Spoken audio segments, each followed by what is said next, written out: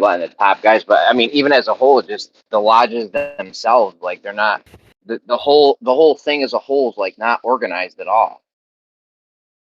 Have you guys ever seen the IRS headquarters? Yes. It has 13 layers and the 2 pillars. It has the hands, has the Masonic pyramid. It says engraved on the pillars, it says the Bill of Rights were not ordained by God nor nature. It's like the most creepy weirdo thing ever. So, like, I mean, there's certainly like an asserted ideology that's tied to masonry that has like an immense amount of power over the people. I found the video. Yeah, I just posted the link. I already posted the video, man. Ex-Mason setup exposes satanic plot. Guy, you posted the video too? Oh, that's it? Yeah. It's 5 hours long? Because the one I'm talking about, no, it's only yours is only 2 hours. No, the first I posted is 5 hours and 40 minutes. All right. Yeah, if it ain't 5 hours, it don't count. No, yeah, this is a crazy testimony, bro.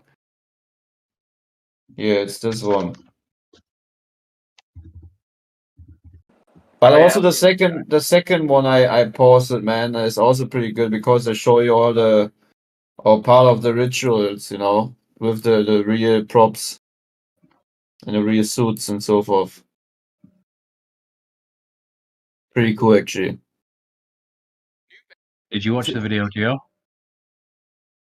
The revealed light of Lucifer. No, I haven't. No, I haven't watched it yet.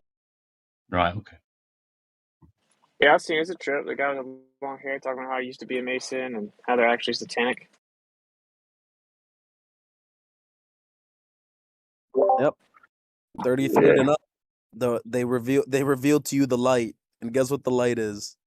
The secret of the light is that Lucifer's the good guy. And that's who they pray to. Yeah. And then you become enlightened. You're enlightened by Lucifer's light. This is the real deep thing too. It's called the pursuit of apotheosis. So apotheosis is the process of becoming godlike, and that's actually what the Mount Rushmore monument's about. Is these men that supposedly attained apotheosis. So they were, effectively revered. It's reaching the heightened state of enlightenment, which is symbolized by the sun. And if you are able to master that, which means master duality within and out and without, outside of you, then so cringe. You establish apotheosis, and you're godlike. That's so cringe. Manly P. Hall's book, he talks about like the pineal gland, the psychedelics involved in masonry, like at the upper echelon. There's so much to it, bro. It's literally so literally let me say this. So it's literally the secret is literally the first book of the Bible, understanding, or the second page, or the third page, whatever. Depends on the Bible, but it's literally the same old serpent lie that you can be as the creator. That's it. That's the big enlightenment. And then trying to reach that deceptive serpent lie. Wow. Amazing. That's why you should join the Old Man's Fart Club.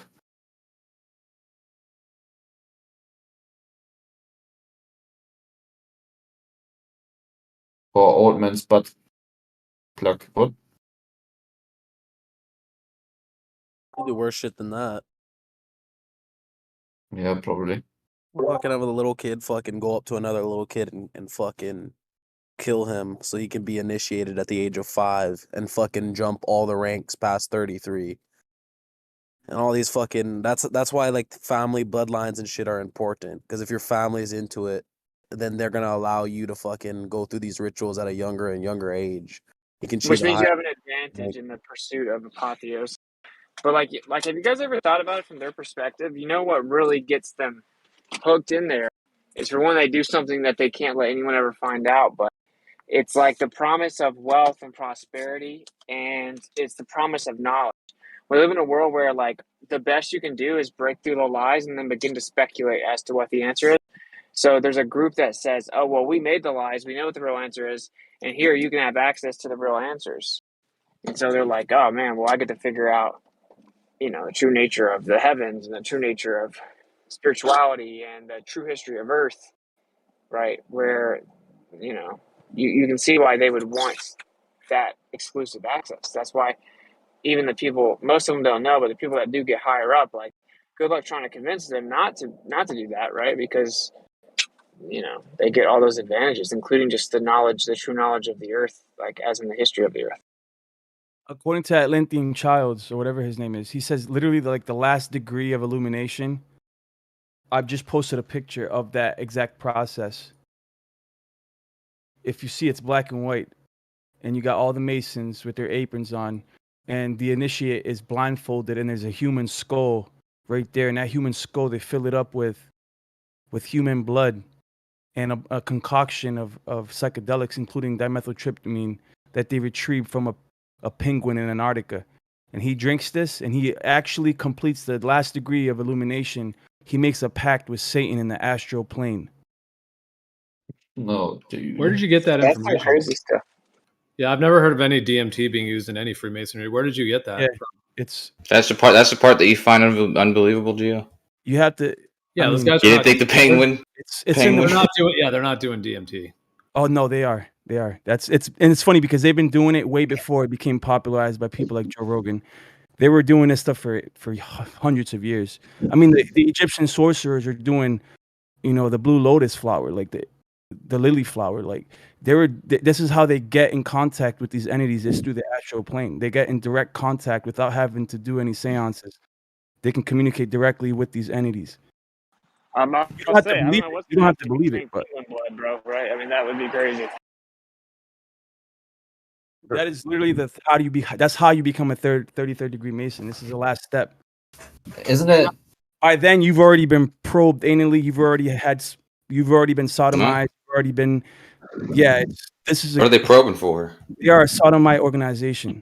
Isn't it funny what man does for vanity? Like, literally, it's just vanity at the end I've of the never day. heard the DMT thing either, and I've looked They've into already it quite been pegged. extensively.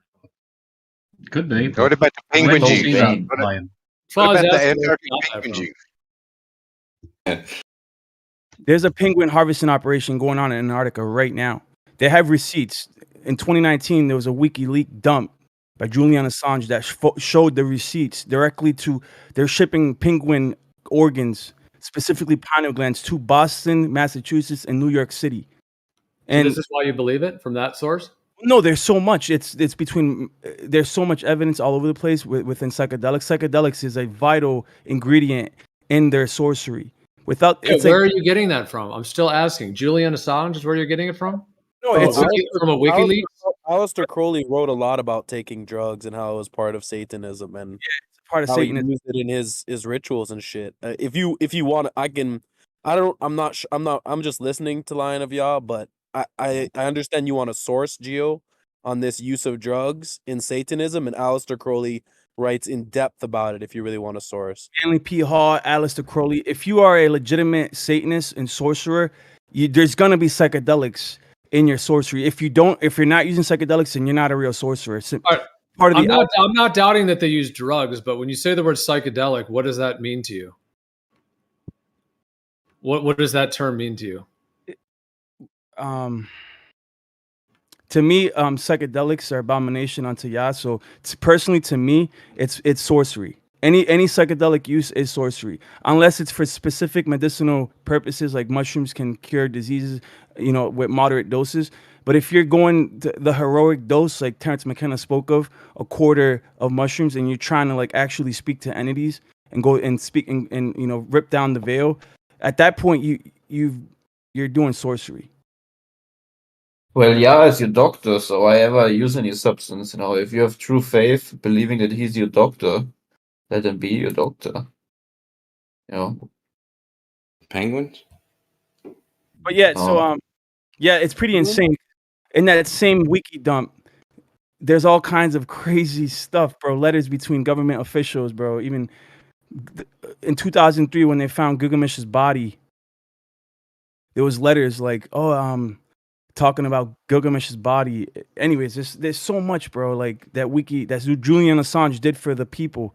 People say that he's an op, that he's controlled opposition. I'm not so sure. Wait, but Oh, penguin? vanities of vanities. What is Oh, penguin? so- Sounds like a fucking code word, to be honest. Penguins? Yeah, for whatever reason, penguins have like a really big pineal gland, and in Well, that sounds Antarctica, like a code the word. temperatures are so low that it's like conducive to extract these glands. So to preserve the DMT because it's really cold, so that when they ship it, they're shipping it in really cold. Thought that- frozen. That sounds like a fucking code word, bro. It's a sauce, bro. It's the magic sauce, bro. It's an ingredient for the magic sauce that they need. Now you don't. I mean, take I'm it or sure leave they it, bro. make I'm all not here to kinds of- fight about it. I'm not I'm a sure they I'm not a make- Mason. I'm not a Satanist. I'm sure they make all kinds of potions, dude. I'm like, you ever watch like fucking Harry Potter, and then they're like mixing up like a bunch, like all kinds. They probably have so many different like. Bro, they probably have like, oh, I want to do this kind of seance. I'll take this kind of potion. Oh, I want to do this kind of thing. Like, you know what I mean? Just like how like someone who's really into drugs knows, like, oh, I want to have a short trip. I'll take this. I want to have a long trip. I'll take this. You know what I'm saying? I feel you. The Knights Templar actually they started off like with good intentions, and little by little they became corrupted, and also became a sodomite fraternity. Oh. Yeah, and the true light of Islam was revealed to them.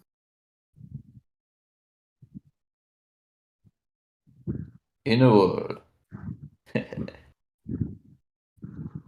at the 33rd degree, you get a Quran on your table. It has to be a Quran, and the Bible cannot go back. The Bible can't go onto your altar.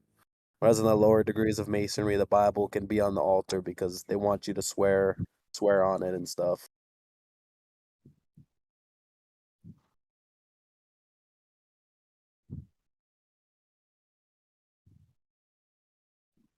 Judgment Day is gonna be a long day. Yeah, but Manly P. Hall's book, if you read it, I haven't read the whole thing. I've only read. You can go to archive.com. Actually, yeah, you can look through it, and he talks all about psychedelics and the pineal gland, the third eye, all that stuff. It's all related. It all goes back to Yep, Egypt and Babylon. That's cats, man. Everything is cats. All about cats.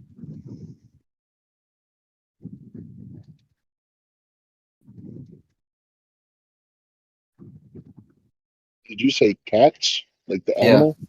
Yeah. What about them? They are very dangerous. Dude, I don't know if you're kidding or not, but I 100% agree either way.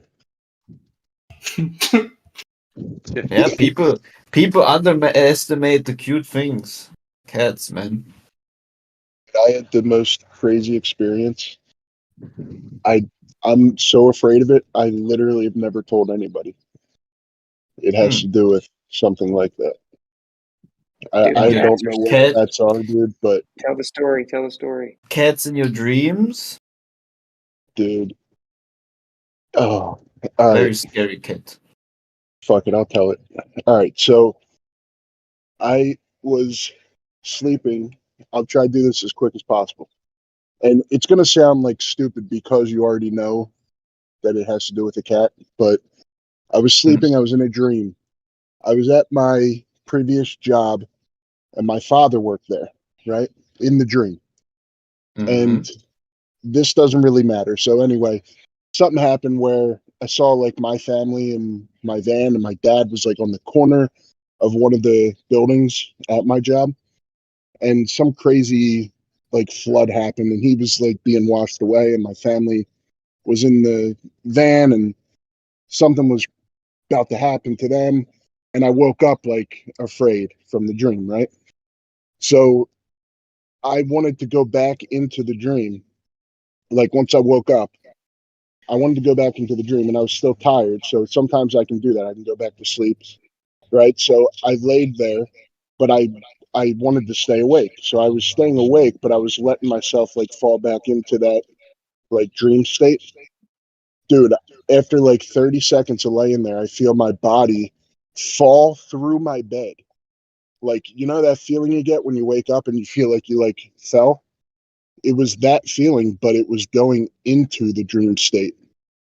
So anyway, I feel that and I'm like, what the hell? Because I'm awake. I'm telling myself to stay awake, but I can feel it, right? And then I see the dream start to materialize in front of my face, but I can see it's like a screen. It's got like a weird, like fringe on the edges. So like imagine like a movie screen, right? But you can see it materialize, and I can see like that the edges around it are like noticeable. So in with my eyes shut, but still being awake and seeing this, I reach my hand out. Like in real life, when I'm laying there, I reach my hand out and I grab the fucking screen, dude, and I rip it down, and the fucking thing disappears like a cloth. And there's a goddamn cat, an orange cat behind it, trying to hold the thing back up, trying to push it back up in front of my face. Dude, I'm getting the chills just talking about it, right? So I'm like, what the hell? I ripped the thing back down and I'm sitting up in my bed with my eyes still shut and I see this cat scurry away. And then boom, something jumps on me, dude. The strongest thing I've ever fucking felt in my life jumps on me and holds me down for like 10 seconds. It took every ounce of my fucking energy to break free from this thing. Now, this thing I couldn't see, it was invisible, but it was the strongest thing that's ever been on me. I don't even know how to describe it, dude. Like, it felt like a goddamn gorilla got on me with its knees and hands and held me the fuck down so I couldn't see where this goddamn cat went. And then I break free and I open my eyes because I'm fucking freaked out. And I'm like, what the hell just happened? Dude, I'm getting the chills so bad right now. I know it probably sounds ridiculous because it was a cat, but I believe dude, you, man. What is I don't know the what it was, but I what was is awake. I was 100% awake, so I don't know what the hell it was. what is the animal being used in a very famous Alice in Wonderland that deceives Alice many times and also controls the head of the queen? Cheshire It's a cat? cat. Yeah. Yeah. Dude, I don't know. I'm like freaked out that it just What is told the me. only what is the What is the only Cheshire Cat? what is the only cat on this plane that has reptile eyes? It's the household cat. No other cat has reptile eyes. In fact, you will only find reptile eyes with the obvious reptile. Like there's nothing else to compare to the reptile eyes that a cat has regarding other animals. Like only the obvious reptiles, like snakes and all the other things, But anyways, it's just interesting, And the other thing is, there's literally a parasite many people have, maybe also including me. Huh? Toxoplasmosis? Yes. Yeah, yeah. Yeah. There's also a Egyptian cat god. You know what I'm Yeah. talking about? The house cat is literally a god in Egypt, ancient Egypt. Yes. And cats were very glorified by the Egyptians. I mean, in All the fact, other cats are gods still. were. I was just gonna say all the other gods are humans or human-like beings, but then there's one god that's literally just a cat, like a house cat. What about the crazy cat lady in The Simpsons? You know, she was always crazy and out of her mind. Then you have this. Think about their eyes. Their eyes look they're like reptilian eyes, right? Mm-hmm. And their tail wiggles around like a snake. Yes, It looks indeed. like a snake. Like, do lions have tails that look like snakes? Yeah, it's so funny you should say that No. because I like most people, I think, are either dog people or cat people. But I was like both, and for different reasons. Like you had to earn it with a cat, whereas the dog just comes in, it just loves you anyway. You know, it can't wait to see you and whatnot. But this cat we've got now is the best. It's the best cat. It's not got a scratch in him. It's not got a bite in him. It's the most gentle cat in the world. But when you open the back door for him, it he moves his tail around almost like a snake's tongue. It's almost like he's tasting the air. It's like like he's feeling some whatever vibration, some energy. It's so weird. So yeah, it's funny you should say that, Austin, because I thought that myself. Dude, I yeah, I swear they have reptilian eyes, bro. Their tails move like a snake, and they hiss. yes, they hiss like And a they're like snake. they're like inherent, like innately devious. They're like constantly being devious, like the nicest cats in the world. Like we have a cat, the cat's cool, right? Like super cool, looks way younger than it is. We feed it raw meat. The cat's crushing, bro. Walks outside. I say, come back. It behaves like a dog, but it's still kind of rebellious. But the point is that Leo is always being devious, bro. Like he's just constantly looking around, like doing something devious, trying to manipulate. Hey, So I was able to find the receipt that I was talking about so I can back up my claim. It took me a while, but I got it. So peep this. Right. Give me a second. But why is it that these household cats are the only ones with these reptilian eyes? exactly. Look at all the other cats' eyes. They're normal, and then the reptile eyes come in with the house cats. Yep. In Puerto Rico, they have an urban legend about cats that, and we know scripturally that beings or spirits can possess cats, or not cats, but animals in general, and that. Yes. In PR. So like, if you're sleeping, sometimes cats will jump on your chest, and they'll just look at you when you're sleeping, and you'll wake Yes. up, and the cat will be on your chest, like trying to breathe in your air, like taking your oxygen. Like you'll wake up because you're like lacking oxygen, and then you'll see your cat like literally looking at you. And some people that I know have talked about this, and they wake up and they see the cat's eyes like looking at them, and the cat's eyes are red. Now this is urban legend, and I've never experienced it, but other people have experienced it. And I actually seen a documentary on TV. It was called Nightmares or something like that. It was a documentary about sleep paralysis, and there was a dramatized story in there where they had the video playing, and they showed like the cat, and it was a similar Yeah. experience from the urban I legend. just posted it. I think I posted what you're talking about. Yeah, the documentary of sleep paralysis. Yes. One of the guys in there had the urban legend. I'm like, whoa, like that's what people talk about in PR, and it happened to him. But hold on, so I got the receipt right here for the penguin blend. For those that think I'm joking. I have a cat myself. She's very nice. She would never bite you or anything at all, but she's very weird when it comes to her behavior. And I have caught her many times when I had demonic attacks, which is what I call nightmares. And one time I woke up in the middle of the night, I think it was 3 a.m.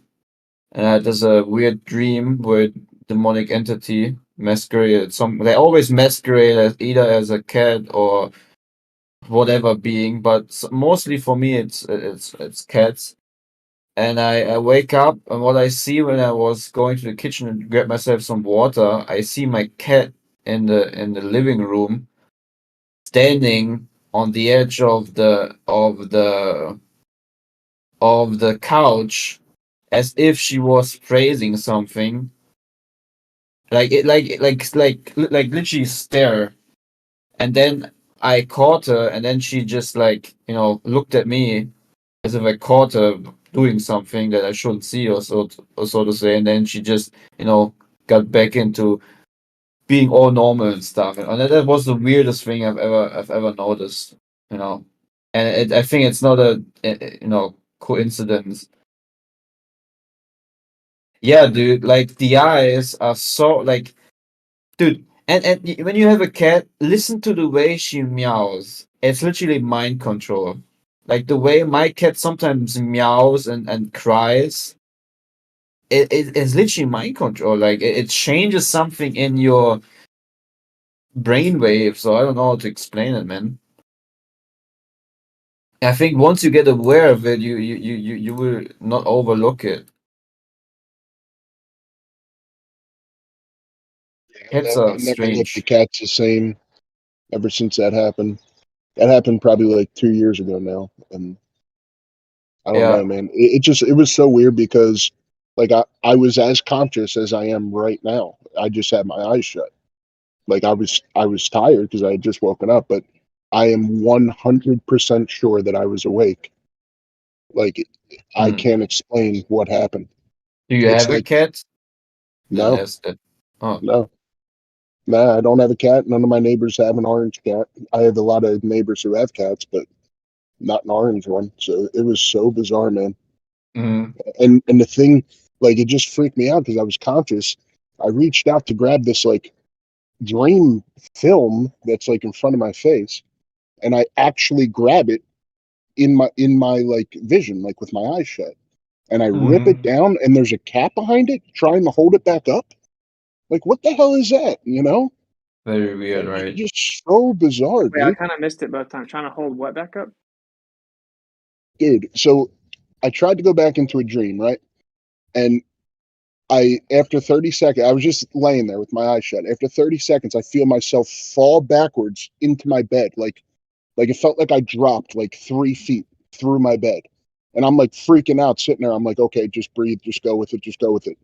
I start seeing the dream that I was just in start to rematerialize in front of my eyes. But since I was conscious, I was able to like look at it and see that there was like this fringe around the borders. Like imagine like a movie screen at the movies where you see like I could actually see that the edges were like a weird see-through material, like almost like a cloth that was up in front of my face. So with my eyes shut, but with my like in real life with my hand, I shoot my hand up and grab the film out from in front of me with my eyes shut, but with my real hand.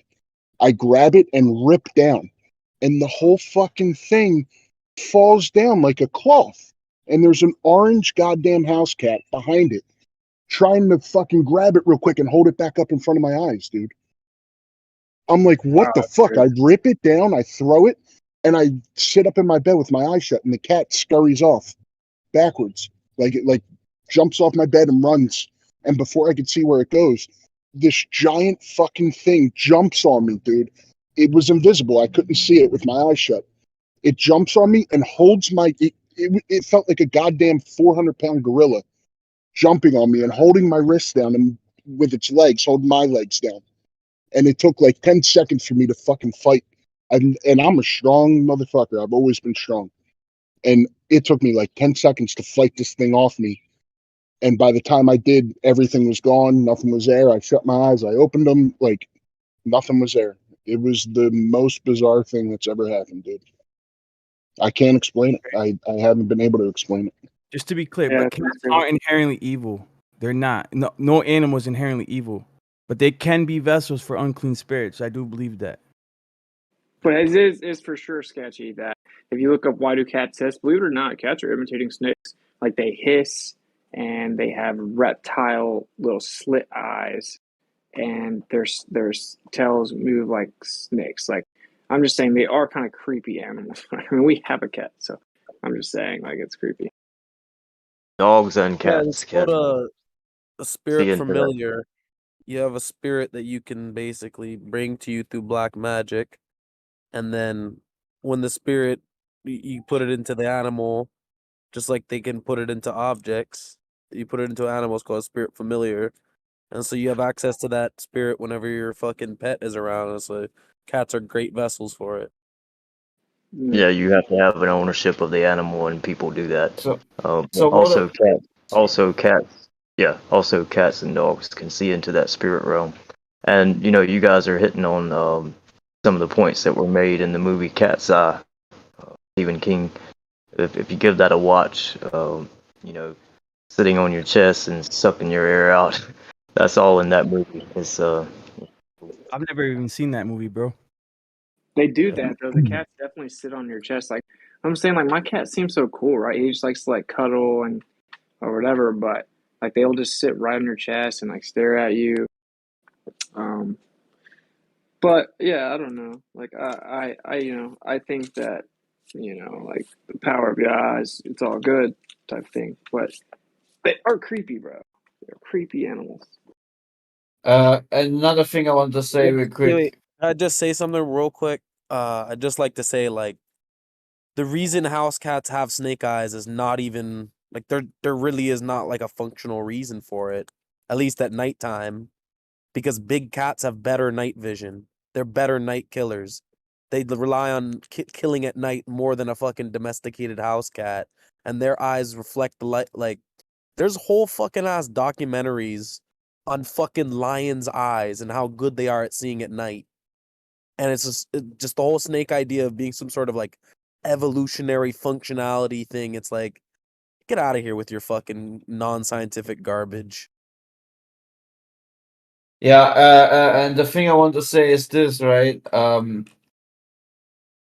What if there's have been satanic groups for decades that have used the multiplying of cats? I mean, they're easy to multiply, and have ritually filled them up with demonic entities, right? As vessels, like a carrier, like a little pocket bomb you can put in someone's household, and they just spread them out into these shelters, and people just see, oh, cute kid, blah blah blah, and they take them home, and now you have a direct medium from these satanic groups which they use to like literally influence your life. I mean, And then they, is that a far off crazy idea? and then they talk to you, right? And people put videos with their cats talking to them or the dogs. Yes. Oh, that would be For funny. example. But yeah, Yeah, but I mean, it's not really that important talking directly, right? It's just, that there's already something that is cursed living among you. You're petting it, loving it, sharing your life with it. That's a huge deal, and you don't even pay attention or even give it one thought that certain animal might be, ritually abused and cursed and filled up with my cat is from a shelter. I don't know, like they didn't, like we asked where do they come from. There was no answer to this from the shelter guy. you know like I it's, have literally no idea where my cat is from. it's just as bad as having a welcome mat on your door. I mean, who are you welcoming?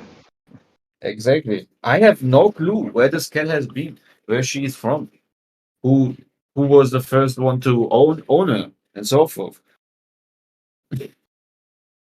So I mean, you know anyways, only thing we can do is pray about those things. So what I also have realized is my cat doesn't like me playing praising music. She really gets like I can play different things, but as soon as I play like Christian or or a Hebrew music, that praises Yah, she gets up and she just wants to go outside. Kind of weird. Try that with your cat. Play some normal stinking mainstream music and then play Hebrew praising music. See what your cat Can you does. put some Elvis on, dude? For God's sake. Maybe some Hendrix.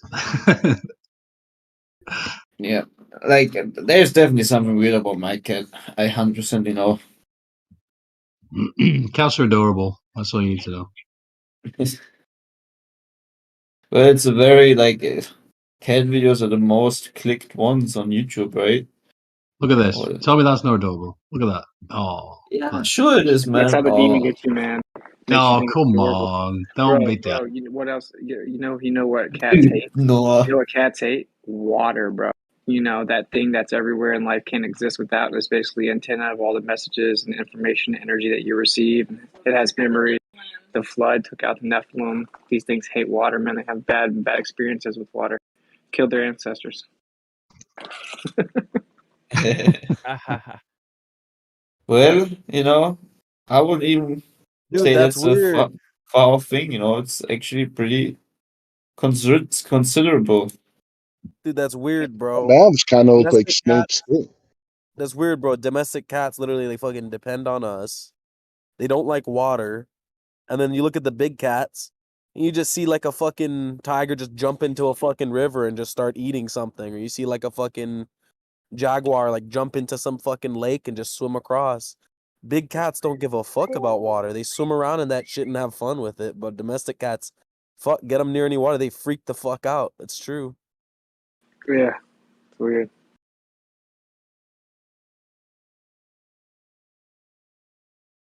Dude, it looks, I mean, I don't know. Just look at their freaking tail, man. Looks, it's just like a snake. Dude, when a cat is like really amped up and hisses at you, it's creepy, bro. Yes. Hey, what pet does the witch always have? The Yeah, what? right. Black The cat. green witch. Yeah, Oh yeah, yeah. black And the cat. cat, That's what I'm saying. She black has a cat, familiar. She has a familiar spirit in the fucking cat. black That's cats, literally bro. like a well-known fucking thing in black magic to have familiar spirits in animals and shit. Just like you consecrate items and shit, and you use like a fucking dagger or like a wand or something. It's the same shit. Do little cats not have any predators? How the hell are there so many of them? Like it's Because not they like they depend have on them. us.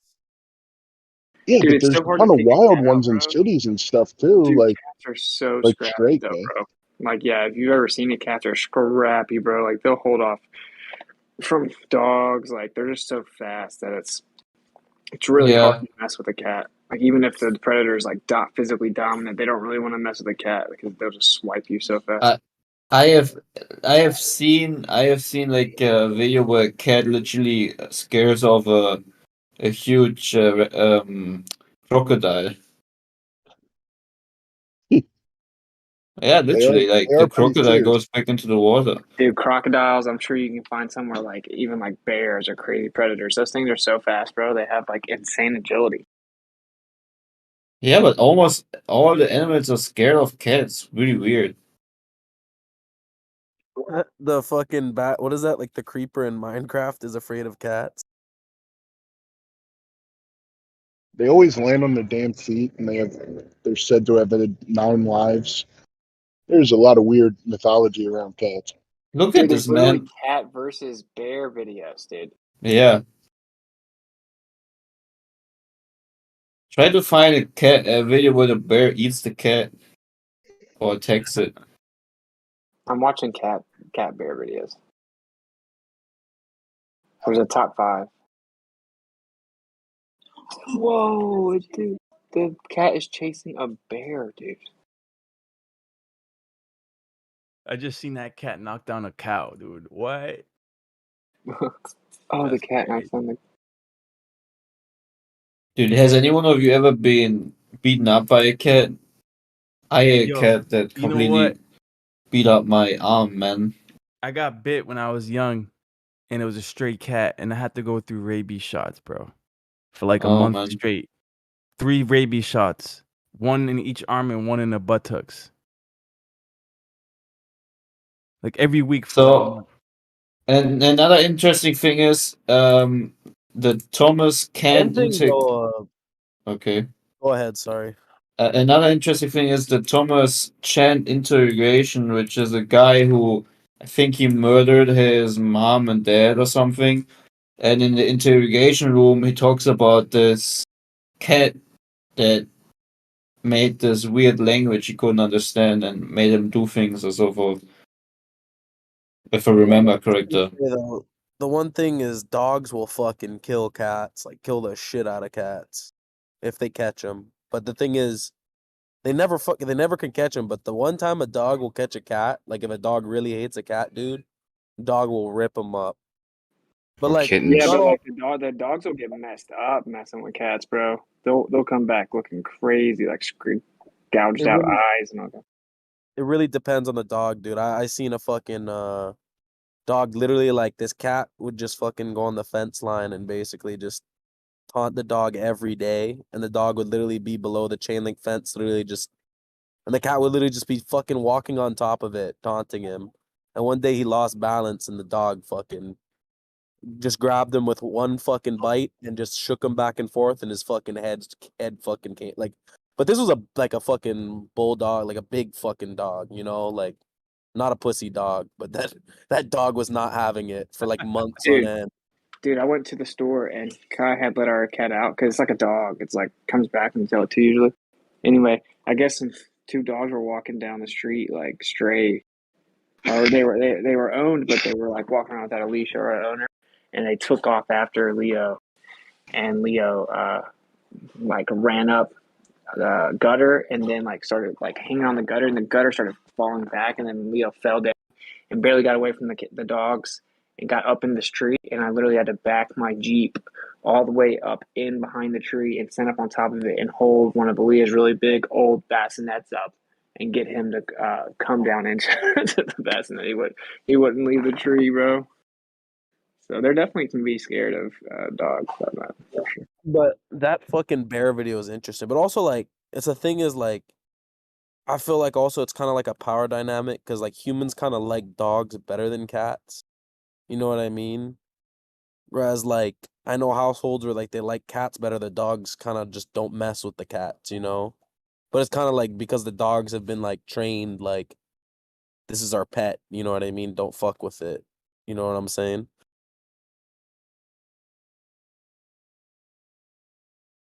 Yeah, so I'm watching these freaking dude. These bears are so scared of the cats.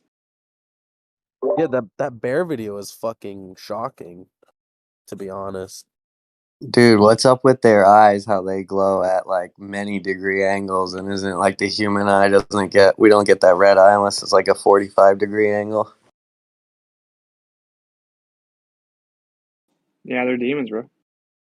They had some crazy night vision. That's why. But all cats do. That's what I'm saying. Like big cats that don't have snake eyes, just have round eyes. Their fucking night vision is superb, dude. They see perfectly at night. That's There's not literally even cats. nocturnal, right? They're not even nocturnal animals. But yet they There's have even this crazy night vision. they're kind of But nocturnal. I think, to be honest, like my oh yeah, cat's definitely nocturnal. I don't know. They seem pretty sleepy.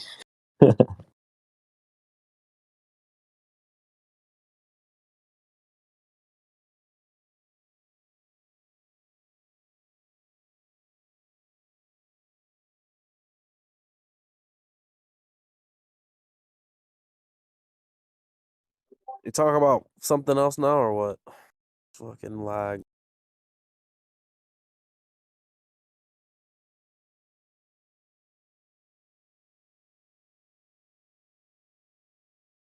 I don't know. We went from Masons to cats. Well, I found this fucking document. It's called Practical Guide to Free Energy Devices. Apparently a guy just compiles all these alleged free energy devices or whatever. And it's supposedly like has to do with magnetism and basically is supposed I don't know.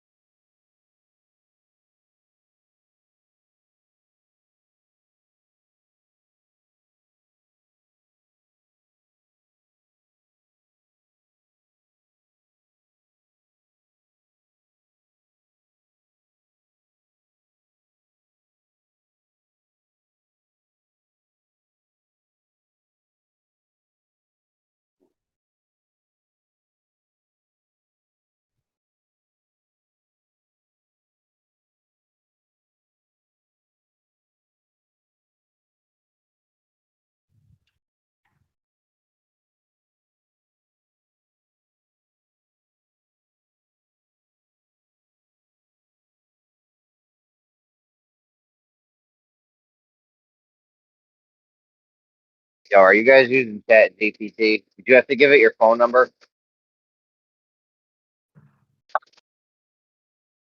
I want to start fucking with it, but I heard you got to give it your phone number.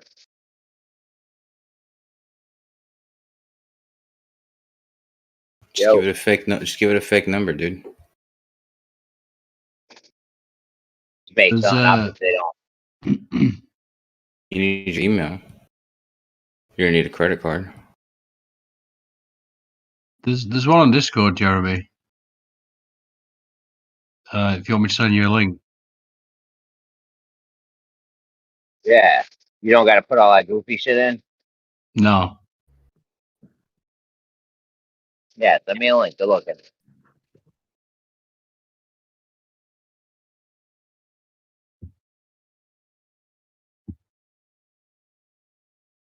Like, are people using it for trading?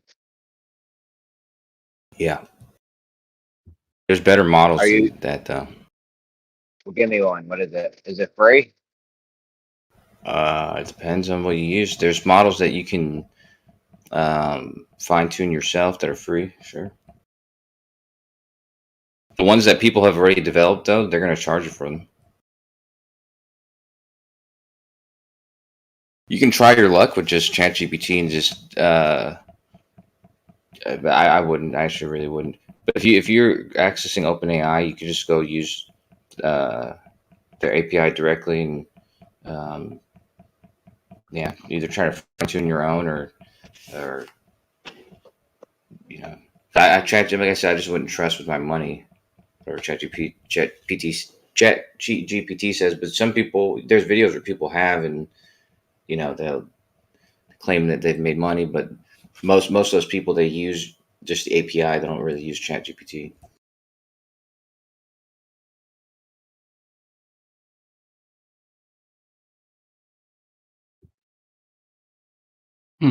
It did this the other day when I was trying to send it to someone. It won't let me send it for some reason, but then eventually I did. I just can't remember how I did it. So I'm going to try and send you I'm going to send you a link to this other thing first. This Fresh and Fit podcast thing. See if that works. I don't know why it's doing that.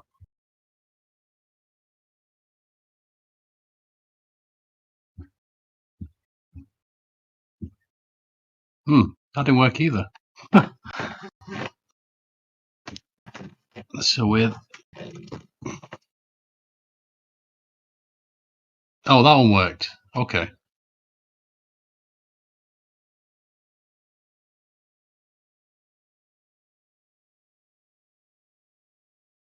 I was going to say, I tried to share what I've put in the chat right now, and it wouldn't let me do it direct, but when I posted it to YouTube, it let me go ahead and post it.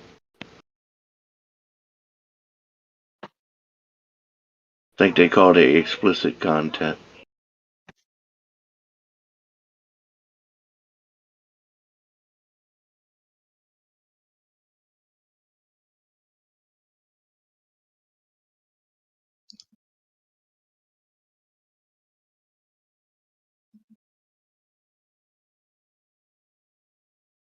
By the way, dude, you know, there's people like Ruhif had that whole company he had, which they trade based on algorithms.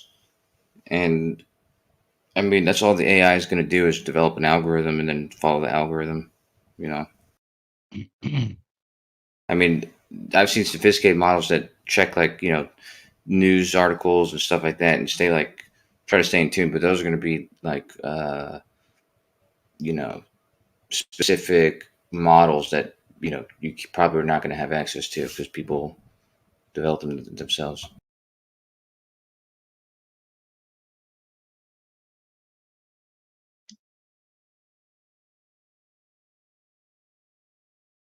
So that works. So if you click on the thing and then, you know, on the circle on the side and right click it and then invite that way, that seems to work. So for some reason, when you just click on the name and then try and invite them that way, it doesn't work. But I did it on somebody's server the other week, and I remembered now that's how I did it. And they made it part of their server somehow.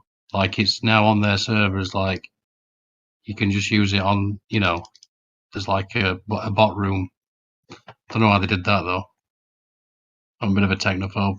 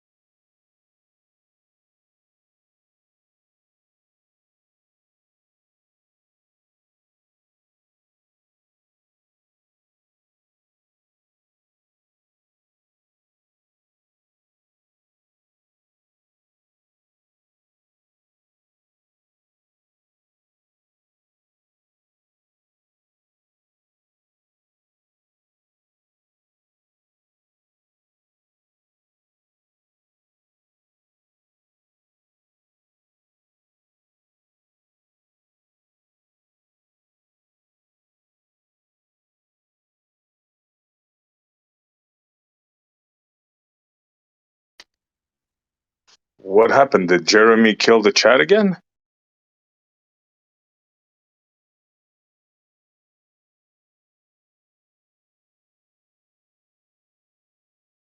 Yeah. I started watching a movie. I thought so.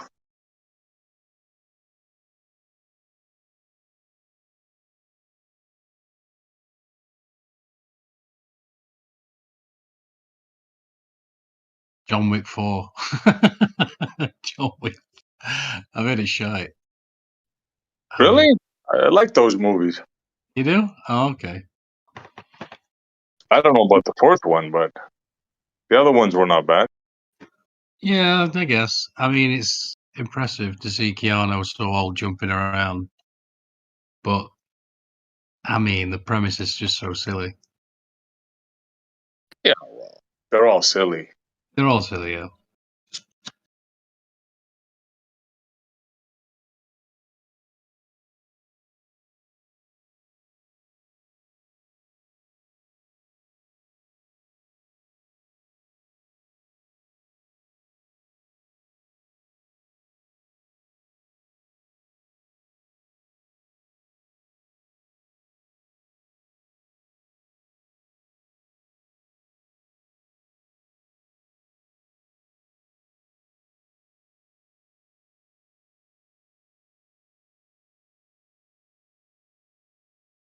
What did you make of Dell's thing then, SE? Might as well ask you, seeing as you're kind of a straight shooter. You know Dell from Beyond the Imaginary Curve. Yep. What did you make of that? Make a what? Oh, do you want me to send you a video? Are you referring to the upward acceleration stuff that's going Yeah. on? Yeah. Yeah. He's saying that things that are falling aren't accelerating at all; they're actually decelerating. Right. Well, Sounds what legit. can I say? I heard that. See, I don't want to say what I heard, right? But I just seen a couple of clips made from who was it? Somebody made a clip, but I didn't see the whole interview. And he did say upward acceleration, but I don't know in what context or what. So I can't really comment on something I haven't seen fully, really. Oh, let me send you a clip. It's only about 3 minutes long. In fact, I'll post it again.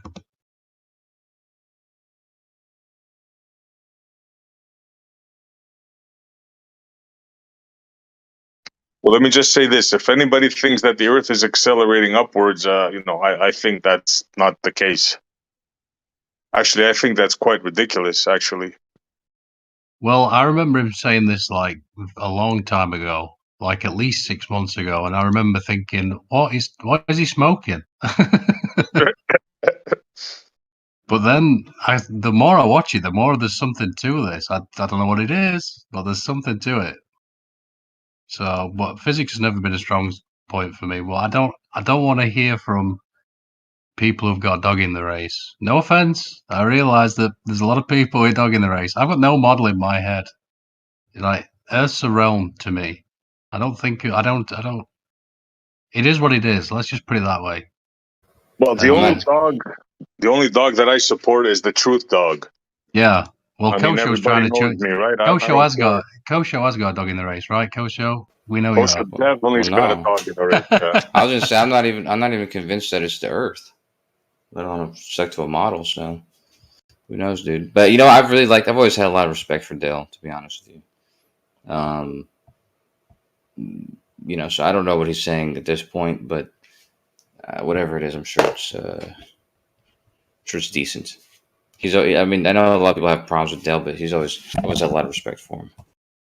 I don't got a problem with Dell. I mean, it's an argument we're talking about. It doesn't matter who brought it out. It's not a question of a person. It's the argument, right? I judge every argument based on the person. Yeah. Oh dear. I hate everybody equally, so that's not an issue for me.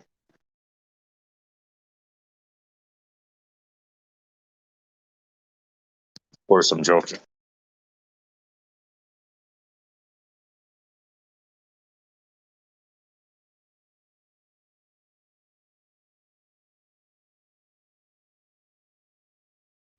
It seems that there's a lot of different points of view on this realm. It's not as everybody thinks that everybody has a one-track mind. As a matter of fact, it appears that a lot of people have different opinions. Hey, I'm just watching this video with Dell. Is he doing this experiment with a bong? It looks like it, doesn't it? Yeah, I don't know what it is.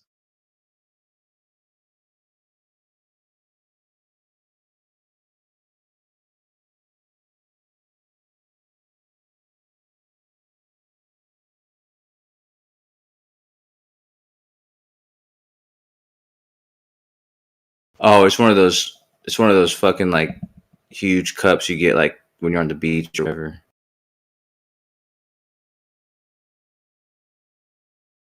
Yeah, I think we had those at Vegas when I went to Vegas. Yeah. They were all over the place.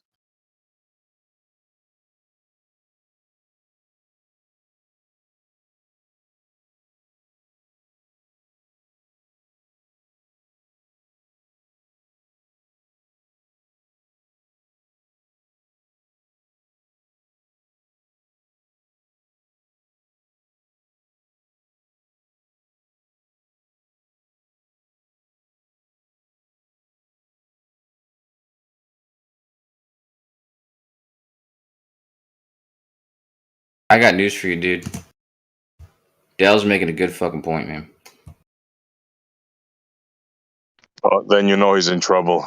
If Kosho's agreeing with Dell, Yeah, I just thought that. I agree with his. I agree with his point, and his point is one of those points that doesn't matter which side you're on or whatever. It's like kind of obvious. You know, it's kind of it's a point we bring up a lot. Like when things are in free fall, you know, they're not. It's like in a vomit comet or whatever. You know, this relative density thing isn't really, you know, pulling any strings. So it doesn't really seem to have. I mean, it's obviously not just a function of relative density.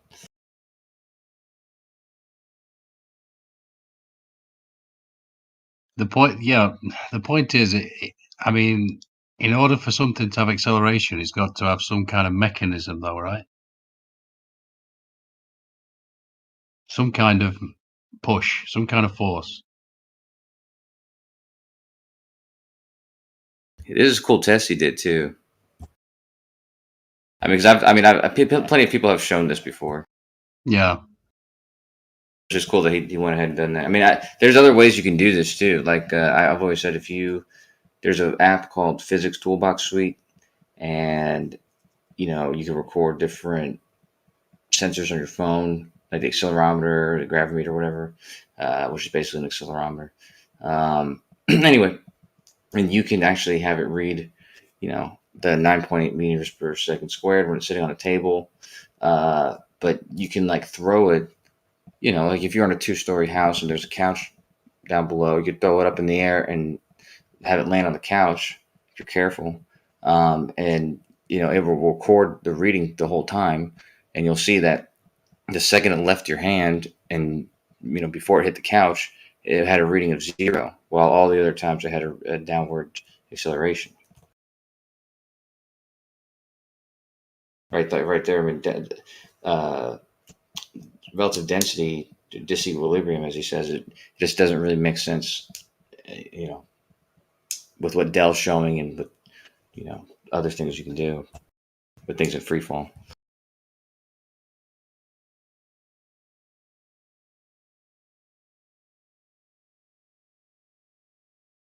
Well, I know this. He doesn't like the electrostatic argument. In fact, he hates it. But I don't know. I don't know enough about that, to be honest. So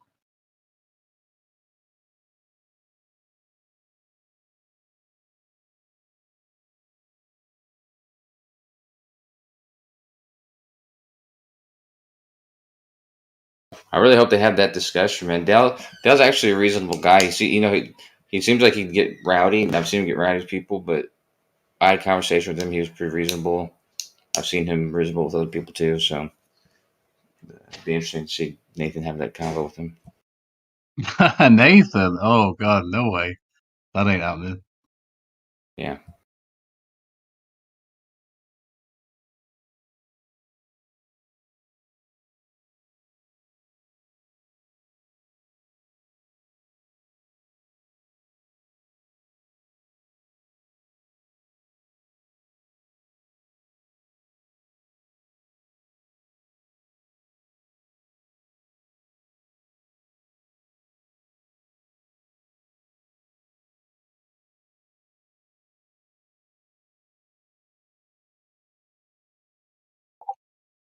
See, Eric DeBase commented though.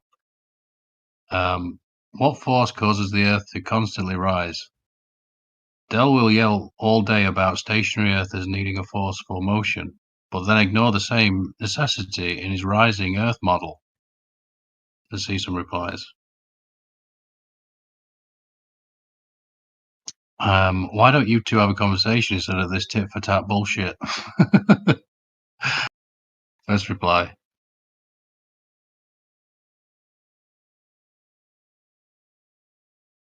Another one from Eric where he's put, now you guys propose we need a force to keep Earth stationary as well.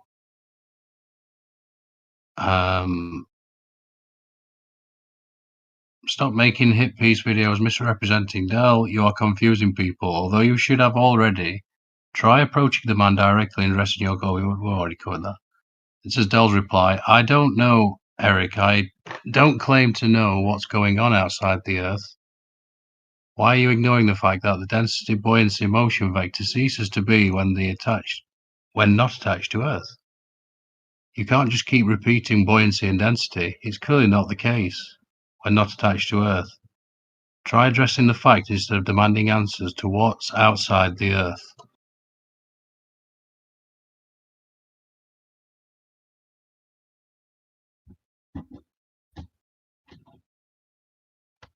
One more from Eric. Exactly, Dell. You don't know what force causes the upward rising Earth to move.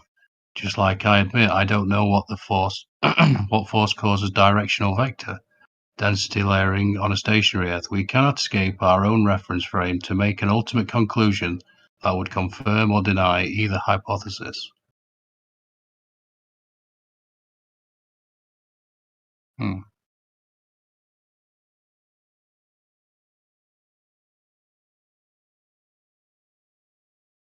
Interesting times. I think everyone's losing their shit. That's what I think. Not interesting times. People are losing their shit. Yeah. Yeah, I'm so glad I went on that. I had that existential crisis and spiritual journey that I went on, which even my own mother told me was a waste of time, funnily enough. And she actually ran a parish. But I see now he was preparing me for this. You're probably not wrong, I see. Nothing could possibly prepare you for something like this, for this crowd. I don't think anybody or anything.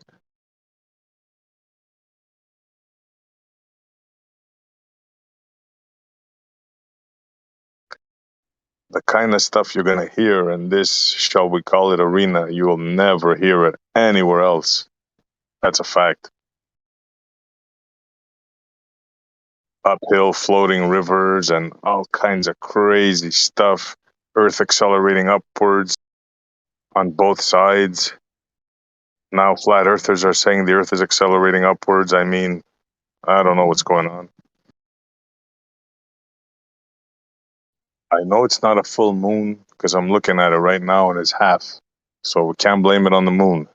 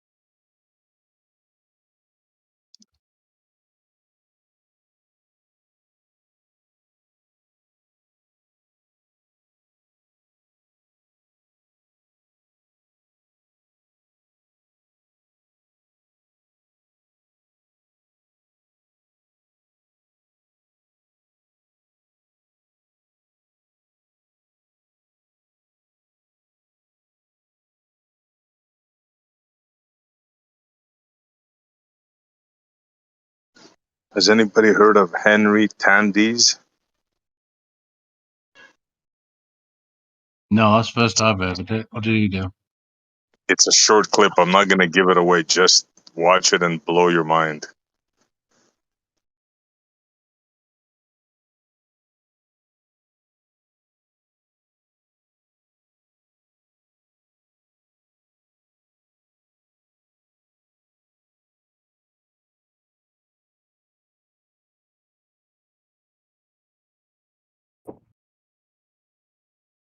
Yo, can I get a mic check?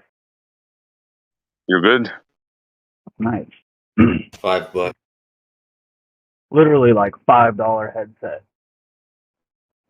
Works. Sounds all right. Yeah, see, I thought you were gonna say. I for sure thought you were gonna say Tandy's nuts. Nope. No. Did you see the video? Now I'm doing dishes. Oh, you got to see it, bro. Talk about being able to change world history. Like, wow. Oh yeah, I've heard that story before. I see, actually. Oh, yeah? The first time I Yeah. heard it. Yeah. It's like, what the heck, man?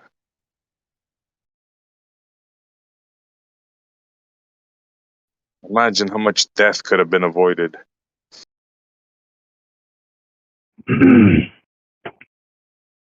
I mean, Have you guys? I'm not sure about that because if you've looked into that whole situation, I don't know. I just see Adolf as a pawn, if you will, in a much bigger game. If you've looked into it, if you haven't, I'd highly recommend David Irving. He's probably the best historian to go look at. Although he did end up in prison for telling the truth. Yeah. I won't argue that against your what you said now, because, yeah, could have maybe not him, but if we're to believe that all leaders are puppets, it would have happened with any other leader. That's what you're trying to say, right? Exactly. Yeah. Yeah, exactly. Yeah. I won't argue that one. Yeah, definitely. I found the War of the Roses interesting.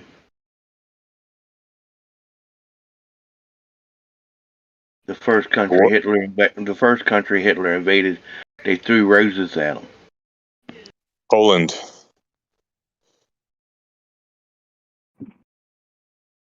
Are you referring to Poland?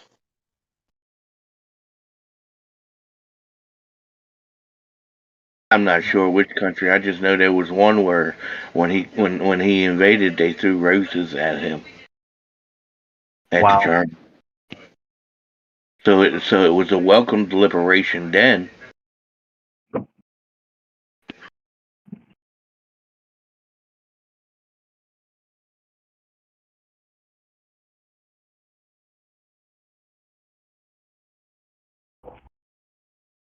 Have you guys heard anything about there being graphene oxide in chemtrails?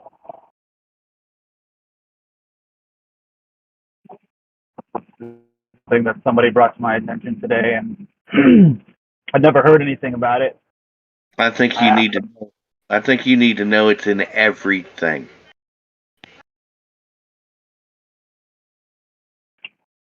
Do you have any good sources I can look at? It's kind of hard to find information on the topic.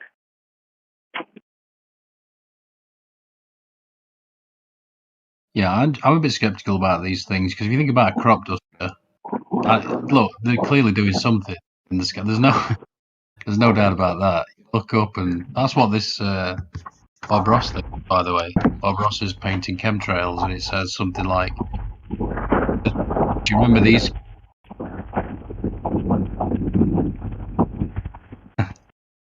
Do you remember painting these clouds as kids, or something like that?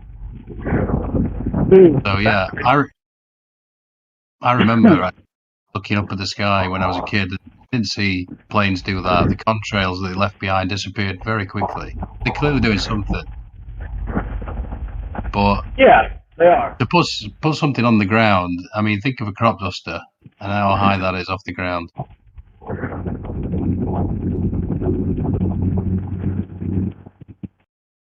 Look, man, I don't know what it is they're doing, spraying stuff, but it's very it's very, very hard to get any accurate information on it.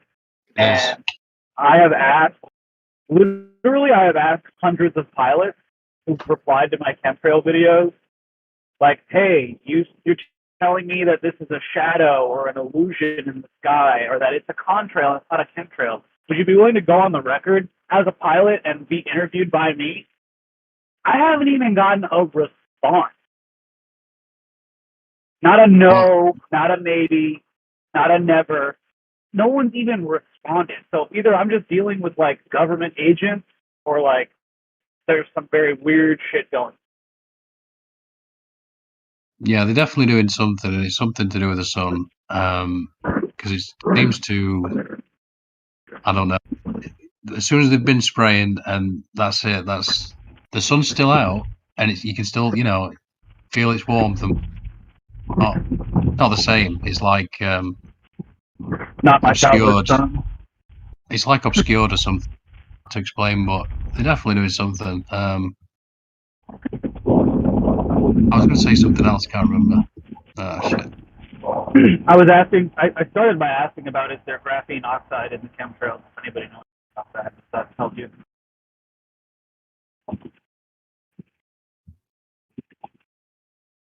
Yeah, I know. Whatever they've. But I don't. It's hard to explain. But in 2015 Christmas time, that's when I felt some. Let's say come on board, and I noticed it in my family as well. And then it's like a thing that affects the upper respiratory system. That's what I've noticed, and it comes and goes worse, and then it goes away. So, and then my brother, not long ago, he went and had a scan at the hospital. There was something on his lungs, and they told him it was something to do with smoking. Platypus. Yeah, can you hear me? Yeah, you just got a bit of feedback or whatever. Okay, I'm sorry. This is a new headset. Let me mute myself. All right. So he had something on his lungs, and they said it was something to do with smoking. I can't remember these Latinized terms they use. It's crazy. Anyway, so he went and got I think a second opinion or something like that, and they said something completely different. And so he's been taking like antihistamines, and that seems to have been helping him. But for me, I just take a lot of vitamin C because that's also an antihistamine, and that just seems to clear my airways out. So that's how I've dealt with it. But it's been on and off since 2015, and that's what they blamed the thingy on. The thing we can't talk about. So how they actually delivered that into people, I have no idea. It'd be easy to say, look, it's in the sky, look, that's it. But who knows? Am I still giving that feedback? Oh, it seems better now. It sounded like you're just outside or something. Okay, yeah, I'm just using really crappy headphones here. Well, yeah, the chemtrail issue has kind of been reignited, or like it's just shown up on my radar as a much bigger leap than it was before, because I posted this chemtrail video a couple weeks ago now, 2.5 weeks ago. It's got 8.7 million views. It's got tens of thousands of comments, and all these fucking pilots, or people saying they're pilots, claiming that it's not happening. And at first, I was like, okay, yeah, there's a lot of pilots out there going out and saying it. But now it's getting to the point where, like, anybody that comes and reads the comment section is looking at this like, gee, sure are a lot of pilots watching chemtrail videos, ready to respond and comment immediately. It's getting really weird. And people send me messages every day, pictures and videos of, like, weird chemtrail stuff. I got a video today of like an invisible plane spraying chemtrails just coming out of nothing. I got a video today of the black lines that they'll fly across. And somebody was like, "Yeah, I was just driving today and I saw this and I had to pull over because I saw your video." It's like, I don't know, people are interested. People are really concerned as to what's going on above our heads and why they're lying to us about it.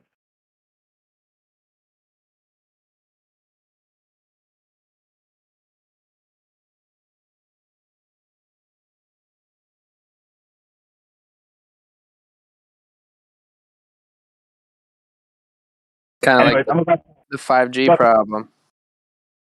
dude. Yeah, that's exactly like the 5G problem. Like people just don't really know what to do about it. They just see the towers and they're like, "Yeah, I have no idea what that is." I get this feeling like it's not good for me. I'm about to pop into the store real quick though, so I'm gonna mute myself.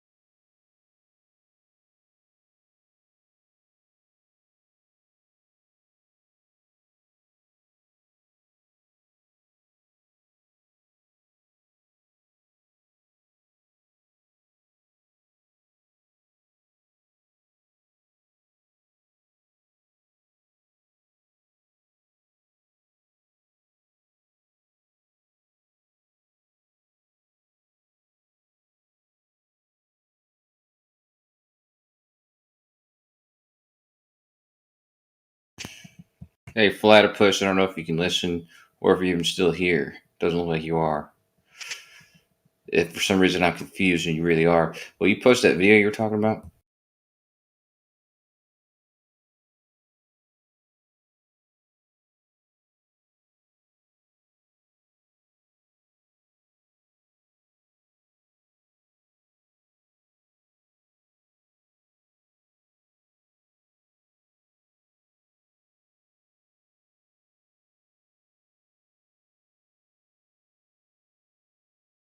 You know, it's funny.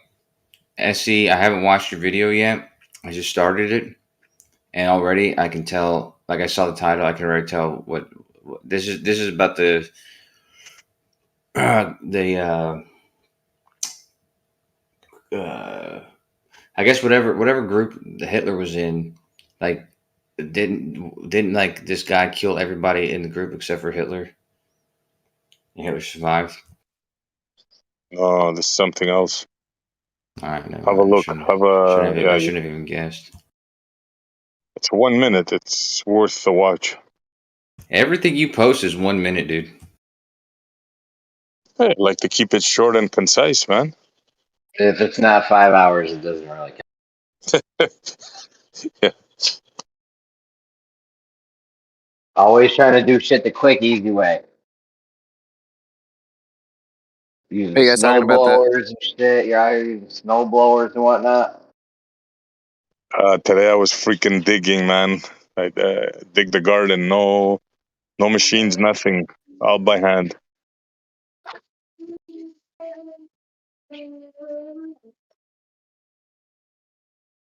Hey, Dude, what's in your mouth? I just told you, dude. I guess what this was, dude, and you said it wasn't what I said. What are you talking about, bro? It's a guy that didn't shoot Hitler. Hitler That's was what I wounded. said. I said it differently. I said that every other person in his platoon was killed or whatever, and he was the only guy who survived. I guess I assume this is the guy that killed all the other dudes. But yeah, that's what I said though. And this guy didn't kill Hitler. He could have killed Hitler and he didn't do it. Yeah.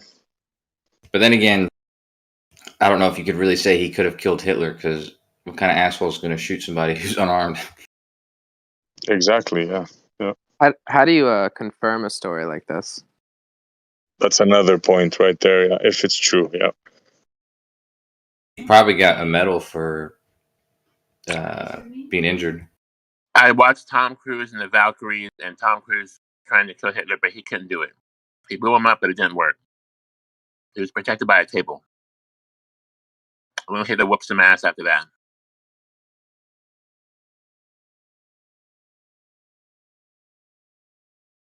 You guys ever hear about the bombing of Dresden? The firebombing, was it? Yeah. Yeah. They don't really talk about that in history class.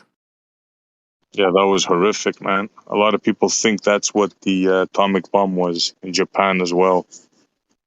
Well, I contend that maybe even Hiroshima was a carpet bombing similar to Dresden, and then they just called it a atomic bomb, but that's another story.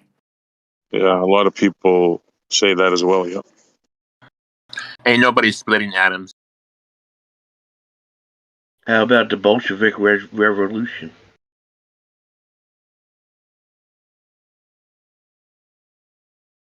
Yep.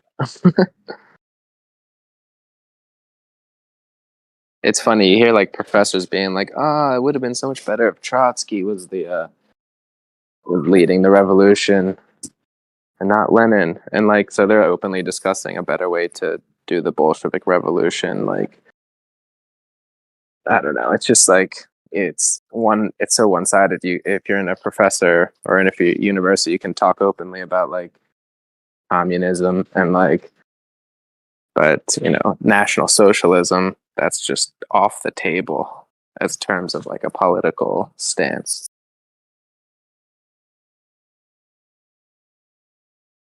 Yeah, but it was really more of a banker stance, wasn't it? What's that? More of a bank stance.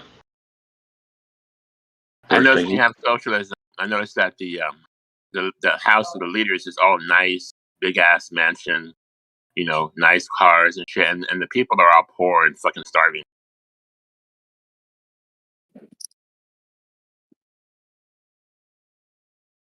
Well, they starved them. really are. They starved them in the Bolshevik Revolution. I Yeah, remember hearing a lady who survived it said, "My son always gets on me because I'm always buying bread. Must have bread. Must have bread." I've never been that hungry.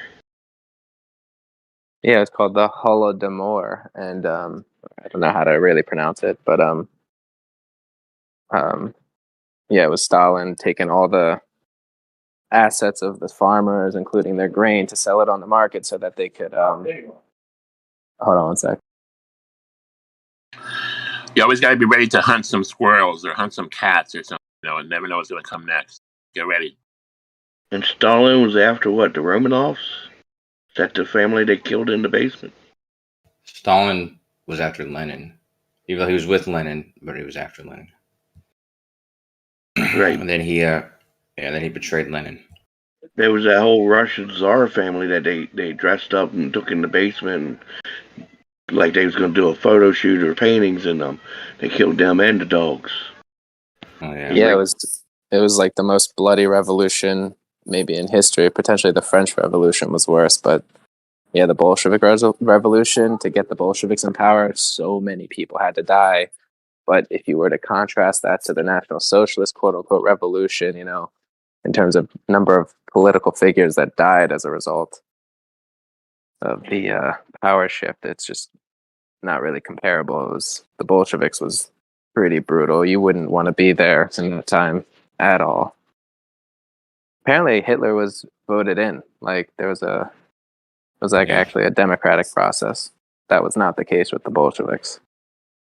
Well, no, he was voted in, but he was there was a chancellor, and then I guess Hitler was the I don't know, prime minister, the whatever, some other term. But basically, it's like a president and prime minister in Russia. Like they have two positions, and the position Hitler had was originally kind of like just like it's like a figure. It wasn't as serious as a chancellor. So that's why they allowed that election to go through and take place, not knowing that he was gonna end up killing all of them. I think there's an event called the Night of the Long Knives where they end up killing a lot of the old guard, and then his position obviously became the supreme position.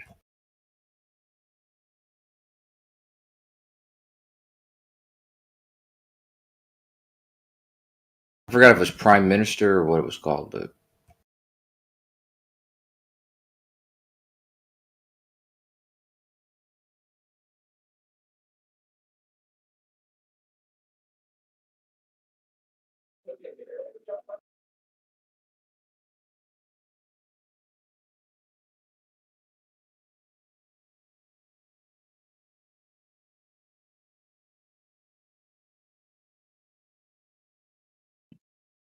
Who started World War II?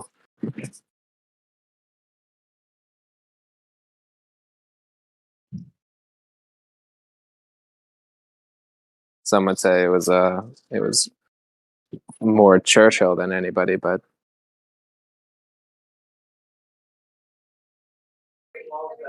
Banksters. yeah, that's a good answer.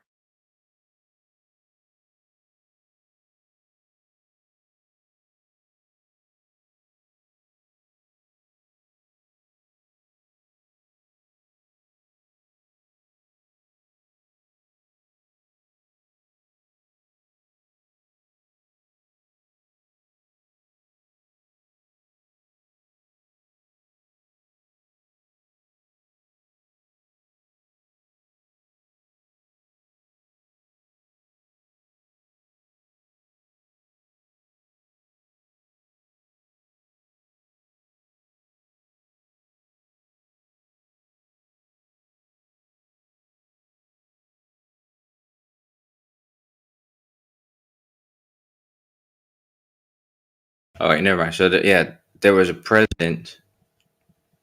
Yeah, so the president was the dude who was in charge, and Hitler got elected as a chancellor. But like I said, the president dude only allowed that because he knew he had a bunch of popularity, and he knew that he would still have power. It was just kind of like the position wasn't. It was like impotent compared to the president. So he thought he'd have him in check, but obviously wasn't the case.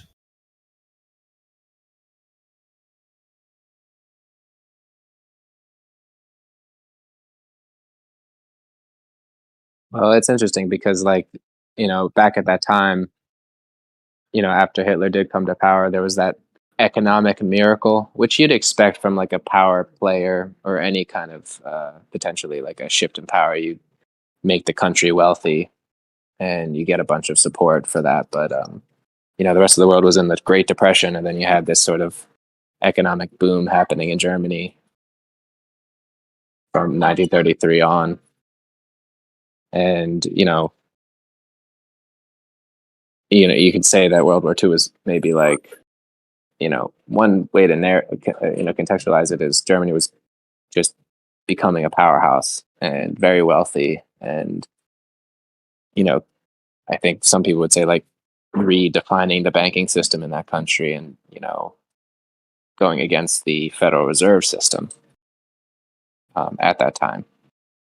And so you have like 7 years of like prosperity, and certain interests weren't interested in seeing Germany breaking away and becoming this sort of independent country. I know that's not really the narrative you get. The narrative you get is really simplistic. It's Hitler comes to power, and then they just wanted to conquer the world, period, or something like that. Nah, just like this Ukraine thing, the West always starts these things, unfortunately. Yeah. It's the banksters, yeah.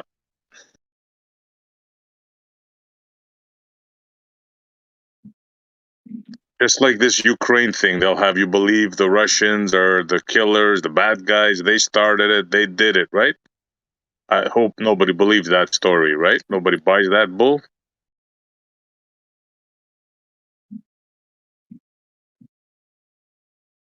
Or they have convinced a lot of people. Say that again?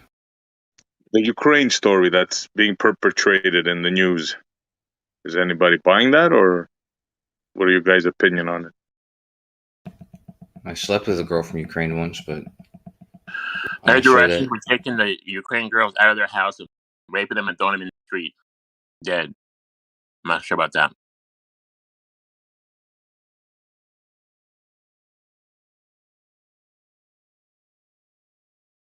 who told you this?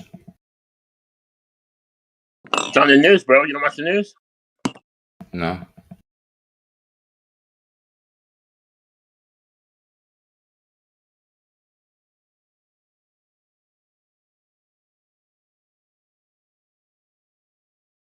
Well, they said that on the news when the war first started. By now they probably cut back a little because it's probably too much, but that's what they told us.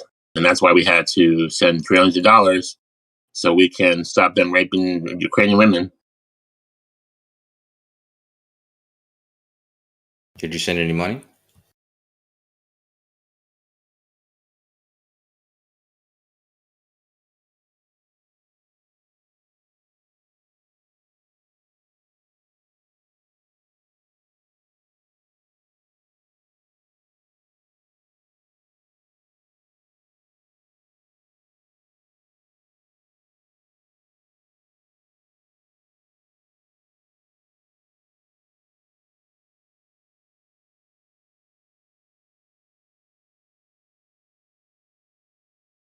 Actually, the banking system in Germany at that time was kind of interesting. I think that was the whole reason.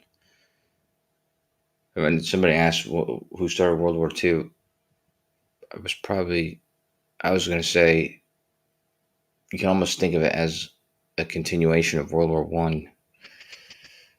It was like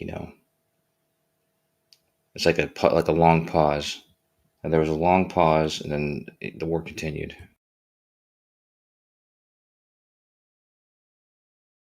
Right, but it didn't have to happen. Some of the facts that you don't really read about, and I don't know how to confirm this stuff, history and stuff, but peace treaties and like attempts to solidify a peace between Germany and Britain, and it looks like there was a lot of attempts for peace, and Churchill was actually more or less hell-bent on war with Germany, and probably for this, banking, power, money kind of situation going on, of a shifting in policy and banking and affluence. But like I've heard that even Hitler was like offered to step down as chancellor and let the second in man take the position of power if peace could be affirmed or something like this, and or that there was 11 attempts at peace negotiations coming from Germany at that time that were just shot down essentially from Britain. And the whole invasion of Poland was more or less an excuse to start war with Germany. And because World War I had happened within that generation, everybody was like, "What the fuck are we doing, going to war with Germany?" And it's like, oh, they invaded Poland, but Russia invaded Poland, and they didn't declare war on Russia, right? And then Joe Stalin becomes Uncle Joe in America, newspapers and stuff. So the quote unquote allies side with Joseph Stalin to defeat Germany. And, it's just oh, Germany was just pure evil. And so it was the right allyship. But really what it might be is that Germany was, kicking the banking system in the ass and was becoming a powerhouse of economic wealth. I mean, they still are to this day, despite all the reparations after the war and all that. They're still the most economic, powerful, source of wealth generation. And that's testament to German work ethic, maybe, or something. But I don't know. Long story short, it seems like the narrative we got about that whole situation in history is completely convoluted and backwards. But not to say that it's as simple as you take one side or the other. It really could be a banker's war in the end, where you got props taking positions of power, then you have another war to kill a bunch of people and whatever. But I don't know. It's interesting to look into that from a different angle. Yeah, the banksters hedge their bets, right? They lend money to both sides of the war. Mm-hmm. It's crazy, man. That Ford had a picture of Hitler on his office, and Hitler had a picture of him on his office. I didn't know the second part. But what was that book that Ford wrote? I really can't remember the name, but it was something, The Threat of World Jewry or something like that. So Ford was, motivated in a way to spot the banking cartel and maybe make explicit what's really going on behind the scenes there. Then ostensibly Germany was doing the same thing, and then so he started. Ford gave Germany money or whatever. As to banking funding, I don't know who funded Germany in terms of banking interests, but I do know that they had this different economic model where they didn't back their monetary notes off of gold per se, but they backed it on something like work or labor. It was a labor-backed economic system. I think Big Daddy Bush got I don't know if he got convicted. He at least got accused of funding both sides. Something about Nazi gold or something. Yeah, I think the Bushes were involved with the Nazis. Yep. Yep. Do you know in what way? I'm not sure. I can't remember. But now that Jeremy mentioned it, I do remember the not the senior Bush. I think his father or somebody in the family. There was a Bush somehow involved. I can't remember the details though. But I know Ford, definitely Ford himself was involved. He was pro-Nazi 100%. He was, I hate to say anti-Semitic, but he was against the banking cartel. Let's put it that way. Yeah. Yeah, I mean, even in like Britain, there was a whole movement, like a Nazi movement. What would they call it? I forget. But they had like a movement going on because they saw the success of Germany. They're like, Jesus, Germany is doing it right from 1933 to 1939, and like National Socialism was like popping up in various parts around the world. And like I was saying, it's like a different kind of economic model where you don't back your money off of gold per se, but you're backing it off of like labor. See, I don't know. I need to look into it more, but it's like it was a different kind of economic situation going on. So yeah, you had like countries and stuff, an interest to maybe model their own countries off of their success.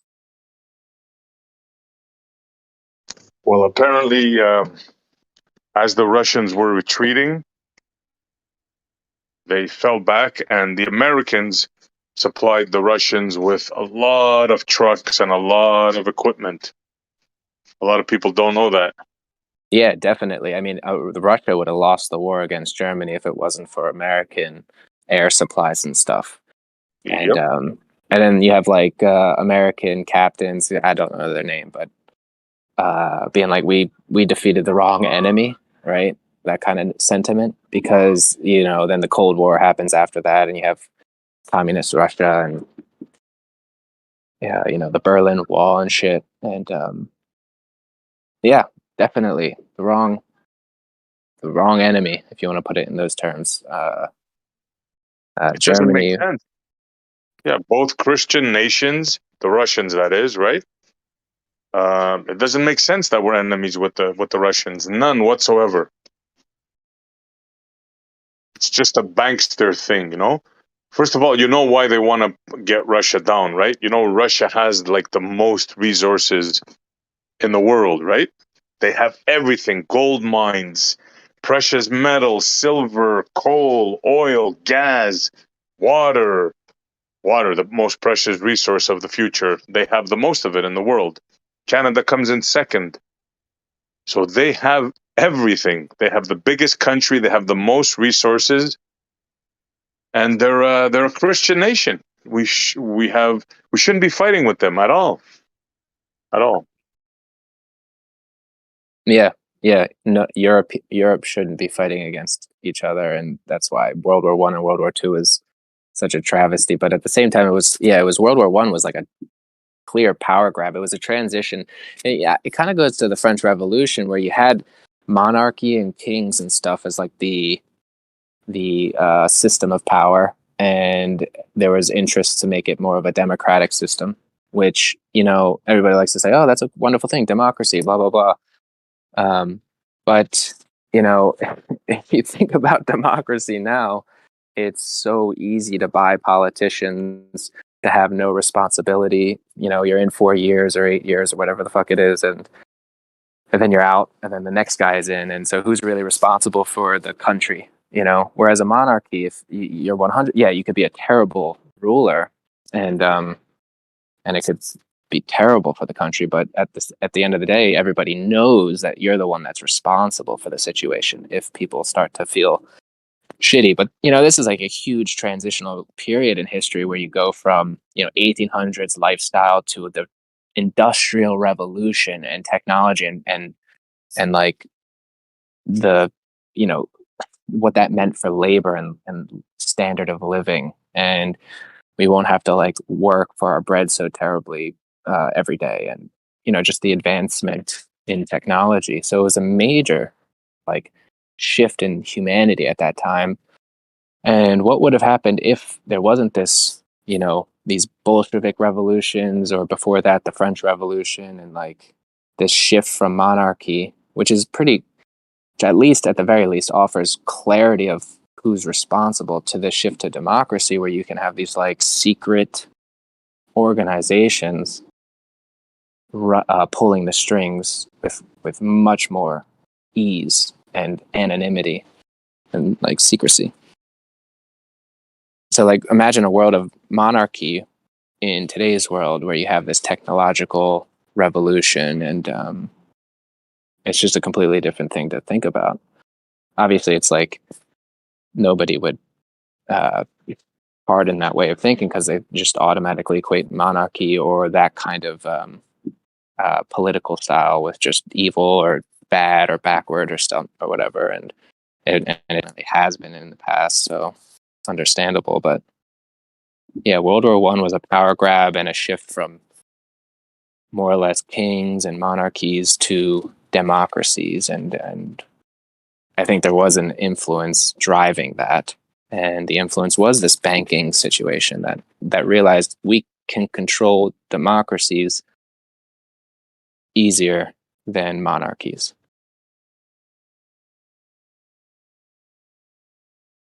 Yeah, it's amazing what went on. If we're to believe the way history went down, right? If we're to believe the way they tell us it went down, yeah, it's quite amazing. Industrial Revolution and World War One. I think it was like a paradigm shift. It destroyed stuff. They rearranged everything, like you said, from monarchies to, and not only that, to democracy. But they also changed. They changed what logic means. They changed a lot of words. They did a lot of skullduggery in the sciences, right? All around that time, you know. Yeah, that was the beginning of the whole, industrial scale schooling. Like state sponsored schooling started Yes. around that time. Yes. Mm-hmm. Yeah, we could be living in a world of beauty and like tremendous success, but we're not. And it's such, you don't realize the world you could have when you're living in the world that you do inhabit. But it's like there should be no reason for this 9 to 5 work of like everybody being indebted and like slaving away in the 21st century with computers. We're well past the Industrial Revolution stage, so we have all the machinery and such, and basic standards of living are much higher, but things should be so much more effortless. We have technology to do so much of our work. We should not be slaving away in a system, but we are, and it's like, and it's totally a result of this banking fucking system of Federal Reserve fractional reserve banking, and just keeping everybody fighting to pay back the debt, and yeah, Bankster usury fees. The people that never work, that are always on the top. Imagine they don't work. These people don't work. Never pick up a shovel. Never throw a nail down. Never. Just go in, throw a few keys, create money, and control. Yeah. So this is it. This is your enemy. Your enemy are the banksters and the lobbyists. That's their front men. So there it is. Everybody knows what the problem is. Yeah, it's crazy. Yep, exactly. The problem is such that you can't even really talk about it, and you can't really get to the bottom of the issue. You hear people like, who is it? Catherine Austin Fitts is a voice, and like anybody talking about the problem, quote unquote. They'll use terms like, the elite or the deep state, or the they, and they'll say, oh, we don't know who they are, but it's them. And it's like, that's an unsolvable problem. if the specific individual men who are masterminding and keeping this system intact and running it from the top down are truly anonymous, then it's then they can only live in this sort of figurative sense in anybody who wants to change the situation. So like they're this like figurative, mysterious, fucking overarching deep state power, and it's just like, okay, what do you do to that? You fight a figure of your imagination. Yeah, but Yeah, the it's all villains are right there in the open. We know what the problem is. Like, we know Federal Reserve, right? Prints the money. Now they just click it, lend it to the government. They're indebted. This is how it works. How do they control you? Well, with that money that they print, they use to pay off the politicians that need re-election. And how do they do that? Through the lobby system. It's very simple. Everybody knows this. Everybody. But the thing is, what can you do about it? Well, that's sort of where the World War II narrative comes in, because if you want to think about Germany as an affront to that system, because the Federal Reserve was like instituted in 1913, and then of course World War I happens like 8 years later, whatever. So that was very suspicious. But so they were working to, and centralized banking goes back hundreds of years before that. So it was, and that's probably how you understand, best way to understand American history as well, is like a battle between the people and this centralized banking interest, and presidents that either go with it or go against it. So like throughout history, there's definitely been uprisings against the central bank system, right? And what's the model upon which a country takes back their banking system, right? And what's the economic model that you put into place to transition to something that's better and more equitable or whatever? And so I don't know, like World War II, could it have been that the banking interests saw Germany as trying to like deviate from the plan? Like, is that one way to look at it? And so that they assured that war would happen, and that's World War II, Or is that a naive way to look at it? And then after even World War II, in Germany, you have like Egypt and Gaddafi. All right, I'm pretty sure like Gaddafi wanted to institute a gold-backed system for all of Africa. A gold-backed monetary system. And what happened to him? He was fucking like, I think he was sodomized with a knife or something terrible, and fucking made an example of. So what happens when countries have leaders that begin to do something about the quote unquote problem of central banking? A war happens, and now it's a little bit more silent in the sense of like the CIA just going in and assassinating key people and putting in, pseudo leaders to take over the situation in a kind of clean war or whatever. But it's war nonetheless, and it's possible that World War II falls into this sort of power game, And so, the question for us is a hard as fuck question. It's like, does it require war? Or some people go to Bitcoin, oh, we have created a gold system that is decentralized, independent, and, free. And so technology can offer us a bloodless path to achieving hegemony over our own monetary, freedom. And that's a nice thought. Otherwise, you're in a bind, and then you have to take back the power of your bank and how money works. And yeah, it's a intense question, but and a difficult one, and yeah, it lends credence to apathy in a sense, like, oh fuck, we're fucked, or like there's nothing you can do, and then that bleeds over to everything. People don't care about anything because deep down they know they're slaves to a system that they can't do anything about. They have to pay their debts, even though there's in principle no reason why we should be indebted and suffering a fucking system lifestyle in this 21st century day and age. That's part of the reason why they want to bring Russia down. Russia said, screw you, LGBT movement. Up yours. We're a Christian nation. We're Orthodox. We don't believe in men marrying men or women or any of that bullshit. We're not conforming. We're not going to conform to your banksters, right? We're gonna live our life the way we want to live it under our rules, not under your rules. So they wanna. This is why they want to destroy Russia. One of the reasons. Maybe, you know, I like that thought, but I didn't really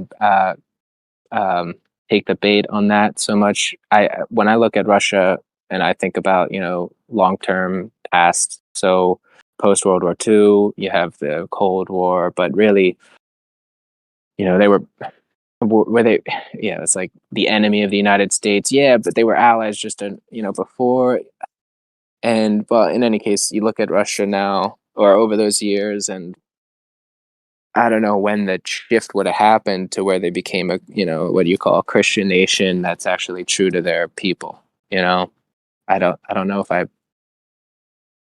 agree you know, with the people could be shifting.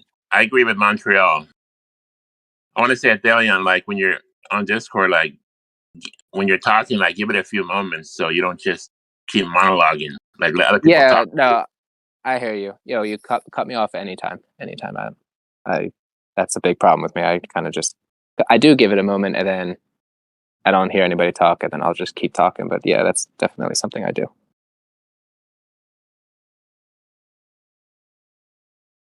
So Montreal, Russia's not with the LGBTQ.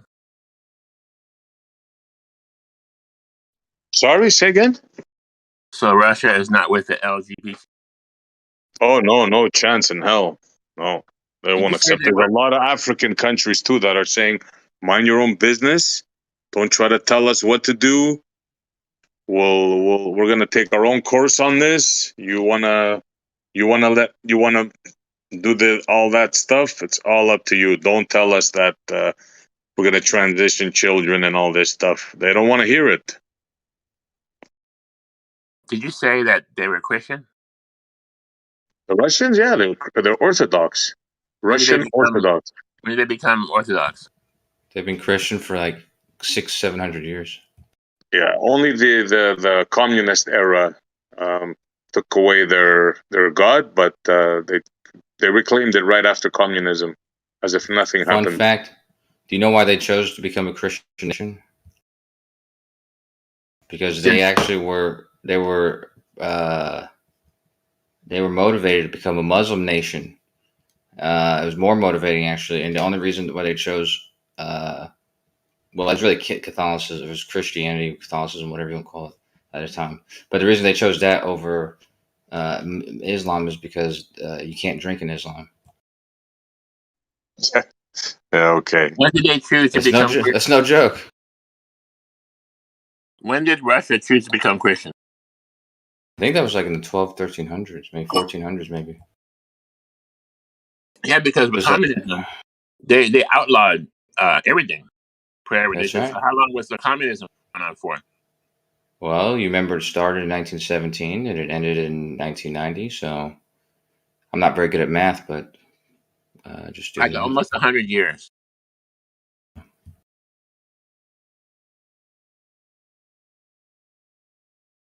So they just get like communism drops and they just start going back to being Christian again, like praying and stuff. Yeah, literally like that.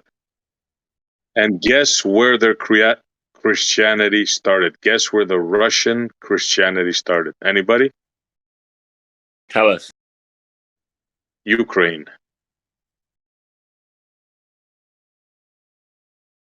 See, a lot of people have no clue about what's going on in Russia, man. They just hear the stories and, yeah. I thought you were going to say Kiev. I believe it is. I believe that was the city where the first church was. Don't quote me on that one, but I know that the Russian Orthodox religion started in the Ukraine. It was part of Russia. I remember in the primaries in 2015, Hillary Clinton vowed to go after Putin. And that would have caused World War III. But Trump won instead, and Trump was cool with Putin. Yeah, there's no reason to fight with the Russians. Absolutely no reason at all. As a matter of fact, if we cooperate them, we're going to have a lot of cheap resources, a lot of stuff. And that's what our companies are, greedy, suckhole, vampire companies. They don't want that. You understand? This is all about money and power. But the Russians are not our enemies. Not at all.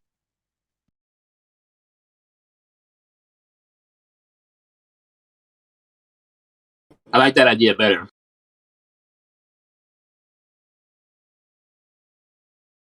Yeah, well, tell the politicians now that are supplying Ukraine arms and that, and you know that they're getting slaughtered, right? The Russian people. Don't believe the stories what you're hearing. The Russians are slaughtering the Ukrainians right now. There's at least 1,000 Ukrainians or something dying every day. They're getting slaughtered. A whole generation of Ukrainians are getting slaughtered. And there's no way they're going to win this war. Absolutely no chance in hell. Don't believe what you hear. The more Now, money that you give them, the more, every dollar America gives is people are going to die. More people, more Ukrainians are going to die. That's all you're going to do. There's now, no way in hell that they're going to win. So, what is your solution? Just stop helping Ukraine and let Russia take over? I have another question. Wait a minute. Are the Ukrainians putting the women on the front line also with the men? I don't know. I haven't heard anything about that, to be honest with you. Because, I wonder if the feminist movement reached over there, so you have equality, right? So they're doing everything that men do. I don't know about that, man. I was saying all the footage I've seen, I've not seen a woman so. How about that? Well, I missed that, Caveman. Say it again. Out of all the footage that I have seen, I have yet to see a woman soldier over there. Well, that's good. I don't want women in fighting battles. That's either Ukraine or Russian. I haven't seen a woman fighting over there. Okay, thank you. Extremist, you were saying? I was asking if Russia is winning and every dollar we give Ukraine is just prolonging the inevitable. So the solution is to just stop helping Ukraine and just go ahead and get it all over with and let Russia take over. Is that the solution? No, that's not. The solution is to negotiate peace. Accept that you're never going to take Crimea away from the Russians. It's not going to happen. It's their only warm weather port for their navy. There ain't no power on earth that's ever going to take that away from Russia. Ever. So, you want to kill people trying to do that? Go ahead. It's not going to happen. The more people you send there, the more people Russians are going to kill. You're never going to get that spot. It's like them trying to take Miami away from you. It's not ever going to happen. Okay? It might happen. Not gonna. You know what's funny about you, SC? You're repping Russia right now, talking about their Christian nation. When 20 minutes ago, you were just questioning why we ever backed Germany versus Russia because they're a Christian nation. I never questioned it. I just said what happened. I never questioned it. I just thought that was funny. That's all. What I'm questioning now is why are we funding, giving money and arms to kill young Ukrainian men for no reason? There's no way they're ever gonna defeat the Russians. It's never gonna happen. So I think that if you're talking about political motivation, I think, because I used to have this idea. Okay, so I don't mean to cut you off, Essie. Actually, I'll let you finish because I'm going to say something, and I want you to at least finish what you're saying. But did you have more to say, Essie? I'm sorry. No, that's basically it. Stop sending money. You're just gonna kill. You're gonna end up killing a whole. Well, it's already too late. I think apparently 200,000 Ukrainian young men have already died. So that's unfortunate. Yeah, I was just gonna say that because okay, I'm just gonna paint a picture and I'll be as brief as possible. But I imagine the last 120 years, you have what started out as because you still had the Holy Roman Empire and the Ottoman Empire. These are empires that still existed at that point in the turn of the century. And then you have the European royal families who basically there's like a consolidation of power that is, they're attempting to take place. So the point is that like at World War One, and then leading up to World War II, those are just basically like these powers, which now have this huge powers, these crazy weapons, and all this like these central banks, like this central monetary interest, and they have the ability to actually, you know, concentrate as much power as possible. At a single point. So it's kind of like world domination, basically. It's like world domination is the name of the game, and who's going to get it. And so World War One, World War Two is like consolidation of power, and then Cold War is the after effects of World War Two, which is there's two giant powers left. There's Europe, which is like weakened and basically under the umbrella of America or U.S., and then the other parts of Europe, which are under the umbrella of Soviet Union. And so you have this last battle for them to, consolidate power. And long story short, obviously, the Western powers ended up, becoming victorious, and so Soviet Union fell. And then you have the last 20 years, 25 years or so, where we're trying to do the last consolidation, basically, where there's still like countries that are, rebel, like they're not really tied to this umbrella, and some of them are tied with Russia, and China wasn't that big of a power when this first started. And so I think the plan was to consolidate the rest of the power, like Iraq, Syria, Afghanistan, Korea, all this other shit, and then weaken all of Russia's allies, and then basically subdue Russia just by weakening it, not going to war with it, but just not really giving it a chance to fight us. That's the plan. Yep. Yeah, but that plan failed through this reason and that reason. It didn't go according to plan, because I think even Wesley Clark had said like they were planning to do all this within 5 years, like to attack these 7 countries within like 5 years. And it's been 20 years, and they didn't win in Afghanistan. And so it's a big mess. It's a big mess. It didn't happen the way that the plan had been intended, but it's still like a similar plan.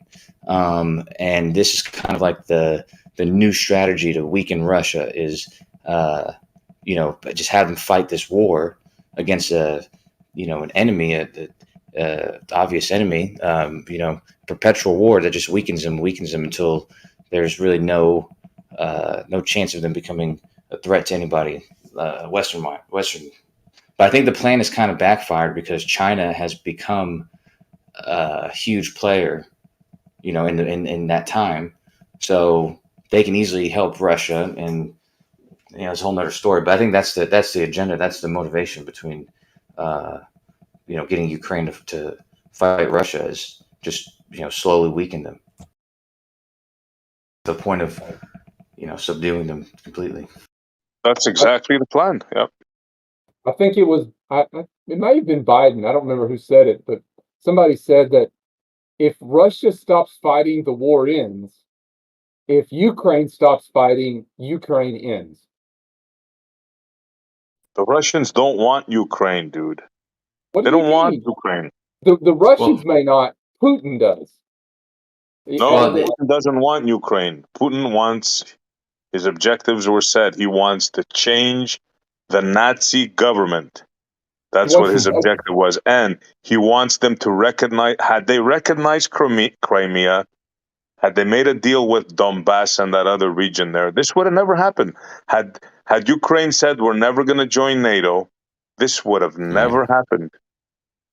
That's what it is. That's why it's a win from the West strategies, because they either slow game weak Russia, which is deadly for the Ukrainians, whatever. It puts people in harm. But the other strategy is just to to completely continue to back Ukraine, like in a peace, like when they're at peace with Russia, but at the same time we're adding them to NATO, making them like another, just basically encroaching on Russia, which Russia actually can't allow. It would completely, they understand that would completely ruin their position, and it'll be over. So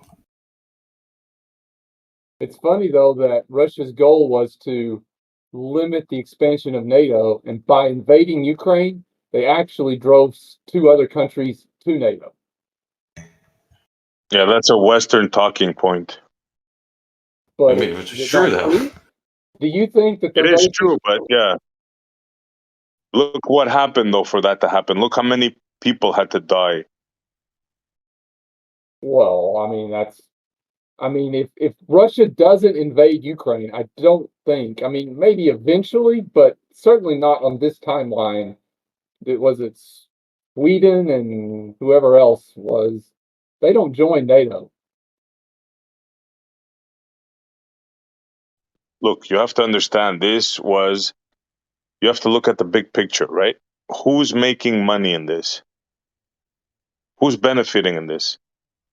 The people that sell arms. When war breaks out, people have to buy bullets, missiles, tanks, etc. Right? So, one of your presidents, Eisenhower, warned you about this. The military-industrial complex. This is what's happening right now. Young men are being sacrificed in a war that stands no chance of victory for the military industrial complex. This is not rocket science, man. Everybody can see this. It's in front of your eyes.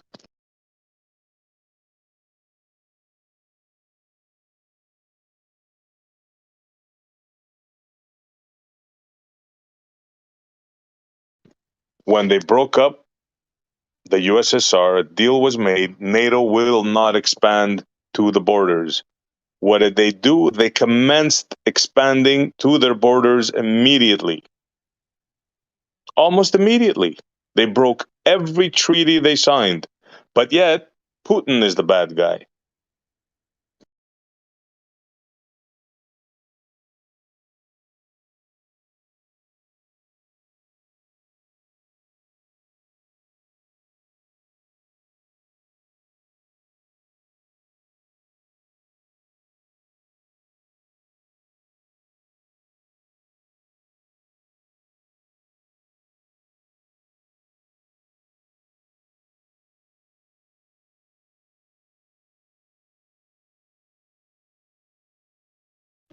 Imagine if Texas wanted to break away and Russia came and set up base and told them, okay, you can join Warsaw Pact.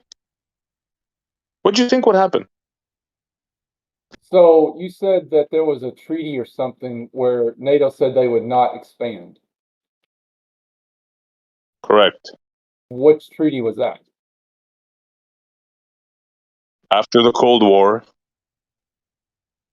when the USSR fell apart, they made a deal. I don't remember what it was called, what the treaty was called. They made a deal not to expand near Russia's border. The countries that were liberated, that became free of control of the communist yoke. The deal was they would be independent and NATO would not encroach, would not expand. I asked that because I found an article that says NATO says that they have never signed anything saying they would not expand, and it actually goes against their charter to prohibit expansion. Any nation that wants to join is free to join.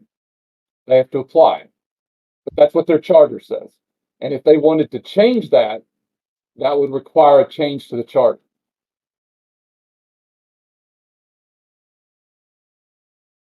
And your point is?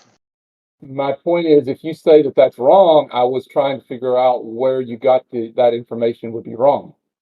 I Because I think you're found the only something that one in the room. Excuse me. I think you're the only one in the room that's not aware of what I just said about NATO expansion towards Russia. I do believe you're the only one in the room that's not aware of this. Oh, that's why I asked. If what I found saying that they do not have something limited to their expansion, I was looking for your source that says they have something limiting their expansion. Because what I found says they do not have a limitation. I didn't supply a source. I don't care what you believe or don't believe. I will not give you any sources. I never said I was. I'm just telling you a fact. Now, whether you choose to believe it or not is entirely up to you. There was a deal made that NATO would not expand to Russia's border. Now, it's up to you to accept that or not. So I find something that says they wouldn't. You say they won't, but you have nothing that backs up that claim. Why Like would I I said, believe it? If I find really, something contradictory to what you said, but you don't give anything that supports your position, why would I believe your position? correct. Let me repeat it again. I don't give two rats' asses what you think of what I said. Absolutely correct. You got it spot on, bro.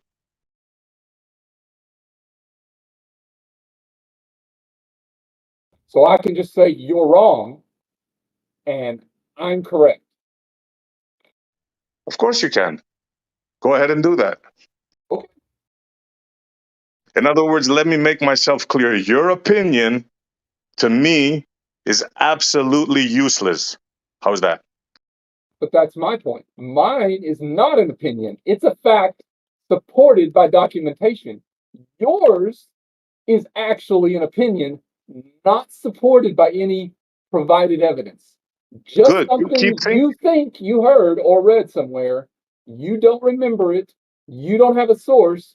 Mine has a source. Mine is a fact. Yours is not. Correct. Once again, I don't give a damn what you think. I will not find you a source. I will not do anything for you. Why? Because I do not respect you as a man. How's that? Fair enough. Thank you. Now let's change the subject. Let's not make it personal. Every time you try to make it personal with me, I'm going to tell you the same thing. Your So opinion is irrelevant. how but that's a fair question. How is this discussion a personal attack on you? Because I'm not personally attacking. I'm not saying anything about your credibility. I'm not saying anything about your choice. I'm simply asking or telling you, I guess, that I found a point that supports my position. You did not give me anything that supports your position. Correct. You're I'm right not about that. attacking you. I'm not making it personal. In fact, I would say you made it personal when you said you don't care about anything that I have to say, and then you're not going to give me. To me, that's a personal attack. So It don't is, accuse yes. me of. Hold on. I'm not done because you made me mad now. Because now you're the one that's made it personal. I did not make this personal. I did not in any way attack you. And you're the one that has attacked me and accused me of making it personal. And that Well, let makes me me mad. remind you, sir. Calm down. Now it's my turn to speak. Let me remind you. We were having a good conversation, and you came in and you said, "Well, I found this, and this goes against your thing. And now, where's your thing?" That's what you did, and that's when I told you, "Hashem, I don't care what you found. I don't care what your opinion is, and I'm going to tell you this again. I really don't care what you think about me, bro. Because every time you open your mouth, whether it's in text or in here, it's a contradictory thing. I know your game. So personally, I really don't care about you. Like, I don't know how else I can tell you. Like, and I don't want to make this drama, but to me, you're irrelevant, man. Understand that. Okay. But I will say that I didn't double speak. I actually thought I was keeping it pretty calm by asking nicely, I might add. I didn't demand, I didn't accuse. I just said, I found something that supports my position. I would like to see something that supports your position. I And what believe did that's I the way tell I you? phrased it. What did I tell you nice and calmly? I don't care. I will not provide you anything. I will not do anything for you. Do you understand that? I got it Ever. now. Don't ever ask me for anything. I don't care about your opinion. The only reason I'm talking to you is because we're in a mutual chat room here. If we were outside on the street, I would ignore you like a dog, bro. Understand that. The only reason why you're talking to me in here is because Theo allows you to be in here. Otherwise, to me, you're nothing. So, did this go back to Well, that about treaty me, thing? SC, do you feel the same about me, SC? No, bro, no, not at all. not at all. That's just special for extremists. I respect you guys. I even respect left lane. Yeah, not a problem. But this guy extremist is a real pest. I don't know. I've actually said in chat that while I think you're wrong most of the time, I actually enjoy conversing with you more than a lot of other flat earthers because you're a little bit easier to have a conversation with. You do a pretty good job about letting the other side speak. You don't interrupt too much, not more than most others. And it's a pretty good back and forth conversation. And that is not something I can say about, I wouldn't necessarily say most, but at least some flat earthers, it's difficult to have a conversation with them because they interrupt. It's not back and forth. It's not a balanced conversation. And with you, I feel that it is for the most part. And that is pretty good, in my opinion. That's why I'd like to talk to you more so than some of the other ones. Well, I suggest you change your tact. That would be my advice to you. Okay.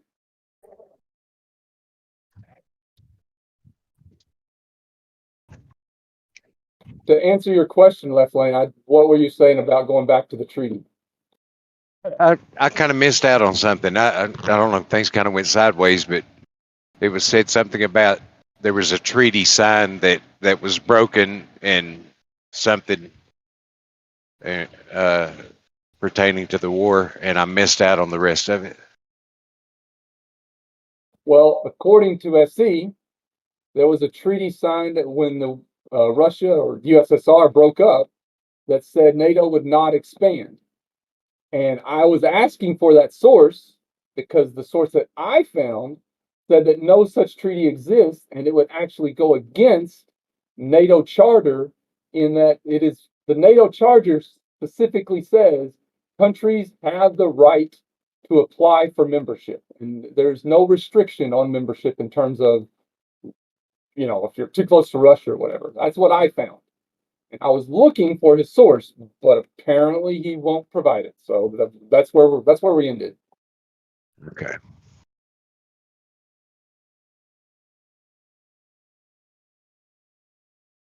How about you, Left Lane? Have you heard of this agreement that the Russians had with NATO that they wouldn't expand to their border, or is this news to you as well? It doesn't. I've never heard of this. I mean, just You've never heard of it. superficially. You've never Just heard of it. just superficially to me, on its face, that I don't know that that the United Nations would agree to something like that. That Russia would be able to dictate their neighboring countries from signing on, and that doesn't sound right. That's 100% true, though. Well, I would like to see that too. I would really like to see, because that would make a big difference in my opinion of what's going on. But this is the first I've ever heard that NATO signed a treaty with Russia not to join its borders. And see, I mean, just right on its face, that says that NATO or United Nations would be speaking for the countries that border Russia, and they don't have the ability to do that. It's kind of, I don't know, just doesn't seem right. I can't believe you guys haven't heard of that. Now, I'm not so sure if it was an actual treaty that was signed, was a while ago, or if it was an agreement, a verbal agreement. But I mean, everybody knows this, right? Now, I'll dig into it. I'll look into it and see if there was an actual treaty or that. But man, this is not the first time I've heard this. I mean, every commentator I've ever heard talk about this, like on CNN, on Fox, I've heard this, I won't exaggerate if I've heard it 1,000 times mentioned. Like, am I the only one here that has heard this? Nope. There's other I've people heard here, that right? a long time Speak ago, up. too. Yeah. So NATO was formed in 50s or whatever, or 50 years ago, 70 years ago, something like that. But now the USSR broke up maybe the early 80s, mid 80s. So that would put that part at about 30, 40 years ago. So, I mean, when you say that it was, so this, whatever it was, this agreement happened after the breakup of the USSR. Is that what you're saying? So in the 80s sometime.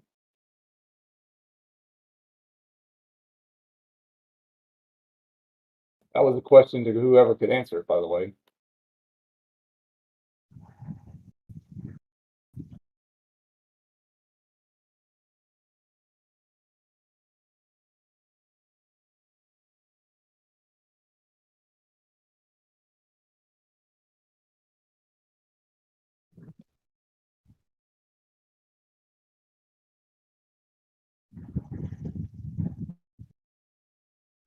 Okay, I just found some dirt on it. So this is what cursory thing found. The Russians claim that it was an oral agreement, and NATO says it never happened. It took me like 2 minutes to find that.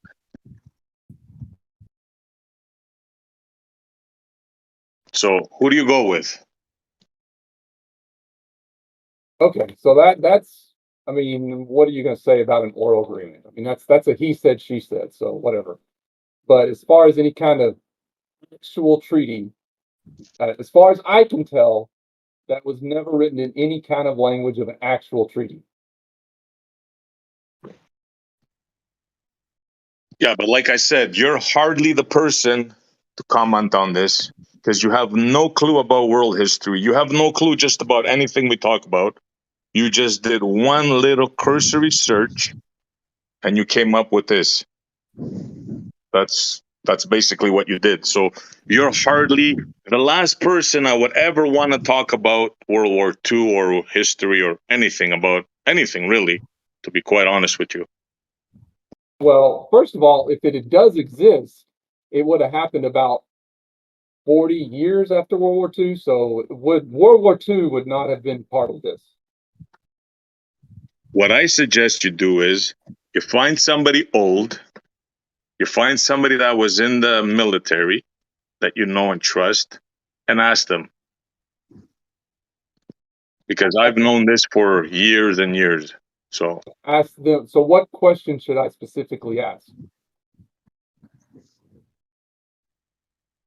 what question should you specifically ask? How about, was there an agreement between NATO and the Warsaw Pact not to expand towards Russia's border? And let me ask you, since you're you seem to be a military expert, do you think that would make sense? Do you think that a military power would want to see another military power right next to its border? What do you think? What, I mean, first of all, when we're going back to the question I should ask. So the question I should ask, was there ever an agreement? Now, the thing is, though, should I ask, was there ever a verbal agreement or an agreement in writing that this should not happen? And anyway, to answer your question, as I stated, it goes against, even if you say it's a verbal agreement, it actually goes against NATO's charter to not allow somebody to join if they want to join. Obviously, that's their charter. Yeah. What do you think they're going to say? No. No, I'm just saying if they do you have any idea? Anyways, you know something, bro. You're right. There's absolutely. I don't even know why I'm talking to you. Yeah, you're right. You got it all figured out, bro. Absolutely. Good on you. Have a good night. I choose not to talk with you anymore. Okay. It's a complete waste of time.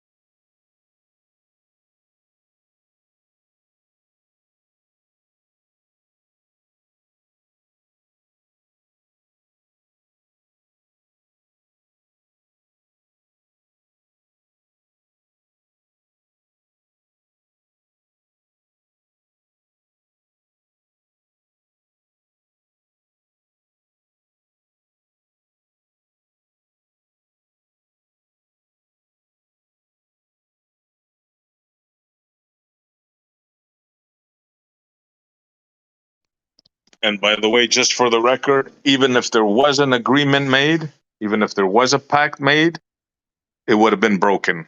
That's a guarantee. Every pact the Americans made with the Indians, they broke. Every piece of land they gave them, they took it back. So, yeah. Right now, people are dying in the Ukraine. That was the original subject, and I'm sticking to it. Right now, people are dying in the Ukraine for no reason, and the West is helping them die. They're sending money and weapons there, and young men are dying. And that's just a shame, man. That truly is a shame.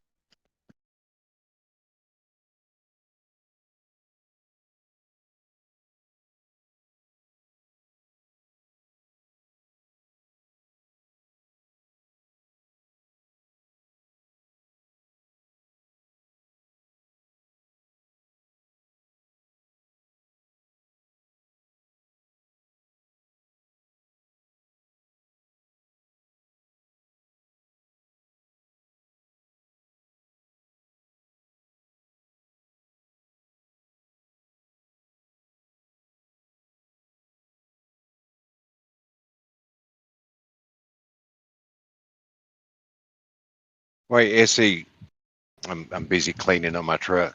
So you're America's helping the Ukraine, right? Right. But somehow that's killing Ukrainians. Is that what you're saying? Yep. This is called a proxy war. What your government is doing now and what the West is doing now on behalf of the banksters and the warmongers and the military industrial complex is you're giving them your arsenal right now that you've built. You're giving them all the weapons, you're giving them all your munitions, you're giving them a lot of your stuff. And all that's doing is it's just killing. The kill ratio, I heard it from an American colonel, is 7-1. That means every Russian that dies, 7 Ukrainians die. So what they're doing right now is they're fighting for a piece of a city, right? It's completely destroyed. It's all in rubbles. And what they're doing is the Ukrainians now have like 15% of it. The Russians control 90%. And all the Russians are doing is just waiting and just killing them. They're sending in more and more men and they're just killing them. They don't have to go anywhere because this is like a Stalingrad. Apparently their leader is a moron. He's an actor and he just wants to keep this city, which has no strategic value. So yeah, every dollar you send over there, every bomb, you're killing 7 Ukrainian young men to 1 Russian young man. That's what's happening right now.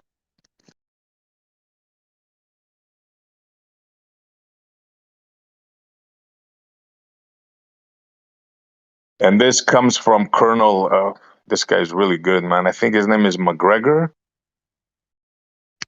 Next time I get one of his shorts, I'm gonna post it. You're gonna hear it from an American colonel, and I've heard it from a lot of other people, but he was really good. He said it like it is. Don't believe the news. The Russian. He's a colonel that serving active duty.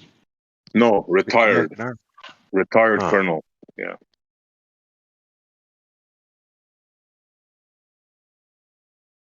Let me see if I can post. Hold on. I think I saved one of his things.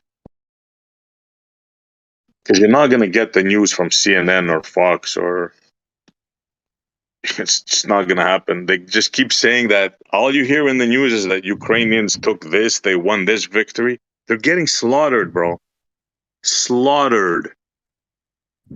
It's not even close. It's not even a close war. The Russians are slaughtering them.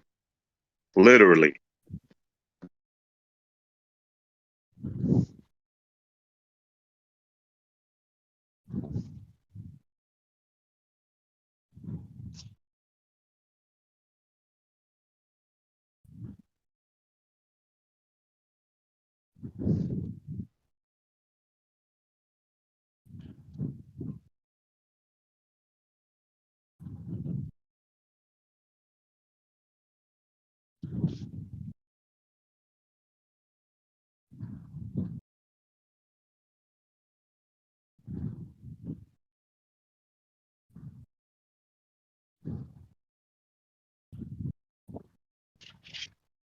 Here you go, left lane.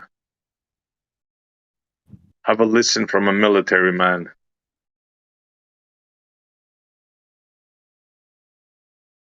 And this is only one of the things he puts out, I think, daily reports. Have a listen if you want to know what's really going on in there. Or at least an alternate opinion. I mean, he could be bullshitting as well, right? But I'll let you decide.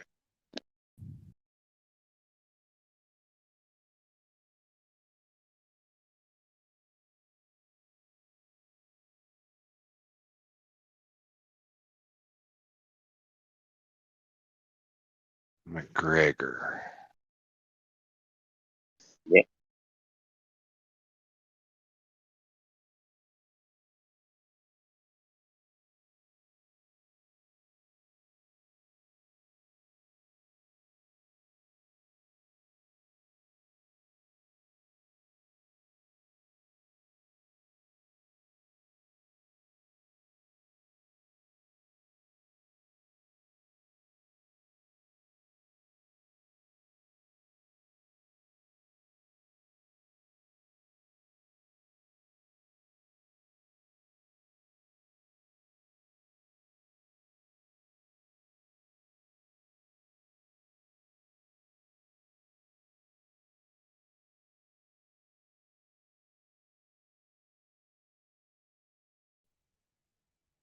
Imagine if Hawaii wanted to break away and the Russians were amassing forces around Hawaii, Warsaw Pact. All the countries around were circling. Like, what would you do? What would the Americans do? Invite the Russians for a barbecue? I mean, you gotta think this stuff through, you know? Don't believe what the news tells you.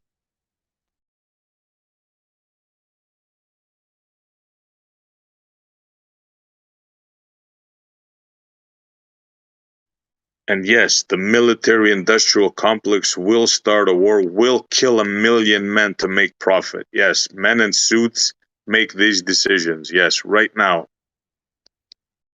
Your tax dollars are sending missiles over there, and they want F-16s now. They want to give them F-16s. Unbelievable.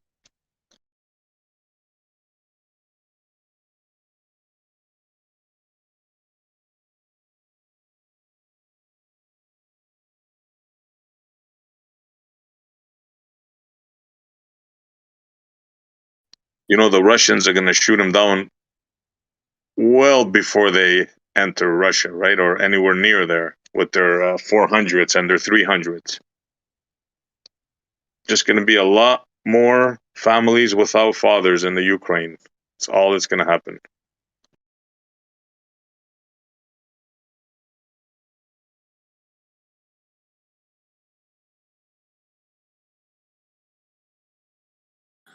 Yeah, Putin's not going to lose that war in his own backyard. It's not going to happen.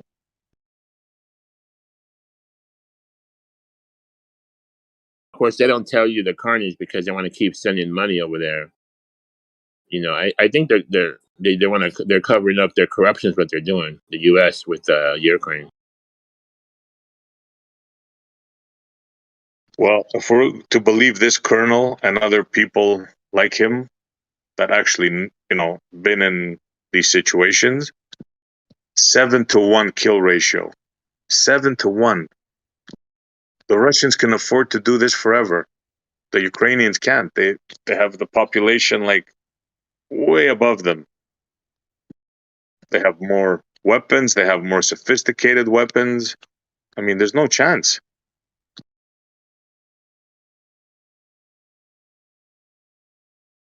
That Ukrainian leader, he always has that green outfit on. I can tell just by looking at him that he's a sack of shit. Just like reminds me of Trudeau. Yeah, apparently he's stashed all kinds of money, like stolen him and his cronies. Who did? He was an actor, by the way. The Ukrainian president. What's his name? Zelensky. Yeah. Wayne Zelensky. Load of me. Oh, yeah. Thank you, Kosho. I think Wayne Selinsky is the dad from Honey, I Shrunk the Kids. Rick Moranis. Rufus is in the house, guys. Hide your kids, hide your wife. Oh yeah.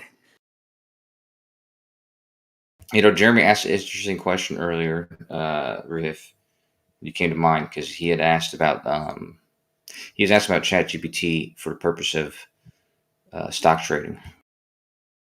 Yeah. Yeah. Like I said, I mean, everyone's You aware have of to know how to trade your manually before you can use any kind of algorithm to do your trades. Yeah, but this is a little bit different than algorithm trading. It's like literally people who use AI. Well, okay, no, that's not true. Explain it to us, Kosho. Well, you're right to the extent of like if you use an algorithm, yeah, you really need to know, you know, the what do you call that? Indicators and all that kind of stuff, and actually what the algorithm's used for. So yeah, you would probably want to know what you're doing as far as trading goes. But a lot of people, like when they use the AI models, the AI is doing everything. You know, which is kind of a stupid thing to do, just give the whole thing up to them. But yeah, so it'll, you know, look at the indicators, read the news, make the trades, all that kind of stuff.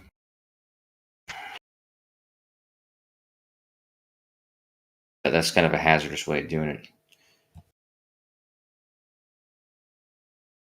I think Jeremy's been trading stocks, at least in the crypto market, for some time. Yeah, Kosho, get Jeremy set up with that GPT and then tell us how it works out. Please don't use GPT to trade stocks. That's what I told him. He was asking about ChatGPT to do it, but I told him that there's obviously better models geared for that. But even they're going to use, you know, tend to use algorithm anyway. So. Yeah. What happens when your electric car, the batteries in your electric car, go to shit? You got to get a new one? What do you mean? I don't know. Do you have to pay like 20 grand to? It's very toxic. Batteries are expensive. Those batteries are very toxic. It's going to a landfill, so not as environmentally friendly as we thought. Oh my god! Right. It depends. It depends on what's going on. Is it really the battery? Is it like some sort of connection to it, or what? I think the batteries just fail to hold as much charge, and you got to recharge all the time. Same as your phone battery. Is it electric car or hybrid? Electric. Yeah. What happens? I want to interrupt for just a second to address SE. Douglas McGregor has been characterized as a potential puppet for the Putin regime and is not speaking in America's or the United Nations' best interest. I knew you would find something. I knew it. I found a whole fucking big thing on him. But those just as what you're stating were facts on the very front end of the war and the invasion, which he predicted would be over in 24 hours, and then later on predicted it's soon to be over, and then his numbers found to be wrong in what he was saying, and it's evolved into his credibility is squashed. So anyway, that's what I found. Right. And I'm going to give you other people that say the same thing. Are you going to look for their credit? I knew you were going to do this. You're so predictable. Oh, I mean, so tell me, the Left Lane, for information's the there. record. The information is there, see. We're limited to the information that we can access and we could read and look up on.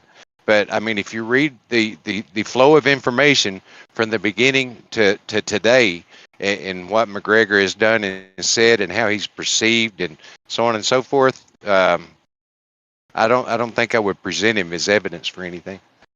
Right. Let me ask you, how do you think your administration is going to portray this man that's saying it how it is and talking like against the? You think they're going to give him positive results in in your research? What do you think you're going to find? Distinguished this and that, or somebody that I don't that's know. going to have like they're going to tarnish his name?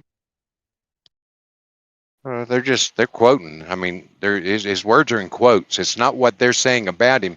It's what he's saying that appears to be false. You know, So you're he saying he just got a couple of predictions wrong early on in the war, so therefore everything yeah else he says should be taken wrong. yeah. Well, I Okay, mean, all right, fair enough. Let me ask you.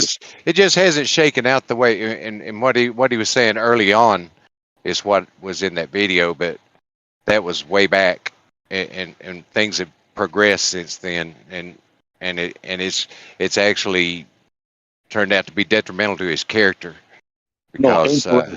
he's kind of being written Incorrect. off. Don't tarnish the man. Incorrect, because you just read one article. What I posted was yesterday. He posted that yesterday. It's not something that he predicted a while ago. He does daily things, and that's just one of the people. So you're trying to tarnish one colonel's reputation. But besides that, let me ask you, Left Lane, what's your opinion on the Ukraine situation? You buy what you hear in the news? No, I You do think not. Putin I is the do. evil guy I that mean, invaded, and this is the story you're no, going with? no, I don't watch much news. I mean, we have to watch a little bit just to see, kind of get a feel of, where the lines are drawn and this and that. But, you know, uh, I think that Putin attacked a sovereign nation, uh, and it was inappropriate, and he should not have done so. He probably had many other avenues to possibly negotiate and make better progress than killing thousands and thousands and thousands of Russian and Ukrainian citizens. And Right. I think it's barbaric, is what I think it is. Right. You're just towing the puppet line of the news. Are you aware of No, the I'm not. No, Donbass no, not area? no Yeah, you puppet, are. is he?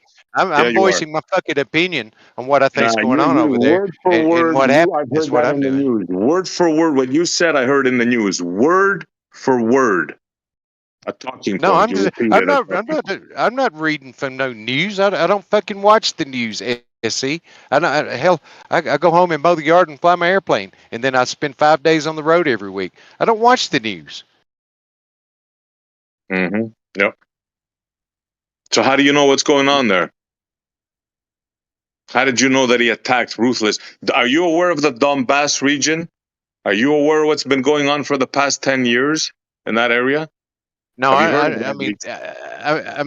I mean, we can lay a big, broad spectrum conversation on this, but I'm just addressing that individual who you posted as evidence in support of what you said is going on, and you're expressing your support of Vladimir Putin, That's just who in one my opinion person. is a fucking slaughter bug, man. Yeah, I don't support Putin, none whatsoever, and I mean, what do you just imagine this, SE?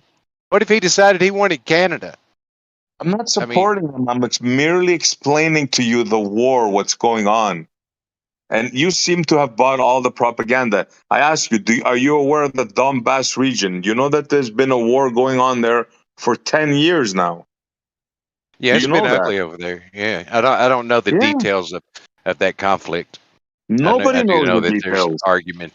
They argue over territories, But that's different my things. point. That's my point, Left Lane. Nobody here in the West knows what's going on over there. They just listen to a 2-minute quote, or not even a 30-second quote from a CNN reporter, and they think they know what's going on there. I do what I do watch though, and I have to confess to this. I do watch a lot of live feed that is sent in from the front lines over there, from the soldiers that are actually fighting and different things like that. And I do listen to some of the things that they say, and they're reporting their conditions and how many people died today and things like that. Um, Right. and it's Did you know still that? even with that, it's difficult to get a big picture, to say I know what's going on over there. Yeah, I don't, but I just don't think it's right what is going on. Well, I'm with you. I'm not saying I'm supporting, I'm against. I'm the one that's saying make peace. Don't forget that. Yes. I'm the one that's saying, yeah. But you have to understand that there's regions in the Ukraine for 10 years they've been fighting, and from before that there was problems because the Ukrainians were living with the Russians in the Ukrainian so-called territory after the USSR broke off, but let's not get into that.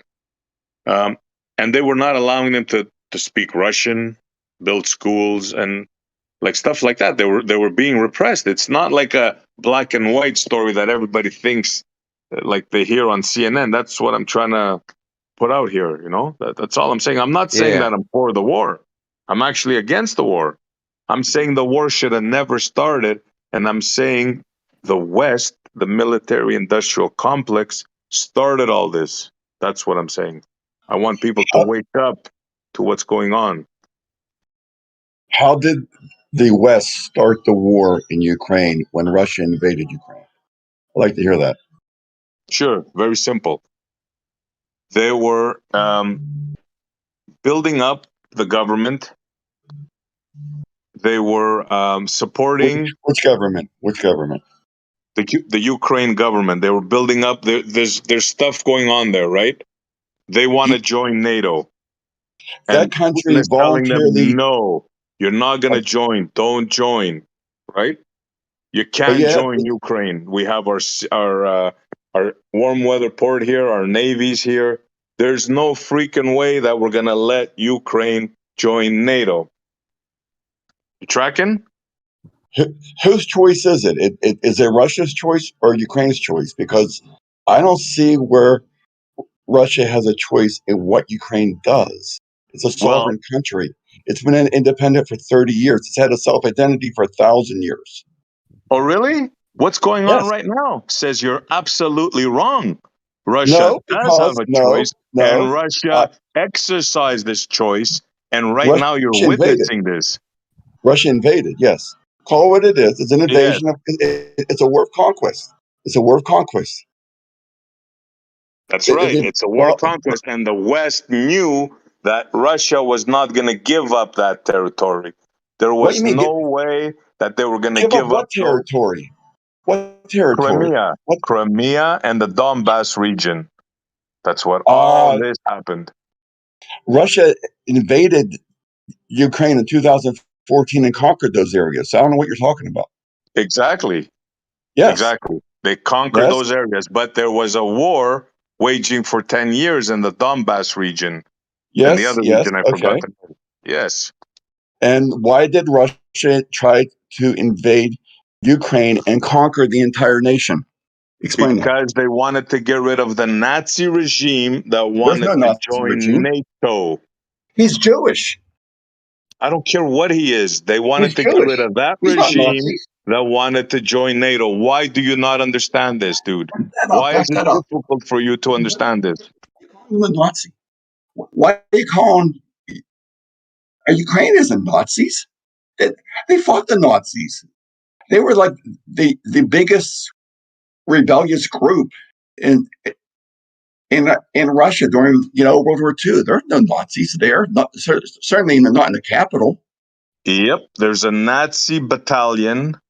Yeah, a battalion in the Donbass. Okay, that war started when Russia invaded. Okay, there were no Nazis there, and it's not really it's one battalion, really. So we should invade Mexico because there's a bunch of gangs down there. Did you not hear what I said about the Crimea? Did you I not know all hear about about that. Yes, the yes. Navy? They're warm. It's their only warm weather port. That's year round. Did you not understand that? Russia invaded in 2014 and conquered that territory. Why?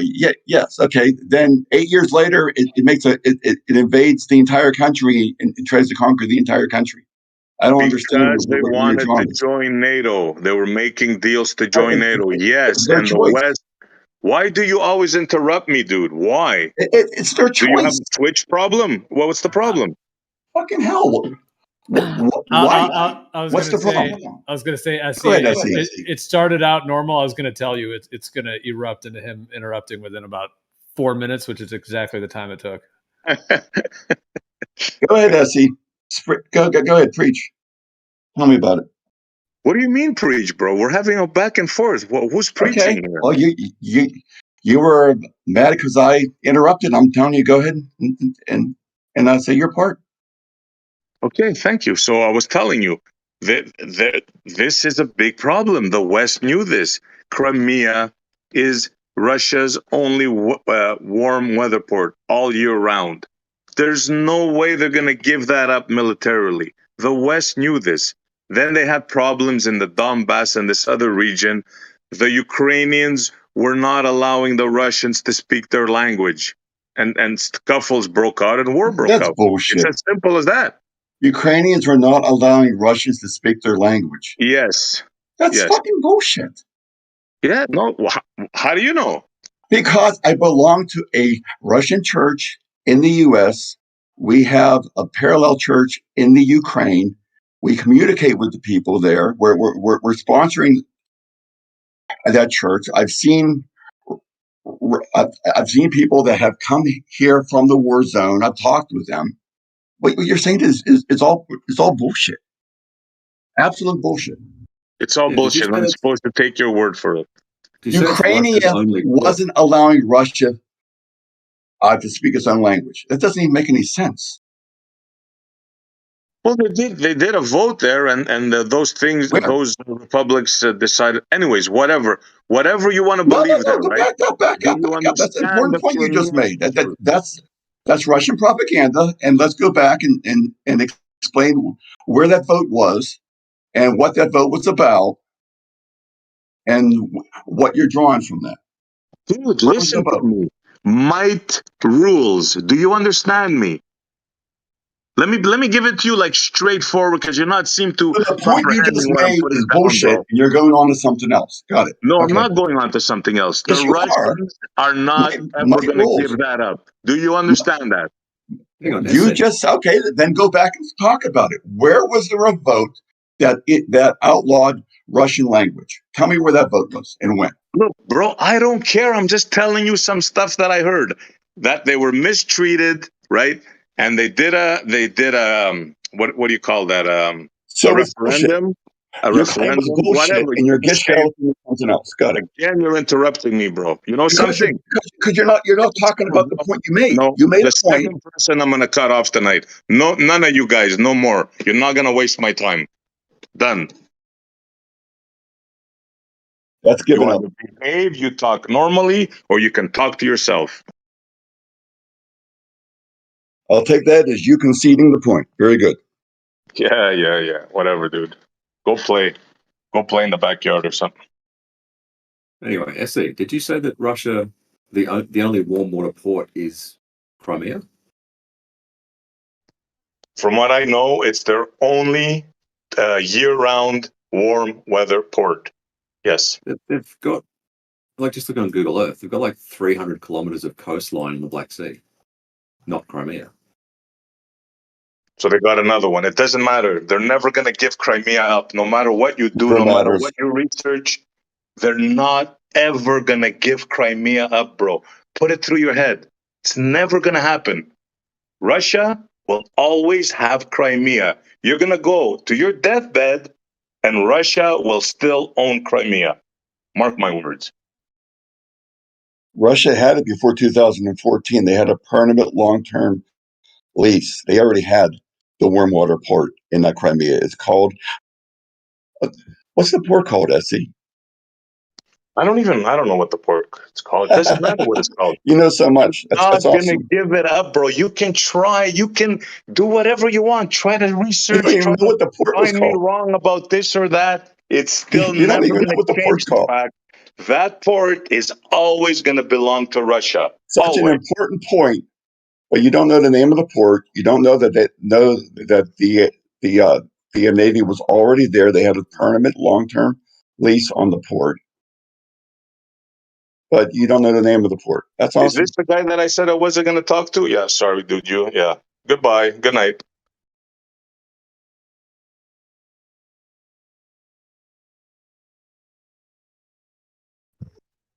So mark my words. I'm gonna repeat it one more time. For as long as you people live, Crimea will always belong to the Russians. Always. Didn't for almost 30 years.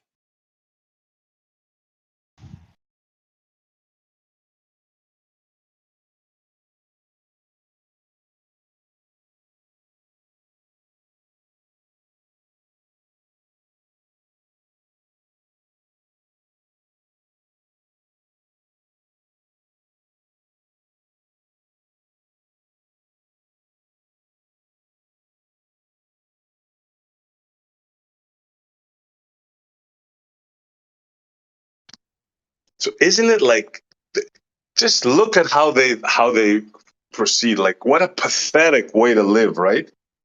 Instead of like discussing what I said and go and look at history, they try to find one little error that you might have made. Was there one warm water port? Was there two? What was the name of the port? You know what I'm saying? Like little leeches, like not addressing the point, just Or anything the fact to that prove you they wrong. were already in the It's port. They had a amazing, permanent man. lease at the port. It's just amazing to They watch already them. had Like, the port. They already had it.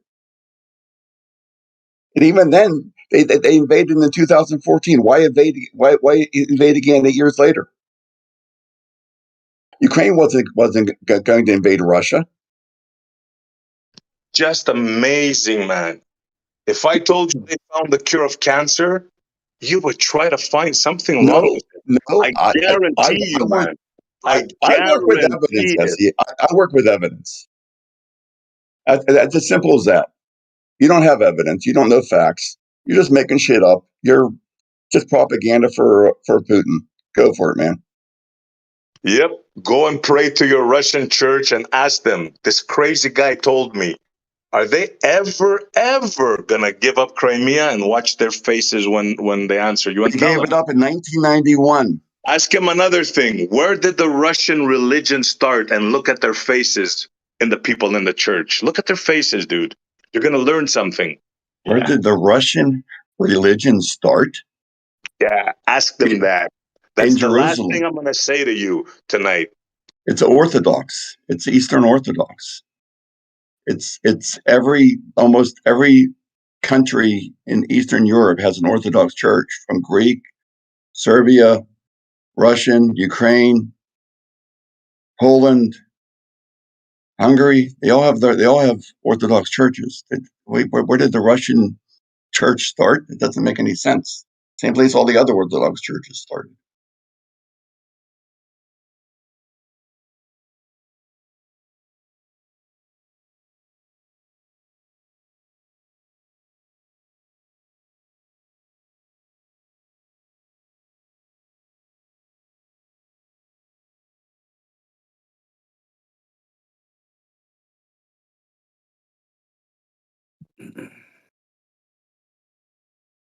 Who has a new topic? Yeah. Ruif, come on down. I heard the Earth's flat. Anything but wars that nobody's involved in here and can prove anything about. Yeah. Hallelujah. Taboo Conspiracy reckons you can say 700 miles.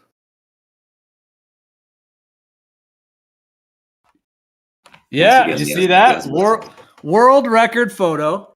8 mountain peaks, all very specifically placed, 700 miles, globe wrecked. Right. Once again, the azimuths don't work.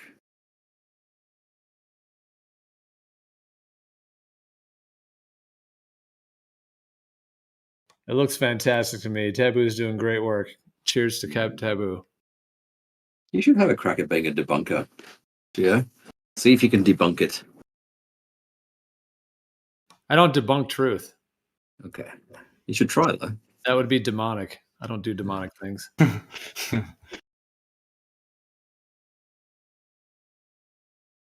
It's bad for your karma, amongst many other things.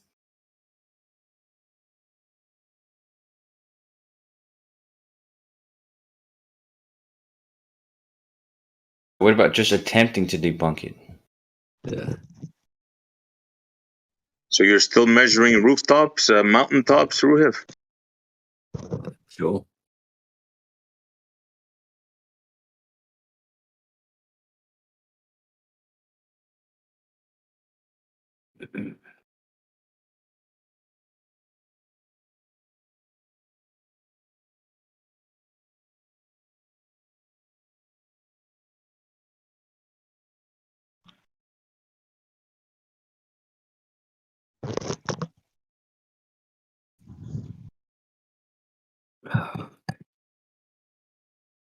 What could be more demonic than trying to debunk something that's true? Yeah. Well, No, or if you were mentioning the azimuths didn't work, And immediately when he was showing those white dots on the horizon, I was thinking at that distance, 600 miles, those peaks shouldn't be spread out like that. They should be very much closer together. Am I wrong about that? No, what he's done, right, is he's pointed in the general direction of the Alps, right? Now, you can point in pretty much any direction towards the Alps and you will hit some tall mountain, right? That's basically what he's done. Like some of these mountains are like 2,300 meters and some are like 4 kilometers, right? So he's the spread from left to right in the background of all these mountains, those azimuths do work, but the foreground mountains, between 20 and 60 k's away, do not work. So I'm probably going to do it live to show you what I mean. Give me 10 minutes and I'll bring something up. Cool.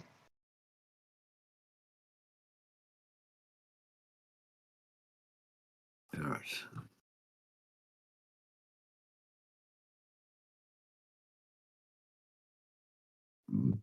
Oh, excuse me.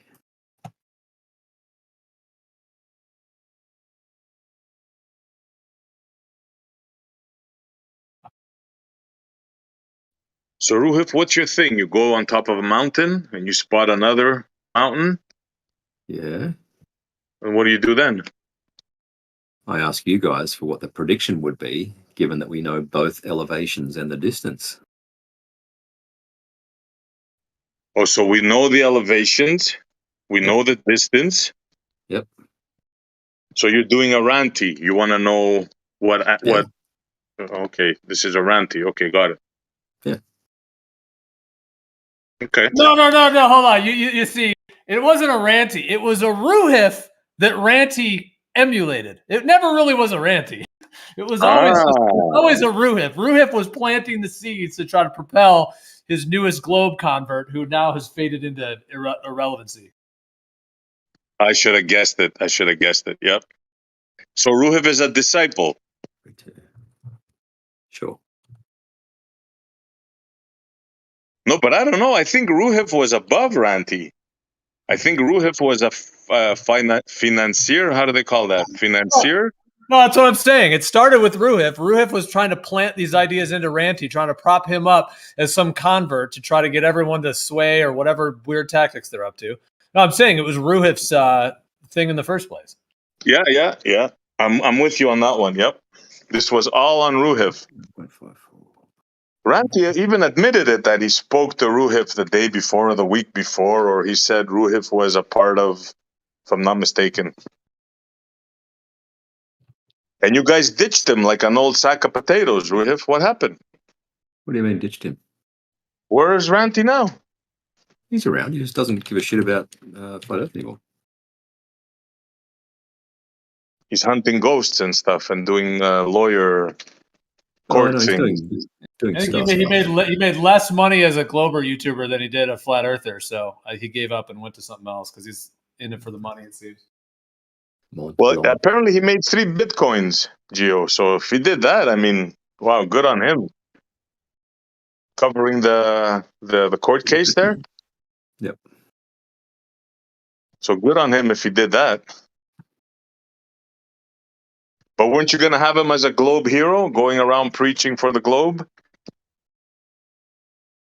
Wasn't he going to have a channel? He was showing his house. He's going to get a new computer. What happened?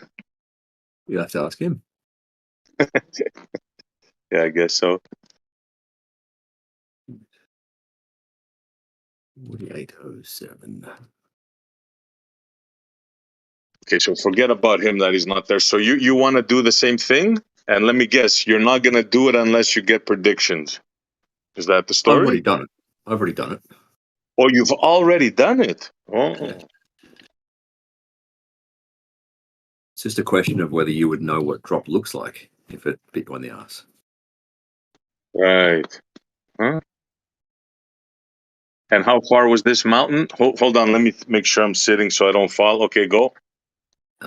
Some were about 30 Ks and up to about 70 Ks, I think. Holy cow. 70 Ks.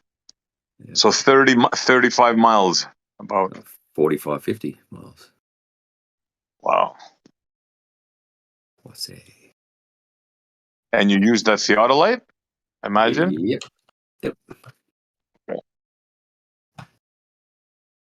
Yes, I'm aware, Extremis. I'm aware he's an idiot. 752. See, that's all he does. That's why I don't talk to this. Okay. I don't even want to name him because he doesn't even deserve to be named. That's all he does. Just stay and he just does the same old thing every day. Just insult people. Which one? Because we're gonna mob you. Extremists. Extremists. That was Like if it not an was up to insult, by the way. me, La Tournette. all he does is insult people all day long on chat. To be fair, though, he was talking to you reasonably earlier, and you just insulted his character for talking. Well, I just snapped on him. To be fair, yeah, you're right. But this is build up stuff. I'm just fed up with people like that. I'm not going to deal with them anymore. I'm not going to insult them. I'm just going to say, look, I don't want to talk with you anymore. That's all. Cool. Simple.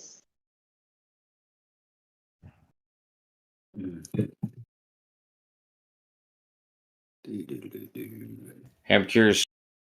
Sorry, I don't get you're probably in the middle of something, but I just watched that taboo video, and I remember you saying something about the sun. What I don't. The Israel one? Okay, never mind. I guess there's multiple claims, I guess. Yeah, there's one the other day where the guy attempted or said he lined up the sun with the with Crete, right? But when I sort of tried to plan out what he did, the azimuths didn't match. So I'm very curious about what he did. We'll be back in 1 minute. 1 minute. Okay, well then everybody else, or Geo or whoever. I hope I'm not interrupting. I don't know what the topic is. I went to watch that video, but is it the case that there's two claims, like two 600-mile claims? Because there's this claim from England to the Alps, that's 700 miles, and there's a claim, I guess, from Israel to Crete, which is about 600 miles. Yeah, 1 600, 1 700. Yeah. Oh wow, okay. Left Lane kept saying 600 for this recent one, but I don't think he's even watched the video. But this one's 700. Yeah, he might. I mean, I was conflating them as well. I didn't realize there was two claims. Okay. Interesting. When did this newest one come out? Let me see. But dude, this 700-mile one is 8 different mountain peaks, specifically placed precisely where they are in terms of their position. Even validated on Google Earth, even though I'm not saying Google Earth is what the Earth is, but it definitely does show certain components of the layout of them. He also shows shows that the elevation profile on Google Earth is not curved, which is a bit bizarre. It's completely level. Well, okay. Elevation profiles are. So yeah, they're a graph. Do you want a curved fucking x-axis or something? That would be strange. To make it realistic, yeah, it should be. No. You guys said your elevation profile's not curved. Is that what you guys just said? Correct. Correct. It's a graph. So so when you have zero elevation over distance, that doesn't curve. On a graph, correct. Yeah. It's a graph Basically saying on a the Cartesian x-axis is fucking plane. Yes. He says the x-axis is straight. That's what that means. The x-axis is straight and does not curve. Yeah, constant elevation doesn't curve. Got it. Oh, come on, Jeremy. I repeat, the x-axis does not curve. So are you saying there's drop from one mountain to the other, Ruhif? Yeah, you could measure it if you made that prediction. So you're saying there's drop. Yeah, I'll tag you one from second. where you're at. Got it. Okay. Yeah. Testing. Just for the record. I'll tag you one sec. There you go. If you want to measure drop, answer that question. Is there elevation change If you from want that to measure mountain to drop, the other, where the answer drop that is? question. Is there elevation change?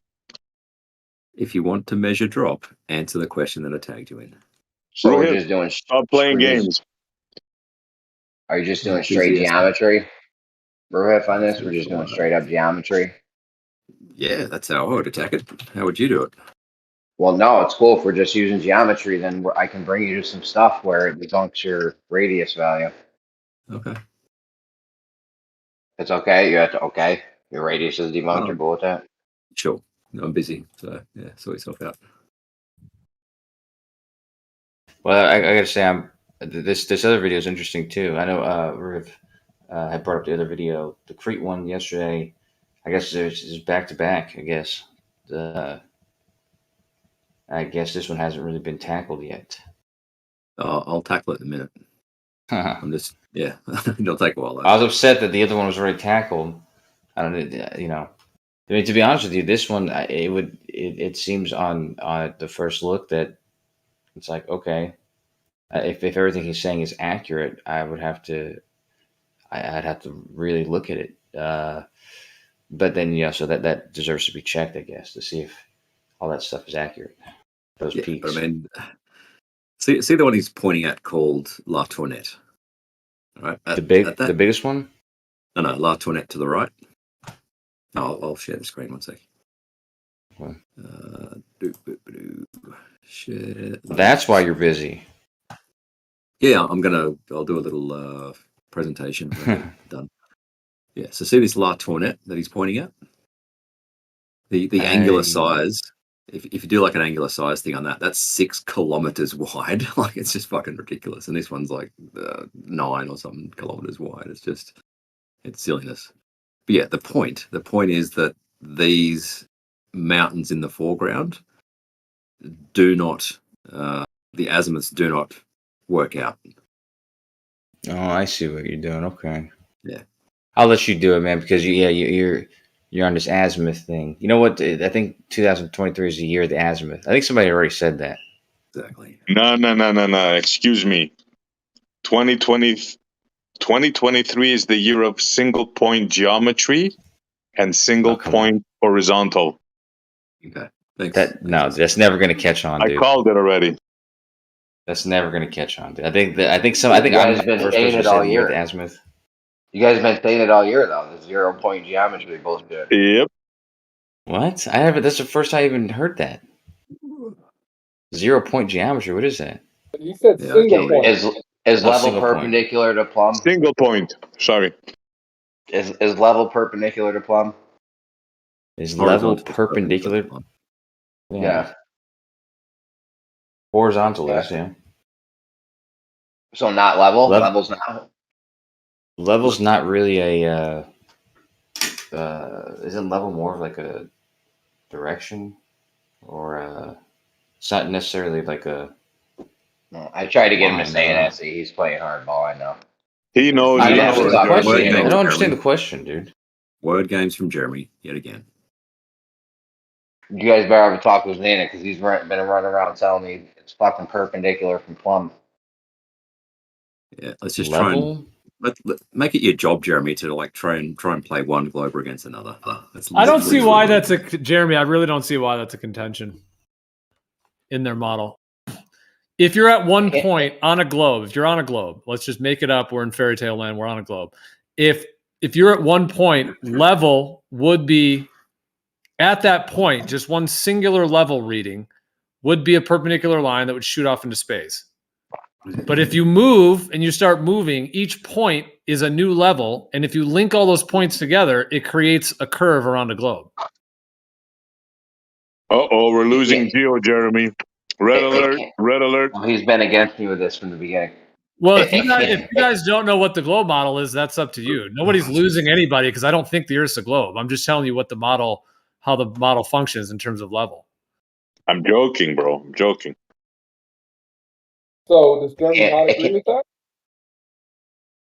No, I don't think it can be perpendicular. I don't think if you can have level curving and it be perpendicular from plumb. Well, I don't fully agree with what Gio said just on the one phrasing about the level being perpendicular, because I do agree with everything else you said though, Gio. That like as you move, there's a new level, or the level is it's curving basically, but that a single point level it doesn't. It's not really. I don't know if a description. I don't know what that would be describing at a single point. Like level at a single point doesn't really. It doesn't really make sense to me. Can we have a straight line from point A to point B? Sure, yeah. There is definitely a straight line from point A to point B. Because Geo, horizontal is perpendicular from plumb, right? That's how you Exactly, get a yeah. horizontal. Yeah, level is curving. It can't curve and be straight. No, it can though. If you're on a globe and you were going to take like a 3-foot spirit level, just like a basic level, and you were on a globe, you would have to put that perpendicular to the plumb line, and then that would be level at that point. Your little water and your water bubble level would match up, and that would be level at that point.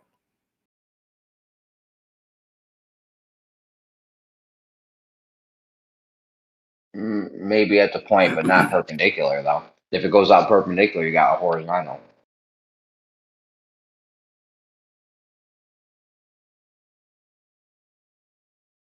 Ruhif got it before me. I probably would have said it.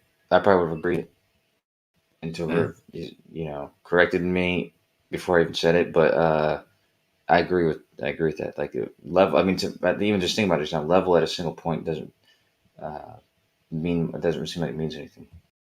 Well, here's one of the definitions of level: the horizontal line or plane in which anything is situated with regard to its elevation. Here's another one: an imaginary line or surface everywhere at right angles to the plumb line. These are definitions of the word level. So it's precisely what I'm saying. The last one. That last one. An imaginary line or surface everywhere at right angles to the plumb line. That's what I'm saying. That I agree with that. I agree with that. I say that is level, but I'm a flat earther. If what you said before was along the lines of that, then maybe I just misunderstood you. But I was understanding you'd be talking about a single point. That's why I've said, like, for me, like describing level at a single point, it doesn't mean much. But yeah, describing a line, or whatever else you said, the line or plane, yeah, that makes sense. Let me show you how this doesn't make sense, Gio. Kosho, a spirit level, 6 foot long. Yeah. It's level at the center. Sorry? It's level at the center, not level and at the only edges. at the center, right? Yeah. You hear that, Gio? No, I didn't hear it. Say it again. He said that a spirit level, if you hang plumb bobs along it, it's only level at the center. Pretty sure Gio will agree with that. Yeah, I think you just caught me. You can't get perpendicular though from the plumb line. It's only perpendicular at the center, according to. Well, I didn't say only perpendicular to center. I said it's level. If you took that same spirit level, are all points along it perpendicular the whole way? If you took that same spirit level, like you took a second spirit level and put the center of it at the edge of the first one, it wouldn't be level if it was precise enough. You hear that, Gio? Yeah. Well, this is on a conceptual globe. So they can't have perpendicular. Globe. And assuming these are parallel, by the way, these spirit levels are parallel. I need to make that caveat as well. So Gio, read that definition. Oh, go ahead, I say. No, go on. Read that definition again, Gio, that first one. If you got it up, so. The horizontal line or plane in which anything is situated with regard to its elevation. That was one of them. The other one. Definition for level. You agree with that? It's one of the definitions on dictionary.com, which is, yeah. I'd have to see which dictionary they pulled this from, but. But yeah. Are cool? So you agree with that? I agree that said definition. I like the definition you get when you search it in Google, the one that just pops up. Let me find it. Hold on. Level's a horizontal line perpendicular from plumb. That's what you're cool with that. Well, what it says is that one is the horizontal line or plane in which anything is situated with regard to its elevation. So that's sort of saying, like, if you were on a globe and you were in a particular elevation, let's say you're 100 feet above sea level, any horizontal line that fits the definition of level in this definition. This is the one that like it says a horizontal plane or line with respect to the distance above or below a given point. That satisfies how I think of level, yeah. And the other one I read is an imaginary line or surface everywhere at right angles to the plumb line. So that's why I was saying, if you're on a globe and you have like a spirit level, let's say you have 100-foot spirit level, a big one, then technically it's only level at the center where the plumb line is. The rest of it's shooting off into space. But technically on a globe, that whole 100-foot thing would be level at the center, at the point.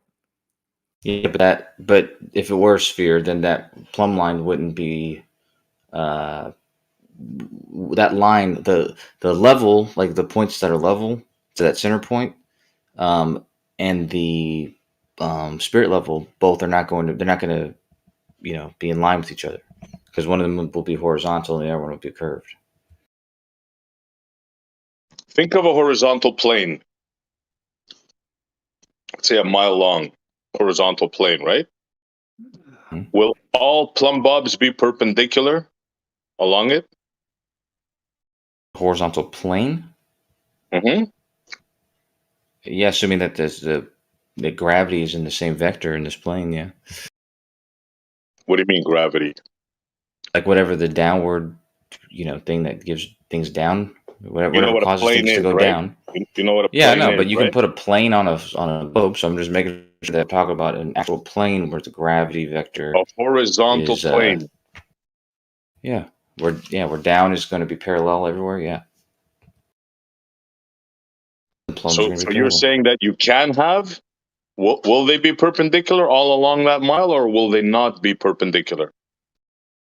They will be, assuming that this is a different planet, where, like I said, the downward vector is always, in the same direction. And on what this will the plane. plumb bobs be in relation to each other along that? Parallel. They'll be parallel along the horizontal plane for a mile. Yeah, they're everywhere along the plane. If downwards in the same direction, then all those plumb bobs will be parallel to each other. So then how do you have your drop? What happens to your drop and all that stuff? Fucking pay attention, Odysee. I know, dude. We're talking about an imaginary place that's a plane, the plane you described. We're not talking about on Earth. I'm busy doing other shit, SE, and even I can see when you. Never mind. So did you hear what he agreed? He agreed that we have a horizontal plane and all plumb bobs are parallel to it. Are you sure all your compatriots agree with you on that? Dude, I thought you were giving me a hypothetical. I'm sorry, You perpendicular. just described a hypothetical situation, dude. I thought that I was agreeing. I was going along with your hypothetical. Oh, it's hypothetical. It's not. That's what it sounds, dude. You just said if you have a mile, you said you have a mile plane.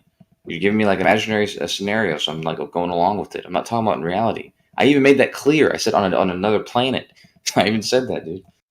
So you can't have a horizontal plane in your reality? No, you can have a horizontal. You could make a horizontal plane on Earth. You absolutely can.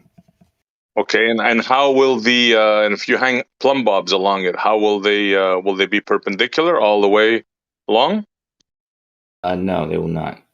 Yeah, you go. Yeah. Okay, so And Kosher, when we will got they a plumb start- line. how when did this plane start curving then? Plane didn't start curving. I see. You made wherever it is, you made this plane. You used a plumb bob. You made it level at some position, some horizontal based on that level. But that plane that you just made that was horizontal is only horizontal from that single point. So every other point is not going to have a perpendicular. It's not going to have a plumb that's parallel with that plumb. So back to single point geometry. Different right? plums. So back to Hold single on. point geometry. Kosho, we We got do a this plumb line. 700 miles thing. So we can't have a horizontal plane in your reality. There's no such I'm thing. going next. I'm next. Go for it, bro. Then They're we'll just get into going this. around in circles. I think I made my point. Ruhif, I Well, didn't hear anything. All right, before you go, Jeremy, I was just gonna say, for the record, from what I was saying before, I don't actually think the concept of level fully works on a globe because it's not what actual level is. So even though I was like asserting what their kind of Yeah, idea no is, doubt. I still think their idea is like an ad hoc idea. It's like trying to fit a square peg into a round hole. Like it's never really going to be level, but it at least works to some degree. I mean, if you have like a video game and you have Mario and Mario's running around on a ball, you know, he could have a level and you could build a building and you could walk around it and you could have equal elevation from the center. So it all works just in a general sense like that. Yeah. So Kosho, we got a plumb line. I go perpendicular from the plumb line. Did I go horizontal? You went horizontal at that point, yeah. No, why is it at that point? Why is the Because horizontal the horizontal is only horizontal at that point. It's not Okay, I go- horizontal from some My other bad. Yeah, my bad. I got a plumb line. I go perpendicular from it. Is that perpendicular line going to be a straight line? Yep. Yes, it's going to be a straight line. If I go perpendicular from horizontal, that is a straight line, right? Doesn't curve Or anywhere. perpendicular from vertical, you mean? Yes. From plumb, yeah. Perpendicular from a Yeah, vertical, yes. you said perpendicular from horizontal. Okay. I go perpendicular from a plumb line. That's a straight line, right? It doesn't curve at all? Yes. That's a Okay, straight so line. that can't be level then, right? Because your level curves, right? No, you can use a level to establish where that line's oriented. That's what usually spirit levels can be used for. But it's not. You're not establishing. You're not that horizontal you're establishing is not level. Forget It's horizontal. Forget horizontal. It's a straight line. We went perpendicular from plumb. Now we got a straight line. That straight line can't be level because your level curves, right? Right. That's what I'm saying. It's not level. That straight line isn't level. I know. It's not perpendicular from plumb is not level, right?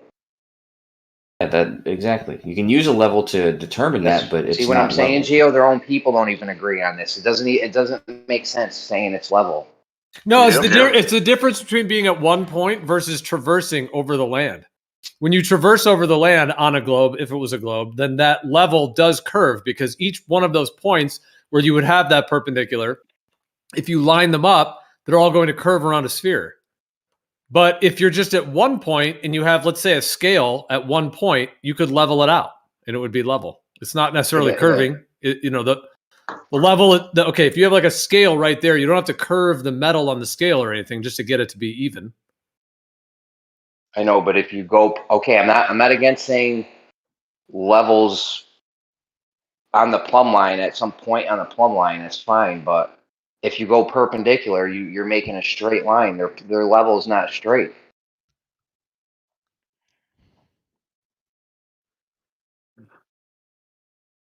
Yeah, remember their level is a curve. That's why I was trying to tell you guys the other day. It's a hodgepodge. It's a mess. It's like a mind maze. Yeah. It's only a curve when you move though. From one Yes, if you go, Gio, if you go perpendicular, if you move off the plumb line and go perpendicular from it, then yes. This is the problem is you guys are saying it in two different ways, and I think that's why it's confusing. Because like I said, you can use a level to determine what's perpendicular to a vertical at a single point.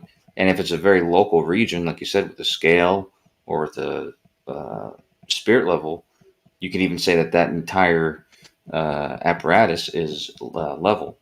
You wouldn't necessarily be purely correct, but it works for all purposes because it's very local. Right?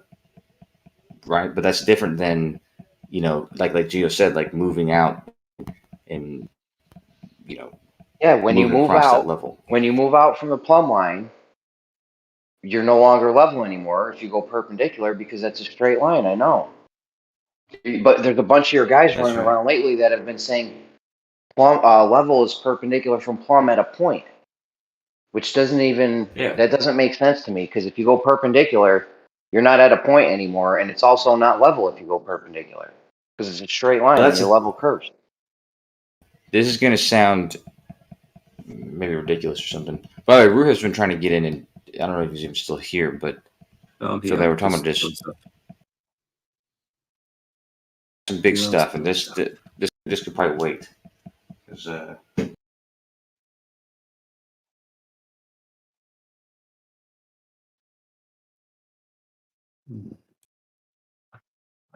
if he's not ready yet, maybe he might be. Not ready yet. Not ready yet. Okay, let's just say if he's not ready yet, you can think of a water level. Water level is another good example. And I'm going to say it like this because we'll think about the scale, we'll think about the water level, and we'll think about the spirit level. Okay, all three of these things, the two smaller ones like the spirit level and the scale. Who's masturbating? Oh, I'm shaking my chair. My bad. No. My bad. That's anyways. Say what? That's what Ruhif went to just because he heard that. Well, I was wondering what it was saying. I didn't realize anyone could hear that. But regardless, He's nervous. He's nervous. He's shaking. Well, no, I'm just trying to get this out because I'm supposed to be working, and also Ruth's about to get in, so I'm trying to say as quick as possible. Keep going. I'll be a little while. Okay. Well, the scale, like I said, is very local, so you can treat that whole local system as being level, just for practical purposes. It's the same thing as with the water level, which could be 100 meters, two ends of the water level. The two ends of the water level are level between the two ends, but if you were trying to use those water level, the two like a straight line between them, it would only be horizontal. You'd only be able to make a horizontal that would be along that line at the center, right? Same thing with the spirit level. The spirit level could be 3 feet long, but it's, even though you're using it as being level, the truth is the horizontal you're using to create that level is only horizontal at the center. What are you talking about? Have you ever made a level table? The table that you made level, was the water slanting? Was glasses falling off your table? What are you talking about, Kosho? No. Why would it? You could only have level at one point. Seriously? Are you trying to tell people that? So first of all, if you didn't listen to what I just said, the whole point of what I said was that a spirit level or a scale or a table, things at this scale, even though they're only horizontal at the center, and if you make them perfectly straight horizontal from that point, the amount that they're not level is going to be unmeasurable.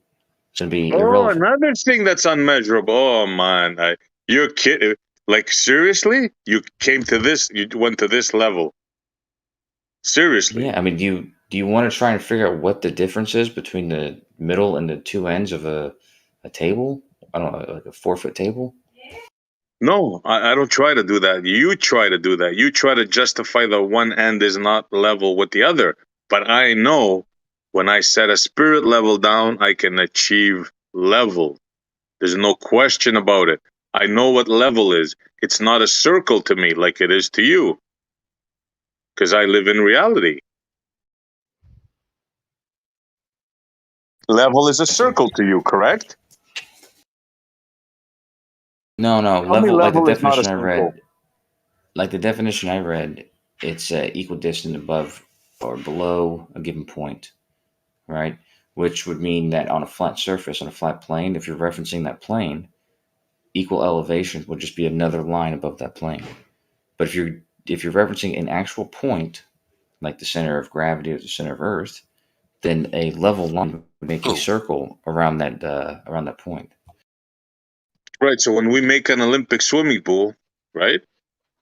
It's obviously tilting to one side, right? Because we don't know how to make level. It's like tilting. People are listening, right? You're telling people that level is a circle. You're telling people you're trying to convince people somehow in this model of yours that level, the level that we buy on Home Depot, right, is a circle.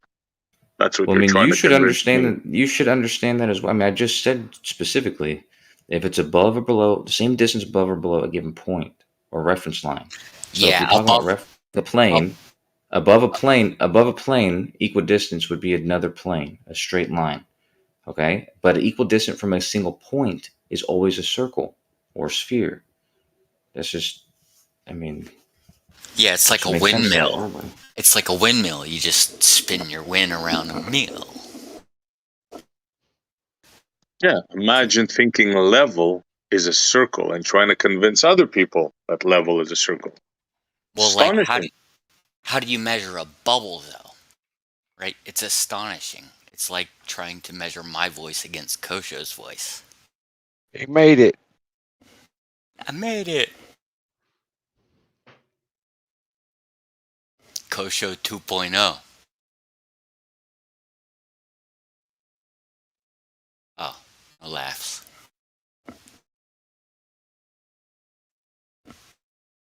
So I'm getting ready to have dinner. Macaroni and cheese.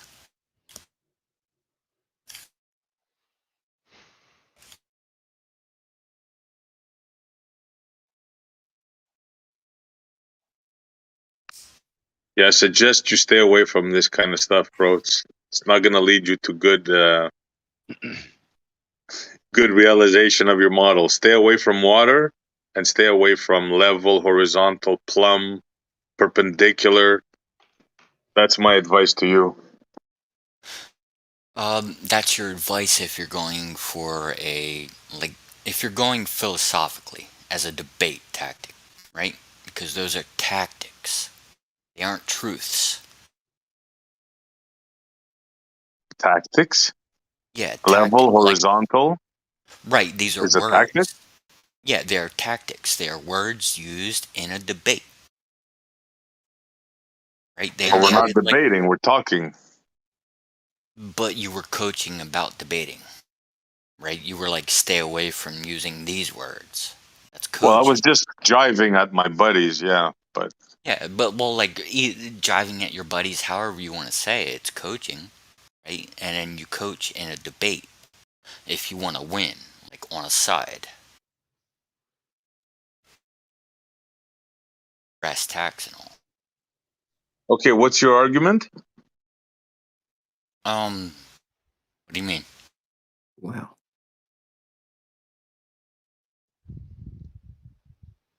Or what is your opinion on the subject that we're talking about? I don't know.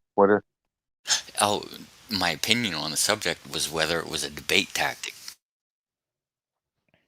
That I was using a debate tactic. Okay. Yeah, well, it was just coaching. I just joined. Hello, Montreal. Yo. Maple leaves, they come in pairs, right? These seeds. So how are they helicopters if they come in pairs? You heard our discussion earlier. Right? Those things are freaked out. What do you mean they come in pairs? Well, they're joined, right? Yeah, but they break. No? Right. When they fall down, don't they break? That doesn't disassociate them from being paired. Okay. Right. So now if you want to take these words, paired, they are both paired when they're single, and then they are paired as they are separated. The word has two meanings. Okay. Right. So What the fuck? But the helicopter part, aren't you fascinated with the way they fall? After they're split. Yeah, after they're split. After the two become one. Yeah, No, when when the two become two. No, when the one becomes two. My bad. Yes.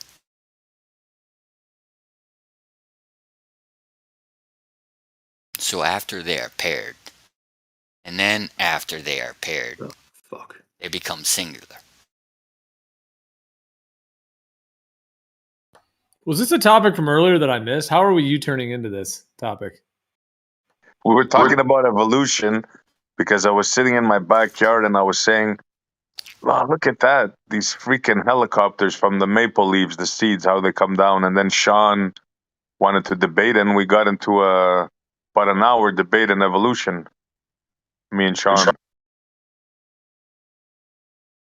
I gotcha. I think I might have heard parts of that. So this guy was apparently listening, and now he's connecting it back to that. Yeah, he wants to let us know. And frankly, I didn't know that. Thanks for saying it. He says those seeds that turn into helicopters are connected. They're one piece. He's saying. Yeah, and I'm also making conversation, which is what I do, Gio. You know this. They were paired before they were paired. You get it?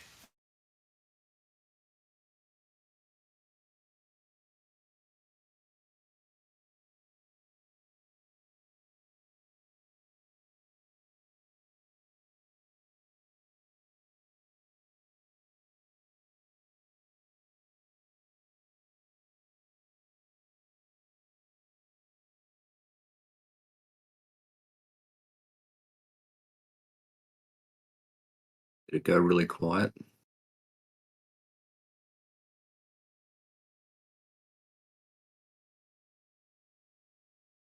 Yeah, what were we talking about before the helicopter thing?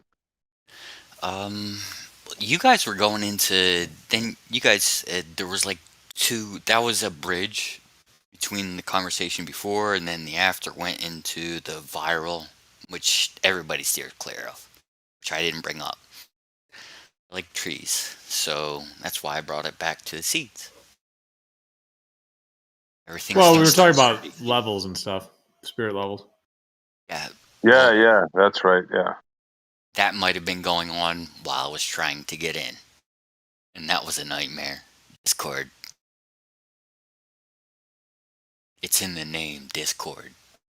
Oh yeah, you accused me of what did you say that I was using tactics when I that's what happened. Now I'm remembering. Well, I think what he just meant is you were telling Coach to stay away from those things, meaning if he's going to debate him, you know, you were joking with him like stay away from it because those are not going to help his case, you know. And Yeah. So I think this guy was just saying that it was like from his perspective, it sounded like you were like coaching him how to debate or something. Yeah, I was just playing around with Coach. I was just joking around.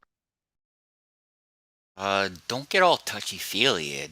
Like, this place is one of the few places where people actually get to speak without being influenced by so many microcosms. And I said this like 2 days ago. Yeah, no worries, bro. I didn't take any bad things from it. No worries. Yeah, well, like, I wouldn't be here if I wasn't interested. I'm not at 24/7. I'm not over at Gems. I'm here. Fantastic. So speak. Good to have you, bro. Good to have you. Right? You know, whether any speaker comes from a background of limited experience, knowledge, vocabulary, their thoughts still wander, whether they can express them clearly or not.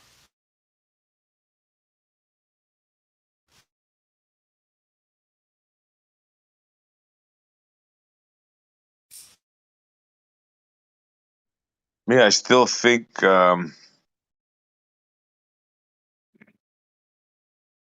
where is he? He's gone, Ruhif. I'm here. No, he's still here. Oh, you're here. I think you're avoiding my question. What was your question? Or did you answer my no, I think you didn't answer. From one mountain to the other mountain. Yeah. You said you measured, right? Yeah. And I did I ask you, is there drop from one mountain to the other mountain? Yes, there is. And did I ask you if that's elevation change? Elevation change is not the same thing as drop. Drop from horizontal. So we know it's the not an elevation elevation change. Not interested in word games, Bessie. You can either make a prediction or not. I do construction. I can put this clearly. In construction, right? You have elevation. This is your base plane. This is site work. It's your pad, right? Wherever they pour the concrete, that's your pad. right? That's your elevation. The ceiling guy runs his elevation from the pad. Everybody runs their elevation from the pad or from the site work, right? We're not talking about, the underpiping, whatever's under the pad, but if you're talking about we work with elevations, and that's how it works. Once you prepare a site, which means everything goes by this. It's the boss. The elevation is the boss. Whether it's up here or up there, wherever, it's just something that everybody agrees upon, right? And then you build upon that. It's your elevation. That's the boss.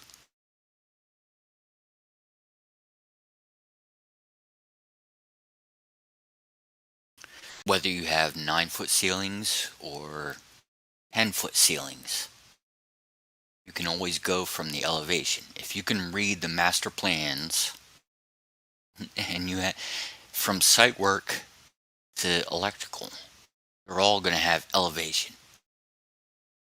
And that's the elevation of the site. It's local. And that's one of the things that you guys seem to not grasp is locality. Can I ask you a question? Yes. When you move away from that line, do you move away at a right angle to What make do you sure mean? that you're plumb to that the vertical? Oh, so within the site, the elevation does not change. So the elevation is the same 360 degrees. So you can have 180 degrees off. The elevation will not change. It's the angle that changes. To move away square from that vertical, you need a right angle, correct? No, the vertical is always vertical. So if you got a center To pole, move away from the vertical, sir. to move away from the vertical, you So need to like if you're change. laying the floor, like if you're squaring out the floor, you gotta move away at both way or all 360. You gotta go at a right angle to be level with the vertical point. No. You're right in thinking that it's 360 degrees. It's 360 degrees from this center pole. This center pole is the boss. Okay? Let me explain it to you this way. The center pole is the boss. It has 1 through 10 from the bottom to the top. That's your elevation. 360 degrees doesn't matter. Now, if you want to split those 360 degrees up, then you get your right angles. Then you get 490s. 4 times 9, 36. 360 degrees. That's a circle. Now, if you want to go up and down, that's elevation. It's as simple as that. When you're building things. So like when people bring up building as like part of their argument, it's like, nah, man, we go through there and level everything. You don't just like, build off of, chance. It's called site work. You go in, you level everything. Everybody works off of one level, elevation. Even in the concrete on the airplanes, the airways, because Turnup does that, right? Turnup the Truth, you might have heard of him. He's, been around. He did site work, pad work. Same thing. That's elevation. You work off a string line to get your true line. But the elevation doesn't change. It's just you match it, right? That's you. That's a you thing. You match the elevation. The elevation doesn't subscribe to you or your fucking opinion. You work with it. Or you don't work at all. It's a fact. You work with it or you don't work at all.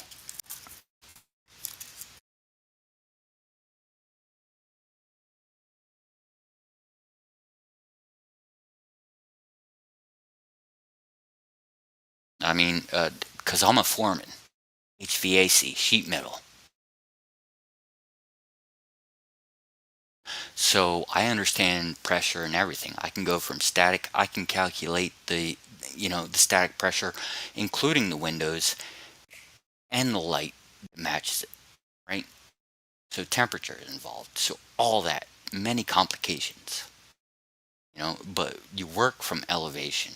Like that's like, bottom plate. That's your plate. That's the boss. And when you go and you build something, you don't leave the boss up to chance. You flatten it all.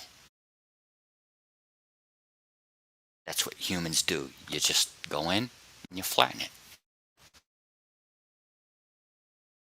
So to compare that with oh, well, this is what I see, it doesn't matter because this is what we build. And you don't build without having corroboration. Otherwise, everybody's lost.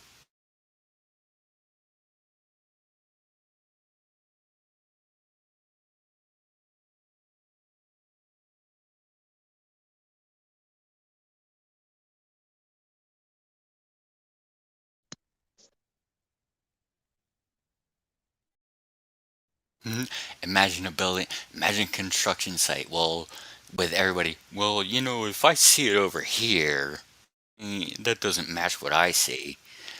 Because I hear that all the time. Well, I can't see it from my house. Well, that's not what the instructions say. Build it as it says. I don't care what you can see from your house. Build it as it says. What did you say? You were a welder? Constructor? What did you say you were? Yeah, I can do welding, HVAC. What I am is a sheet metal mechanic. Sheet metal. Oh, gotcha. Okay. Yeah. Well, if you want to use vernacular, I'm a tin knocker, which means I deal with pressure. A respectable HVAC. job, yeah. Yeah. Your air conditioning, it deals with pressure. You got your liquid line, your suction line, you got your evaporators and coils. And those things don't work around your opinion.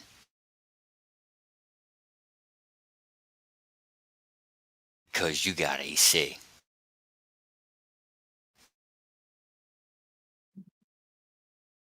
I'm kind of. So do you believe What is your level is opinion? a... Go ahead. Actually. No, go on, bro. Go on. No, I would just. I'm confused on what your opinion is. Are you saying this level is not a curve, or it is? Who are you asking that question? The 10 Me. knocker. Me guy. All right, so let's since me and you are having a conversation, you are balanced?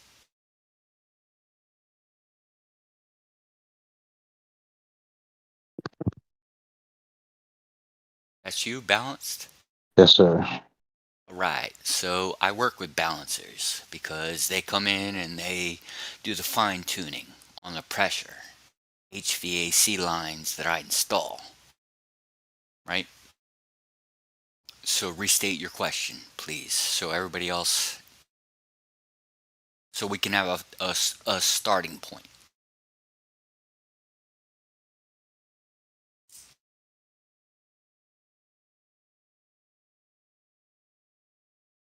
Just restate what you asked.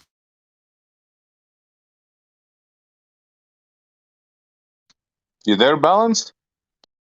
Right. Yeah, can you hear me? Yeah, well, I can kind of answer it. Like, you have a balancing between, let's say you have points on a dot, right?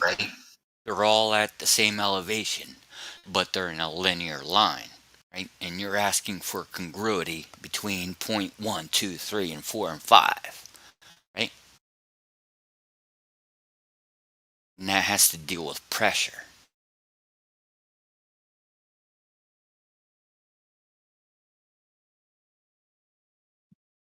Because you can have unequalized pressure between 1, 2, 3, 4, and 5 after we level this whole plane.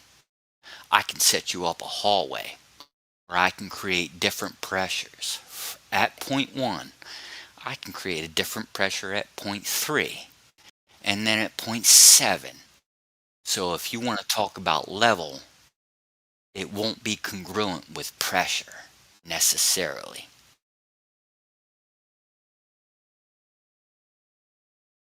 Yeah, I don't even know where to go because you're kind of all over the place. So Right. I Well, don't, I don't know. I see if you wanna engage, you can, but right. I don't. That's why. No, see if you can keep on point with him, bro. Like, you're all over the place. He asked you a question, like, and you gave him like points and welding and this and that. No, Like, Montreal.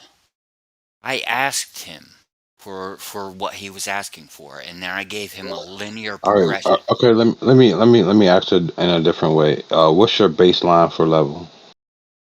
My baseline for level, as a construction worker.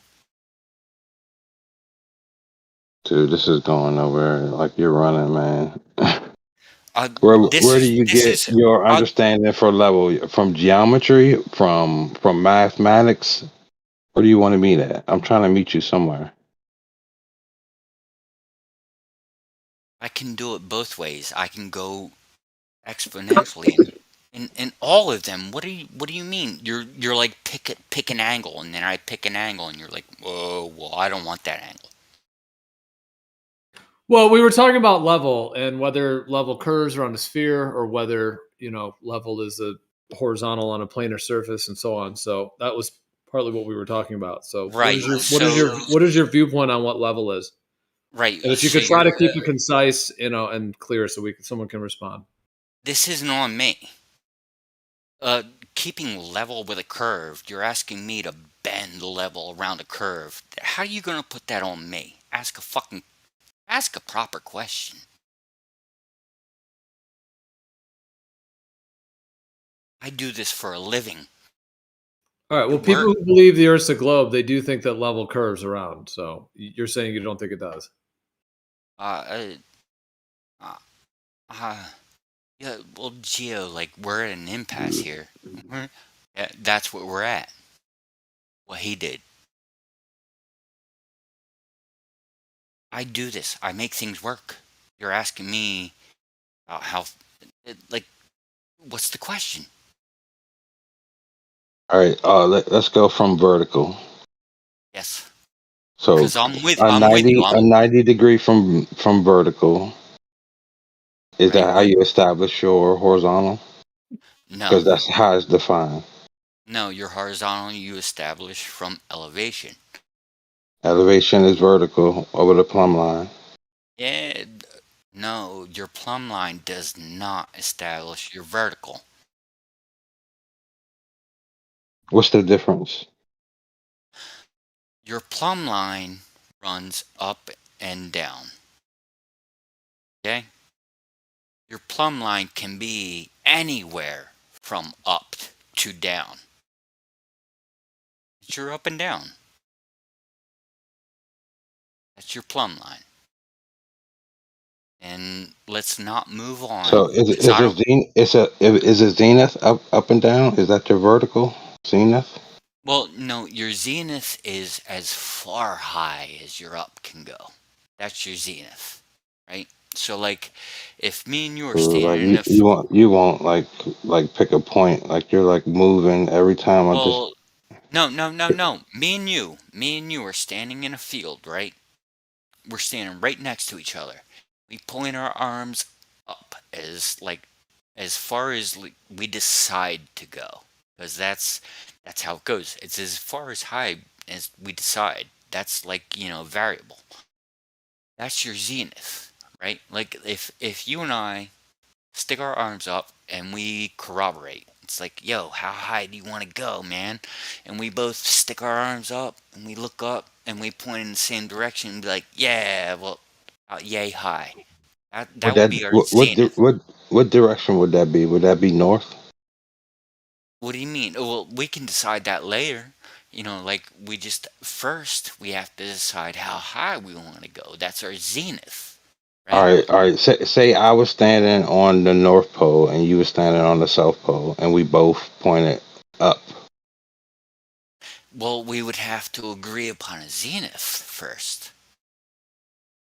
Dude, I'm done.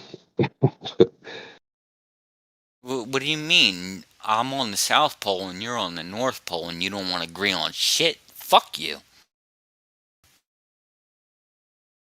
All right, I think we just need a new topic, perhaps. Something. Turn a new page here. Did he leave? Did he get triggered and leave? He's still here. I mean, like, he's trying to determine a point and he's like, nah, I ain't having it. And I'm like, well, yo, just point, like, we point up. That's your zenith.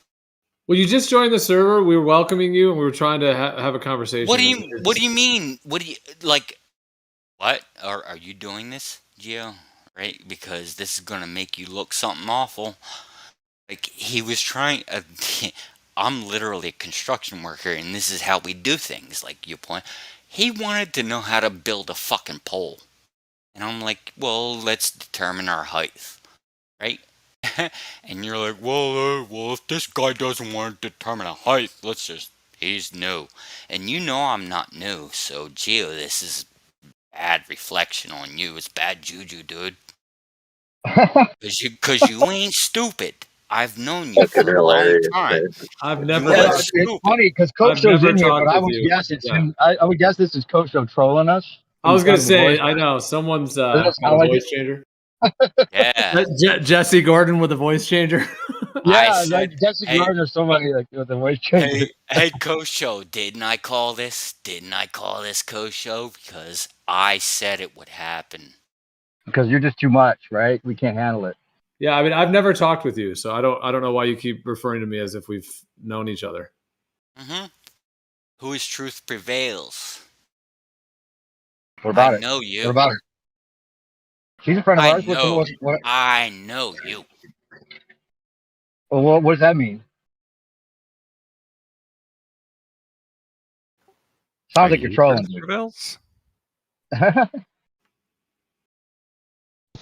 She's here. I think you're just trolling, man. You're trolling, ain't you? No, you're trolling. No, because I'm just saying vertical. And he's like, and he's jumping on my case. So there's no case for it.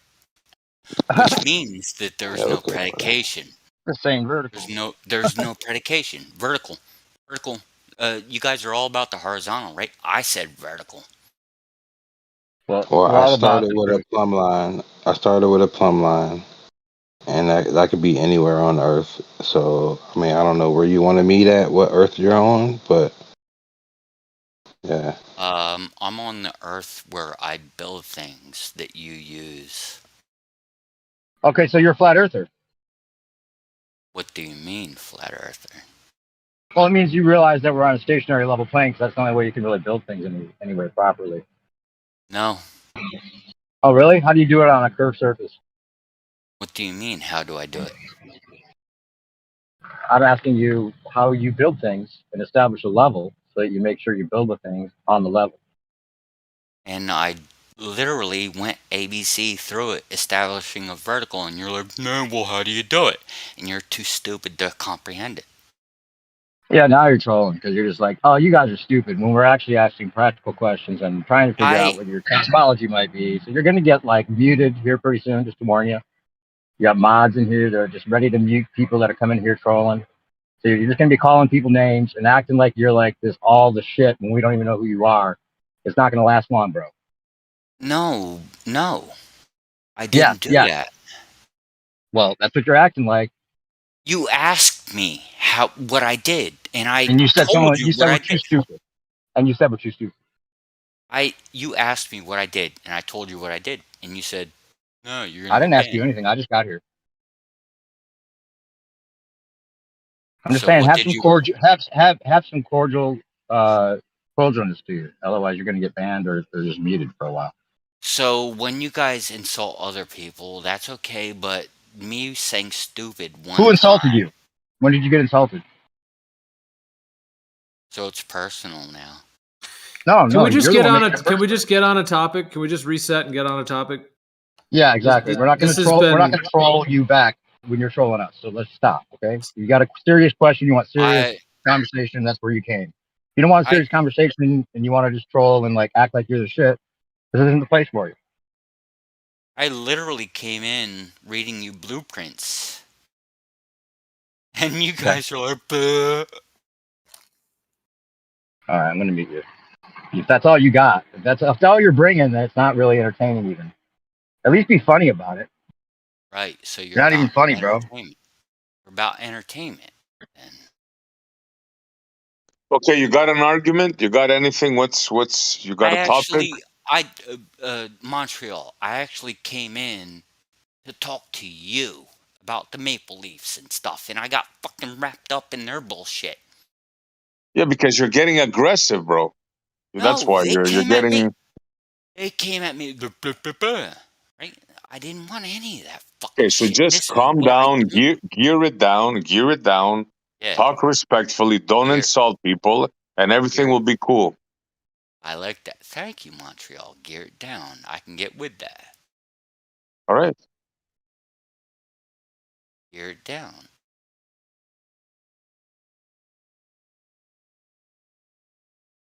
So the helicopters. Did you want to say anything else about the helicopter seeds? Did you want to make like a thing on? Because we were talking about evolution. Is that what was on your mind? Well, What yeah. made you come in? Well, I can speak on many topics because construction is not, that's just my profession. Okay? That's not my hobby. Well, we got a lot of guys here that are into we got Buster. Buster's really big time in that.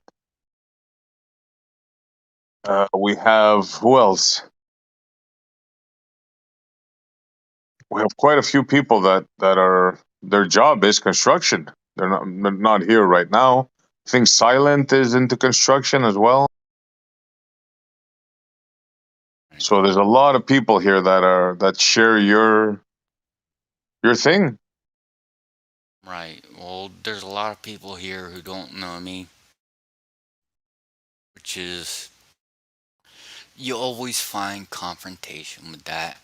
And they always look for confrontation, especially within this subgroup. Do you understand what I'm saying, Montreal? Like within this subgroup, you guys are always, oh, on edge. All right. You Can we know, please get a conversation going? Yeah. What do you like? Do you have a topic? You want to talk something in particular, or? I like interesting things. I like, what you guys were going into before you got into the vaxing stuff, and I like trees. That's my hobby. I like conversation. I like jokes. Okay, If you you're want to into go, construction, right? Okay. well, that's what I Do you know? do. Do you know what a So water level is? Of course, obviously, right? Legos are Legos. If you want to get into No, construction, water level. Water level. yeah, a spirit level, but that's just a bubble. If you want to go chasing bubbles, I'm not interested because it's not What accurate. is going on Okay, right now? dude, this is not gonna work out. So maybe you should go on mute, and when you decide, like, if you got a topic or if you want to talk serious, then I maybe give it work another go. It's I not gonna work work out with like this. okay, so because I work with what you use, I'm an HVAC sheet metal contractor. I use the shit you fucking depend on, and you're like, nah, it don't work. So All right. If you could just Now, maybe. let me ask you again. Do you know what a water level is?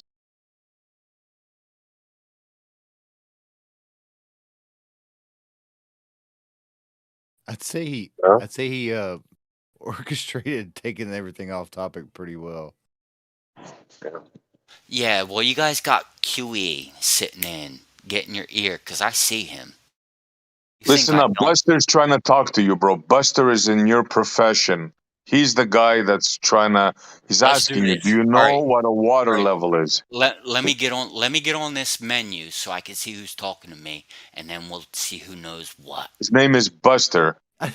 No, I was just trying to point out like you guys were having like a decent conversation, and it always seems to happen. I don't know why I got jumped on, because I'm just talking about pressure. Because pressure You is the just same cut thing. off Buster. He said 2 words. You just cut him off, bro. Let him speak. I didn't realize I cut him off. You didn't realize in the middle of my sentence you cut me off? Your mic does go in and out. It's a very good mic, and it has good suppression. So yes. I was just saying they were having a decent conversation, and when you came in, it got totally derailed. So it just seems odd. The conversation that I was involved with only involved questions with me. Don't even know what that doesn't seem coherent, but I mean, That whatever. means that I wouldn't answer. I wouldn't be part of the conversation if they didn't include me. But you Okay, let's see if we can start something up here now. One last time, right? Buster is in your field. Now, let me ask you a question, and maybe you can we can follow through. Do you know what a horizontal plane is? Do you know what a water level is? Let's start off with that. Do you know what a water level is? The tool, a water level. No. What is a water level? A water level is a tool that establishes a horizontal plane. You ever seen a tube? A tube filled with water? How does it establish a horizontal plane? Bro, you're into construction and you never heard of a water level? How does it establish a horizontal plane? It equalizes. It gives you a zero pressure state, like the water equalizes within the tube. Okay, so we're dealing with pressure. Yeah, well, actually, it's just a zero pressure because there's it Zero pressure? equalizes. Not 14.7. I'm just saying the water equalizes.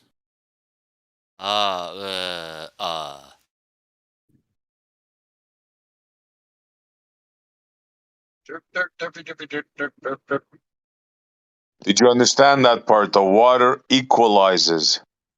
Like, that's like saying bubblegum chews. Well, you asked how a water level works, dude. Did you not? And no? No. Is it my turn to say something stupid? Yeah, time's up, man. Time's up. You're up, Buster. I'm waiting for instructions to build something, and you motherfuckers ain't got no idea what's All going right, on. Crossbones, maybe if you could just mute yourself for a bit. We're going to get another conversation going. You're free to jump in at some point, but this is non-productive right now, what's happening. I agree with you, and I appreciate that, and I think that you're smart enough. All levels, thank you. Okay, thanks.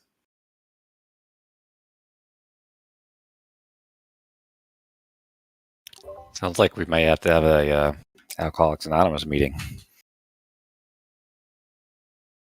Hey, we don't say we didn't try, right? So, how about those? How about those Mets? That's even worse, Gio. I'm just adding to it because now I'm in a mood of just coming up with weird sophist responses that link to nowhere. I'm looking outside at the moment and I see a cloud. It looks like a duck. The ceiling is purple.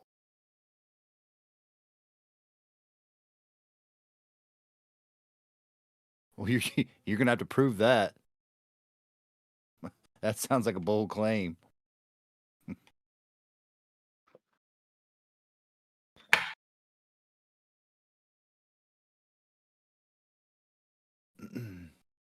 Yeah, but it'd be quicker for me to wait 5 minutes for this cloud to change from a duck to something else, but not his ceiling to change from purple to a different colour. For real, we need to get some topic going. Anyone, floor's open. Any topic that is Are the cohesive. clouds perpendicular to the ground? I'm just kidding. How do you level clouds?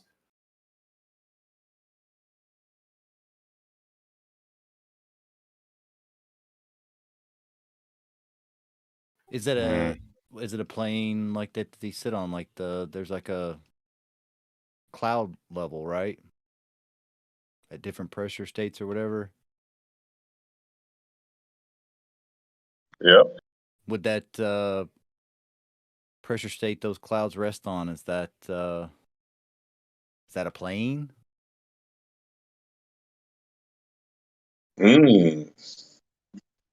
It appears that they're all in layers, if you look at it. Yeah, the cloud layers. Yeah. Yep. I wonder how far do you think that plane extends?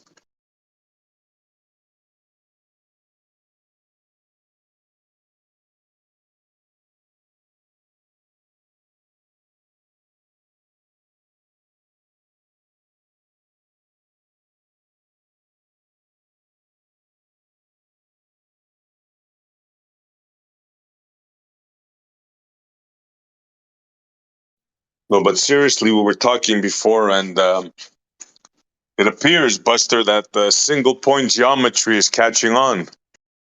Single point, yeah. Is that? I thought the single point was where the geometry starts, not like where you define where vertical or horizontal is. Yeah, that's what it appears that's what they're saying now. It's a single point. And they can have a plane, and Kosho said plumb bobs are perpendicular all along, but then he said, I was just joking, I meant in another world. In another planet. But like within geometry and like how the logic works within geometry, isn't the point like it's reduced down to where that's like the stop point to be able to define like where the line starts and stops? How do you reference something that's like you'd use as a tool as a point? Seems counterintuitive, I think. I don't know.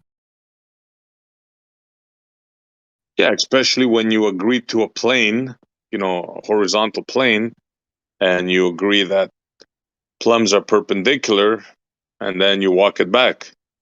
And you can envision that they're not perpendicular all along the plane. It just seems strange, I don't know. That's the stuff that kind of baffles me. The things that people use practically all the time that just doesn't really work in their paradigm. I don't know. That's an interesting statement.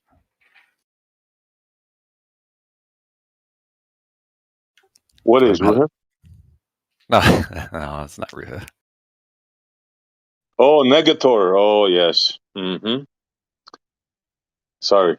You guys sound so alike. Completely different accents, see. I know. I don't know why the initial fools me. I don't know. It's just the tone. Similar tone.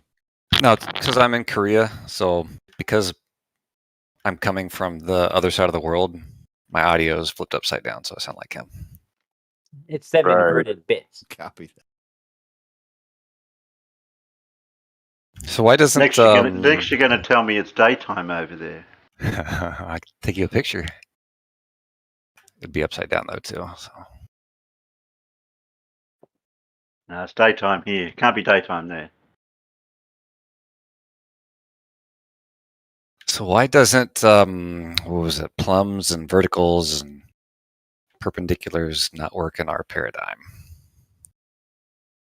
Like just from what I've used tools and seen the tools used, like from a geometric principle, like or standpoint, when you talk about it, it always gets reduced down to you can only have. Now, I'm not saying you, I'm saying the conversations I've heard in the past or had before. Horizontal gets reduced down to a point, or vertical gets reduced down to a point.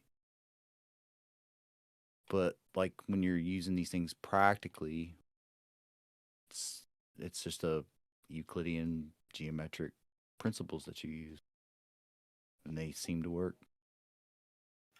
I'm very confused. Okay, so we were listening earlier today that Blue Marble Science had reduced horizontal down to a point. I think it was like not too long ago. Ruhif was reducing vertical down to a point. Like okay, let me put it this way: to the like you have a plumb line. Would you say if you hung a plumb bob, would you say that string is vertical? I would say that, yeah. The whole string all the way? Sure. Okay, I mean, great. Like, well, okay, so what SE was asking earlier about the water level, like from one end to the other, that line that's the straight line from A to B, from end to end, would you say that's a straight line initially? Well, if you drew it straight, yeah. Okay, so that line that it connects, from A to B, that water level, would you say it's horizontal? Well, horizontal to at each point. So just the point at the ends?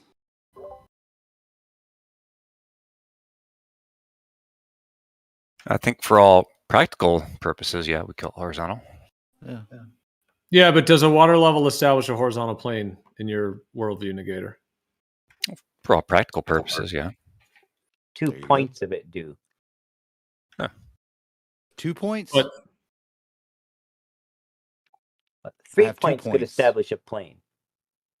But if you're looking at it at more than those 3 points, then it would form a curve, not a plane. If you couldn't fit more than those 3 points to a plane.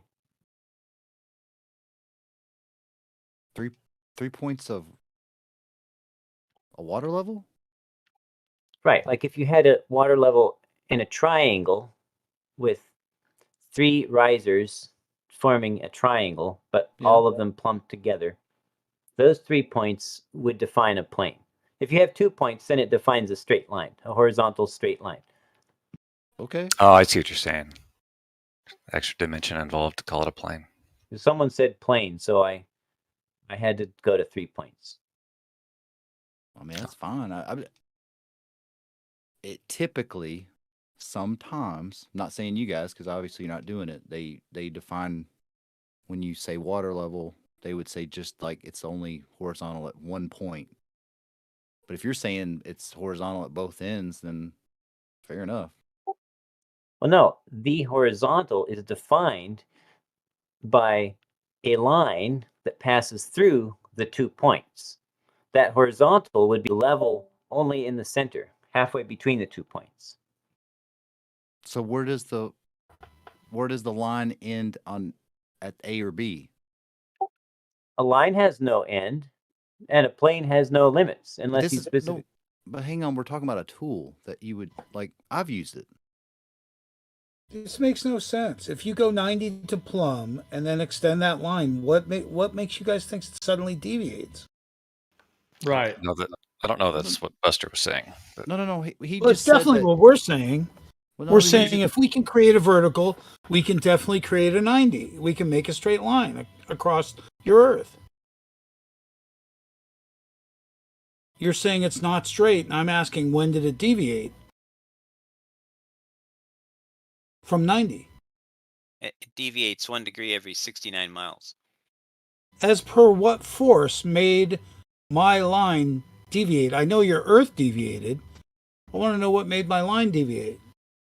Well, nothing makes your line deviate, But you're testing your line against plumb, right? At different locations.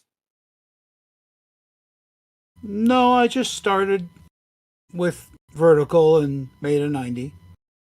Isn't that exactly what Jesse just said? No, he said I was checking it at points along the way. You made it 90 to what again? My starting point. But how did you determine 90 to what? If you make a line that's 90 degrees to plumb to your admitted. All right, so you have an admitted vertical line in any one spot. You don't care how long it is, how high it is, doesn't bother you. So if I make a 90, suddenly you got weird issues with the length of my 90 degree line.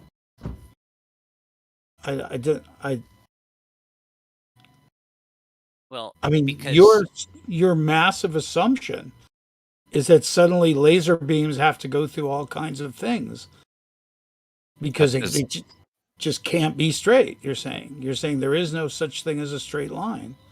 I feel like you sort of hijacked Buster's conversation there, Dan. Well, at least you're listening to me again. Yeah, I will let you enjoy yourself. I might be guilty of hijacking too. I'm sorry. Well, it's people jump in at different times and stuff. Like people are jumping in and out of the VC. It's all good. But I think to link it back a bit, we can carry on all these threads, but because there were a lot of things that were said. But if I was trying to understand what Buster was saying, if you have a water level where you have the 2 points at which, where the water is coming up the tube essentially, and you have those 2 points, if you're on a planar surface, then of course it would. Okay, now I'm not talking for Buster. I was going to try to actually summate what I thought Buster was saying, but now I feel like I'm going off, so I can't say this is exactly what Buster was saying. But it had to do with like if you have a water level with those 2 points over a planar surface, obviously you're going to have those. It's going to be parallel to the plane of the Earth. But if you have a spherical Earth, you can't connect those two with a straight line unless you go through the globe. And now you only have these single point horizontals at those 2 points of the water level. I mean, everybody has their own way of like kind of grasping it, but like using it, like the one that I have has like a reservoir at one end, and the other end has like a measuring tool, and you can actually move that around. But just the tool in principle is that it equalizes, the water. Like you want to make sure you've got it set up in a certain orientation. You don't have to have a line of sight because like the one I have has a reservoir one end, the tube at the other, and I can zero that measuring aspect of it out to where I need it, and then I can see like where I need that same line, so I can keep moving that one end of that water level around to get the same point all along. Like let's say a wall, like I need this point on a wall, but I need it a straight line all the way across it. So I'd set my reservoir up and I'd find that point on that water level. And then as I go along, I just make sure that I keep it on that same marker. And then it would give me that straight line all the way along that wall. So I'm just using the one end. If that makes sense to anybody. But the thing was with Jesse was that he was saying that it was only horizontal, like in the middle. But then that's what I was trying to get at when Dan had his questions. Like I don't get when you say horizontal at the midpoint. Like I don't understand how that works. Right, because that would be like a chord through the sphere, I suppose. But at that point, now you don't even have. No, I mean like using the tool. I don't get why somebody would even say it's only horizontal at the midpoint when the whole purpose of the tool is that you don't need a line of sight. You can use the physics of how that tool works to generate your straight line. Would you like me to attempt to explain? Yeah, go ahead.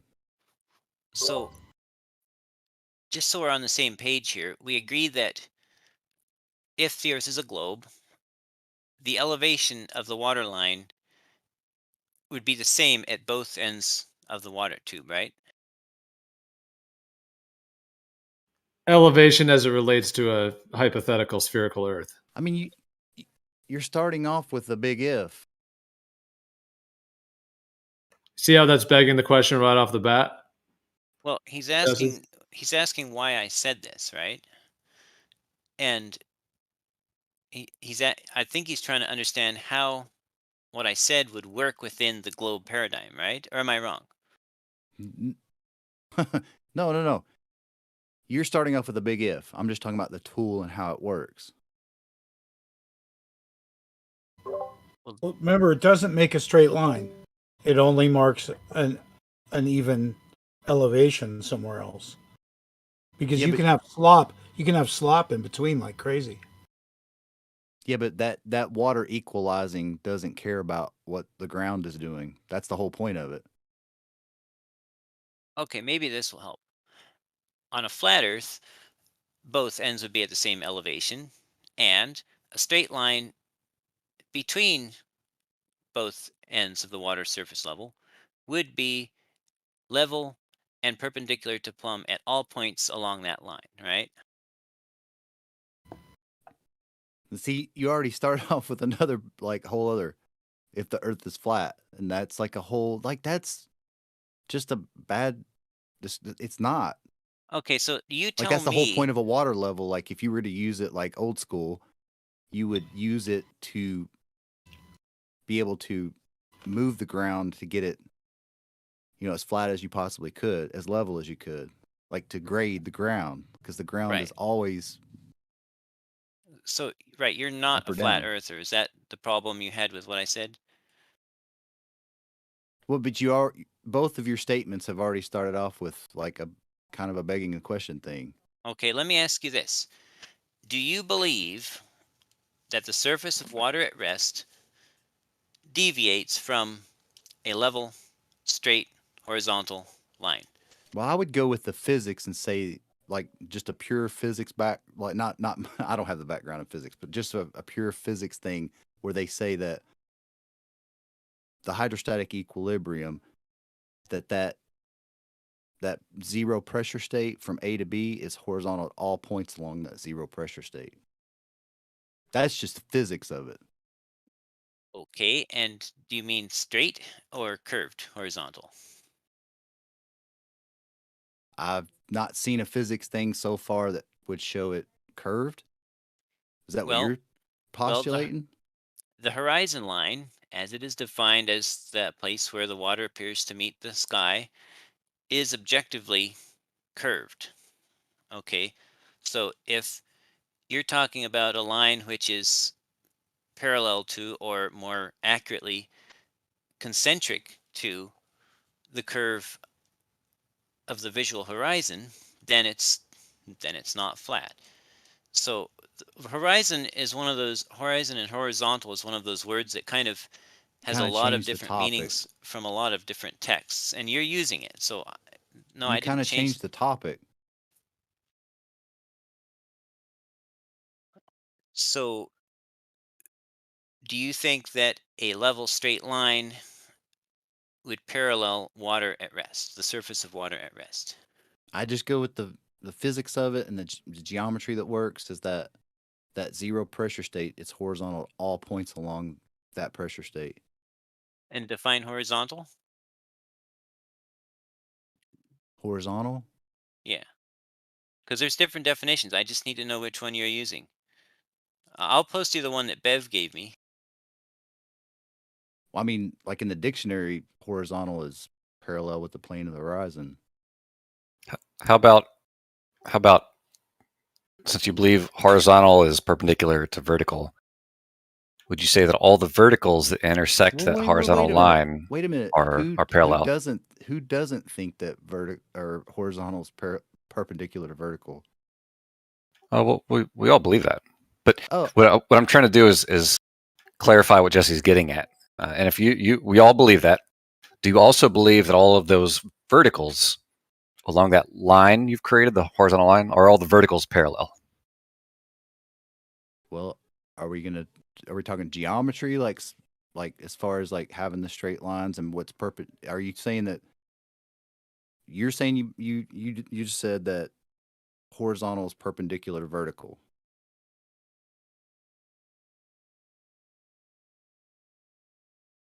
Is You agreed to that, right? All right. I'm not sure. Did you agree to that, to the horizontal being perpendicular to vertical? Yeah, but what's that got to do with you agreeing that all the verticals are parallel or Well, not? we got to build. We kind of got to get we got to get a common ground here. Are we going to agree on the same geometry? See, this is the problem. The words horizontal and vertical have multiple meanings. They are the names of axes in a rectangular coordinate system in which horizontal is always perpendicular to vertical, Right. like a milling machine or a 3D printer or whatever. But You could tip the whole thing up on its corner, but and vertical would not actually be plumb and horizontal would not actually be level, but there's still the vertical and horizontal axes. So we have to wait, what? define what Can you we're say that one talking more about here. time? If you take a 3D printer, it's got an X and a Y axis, right? A vertical and a horizontal axis of movement, right? It can move the head right and left and up and down, right? The print head. Why is this going to a printer thing? I was just trying to see if we were on common ground as far as like the terminology, the geometry we're using. He was asking me if I thought all verticals were parallel. So I was just trying to build up to see what we agree on, what we don't. Is horizontal vertical or perpendicular to vertical? Wouldn't the And he said he geometry of agreed a to that. printer wouldn't the geometry of a printer head be able to come to some kind of common ground?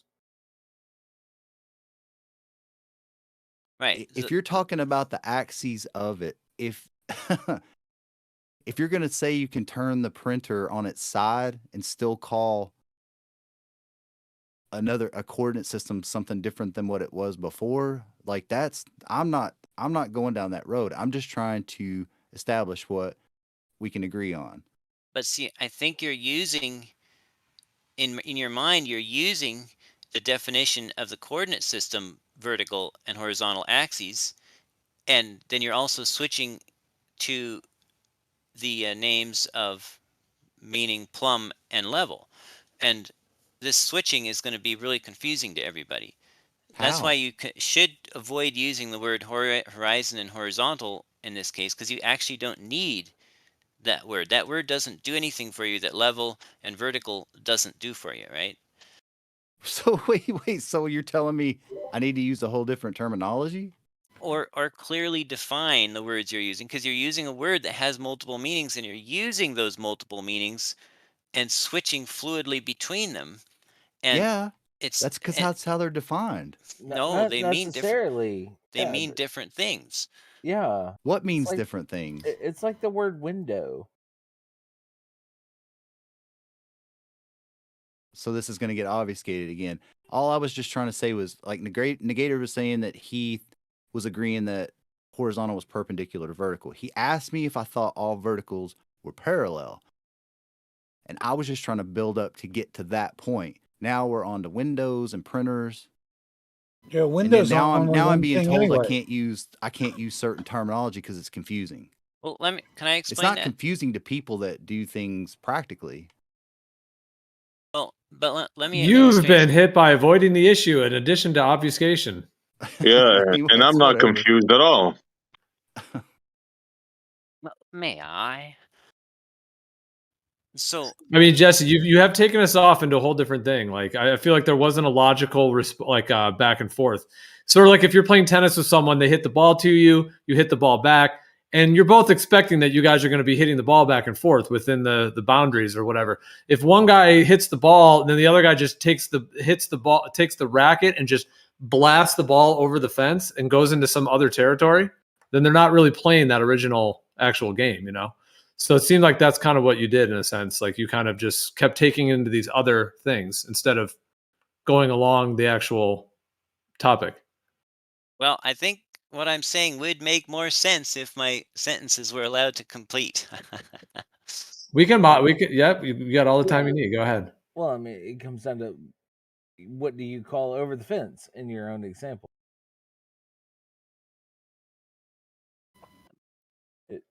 It all comes down to meanings, and I think that's what Jesse's trying to do right here. Let me illustrate the trouble with using the word horizontal without clearly defining it.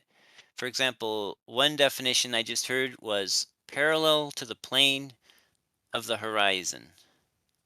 Well, what is the horizon? What is the horizon, Buster? Were you the one that cited that definition? Oh, I've just said that I have seen that as a definition parallel to the plane of the horizon, like true horizon over water. But I think the best thing right now within the topic that we're discussing and how we're discussing it is that it's just perpendicular to vertical. But parallel to the plane of the horizon is a commonly used definition. The problem is the horizon is objectively not flat. So how can it be parallel to a curve? What is objectively? You said that before, and you're saying that as if it's a matter of fact. Yeah, where are you getting that from, It Jesse? is a matter of fact. Because it is a matter of fact. Where are you claiming that the horizon is not horizontal? Well, I'm claiming that it's not straight. I didn't claim that it was not horizontal. I'm claiming that it's not straight. You know you're trying to take it into a whole nother topic. He said it's curved. Don't let him get away with it. No, He I know, said but it's curved. he's trying to pull it into optics, and like Yeah. that's a whole other thing. Well, it is into optics because the definition of the true horizon is the apparent, i.e., optical, place where the water appears to meet the sky, right? It's always straight. It's always straight, no matter what makes it. It's always a straight line. Okay, you define horizontal for us. You have a straight line without having to look out at where the water meets the sky. Yeah, let him define horizontal for us. So Go ahead, bro. So another definition, which is aware of the fact that the visible apparent horizon the true horizon is a curved line, is a technical definition, and this is from the McGraw-Hill Dictionary of Scientific and Technical Terms, 6E, and it says, and this is actually for a plane, but the same thing applies to a horizontal line. This is just covers the horizontal plane as well. Being in a plane perpendicular to the gravitational field, that is, perpendicular to a plumb line at a, that is singular, given point on Earth's surface. So You found a definition with the word gravity in it. Wow, Jesse. It's just down. Like that's why I was asking earlier. That's why I was asking earlier. Gravity. That's why I was asking earlier if you hang a plumb bob, is that line, that string, is it vertical? The whole, and Gator was like, yeah. It's like, is the whole string vertical? Yep. So it's just a down, and then perpendicular to that. Would you agree is horizontal? Gio, before you laugh at me for this definition, it's just a published definition, and it was given to me by Bev. Okay. I'm not laughing at you. I'm laughing at the fact that you read a definition that has the word gravity in it for horizontal in general. What the fuck is wrong with gravity? It was not a laughing at anyone. It was like a explosion of buoyancy for the fact that you found that and that you decided to read that in terms of that part of it. Do you have a better technical definition that I should reference as well? But it did clarify and say that means to say, or that means perpendicular to a plumb line. So all it's saying by perpendicular to the gravitational field is all it's really saying there is perpendicular to a plumb line, and I think we can all agree what a plumb line does, right? Where you find that definition at Globers.com? No.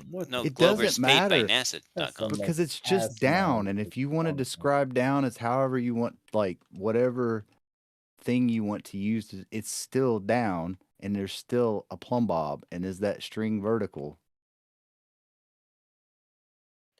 Yeah. I mean, you could like a series of points parallel to down.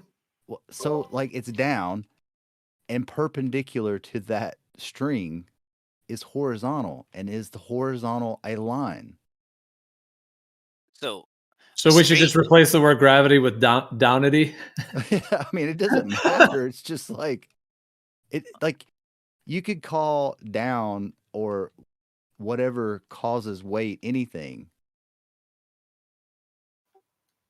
it's down. It's still down. You still can't get around the fact that it's still down. Oh, but is it down? Right, but the reason I kind of erupted with that is because if you add the term gravity and then their theories of gravity and then how they claim that is clinging things to the center of a curving surface, that's why like having that word in there is very loaded. Well, okay, it is.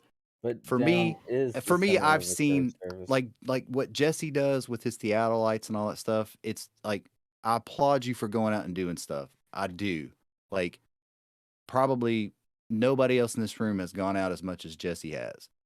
But to see what he does and then to see what I've seen guys do with theodolites, it's a whole different story. So are you trying to say that Jesse is improperly using theodolites? I would say yes, very much so. That's Okay. my Tool opinion. abuse. I would call it tool abuse. He's calling into question your forums that you posted. You have been improperly using your theodolite. I'm basing that off of people that I've watched use theodolites and total stations, and when they use them, these guys I got laughed. Jesse's measurements are down to a really fine tee. I mean, There you go. according to his measurements, and you're just saying now, just plain, oh, he's using it wrong, without any kind of explanation. You're entitled to your opinion. It's valid. It was heard. All I'm saying is that when I've seen guys use these, in my profession, they're using them. The guy that I work with that I've got to talk to a few times, he called it his 90-degree machine, and they cite to plumb lines. Right. Nobody in the world was shooting theodolites at some of these distances that these guys are doing it, and then claiming that that's measuring the shape of the Earth. Until these guys came and are trying to quote unquote debunk what we're talking about, and then they're the ones like Ruhif and Jesse that tend to use these other methods that are not what the rest of the field is using. Exactly. Like Turnip said, because Turnip did airways. He worked on airfields, and I got close with Turnip, and we understand each other because it's masonry, it's concrete, right? You set your string line, and the machine follows the string line, right? It's based on human interaction, right? You just go straight, and straight goes through 3 points. That's how you triangulate. It's how you get a straight line, is you compare 3 points. You set a boss.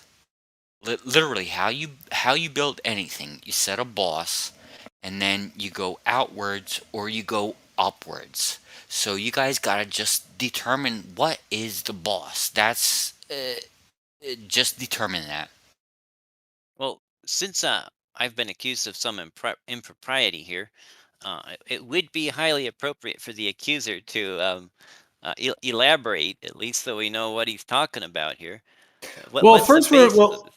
I hear you on that. Well, we were talking about horizontal and all of those components, and then Buster was mentioning about like the theodolite, your usage of it. So I suppose there's multiple strands that the conversation could go.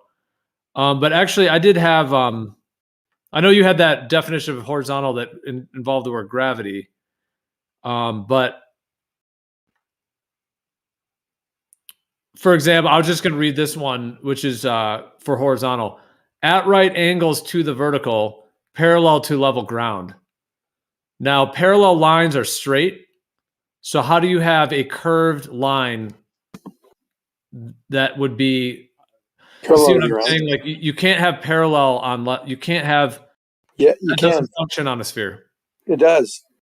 Well, parallel are two straight lines, which have to be... No, they don't have to be straight. They can be geodetically straight.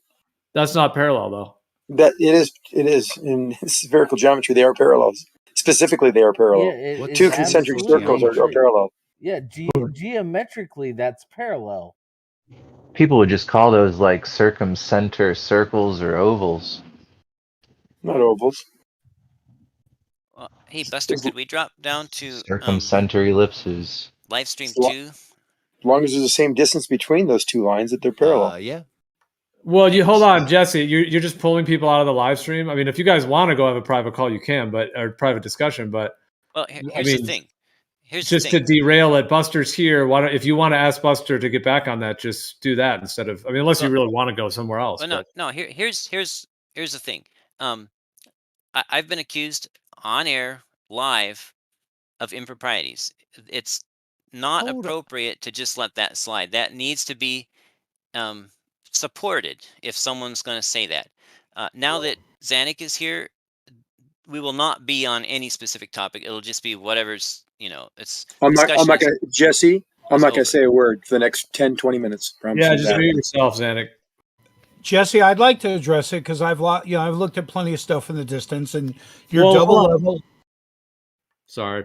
Well, no, I feel like, okay, no, go ahead, Dan. Sorry. If you want to say that, but I think Buster, because I think Jesse was asking for Buster to respond to that as well. Well, he's asking for anyone to say, where's he wrong? He's saying, I got the equipment in my hand. I'm reading the fucking instructions. I'm setting it up. He's saying, where the fuck am I wrong if you guys are going to say that shit? And he's right. I have an explanation.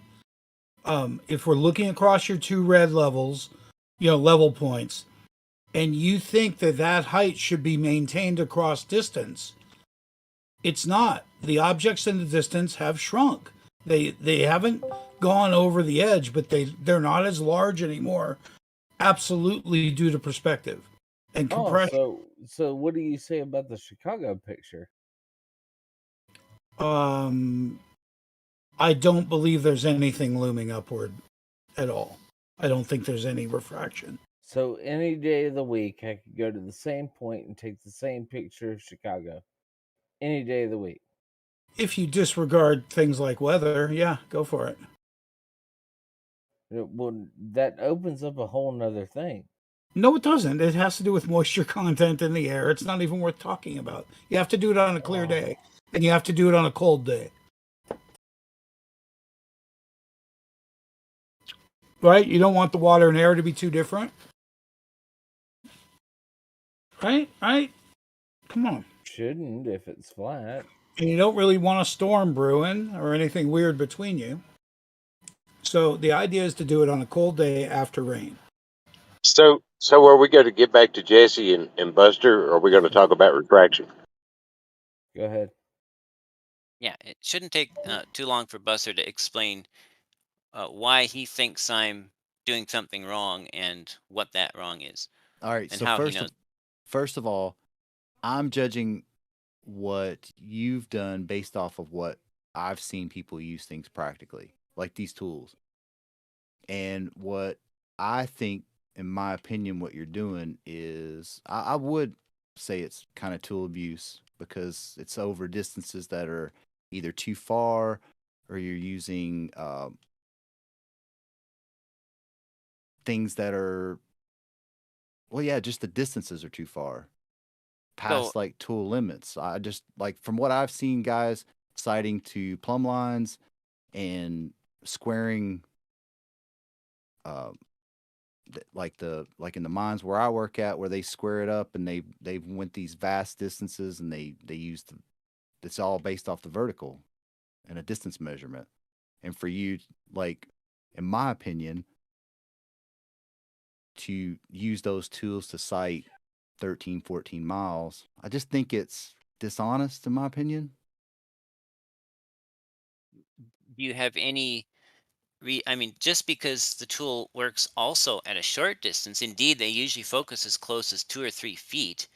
Just because the tool works at a close distance, is highly useful at a close distance, and is often used at a close distance, how does that make it dishonest to use it at a longer distance? Do you have any evidence from the manufacturers or from anybody that what I'm doing is dishonest?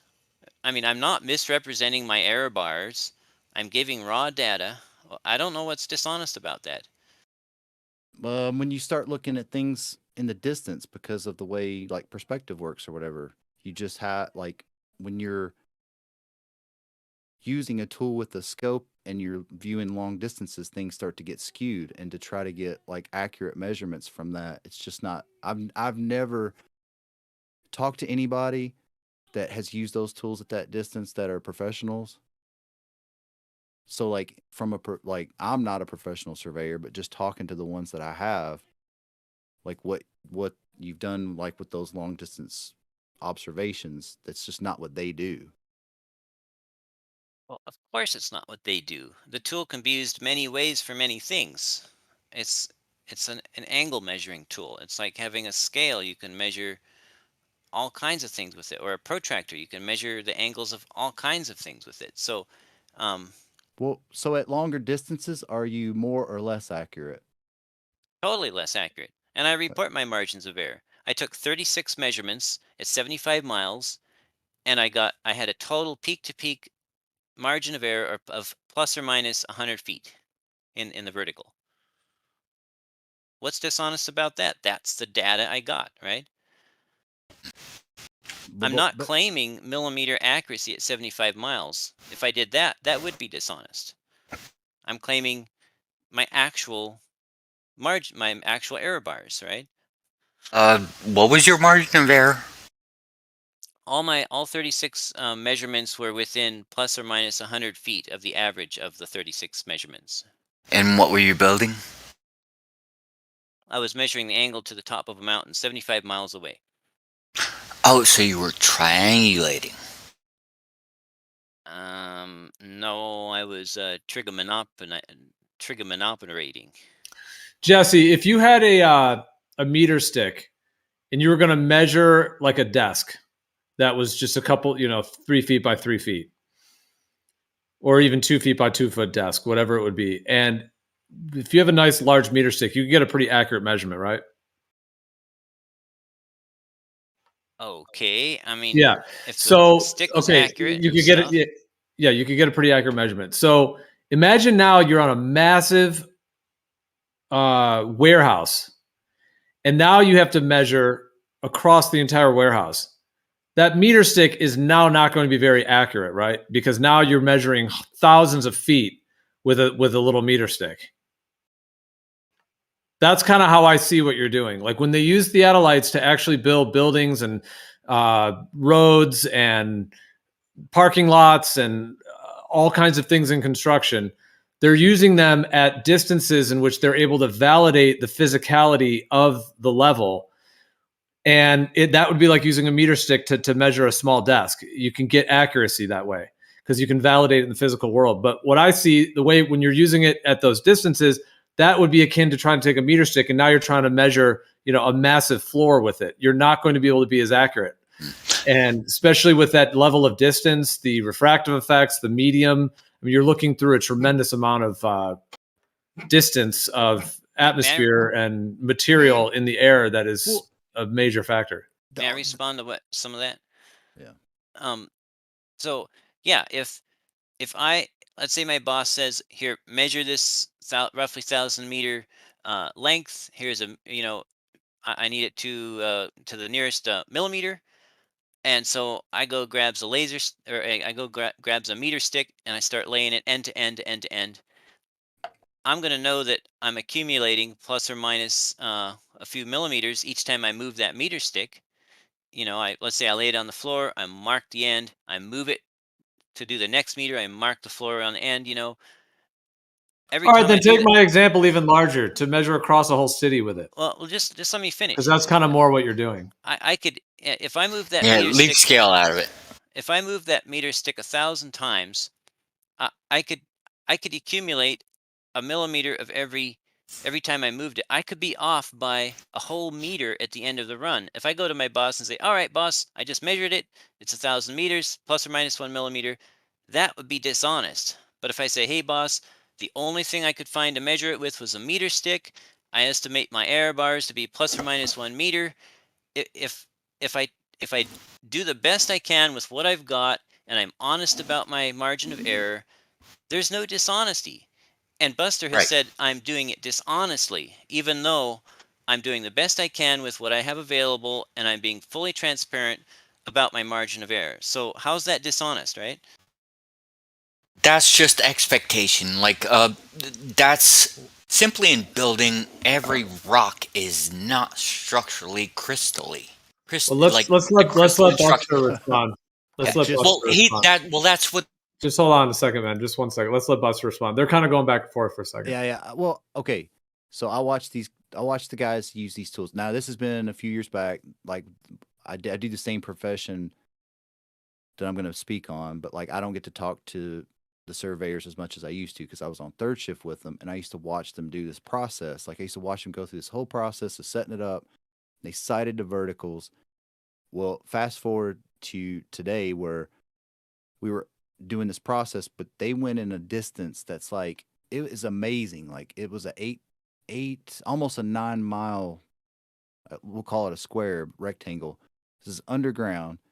And they were only sighting to verticals with the theodolite. Now, when we met up at the tip of that square, they were only off by, I think, like an inch or two is what he said. And like sighting over short distances. And they were that accurate over that large of a distance to go around there. Now, when you sit, when you're going, and I gave you props, like you're going out, you're doing the thing. I just don't think it's, I mean, I know you're you're giving all of your readings and all that stuff. I just think that when you're using that instrument over those distances, I think that is dishonest. Well, dishonesty implies some intent to deceive. Yes? No? Yes. So where's my intent to deceive when I'm being fully transparent about my method? Because of how vision works and how they've set these instrument ups to only go to a certain distance. And when you go like 10 times or even further than what these tools were meant to do, I just think that that's dishonest. But I have no intent to deceive. I'm being completely honest about how I use them. I don't believe I'm using them incorrectly. If I believed I was using them incorrectly, but told you I was using them incorrectly, then that would be dishonest. But if I believe that I'm using them correctly, then there's no dishonesty on my part, right? Like I said, that was my opinion. And if you're offended by it, I'm, I wasn't trying to offend you by that. I think that it is, just from what I've seen people use these tools. If you don't think that it is, then fair enough. Okay, so yeah, telling someone they're trying to deceive is a pretty easy way to offend someone. And it's not that I'm offended, it's just that you made the accusation and you have no evidence of No, it. if you don't think that you're deceiving somebody and you know that you're not, it doesn't matter what I say, you won't get triggered or offended by it. That's just like, But it's still common decency to show the evidence if you think someone's I attempting to did. deceive. I was trying to give you what my interpretation of why I thought you were deceiving, just based off of the things I've seen the tools used for. And if you can't accept that, then okay. Okay, so you have, just to wrap up, it looks like you have zero evidence that I'm actually using the tools incorrectly. It's just your incredulity and the fact that other people use them for other things. And are you a surveyor, or have you done much use with a theodolite? I was specific in what I said, that I'm not a surveyor. I don't do that. My job that I did, I had to use the benchmarks that they used. I'm not a surveyor. Just what I had to do was keep the line straight, and they would come in and put their marks up. So no, I'm not a surveyor. I thought I was pretty poignant in saying that I wasn't in the beginning. Yeah, that's Just okay. I was just for, clarifying. You're are basically you saying that. saying, wait, hang on, let me ask one clarifying question. Are you saying that the distances that you're using the tools in, and that's within how surveyors would use them typically? It depends on what they're doing. If you look at the great triangulations, they did use them hundreds of miles when they had to, because it wasn't always possible to get line of sight on shorter hops. And so they would go from mountain peak to mountain peak and form a major grid, 20, 30, sometimes over 100 miles. They did it. So it depends on what you're doing. If you're surveying out a little city lot, then of course you're not going to go miles because the lot isn't even miles long. If you need millimeter accuracy, you're not going to go 100 miles.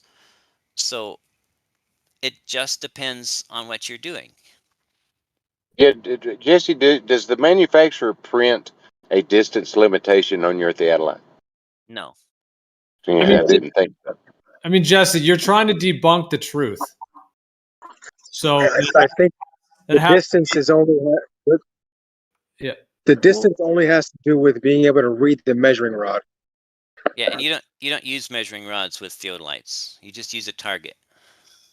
I mean, I'm not going to call you a deceiver, but I do think like the task you're doing, as it were, the thing you're doing, is a deceptive act. I was explicit in saying that I didn't say, I never called Jesse a liar. I even gave him props for going out and doing the stuff that he does. Nobody else, I said that nobody else in here has probably done as much as he does out in the field. I mean, well, fair enough.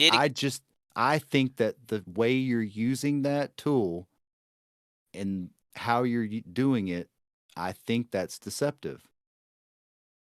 Now, if you want to take that on yourself as me calling you whatever, then I can't help that.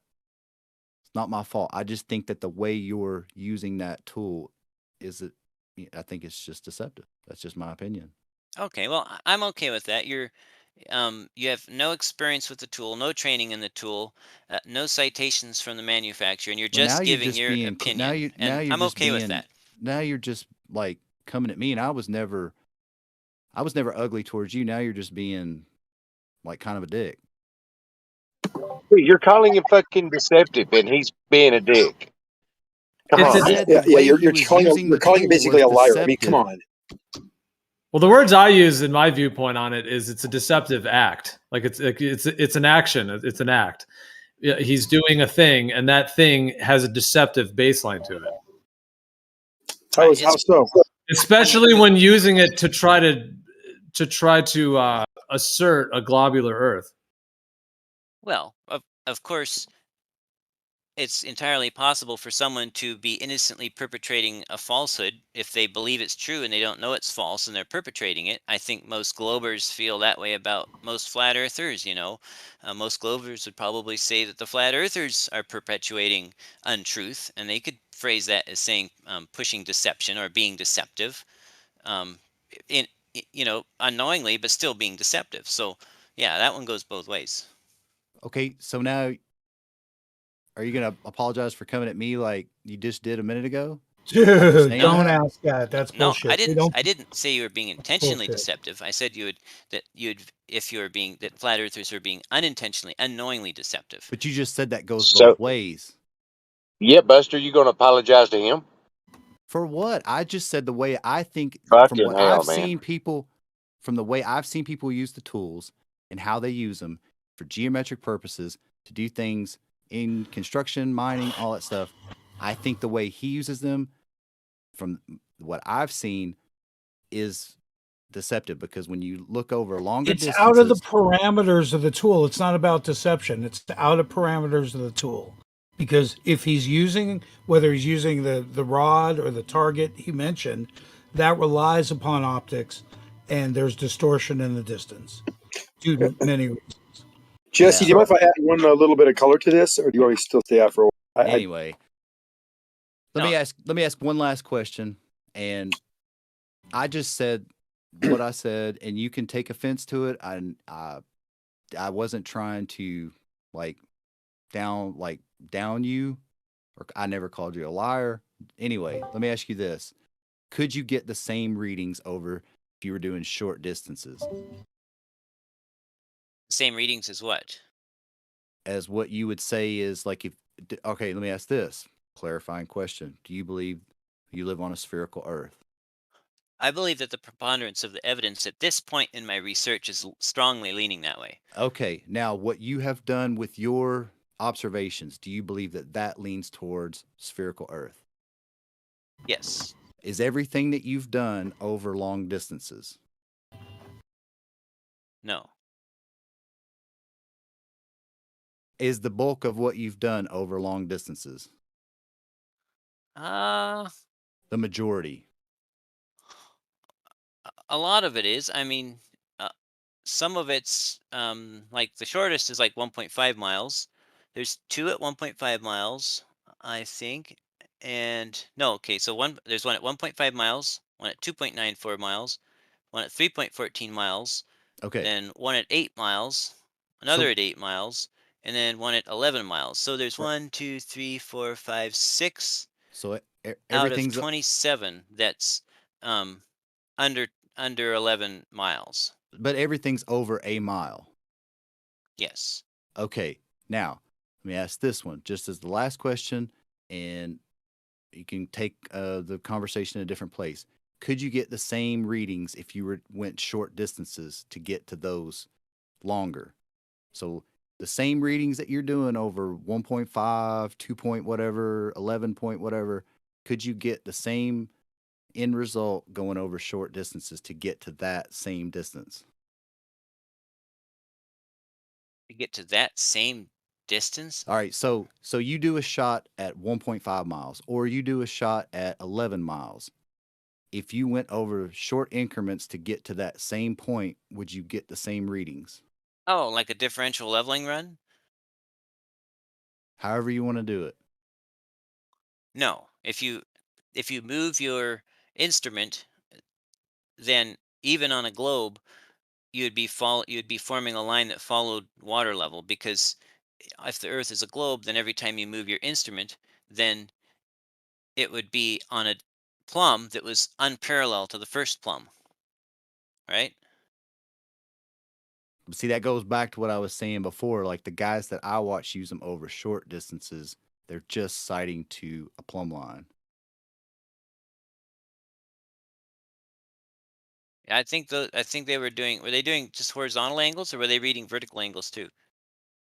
They're just set their instrument up under the plumb bob, and they spin it on the horizontal, that azimuth, then they sight to another plumb bob to get their next, to keep that straight line. And Right. then they'll go 90 degrees from that and shoot crossways to keep that, all of the tunnels, we call them entries, to keep them straight, Do perpendicular. you see the diagram I just posted for you? Oh no. Not the Donegal. No, it's the Brachiagon. Yeah, I think Buster's talking about shooting grade for foundation work, maybe. No, not at all. Tell them how big that place is using that method, Buster. Tell them how big that tunnel network. They went in one direction, let's say one cardinal direction north, and another mining unit went east, and then they both turned 90 degrees and met up, and it was in almost a 9-mile, rectangle. But they were all the surveyors did was over short distances, sighting plumb lines and measuring the distance to keep the pillars the same size. 9 miles, gentlemen.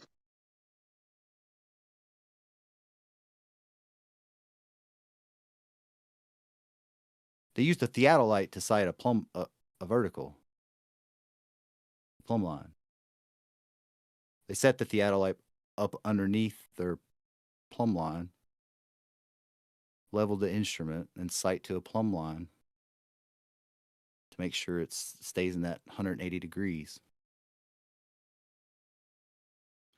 Jesse, are you willing to admit that the long distance ones that you go up on the mountain and do might not actually be showing you the accurate shape of the Earth? Well, totally, there's a margin of error. I've always said there's a margin of error. No, I'm And saying it's like not- the results you've come to. Are you open to to that you're not actually measuring the shape of the Earth in what you're doing? Yeah, if someone can show me how.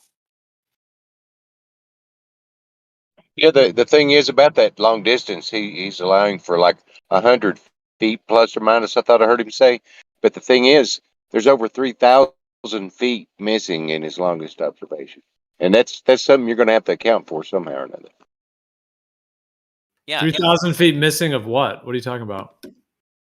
Elevation. Yeah, what the 36 shots to the mountain 75 miles away are at an angle that correspond to 3,200 missing feet off the top if the Earth is flat. Doesn't that seem outrageous to you, Jesse? No, should it? Maybe. I'm totally open. I've given lots of people the opportunity to explain to me how that happens on a flat Earth, and so far they haven't. Whitsitt sort of tried, but he ended up describing a single laser beam in 2 different contradictory places simultaneously and then wouldn't talk about it. Salty Sarge tried, and then he explained a straight laser beam passing through 3 points that weren't in a straight line, and then he wouldn't talk about it anymore. Dave Weiss bailed right out of the chute. I've honestly given lots of people, and continue to give lots of flat earthers, the opportunity to show me how I could possibly get this results on a flat Earth, and so far none have. Well, if you're using an instrument that's not made to do the long distance measurement that you're doing, it's easy enough for people to just disregard your claims. That's pretty much it in a nutshell. Well, you have no evidence that the Regardless if they're accurate. You have no evidence that the instrument was made to not be usable at long distances. The manual certainly says nothing about that. And besides, my water tube level was definitely made for long distances. I made it for long distances myself. Well, it's not typically used for that, which you admitted to. So it's maybe not deceptive on your part if you're just like totally oblivious to that being the case, or you just decide that that's what it could be used for, even though people don't usually use it for that. So you may not be willing to be deceptive, but your results may be deceptive to you. That's maybe a better way of phrasing it. Well, that's always a possibility. Well, it's more like you're using something like a fucking carpentry laser, which is supposed to be used in short fucking ranges for a certain level of accuracy, and you're using it to measure something like on a couple blocks away when it's supposed to be used across the room. Is basically. Yeah, and I would add to that another major factor is that when they use theodolites, they're measuring actual physical things, and they're cross-validating and cross-checking, looking at it from different angles and cross-validating all of the points in physical reality. Whereas what you're doing is taking that device that they do in physical validation of level and parking lots and all kinds of different things, and they're cross-validating it with the physical world. You're taking that tool and just firing it at a mountaintop in an incredibly long distance in a way where you're not actually validating it in the physical world, and you're just literally kind of shooting it off into space, as it were, and then claiming a particular reading based upon that wide range of error over those incredible distance, in addition to the atmospheric effects. And we know that, like, the Skunk Bay footage shows it exactly, where the horizon could waver up and down. It looks like it's underwater. So, I mean, there can be shifts in the horizon as well, just due to atmospheric conditions and refraction. Right, and that's why I did the 36 shots to the same mountain from the same location, 75 miles away, at all different times of year and different times of day, to find out what that spread of error was throughout the different times of the year and the different times of the day. You thought that like maybe you could catch it where the atmospheric conditions wouldn't be there one day or something? Well, no, but if the mountain was appearing to move up and went to the same place 37 times to prove that the atmospheric conditions would be there no matter what time or date you went. It would just always be in effect because presto, the fucking atmosphere is there. Right. Well, yeah, because I've mentioned this to you. I've mentioned, and then you catch atmospheric conditions weren't here today. Like, got a different reading. Well, and what I was saying, I've told Jesse this multiple times, which is that different areas have different types of refraction effects, meaning some areas are more wavering, some areas are more consistent. So there's also that component, that certain areas have a consistency throughout the year because of certain conditions that are regular there, whereas other areas have more fluctuation because that area has more of a fluctuating type of cycle to it. Some are more consistent effects and some are more quickly cycling shifting effects in terms of different areas.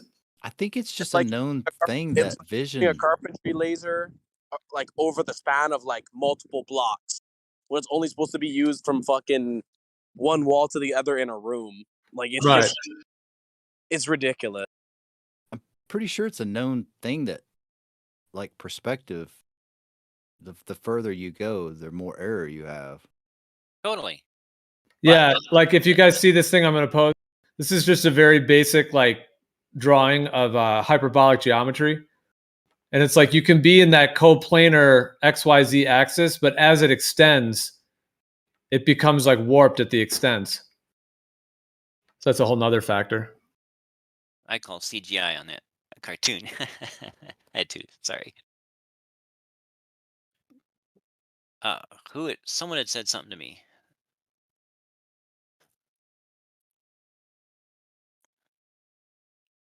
Oh, yeah.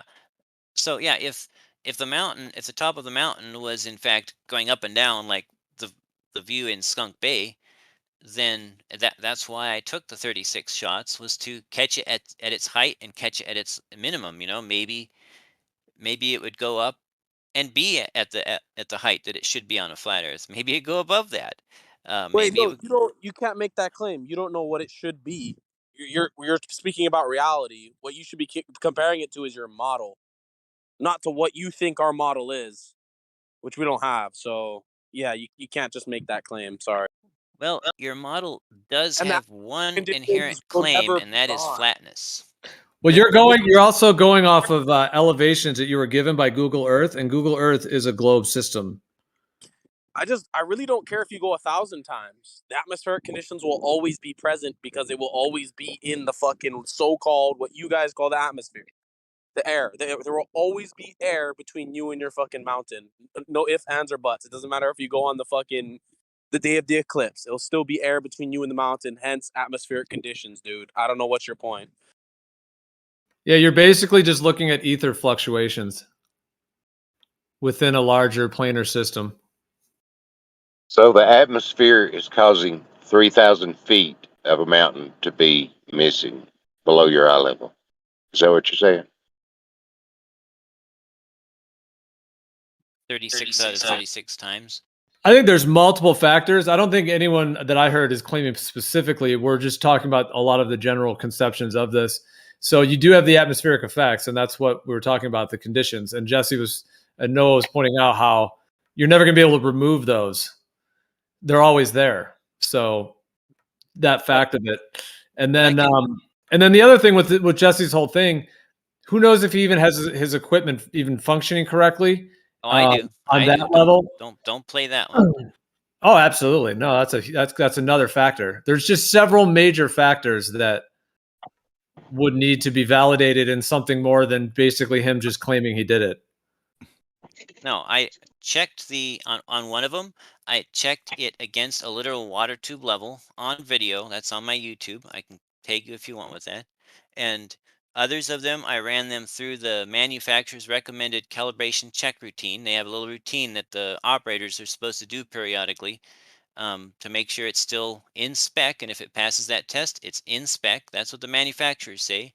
And I used 11 different instruments from different manufacturers, different years of manufacture, and they Dude, all gave the same who thing. are you, Jesse Gordon? What are you? You have 11 pieces of equipment. Like you're obviously being paid to do this. I usually don't just like call people out like that, but like, what are you talking about? I'm a third generation hoarder. I don't have to be paid. That's absurd, dude. Why you're spending a full time collecting over 11 equipments and going out every day over years? Are you just making this up or what? Like No. you're not even measuring the shape of the earth and you're doing this? So Gio, imagine Jesse's a good flat earther. Gio, I'm your best flat earther. Gio, imagine I told you that do you live in an apartment or a house or whatever? So I pulled up to you and I said, "Hey, buddy, I measured your house to be a sphere," and you were like, "No way, bro. My house is definitely a square. It's definitely a square with a triangular rooftop." And I was like, "Nah, bro, it's definitely a sphere." And then you were like, "Oh, all right. How did you come to that conclusion?" And I said, "Oh, I set up my carpentry laser 10 blocks away from your house and pointed it in the direction of your house, and I came to the conclusion that your house is a sphere of like a 20-foot radius. How would you feel about that measurement? Yeah, Jesse, I mean that characterizes it quite well. Well, I need to respond to your allegations that you think I'm being paid to do this. I'm certainly not. Well, I was actually just joking with that because you were just when you said I have 11 pieces of equipment, I'm going out every day over years. It's just like that's why I just said like what like I don't know. I've only known you like you're fairly recent in this community, so I'm just wondering how like from day one you've just been out there doing this thing that like other globe earthers have been pushing for years, and you came in years later. Like Ruhif and Ranty, we've been through all this, dude. This is old news, but no offense, but it's really old. It's like it's very recycled. Well, it's a fair question if you let me answer it. If you don't let me answer it, it's not a fair question because everyone already heard the allegation. Even if it was a joke, it gets people thinking. So, calm down, dude. So it started at the end of 2018 when a real life friend of mine says, "Hey Jesse, the Earth is flat and all that," and I'm like, "Haha, yeah, right." And he says, "No, I'm serious. Check into it." So I did, and so I'm the kind of guy that wants to check into stuff, find out if it's true for myself, and so I started watching eBay.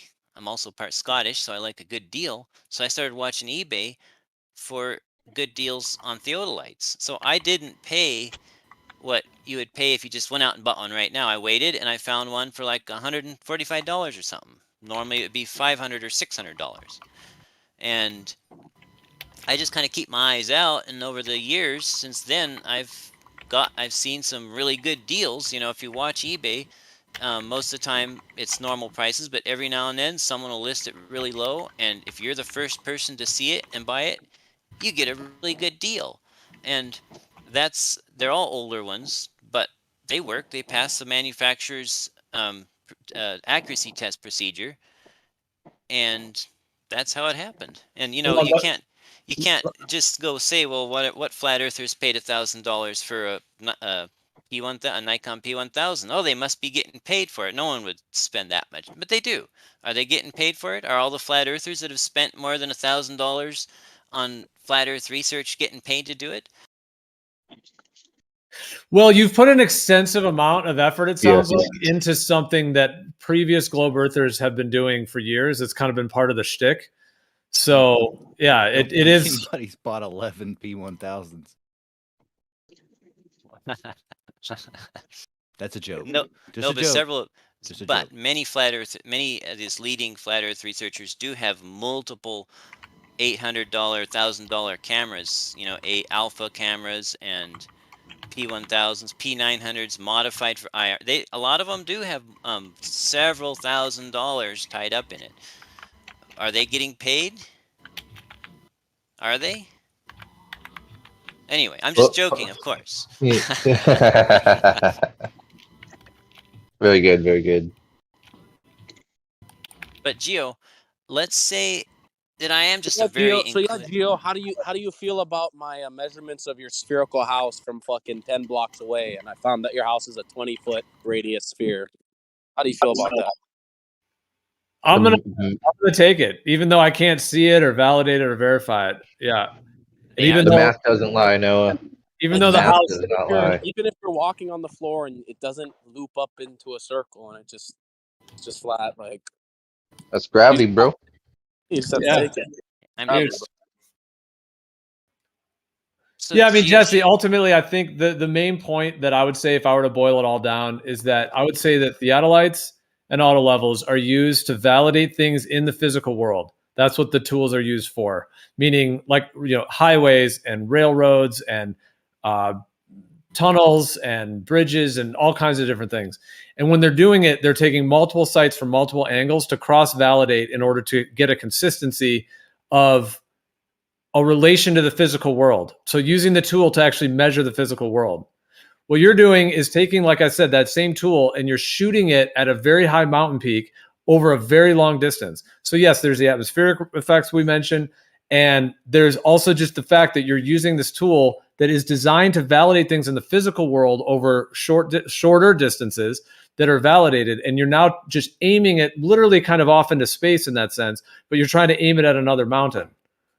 That's why, in my viewpoint, it's not valid. And to use it and try to, because it's invalid in those ways, to use it and to try to assert that conclusion from it is where, in my viewpoint, it does become a deceptive act. But I mean, if I had to summarize it, that's what I would say, is that you're using a tool that isn't being cross-validated in the physical world, shooting it at a distance, and then claiming that you have it calibrated correctly or whatever it may be, and the tiny little adjustments that would make it dramatically off. And then, I mean, I don't even know what you're ultimately doing. Are you ultimately expecting someone's going to receive this as valid evidence for something, or are you just saying, like, what? I guess that would be the next. Like, what are you trying to get out of it, or whatever? Like, what are you trying to assert with it? But, anyways, but yeah. So it's just you're shooting something off into space and not actually validating anything in the physical world, but then claiming that it is trying to validate something in the physical world. That's where deception comes in. Well, to me, mountains are part of the physical world because I like to climb to the top of them, and it's really beautiful up there. They're only 7,000 feet around here, but I still like to go to the top of them. So what the fuck is that garbage? Respond to the point. there was about 15 points. Pick one and let me respond to it. The fact that you're just way out of range, that people are using this shit in like the fucking scope of 100 feet from each other, and they're taking multiple angles, and then you're just doing one shot from miles away. How ridiculous that, like, the practical people who use it, their span versus your unpractical span. But I'm You're saying like it's orders of magnitude fucking like longer distances than the people who practically use it, and they use more than one fucking angle. It's crazy. But all this nuh-uh about the ability of it to measure an angle at a great distance is coming all from people who never used them, are not trained on them, and have no citation from the manuals that they can't be used at a long angle. I literally walked up to two random different fucking surveyors in real life and talked to them, and they affirm that you guys on Discord are fucking lying. Oh, Gio, I was going to ask you earlier, but didn't get a chance. Because you were talking about, you thought I was paid because I was using all these instruments and doing it evidently the wrong way. So my question to you is, if let's say I were just an honest, inquisitive person who had been challenged to check into flat Earth or the shape of the Earth, and I wanted to do the best I could to actually quantitatively measure the deviation, if any, between Earth's surface and planar straight line, how would I have gone about that was better than using theodolites? Well, dude, we've been talking about it for years. There's many entire categories with individual strands coming off of them. There's many different ways. One thing I would say as well with your whole thing is that you're not actually measuring the elevation yourself. You're getting it from Google Earth, most likely, right? And that is built on the WGS 84. So that's a major factor, because that's what that also is a major thing of what boils down. Even if we take out the atmospheric refraction, even if we take out the whole fact that you're using this thing over these very long distances that you're not physically validating in a way that they actually use them in the professional world, even if we take all those out, and so again, we've removed atmosphere, we've removed using the tool in that way. Even with all that combined, the actual elevations you're getting, which is from sea level, which is the actual thing that would be measuring the quote unquote shape of the Earth, if you could do it this way, that's actually what it would be. Because if you're up on a mountain peak and then you're shooting at another one, you need to know the absolute accurate, correct, true elevations from sea level. And the ones that we're given are already ones that fit on a globe model in certain ways. So yeah. But so that's a whole nother component that that's like the foundation of your whole quote unquote argument, is that those elevations are accurate in a way that you can then compare what you're shooting it at. But that's a really weak argument you give because, first of all, if the mountain heights weren't accurately written on the maps relative to sea levels, then Dan, people hold hiked on, up Dan, them you're with hot miking. Dan, you're hot miking. Sorry. Pretzels. if the mountains weren't accurately noted for their height on the maps above sea level, then airplanes would be crashing into them. And hikers, when they went up with their barometric altimeters, would find out they were wrong. That's a pretty weak argument, but it's totally useless when it comes to the fact that, let's say I don't know how high either mountain is. I go to one mountain, I shoot the angle to the top of the other mountain. Then I do the reciprocal. I go to the target mountain and shoot back to the first mountain. If they're both the same height and the earth is flat, I'll get the same angle to both of them. It'll be just a level line straight across. If I go to the one and I look down to the other, and I say, okay, that must be lower to me, you'd expect that on a flat earth, I go to the lower one and look back, and it would have to be higher than me. But if I look down again, then there's a problem. So this argument that mountains aren't mapped or their height isn't actually reported correctly on maps is no use. It doesn't explain the missing height that I measure.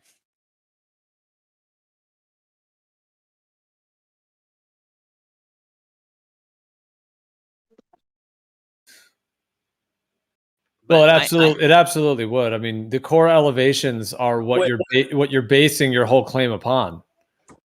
Can I say something real quick? So basically, you went up to a mountain and you measured its height. Then you backed away from it like miles and miles outside the fucking working range of any optical instruments. And then you saw the mountain shrink down.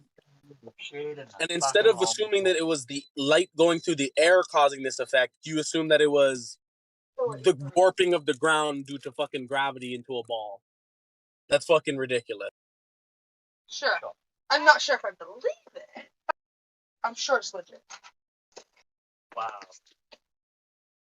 So, Gio, I am interested though in a specific case. I mean, I'm just an ordinary guy I'm real curious about things. I take machines apart. That's why I'm a mechanic, fixing things because I like to take things apart. And so, to me, the best way I could find to even start measuring the topology of the surface of the Earth was with theodolites. But I'm very interested to hear if you think that there was a better way that I could have done it, a specific actual thing that I could have done to actually get a measurement with a margin of error, an actual quantified, you know what I mean, a quantified measurement of deviation, if any, of Earth's surface from a straight line. Do you know of any specific Stop fucking dodging techniques? my point. Stop monologuing and dodging my point, and fucking refute my point, sir. Turn yourself up just a tiny bit, Noah. You're pretty quiet. You're fine, Noah. You heard him, man. Yeah, he's you have to turn me up himself. I'll check. I don't remember it. I don't think I only ever turned DMOC down, and that was a long time ago.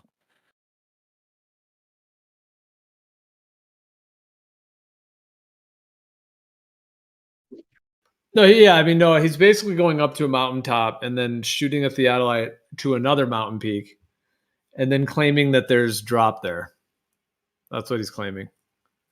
He's claiming that his theodolite is finding perfect level in the he can. What's the distance that you're doing, Jesse, on these? On which? I've done them from 1.5 to 105 miles. Yeah, that's what I thought. So yeah, upwards of 105 miles. 105 miles. Are you fucking kidding me? Is your sense of personal incredulity tingling? No, my sense of a guy using it over 100 feet in a practical way versus 105 miles is magnitudes of order of difference. And if I saw a visual distortion in what I thought I was supposed to see, I would assume maybe it had to do with the air and the distance, not just assume that it was some magical warping gravity of space-time that made the flat ground, flat level, observed flat at all times, curve. I linked you to a picture of me doing a reciprocal zenith. But don't you see the problem though? If the mountains are, even if the mountains are incorrectly labeled for elevation on the map, if I shoot both ways, if I'm looking up to the one, then I'll have to be looking down on That's not looking in the my reverse point. path, right? That's not responding to my point. You just keep not responding to my point. You keep ignoring it. It's ridiculous. You Okay, can't just talk about whatever you want and then not freaking refute when someone has an honest criticism of what you have and you don't refute it. It's just a gaping hole and you keep trying to ignore it. Okay, go again. I'll pay real close attention. Yeah, you're assuming when you look at a visual distortion over a range that is way outside of the practical use of a tool, that instead of it just being a visual distortion, you're assuming the actual ground is curving due to an invisible force called gravity. It's ridiculous. You're just inserting it where you don't know what's happening.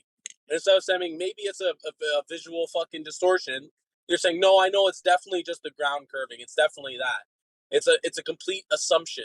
There's no reason behind it. 3,000 feet.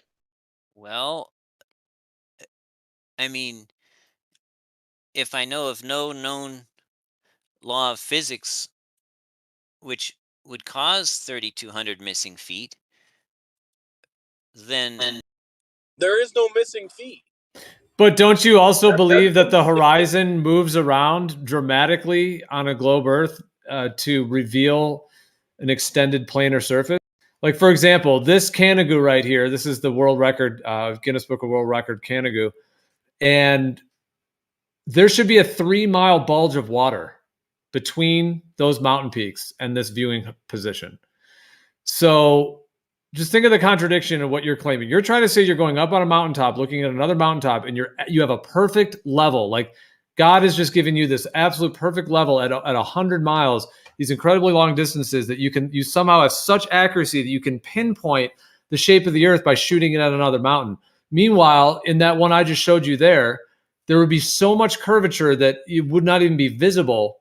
And they claim that the horizon has to move and refract dramatically and it has to extend out the curved surface to make it a plane.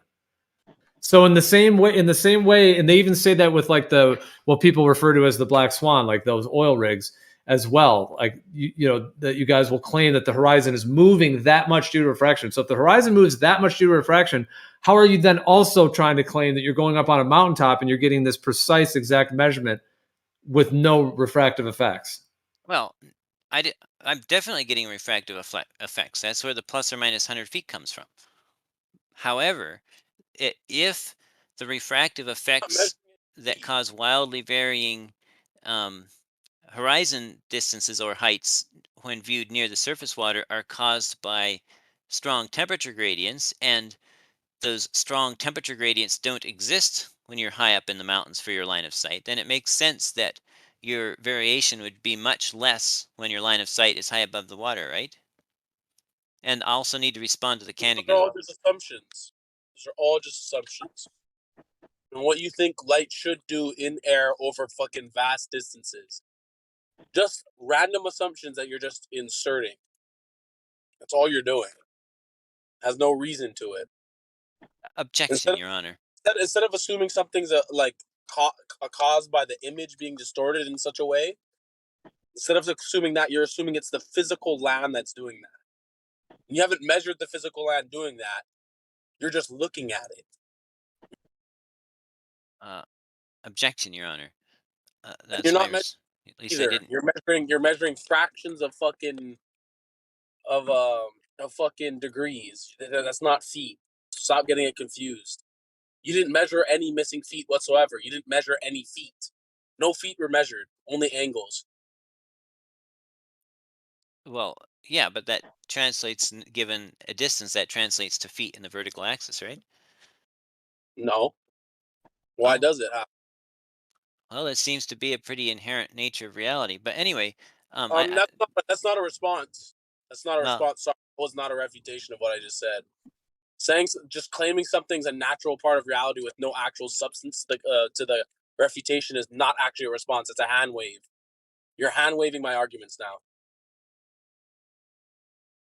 So we could look at it, say I got a missing half a degree, right?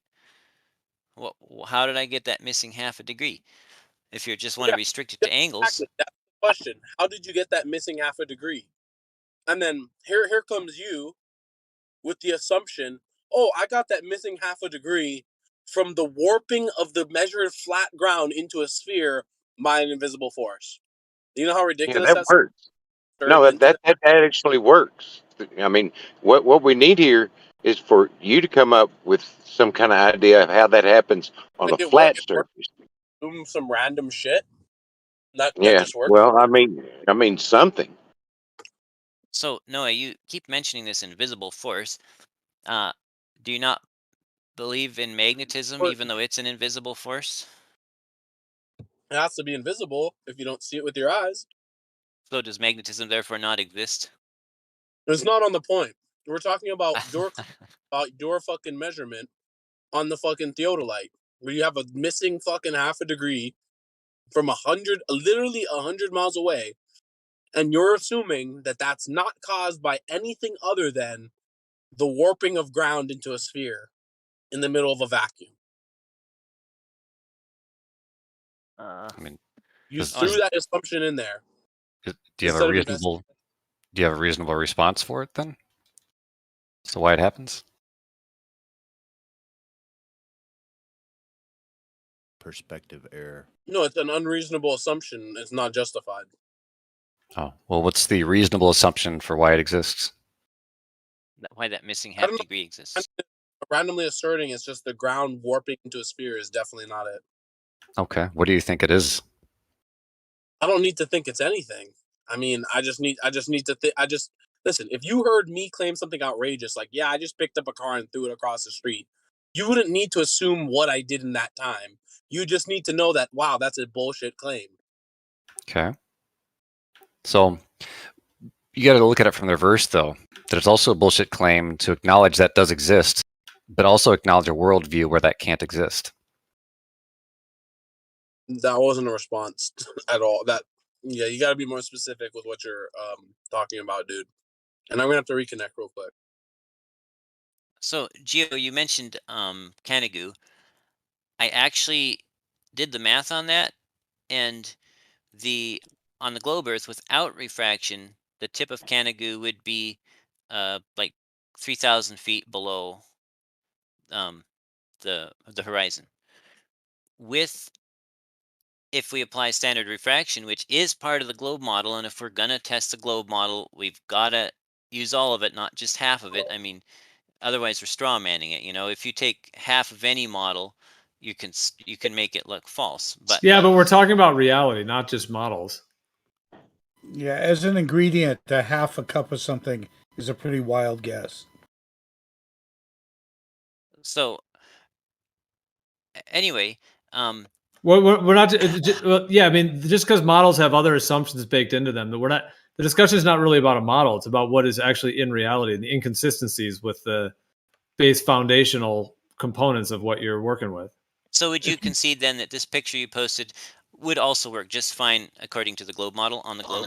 Not even close. Absolutely not. Okay, so that's what I'm not addressing. even in the realm. Not even So in the that's realm. so that's what I'm addressing. I'm saying it would. If you There's put a in, three. It would have to. It would have to do something. It would have to remove a 3 mile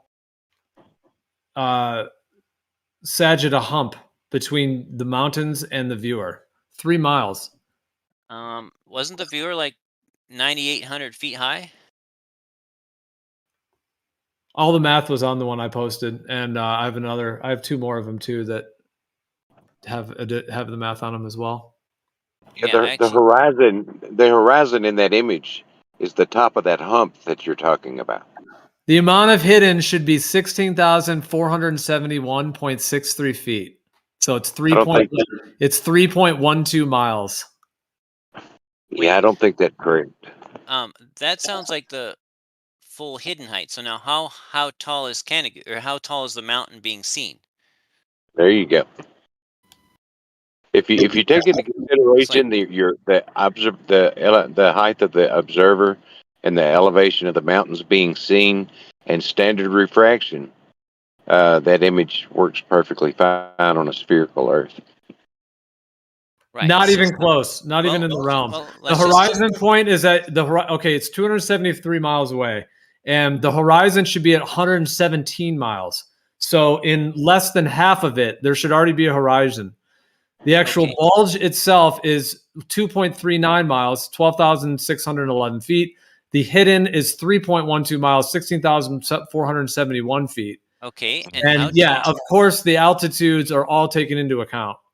So, and how tall is the mountain that we're trying to look at? How much below the horizon should it be? Yeah, that number that you're giving, that 3 mile number is the 8 inches per mile squared from the surface, Geo. That's not considering elevation and a valid hidden height. That's Why not would correct. you say that? No, Why would you say that? Hold on. Hold on. Howard, I've seen the numbers. I've seen the numbers ran on it. They absolutely incorporated the altitude of the observer. Are you purposefully doing that, or do you just not know that? No, you're right, Jiro. But just carry along with me. Well, no, why would Howard even say that? The observer is 2,840 meters. So that, of course, is taken into account, Howard. Absolutely. Yeah, Loggers and I just went over this the other day. So you're right, Geo, that the hidden height would be 16,000 feet. But I'm asking, how tall is the mountain we're trying to see? And the answer is... I'm just going to read this since you guys, I guess, haven't read it. The mountains in the distance are 275 miles away from the observer, the z-axis. At that distance, and from the height of the observer at 2,840 meters in Kandagu, there should be a parabolic drop of the horizon at 119 miles where the horizon should end. There should be a 3-mile bulge of sea and land totally obscuring the top of the French Alps, yet we see down to their bases. And how tall are those French Alps that we're seeing? Wait, so if they took it all to an account, and the globe model predicted that that the top of the mountain should be 3 miles obscured by 3 more miles above it, do you see the whole mountain in this picture? Where's this picture at? Well, okay, so since no one knows, the mountain we're looking at is less than 13,000 feet tall. I think it was like 10,000. Was it 10,000, 9,000 feet tall, right? Something like that. It was 3,860 meters tall. How tall? Almost 4,000 meters. 3,867. Well, that's for Peak Gaspard. But yeah, they're all listed on there, Jesse. All the 13. Yeah, they're all. I mean, you keep asking this, but they're listed right on it. Can you see it? You just zoom into it. Oh, I have all the elevations of the altitudes: 3,867 meters, 2,453 meters, 2,400. They're all listed. All of these mountain peaks. Right. So if the mountain we're looking at is 13,000 feet tall, and the horizon is blocking 16,000 feet, just rough numbers, the mountain we're trying to look at should be 3,000 feet below the horizon, right? Right? If there's 16,000 hidden, yeah, and there's 13,000 feet tall of a mountain that we wish we could see, it's 3,000 feet below the horizon, okay? Right. Standard atmospheric refraction at that distance raises things up 7,500 feet. So there should, according to the globe model, true or not, this is the model. My question to you is, does this work according to the globe model on a globe? You said no, I said yes, and I'm explaining why yes. If you add on 7,500 feet to that 13,000 foot mountain, now you've got like 33,000 feet above the horizon to see, right? So it does work on a globe if standard refraction is true.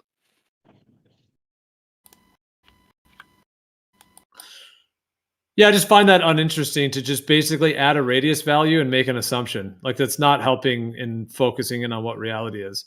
Well, we Just do make know. an assumption and plug in a radius value. That's and just claim that's bending around at that radius.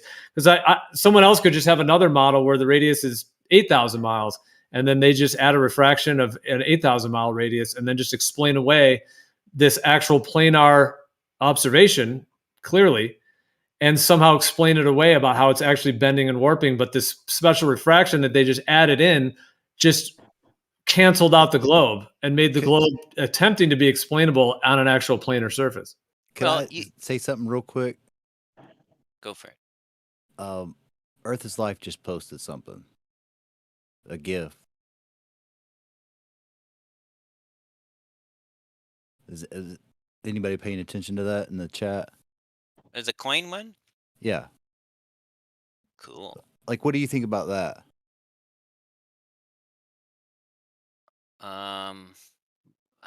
In what respect? Nice, clean kitchen. I wish mine were that clean. Ooh, cute it cactus. appears No, it is like yeah, like it clean kitchen, nice, like that's super nice. But like the coin, you know, he's got a camera set up, right? I mean, camera set up.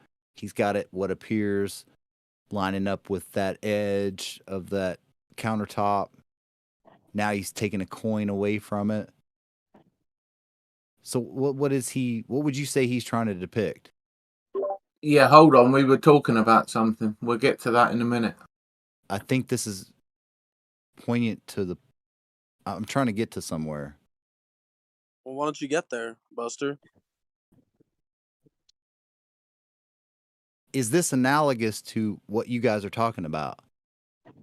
No. I don't think so. Not at all. There's a difference between the atmospheric conditions of a kitchen and 100 fucking miles. Yeah. Well, no, I think Buster. No, it makes a good point because, okay, if this table's flat, it's planar. The mountain, that's actually a good point that we can see the whole mountain over the planar surface. Yeah, there is no curve. It is correlative. Yeah, because he's just showing the angular size of this quarter is getting smaller, and it's exactly what the mountain does over a planar surface.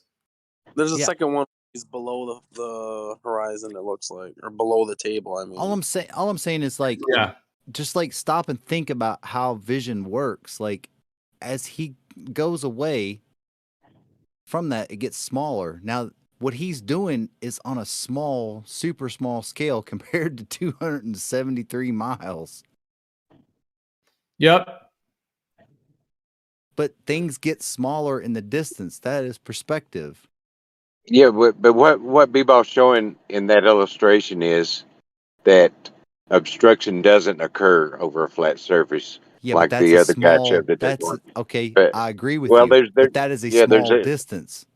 Yeah, there's that other guy that always posts the quarter disappearing, saying that things do disappear on a flat surface, and Bebop's combating that. But yeah, Gio, I apologize. I was wrong on that, on what I was talking about, the 8 inches per mile squared. I went back and looked at my notes, and yeah, I was just wrong on that. Yeah, no worries. Well, yeah. Okay, thanks. Anyway, I have seen where I've seen people do the same observations where if the camera's closer to that edge, when they can make things disappear. Well, or I've seen it the opposite way where I think it was Rakia had one where he was in front of this rock. It was obscuring the bridge in the background, but when he zoomed in, it brought it back. May I address that? Actually, Yeah, there's several things at play. Yeah, I think there's several factors. Distance is, there's many factors to these. So I just tagged you, Buster, to a picture provided by a flat earther of how he does the coin table disappearing trick. I drew the green line though. So have you ever noticed on a zoom camera when you look into the lens and zoom in or out, the effective aperture area grows to the full size of the lens when you zoom in and then becomes a tiny fraction in the middle when you zoom out? Have you ever noticed that? Say that one more time. Sorry. Have you ever looked into the lens of a zoom camera while zooming in and out and noticed that the effective aperture grows to the full size of the lens when you zoom in and shrinks to a small area in the center when you zoom out. That's what I'm trying to point out, is that the way we see things and the way all, like 98% of the way lenses are made are to basically a mirror of how we see, but to be able to zoom in. Okay, So, I'll take that. I'll take that as a no. So when a zoom camera is zoomed in all the way, the full effective, 77 millimeter, whatever the aperture is being used. When you zoom out, that effective aperture area shrinks to the diameter of a pencil and into the center of the lens. So when a camera is zoomed out, it's looking through the very center of its lens. It's not using the rest of the lens. And I'm a photographer, and that's not right. Zoom does not affect aperture. Zoom does not affect aperture at all. well, what about like on a P1000 does it? No, that's optical zoom. It absolutely has no effect on aperture whatsoever. So tell me this, you know about f-stops then? Of course they do. That's the aperture. Okay, so let's say you're zoomed in to 1,000 millimeters and you've got a 75 millimeter aperture, and then you zoom in to Oh, wait, a 75 millimeter aperture. No, that's not even. You don't know what you're saying, dude. You Well, what's can't have a 75 millimeter aperture. That's not even. That's not even. What? What are you saying? What's the diameter of the lens on a P1000? How do you get? Wait, I want to understand how you think that an aperture would be 75 millimeters. Do you know what you just said? Can you please explain to me what you just said? Yeah, let me get you a video. I made a video illustrating everything I'm saying here, and evidently you're not familiar with how zoom No, lenses you just maintain. said a 75 millimeter aperture. Okay, so I'm asking, since you're claiming these things that you're saying is fact, how is it physically possible to get a 75 millimeter aperture when apertures typically range from like 0 to 20, and they're not in millimeters? That's an f-stop. So how do you get a 75 millimeter? You're talking about a 75 millimeter lens, okay? Which is how far. 75 millimeter lens is your optical zoom, essentially, or like how far away you can be.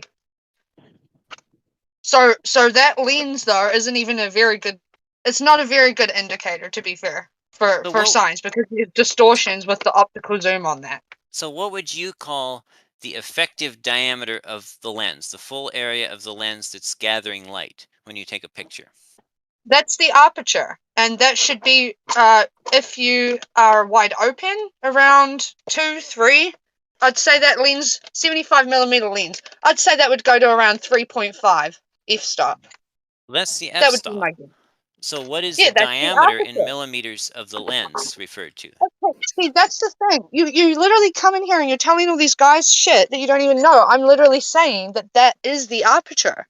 The f-stop is how much the eye of the lens is open.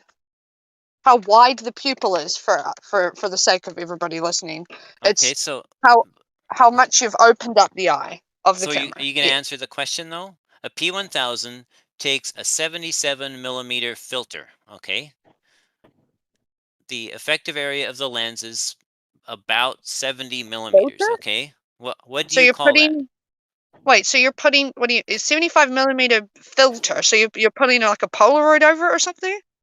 It's just that's What are you just talking the about? diameter of the main entrance lens, right? It's about The 3 main inches. You're objective just lens. dude. The thing is, you're getting frustrated with me when you're talking out your ass.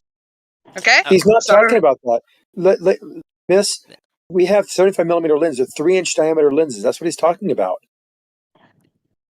Big zoom lens have 3 inch diameter lenses. Those are 75 millimeter. The f-stop is how much the aperture will actually effectively be, because it'll be smaller and larger based on the f-stop. And you already agreed and are conveying that you do know what that means, and he does as well. So where's the But then problem? he's saying words that are incorrect, that are confusing me. Like you the don't think those 75 75 millimeter filter is actually something you screw on the cap of the lens. Correct. And he's talking about a 75 millimeter lens, which is about 3 inches. It's a But he big said a lens. 75 millimeter filter, so I'm asking him what kind of filter he's putting on the lens and why that's relevant to mention. So again, why are you getting frustrated with me when I'm trying to actually understand what he's saying? He said that a 75 millimeter filter, that is something that screws on the end of the lens. He's Yeah. mentioned it, must be relevant. So how is it relevant? Like I have a 100 millimeter zoom lens right now, and 100 millimeter, it's zoom lens, and it's a 50 millimeter. It goes on a 50 millimeter camera, a Pentax camera. Cool. And I have Those are cool. f-stops. Yeah. That's nice. Artemis, I think what they're talking about is, you know how if you have like the lens hood or something in the front of, like if you wanted to screw on a polarized filter or any kind of filter on the front, it'll come in 82 millimeters, 77, you know, Yeah. whatever it is. That I think is what they're talking about, not the actual millimeter Exactly. of the lens. That's exactly what I asked. So I asked, is that a Polaroid that they're screwing on? What kind of filter are they putting on it? That was all I asked. I think they're It talking doesn't about matter. the The size point of is, the.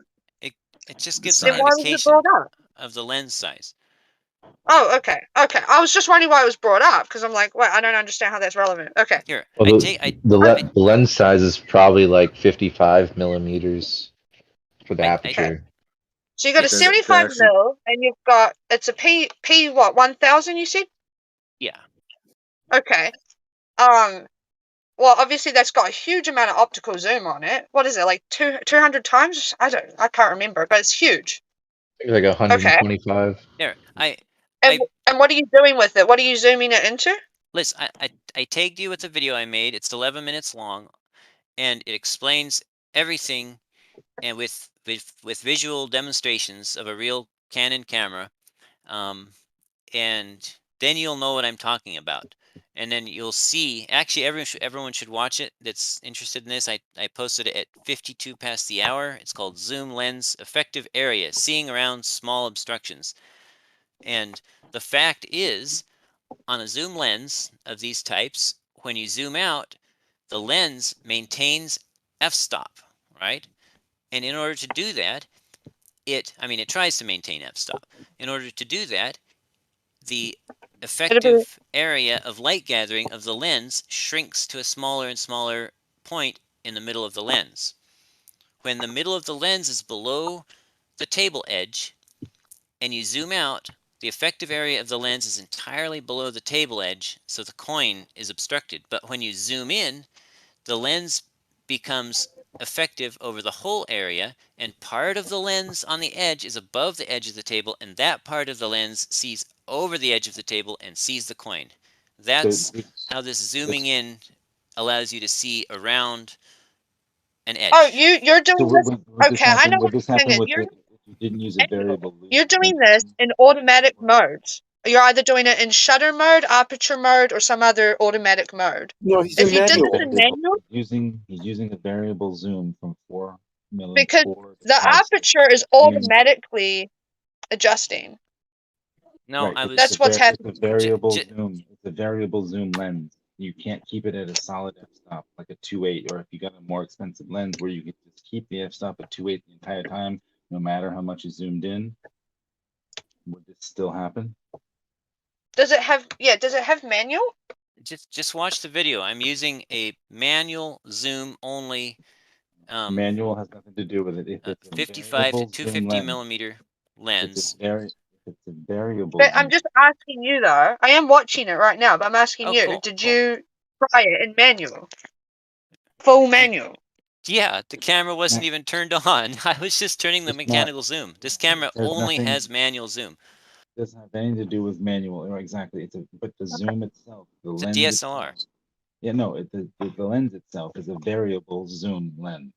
He's talking about what the size of the effective lens is doing. It's pretty self-explanatory, and he's been very good and kind about explaining to you in simple terms, not even turning anything on, just moving the f-stop or just moving the zoom. No. And each one of those will have a different effect, and this is what the point he's trying to make. It's pretty simple.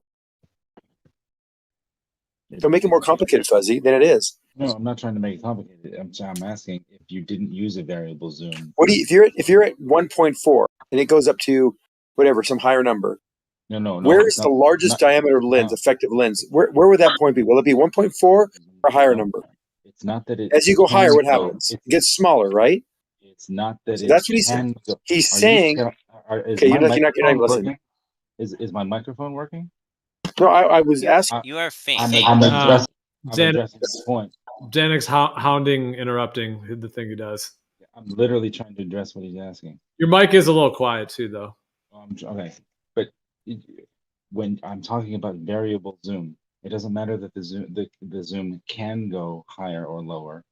It's about keeping it at a certain number despite how much you're zooming. Cheaper zoom lenses are variable zooms.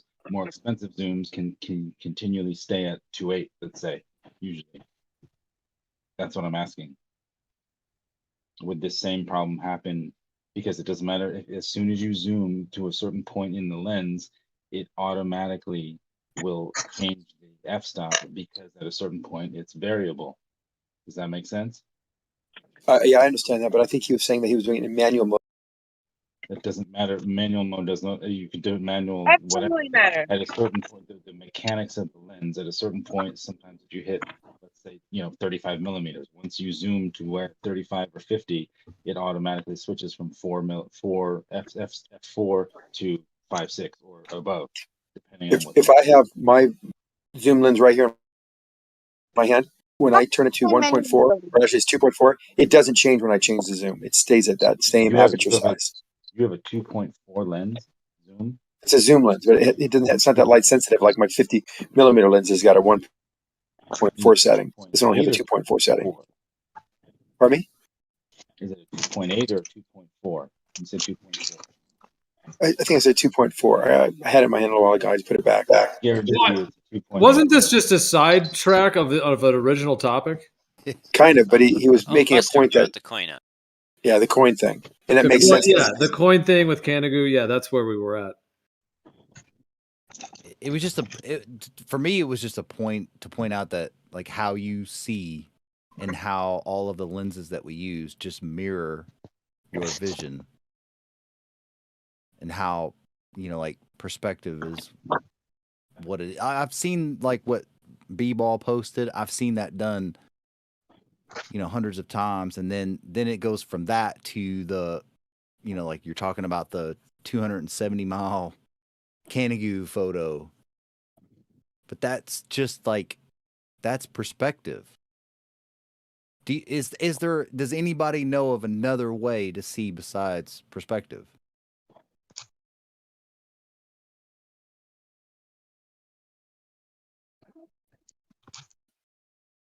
We know what perspective is. We do the angular size of something gets no, smaller proportional to distance. We know where they go fine, from higher to but I'm lower just in saying, a field of view. is there another I could have way sworn I to was see talking. besides perspective? Okay, I don't know what you said because I was talking at the same time. So before I finish my sentence, why don't you wait till I'm done and then you can respond? Yeah, but you weren't answering the question. You were just going on about perspective. Well, you said it's due to perspective, and I said, No, perspective. I asked the question: is there another way to see besides perspective? Perspective is part of how we see. It's part of what things look like in the distance. Yeah, but that's all you know. Pure is there trigonometry. another way to do a lens setup besides perspective? Well, a convex or a concave lens will change that perspective. How so? Yeah, so I was going to ask, like, Buster, what do you think about the fact that our eye is spherical and how that is connected to perspective? Me personally, I have, like, I know how we see is we have to see with perspective because you have to have that depth perception, right? So you have to have like something smaller in the distance, so as it gets closer it gets bigger. But then the further something gets away, the smaller it is. And then when you're trying to use the same vision and zoom in on it, you still have all of these same within the lens world, they call it perspective error. Well, if you're looking at something at the center of your lens, and you have the most powerful lens zoom system imaginable, will it ever change in your field of view as you zoom in? Will it ever move with respect to something else? Well, that's a known thing that the very center of the lens is the most accurate. That's why there's a crosshair in the Well, yeah. So tools. put something there, zoom in, and see if it continues to be there when you zoom in, and it will be in that same spot. It won't change, as long as it's a spherical, have a semi-spherical. What's spherical got to do with something changing in position? Well, I mean, you could have some crazy distortion or distorted lens shape for some other special effects. But if it's a standard lens that's designed to have a focal point in the back on the film or the image detection system, the center of the lens will be the most accurate, like you said, where the crosshairs are. And no matter what you do, but as far as zooming in, it'll always be at the center of the lens. It won't change angular position. Okay.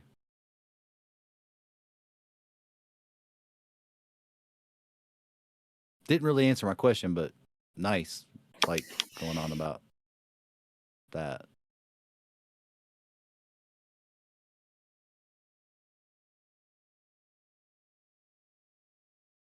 So Geo, you seem to express some dissatisfaction in my method of, as theodolites as my method of measuring for Earth's surface contour. What would be something that would be better that I could actually do if I was the kind of guy that wanted to actually do stuff?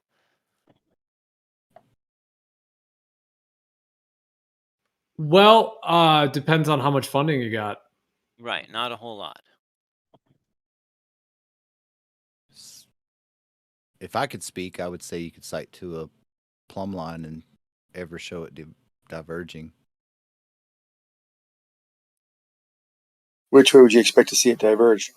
I wouldn't at all. Like, you set your instrument up properly. When would you ever see vertical all the time? Line up with your crosshair. Do it a quarter mile away. What happens? It's below your crosshairs. Same height object on water, quarter mile away. It's below crosshairs. Sighting to a vertical, because you have a vertical crosshair in the. Just said vertical. It's below your. If you have the same height that you're looking at it from. So a vertical is the crosshairs. The crosshairs would be above. The crosshairs would be above the position on the stick or object that you're viewing it from, which would indicate a angled plumb line. May I interject? Explain it to me, Buster. Like, as in, if the Earth were a globe, and I were using this to test for the Earth being a globe or not, because remember, I didn't invent this flat Earth idea or this globe idea. One person told me one thing, another person told me another thing, and I'm trying to find out what matches reality. If I did hang a plumb line, what would I expect if the Earth were a globe? It slanting to the right or to the left or just straight away from me at the rate of 1 degree per 69 miles? Here's my question. If you set your instrument up properly and you sight to a plumb line, when would it ever not line up with the vertical crosshair? It would always line up even on a globe. So I'm not sure how you're thinking that's a test. Because I asked how would I test, and you said how about this, right? Okay, well, let me add something. Just one more thing. You've set yours up. You've sighted to it. I go 90 degrees to that plumb line, and I sight to it, and I set my instrument up properly. Will it line up with the crosshair? Absolutely. There On a you globe go. as well. Setting your instrument up properly? Yeah, if it's you said a plumb line, right? Plumb line, but your instrument. I mean, this is like a geometric test. Like, you set your instrument up, you could spin it and sight to another one, and it will line up. It's on that horizontal plane. You sight to that plumb line, and then I walk up and I've got my instrument. I'm going, hey, I'm going to set up over here 90 degrees from it. I'm going to sight to it. And let's say you've got a plumb line over top of your theodolite, and I could sight to that plumb line, and then sight to the one 90 degrees from it. Well, and tell me what you expect I would see if the Earth were a globe. Why is it? We're talking about just sighting to a plumb line. Okay, let me ask you a couple questions. Since you asked me a couple, fair is fair, right? There you go. So, if you took a basketball and took a toothpick and glued it carefully on so it was well, you could poke it in. Just if it, let's just say it's a leak-proof basketball. You poke in a toothpick and it's exactly normal to the surface of the basketball. Do you know what normal means? It's like perpendicular, but it's what you say when it's perpendicular to a curve. Normal means at equal angles on all sides to a curve, right? So you've got this toothpick straight away sticking straight out of the basketball, right? Now you go a little ways away and you stick another toothpick into the basketball, sticking straight away at that location, normal to that location, right? Okay. Now you sight along those two toothpicks, they're going to appear parallel to each other, right? Let me ask a follow-up question. Wait. I answered several of your questions. And now as soon as I ask one, you don't even answer it and you just ask more questions. Well, Well, just let me I get can't through a ask a couple. I only qualifying have two question? questions. I answered your two questions. I'm going to ask two questions. Fair is fair, man. If you ask two questions and then I go to ask one and you ask two more, we're never going to get anywhere, right? You got a toothpick and a basketball. I got two toothpicks in a basketball. 2 toothpicks and a basketball. Got it. Yes, and they're both sticking straight out. And this is my first question. Got it. If I have two questions. If you sight along those two toothpicks, are they going to appear parallel to each other? Well, my initial thing was that you've set your instrument up properly, and I've seen him do it.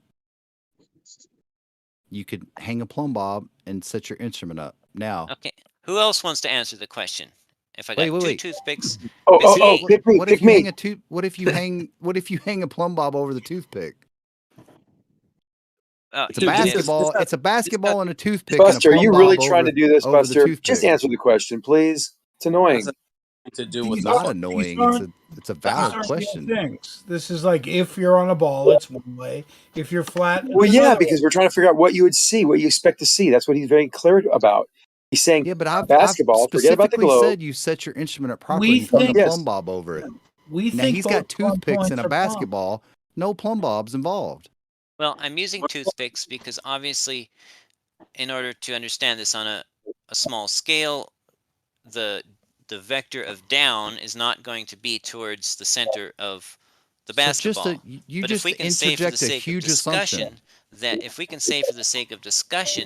that we could hang a plumb bob on the ball and it would point to the center of the ball, then we can do that. So I'll change my question. The ball in this thought experiment, any plumb bob hung on the ball will point straight to the center of the ball. We hang a plumb bob on the ball, it points straight to the center. A little ways away, we hang another plumb bob on the ball and it points straight to the center from that location. If we sight along these two plumb lines, will they appear parallel? Question mark. Will they appear parallel? Yes, if you sight along them, will they appear parallel? Well, if you've got plumb bobs hanging in any direction, then they're not parallel. You are killing me, man. You are so killing me right now, Buster. Come on, man. Please just try to play along. But if you sight along them, yeah, I'll let somebody else play along. Fair enough, How Sonic. we know both of our theodolites or total state or auto levels or whatever are at the same exact elevation. But when we look at the other one, the crosshairs are above the other one. It's a good question, B-Ball. Good one. Good job. Did you understand the question? Do I have to reiterate the question, or did you not understand? Yeah. Go ahead. Reiterate it again. One more time. So let's say I have a target that's 5 feet tall. My auto level is 5 feet tall, so that means the crosshairs are at 5 feet. But when I look through the crosshairs, it's hitting above that target.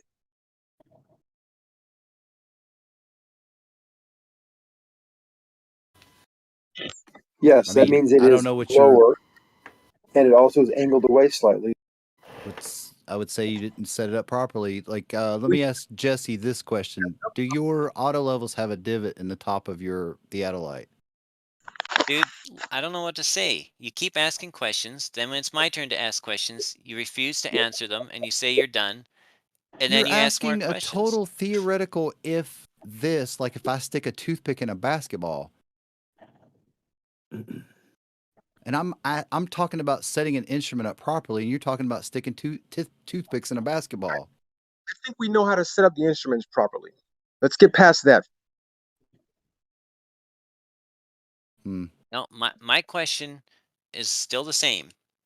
If you line your eye up so you're sighting right along these two toothpicks, one appears directly behind the other, are they gonna appear parallel to you when you're in that one location, sighting right in line with them? That still goes against me saying I've set my instrument up properly with the plumb line and leveling it. Because you've got toothpicks in a basketball. You got 3 points. You got your eye, you got the one toothpick, you got the other toothpick. Is that how surveying's done? It should be in a straight line, right? Well, what don't you like about the thought experiment? Do you want a small theodolite instead? So we've got one toothpick sticking straight up out of the ball, straight up, straight away from the surface. The technical term is normal to the surface. The backwoods term could be perpendicular to the surface, if you want to stretch the words a little bit there. But it's straight out of the ball, pointing straight at the center of the ball. A little ways away, you have a miniature theodolite properly set up. Would that toothpick appear parallel to the vertical crosshair in the theodolite? Yes or no? Or you don't know? Are you really doing this? Are you guys really doing this? He really is. You can follow along with the thought experiment, or you can just ignore it and laugh. If you the first plumb bob was the amazing thing, because that's where we all agreed.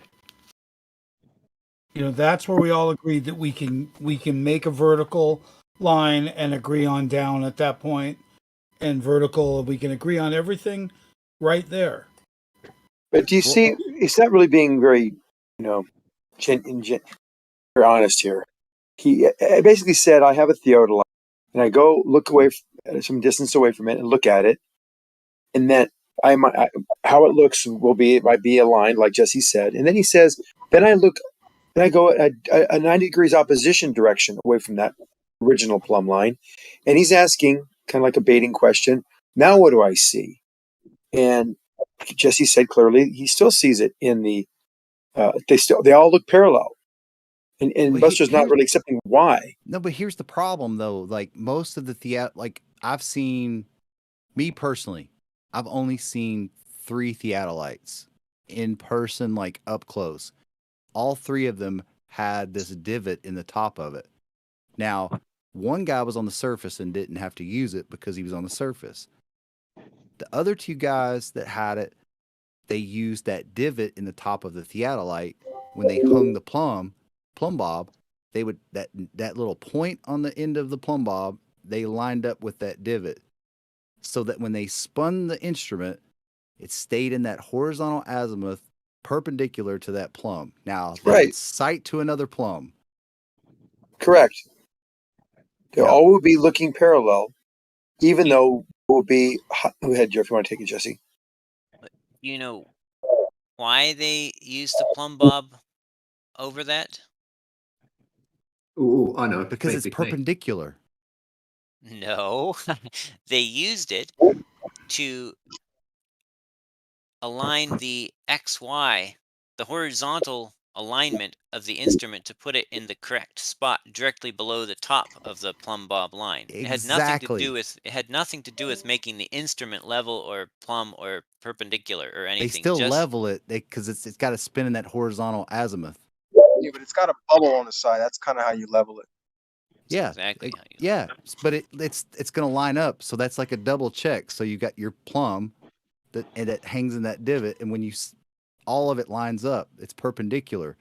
That vertical plumb bob that's in that little divot on the top of it, when you spin it, it all stays perpendicular. Jesse, do you need the plumb bob to level auto level? No. Pick me. Hey, Rufy, do you use a plumb bob to level your theodolite? No, but I occasionally I will use the plumb bob to make sure I'm directly over the survey benchmark. That's what I use it for. Precisely. And then they Bingo, cite, then they Buster. cite to line up the next plumb bob.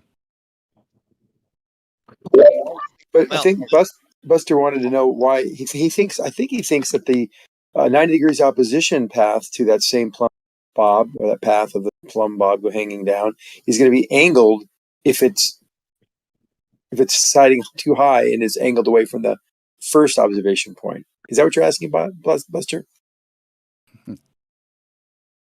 If It kind of sounds like that's what you're insinuating. It's over top of that plumb bob, and you can spin it.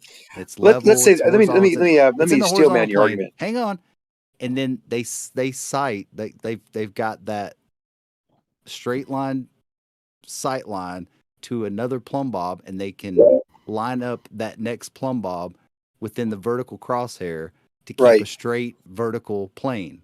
Okay, I got a question for you. Can I ask a quick question? Sure, Buster. Okay, so let's say I tell you what we see, and I tell you what I think I'm saying. I'm seeing a hanging plumb bob in the distance, and it's below the crosshairs. I'm saying it's angled away from us. Are you saying that if I go 90 degrees opposition to this other hanging plumb bob that's looking like it's tilting away, do you think that 90 degrees opposition path, same distance away, is going to see it tilted, or will it also be in line and tilting away from it as well? What I'm saying is that I have seen this. How come you can't answer everyone's question? It's really weird. This. Why are you asking me if I would see I was asking the question that when would you ever see it deviate from the vertical crosshair in the Don't instruments answer set up? either. Oh, come on, Gio. Okay, so I asked Gio. Well, so Gio gave, just as a kind of a recap of where we're at here, a reality check. Gio expressed a dissatisfaction with the method I chose to measure topology of the Earth, specifically using theodolites. I wouldn't say dissatisfaction characterizes anything that I feel or is within myself. I wouldn't say I have any level of dissatisfaction because I didn't have any initial need to even analyze it on that level. I was just letting you know what it is from my understanding of it. From everything. So you are satisfied that it's a coherent? Well, I'm not unsatisfied because I'm not looking for satisfaction from you. So you know what I mean. So it's sort of like I can't be dissatisfied if I'm not seeking any. Like that's not even a factor for me. I'm just letting you know what it is and how it's invalid for measuring the shape of the Earth. Well, how would you do it better, Gio? You somehow expressed that it was not a sufficient way to do it. Is that fair? Yeah, it's not sufficient. It's not like in the category of using that method to measure the shape of the Earth, we would just put NA, like non-applicable. Okay, so, and I asked what would be, or I explained that I was doing the best that I could figure out how to do, and I asked what would be a better quantitative method to measure for any deviation between straight and Earth's surface. And Gio didn't respond, but Buster proposed that looking at a plumb line through a theodolite could make that determination, could give a clue as to whether the Earth was curved or flat. And he seems unable to tell me what the difference in that observation would be between a curved or a flat Earth. So, all right, well, that's a separate thing than the thing you mentioned about me. I'll just say real quick that I did respond to that, and the first thing I said is, "How much funding do you have?" Because that's the next question. To get a true measurement, to get a full measurement of the shape of the Earth, it's going to take a lot of funding. So, I don't think there is a way to do it well, there's some ways to get some information on the cheap. I mean, have you done like long distance mirror flashes? Those are good. No, I've done 3-mile laser tests though. Yeah, so you can see that there's no actual curvature to the surface. I don't know. The water blocked the laser, even though it wasn't between me and the laser. So I don't know what to say about that. I'd set up a balloon and actually see the curvature yourself. So, Gio, what you're saying is there are said ways, but nothing better that I could afford, basically. So I'm still doing the best I can with what's available to me. I said you could set up a balloon, right? That had a lens that wasn't distorted as much. You can see the curve that way. That's true. Dwayne Kellum did that. Yes. Well, I think we've all seen a lot of different high altitude footages, and it's a whole separate topic. But they are a range of from anywhere from completely horizontal to having some curvature. But the thing is that up at high altitude over a planar surface, you will see in a circle around you because you're seeing in a, just like if you're a character in a video game and you're in a huge world, you're only going to see in a limited circle. And that is a circle. And it's like a hula hoop of the ground, basically. And the higher you go, the more that hula hoop effect can be present. Doesn't mean it's curvature of a sphere, but there can actually be left to right curvature for that reason. So you're saying the Earth is a disk. As we go up, we're looking at the disk of the Earth. No, you're just looking at the circle of your limited portion of the larger planar surface. That's true, Gio, but the problem is it's below eye level. And that indicates a shape. But you're right, the hula hoop is the same angle below your eye level everywhere around you. It is a hula hoop. It is flat. Well, it would be the case on a globe or on a planar Earth that you would still have a circle of view that you would see. Now, on a globe, there would be appreciable curvature, though, and it would all start, sort of balling up, as it were, at all angles. But well, even if you get really far away, it's all a drop from bubble. But I mean, all the balloons show at best is a little bit of that left to right arc, which, like I said, if depending on the lighting and the atmospheric conditions and all of those factors, you're seeing in a limited circle on a massive planar surface that's way larger than even the extent of what you can see or what the light is even lighting up. And that circle will have that hula hoop quality to it. You're talking about something you can measure. Either you're in a shot put ring, looking at the rim around you, a couple inches off the ground, or whether you're on a mountaintop or in an airplane, or on a satellite. They all have a value of the arc gradients of curvature that you would be able to see based on what you're saying, exactly what you're saying. Now, does it say round or flat? The only thing I'm saying is it's round or flat is the fact that it's below eye level. The fact that it's below eye level indicates that it's a curvature. You can't really see the curvature because that's the contrast of the surface beneath you. You'd have to be able to detect by some type of cues, like the bridges of Pontchartrain. All right, let's let B-Ball respond. Why is it that we see a lot of the pictures and some videos from flat earthers, they'll show the high altitude balloon footage and they'll show that the horizon is perfectly flat? How come you guys accept those, but you won't accept the ones that show that it's actually curved? Well, I don't know if you must not be talking about me. Are you talking about just other people that you are assuming? Flat earthers in general. I'm saying you. Well, okay. Well, then I don't know. I can't speak for anyone else that uses that label or in that sense. But I would say that I wouldn't deny that some of them have curve. Dude, I've picked up left to right curve out of a airplane window, and now I know that the windows can be curved, and I'm aware of that part of it. Usually, those are at the edges; they're curved, and it's like a peripheral vision thing. They're trying to make it curved at the edges, and I'm not saying the rest of the window couldn't have some curve to it as well, but I was able, it's only my own personal experience, but I feel like I was able to isolate between what the window was doing and what the actual environment was. And in the actual picture I have, it was showing left to right curvature. But the one reason I mentioned of the hula hoop, the vision, the circle of vision, as it were, that is just one of the reasons that there can be curvature. Another one is that the actual cloud cover can have that arc to it as well. Like you can have different cloud cover at different layers, and those different layers can actually look like an arc. It doesn't mean it's the curvature of the Earth. It's over a planar surface. It's just the limited viewing distances and elevation angles to everything within the environment.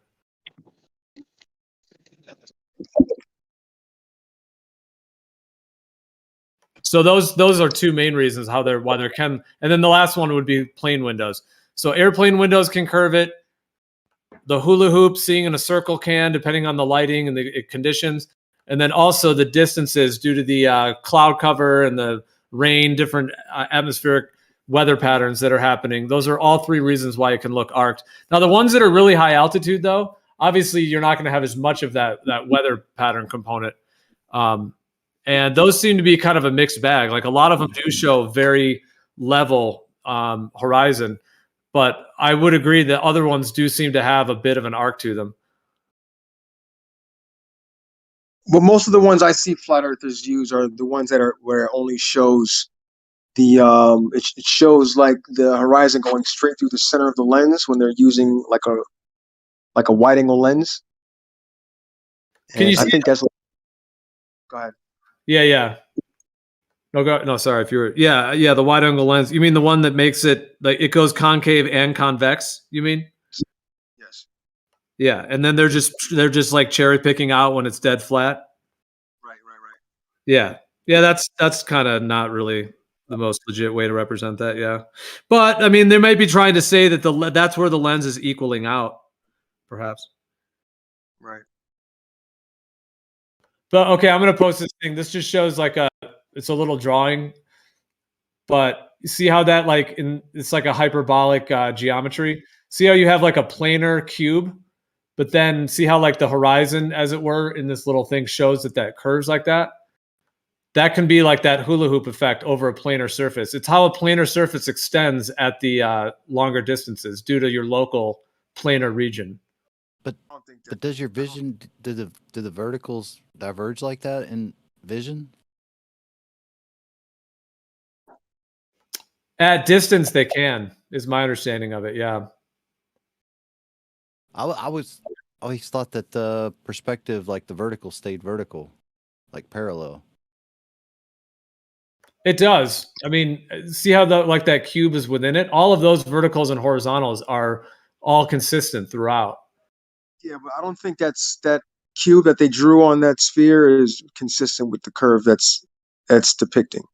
Yeah, it's not the best proportions. I would agree. Again, from 35,000 feet, you're looking at a 0.05 radians. I mean, it's something almost indistinguishable. They say you can't even see it, which I tend to agree with that. All it is something below eye level. That's the indication of curve, not the fact that you're seeing a curve around you, which is Gio's already said that is flat around you. But the fact that it's going around you, the lenses will pick that up because it's going around you due to perspective of the lens to be able to see this curvature around you, even though it is flat around you. It's an artifact of the lens, not of the fact that you're seeing curvature. You're just looking at a curved surface or a curved line around you, a circle. And that's how it's transposed onto a lens and onto your brain or onto film.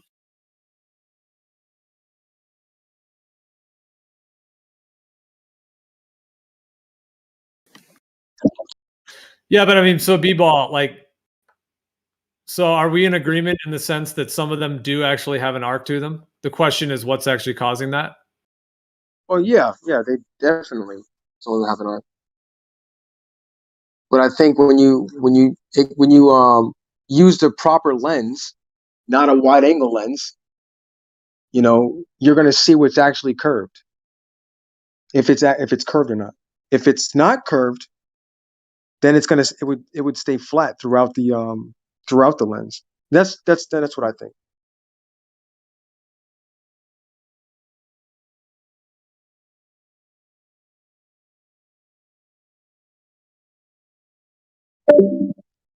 Well,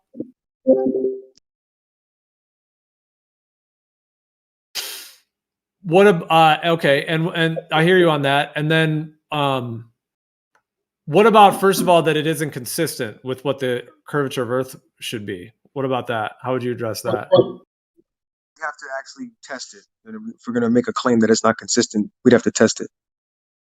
Like at height. Go ahead. I'm sorry. Well, I mean, I guess I can only speak for the ones I've seen, although I feel like I've seen most of the ones out there and analyzed them. And what I'm saying is that arc is not consistent with like a 3959 radius. It fluctuates a lot, which is why I think it has to do with it's an optical effect and a lensing effect rather than a physical feature. Well, yeah, all lenses are going to impose some sort of distortion, right? But some more than others. So if you get one with the least distortion, then you can test what at whatever height, let's say 35, 40, 50,000 feet, how much arc you should see. I think that's been done.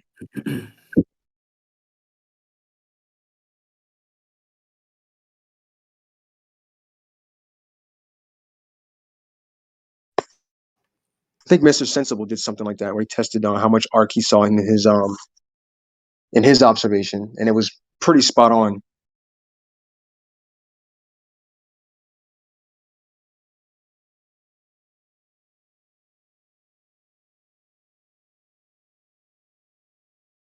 Well, like if you see, okay, so on a massive planar surface of Earth, if in that perspective, if the sun is going to be more of a local light where it's lighting a local region that you're able to see within, if you then go up in altitude, depending on where the sun is and where you are at that moment, like some of these ones that we see, I mean, I will say, B-Ball, especially with my understanding of what the true cosmology is, I would say that to me, the high altitude footages are absolutely breathtaking evidence of an extended planar surface. Like it's, to me, they're like, I literally like lose my breath. It's so amazing to see that.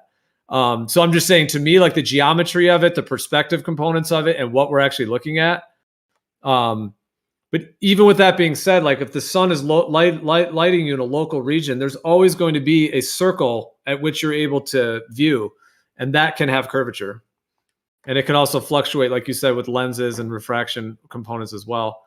So with those factors, there's other components about the geometry that don't seem to show an actual left to right geometric effect. Like it's more of it's a layering effect that's all even throughout the layer. And I'm talking about the land layer. I think someone else wanted to get in.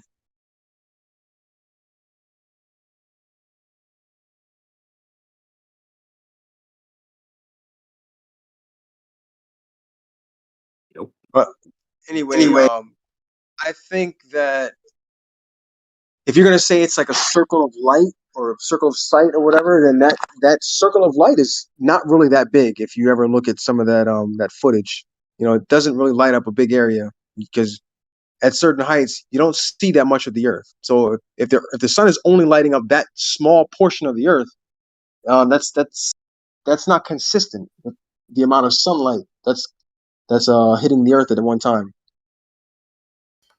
Can you see this? I just posted this hyperbolic geometry. See how it's like a circle, and then there's like, it's almost like it almost has that like a viewer that's looking out at all different directions. Okay, yeah, I see it. But if that one guy with the dress on looks at the guy with the hat on, those lines will be parallel. Those plumb lines will be parallel. Also, this one I just showed, which is essentially a toroidal field. Like, see, I think we actually see in a toroid. That's why it's curved, because the toroid is a sphere. Oh boy, it's not the it's not the Earth that's spherical.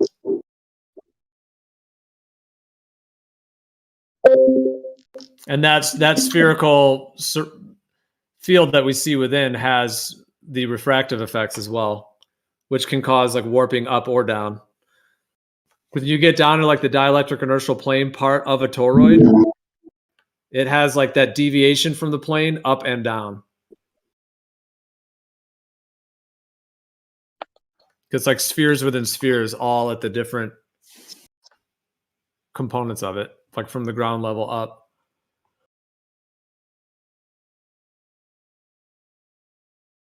But G, if you looked at the see, those are thing you posted. You understand what that is, right? The hyperbolic view there. So when the gal in the dress looks at the guy with the hat on the left, is he going to see that stick in line with his? I don't know what you're talking about. I'm not following what are you talking about? You're 26 after the hour. Oh, 26. Oh, okay. That one. All right. Yeah. That's what you're referring to. No, I posted recent ones that are actually hyperbolic geometrical. They're like an actual geometric depiction. Right. I'm not coming to the right word. They're like a model, essentially. Okay. So see the person with the dress for ancient people, I think. And they look at the dressed person and then the hat guy on the left. They're holding poles up. The one in front versus the one on the left. Would they use a theodolite and see that those poles are in line with each other, parallel?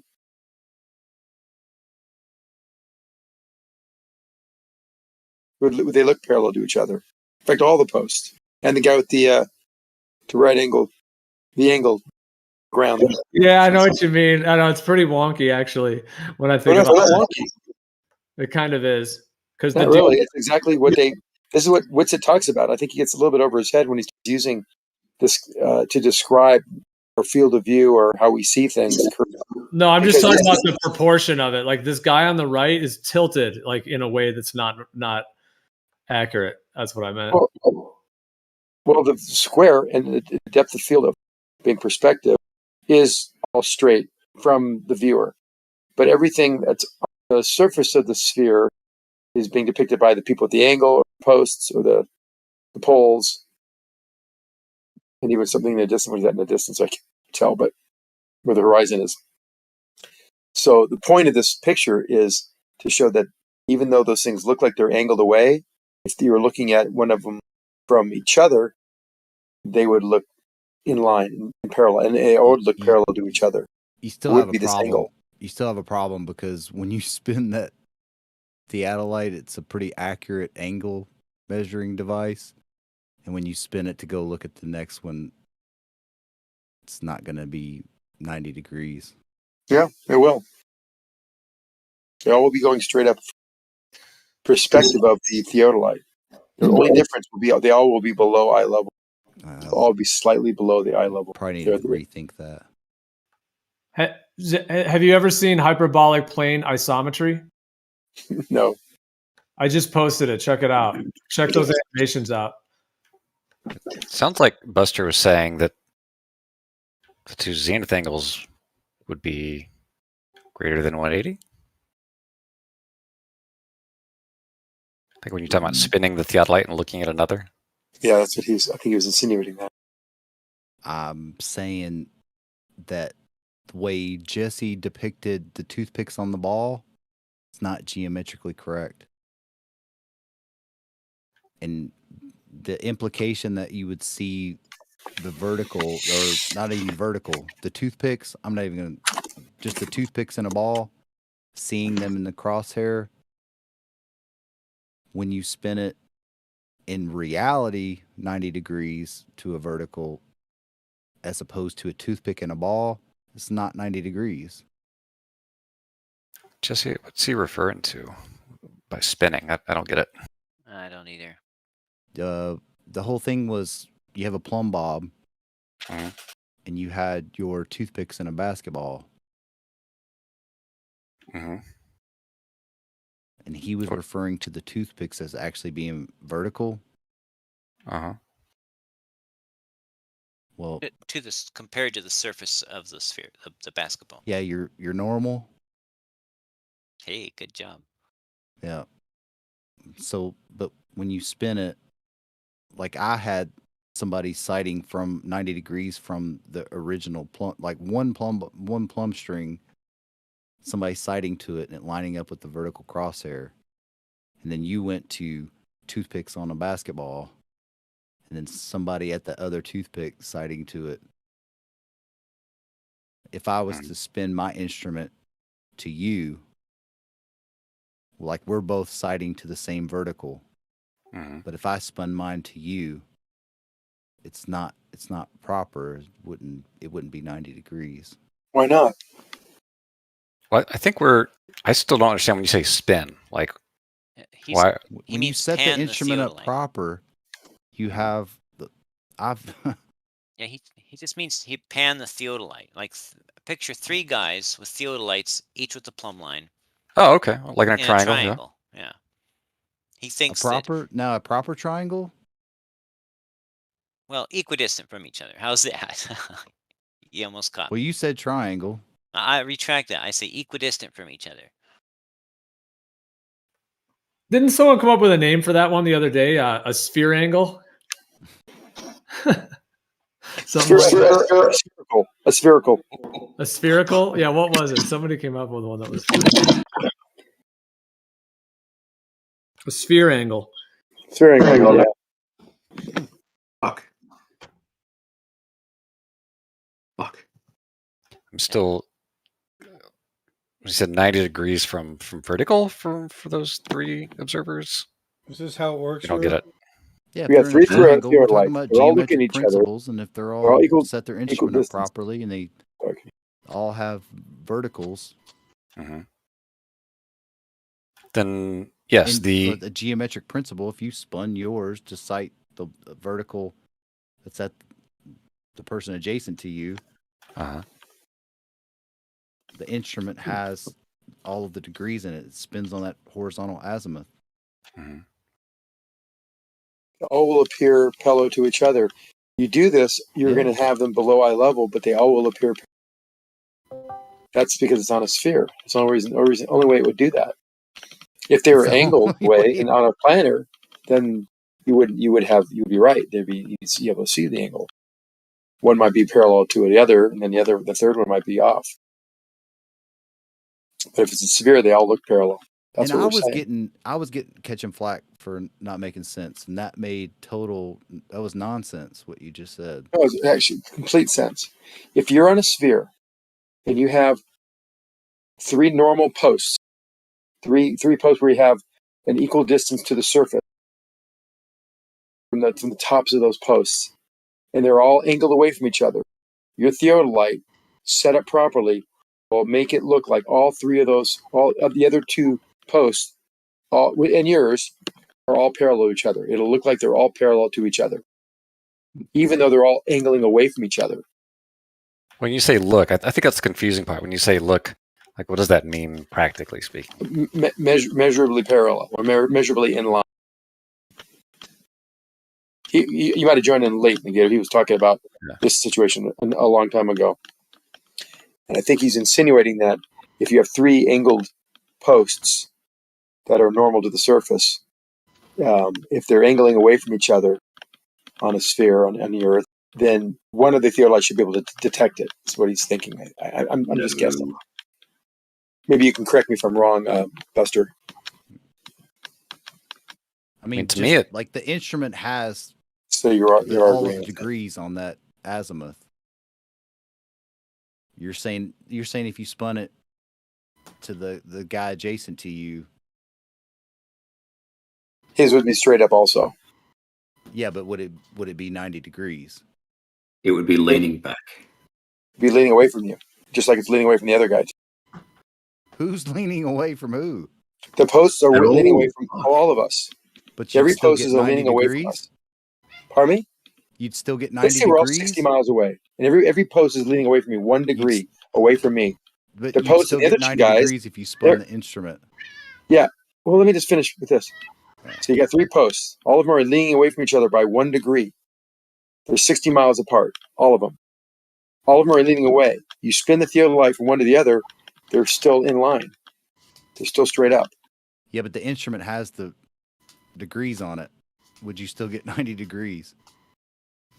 What do you mean 90 degrees vertical from you? No, on the horizontal azimuth. Well, there would be a triangle. So that's a triangle that's here pretty far away for that to happen. I think you're not explaining what they're 90 degrees from. They're 90 degrees from each individual horizontal. They're not 90 degrees from the other point.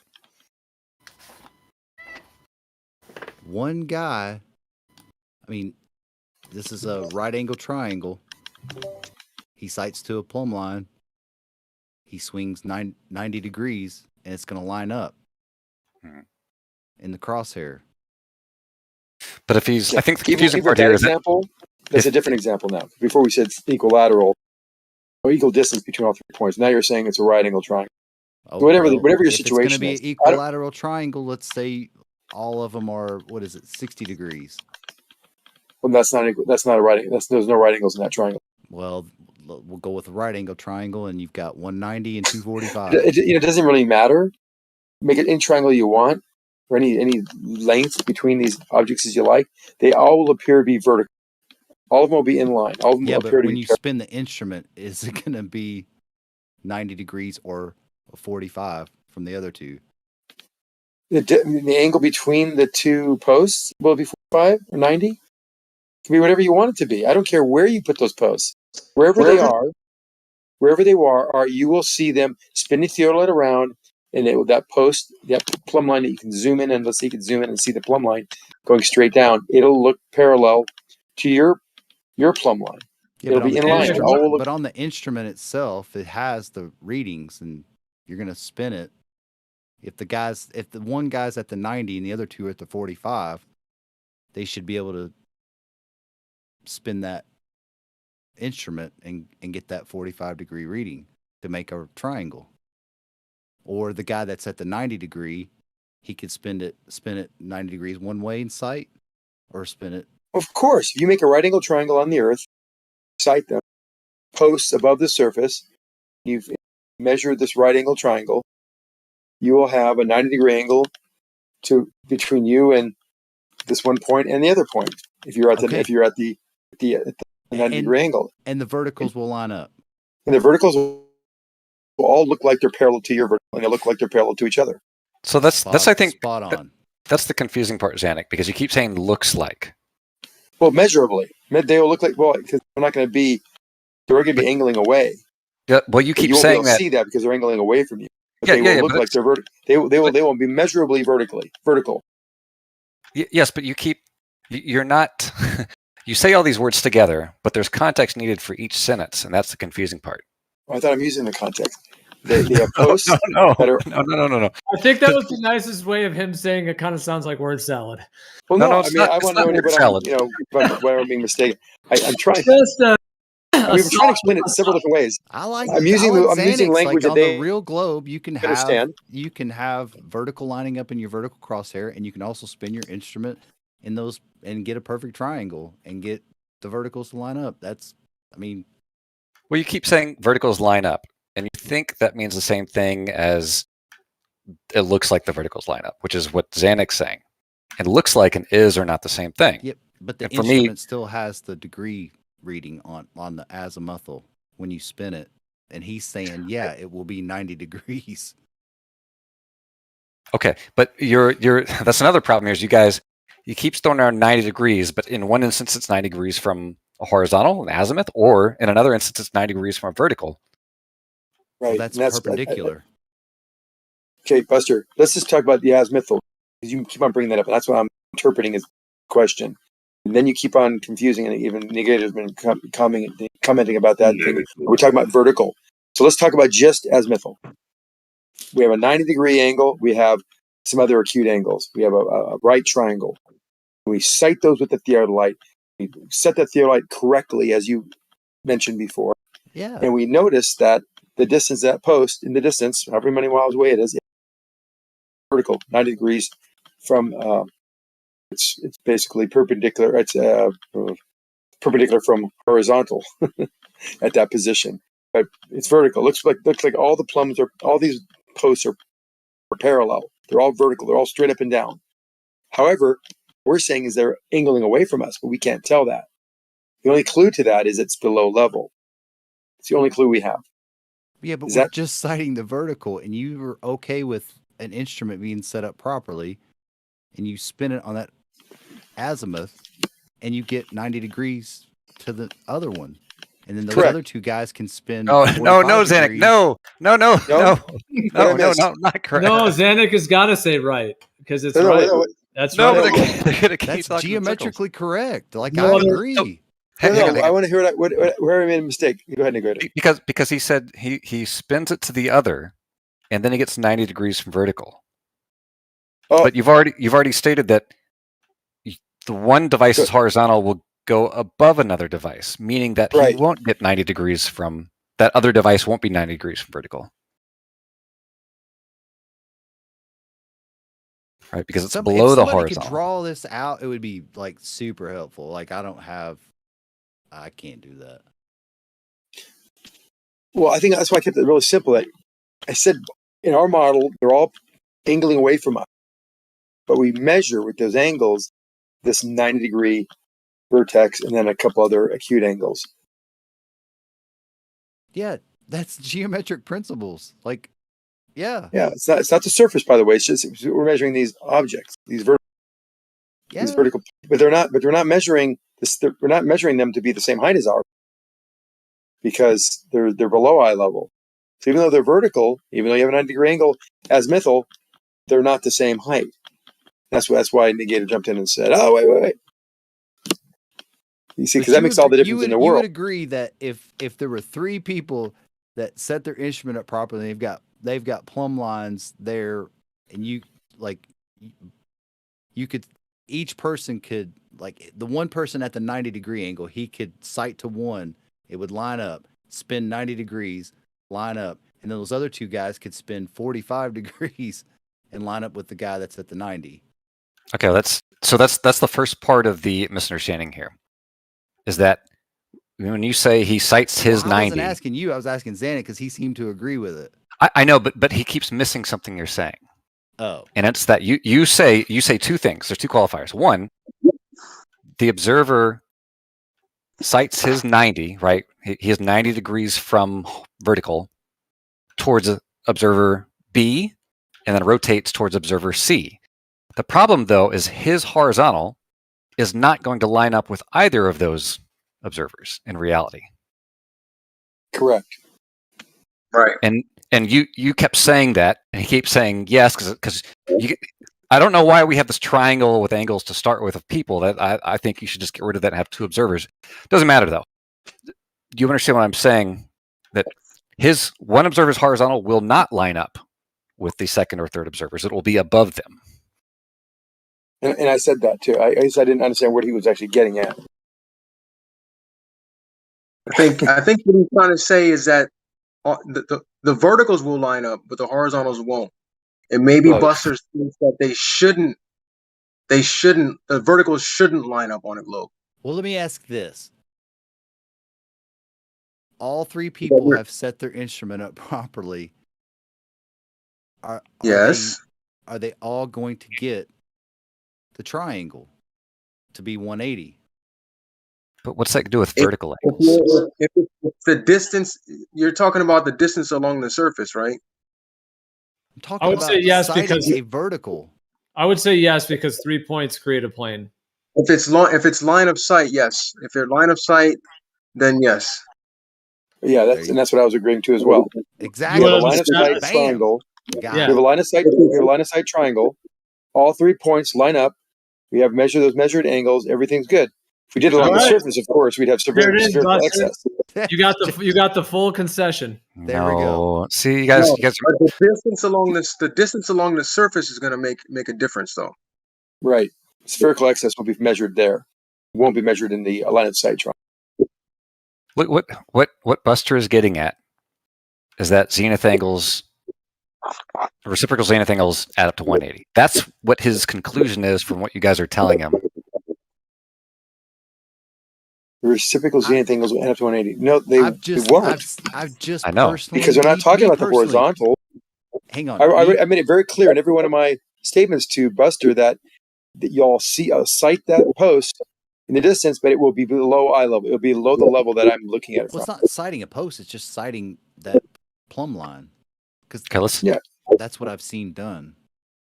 Buster, someone linked this picture earlier. It's related to sections, but it doesn't matter. The imagery is relevant here. Do you see in chat what I've linked? Hang on, let me get there. Oh, I'm way behind.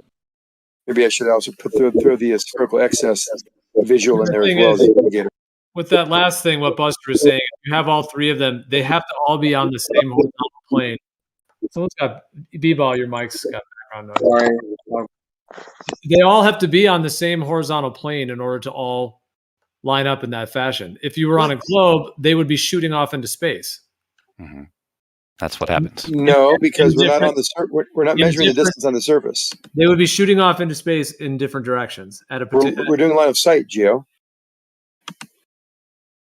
We're doing line of sight, so it's pretty easy to get a triangle. If they're actually horizontal, if they're actually level. No. It could be all different heights. As long as you line of sight 3 points, you'll have a triangle, regardless of the surface. Yeah, but that makes all the difference in the world. Triangle, like exactly. It'll still be a triangle. Of course, it'll be a triangle. But you could do a bunch of those, and all the angles will add up to 180.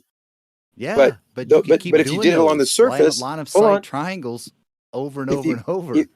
If you did it along the surface, all the angles would not add up to 180. You'd have spherical excess. You'd have to show that.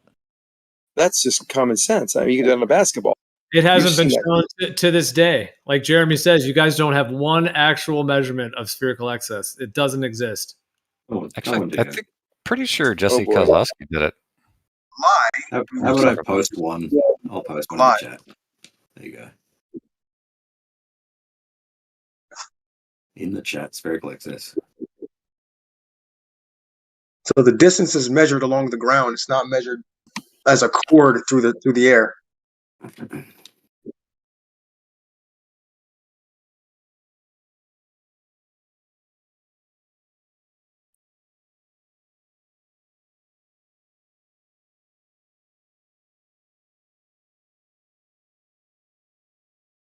I think Jeremy even mentioned this a long time ago when he said, if you try and put a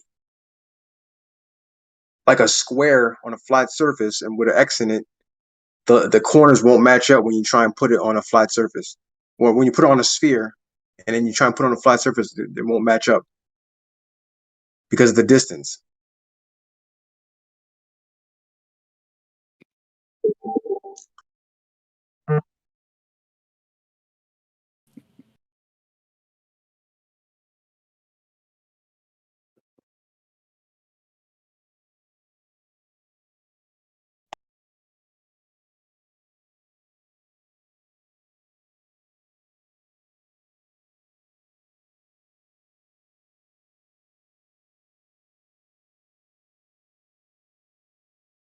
Have you seen this drawing before in the chat?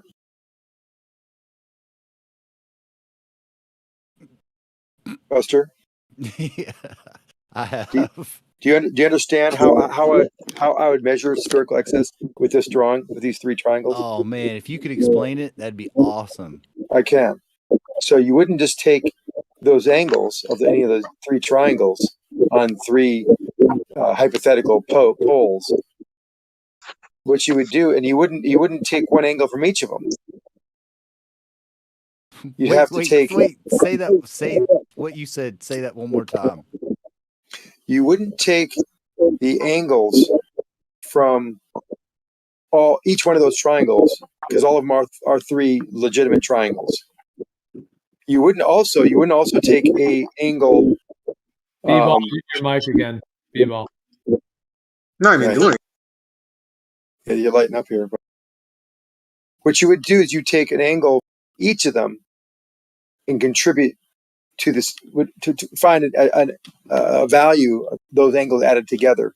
And a spherical axis would be the top angle in one corner to the opposite corner on the middle triangle to the left remainder angle on the bottom triangle. And those three angles would add up to greater than 180. If you could have three poles. Wait, are those all those three triangles, the layer triangles, are all those the same?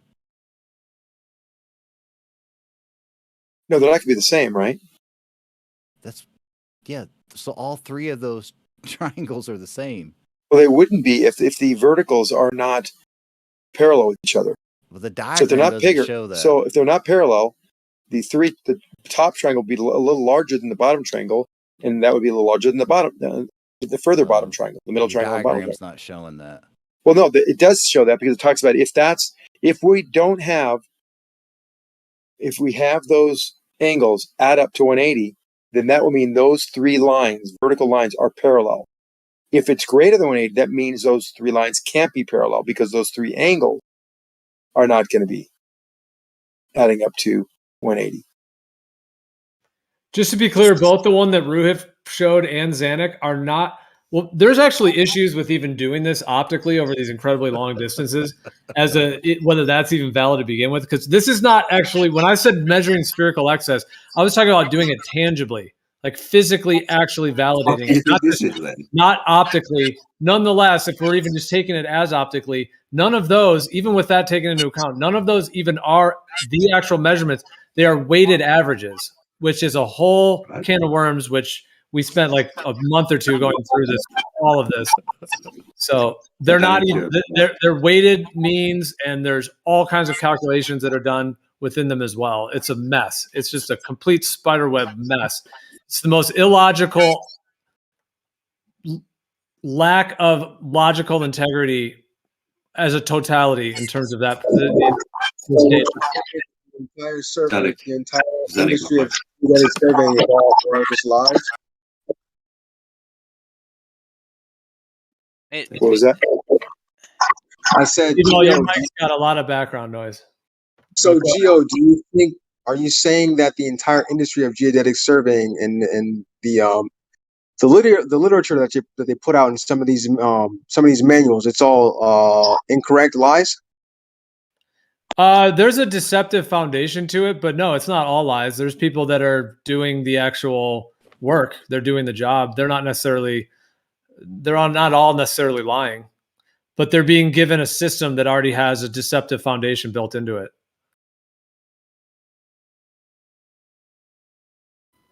You're Geo, being lied to, people. I added up the observed angles before the correction were added, because the little chart shows the observed angles and then the corrections. And even the observed angles have like a half a minute or half an arc second of of excess.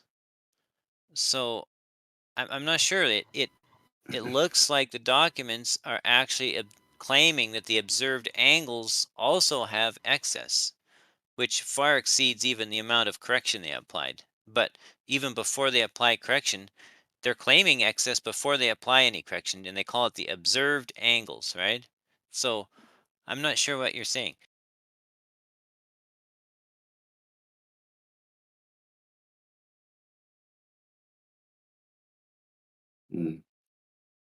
Anyway, Rufy, did Say I that again, Jesse? Did I miss? Sorry, I missed it. Oh, yeah, no. From the transcontinental triangulation, part 3 triangulation, it shows. Hold on, B-Ball, your mic.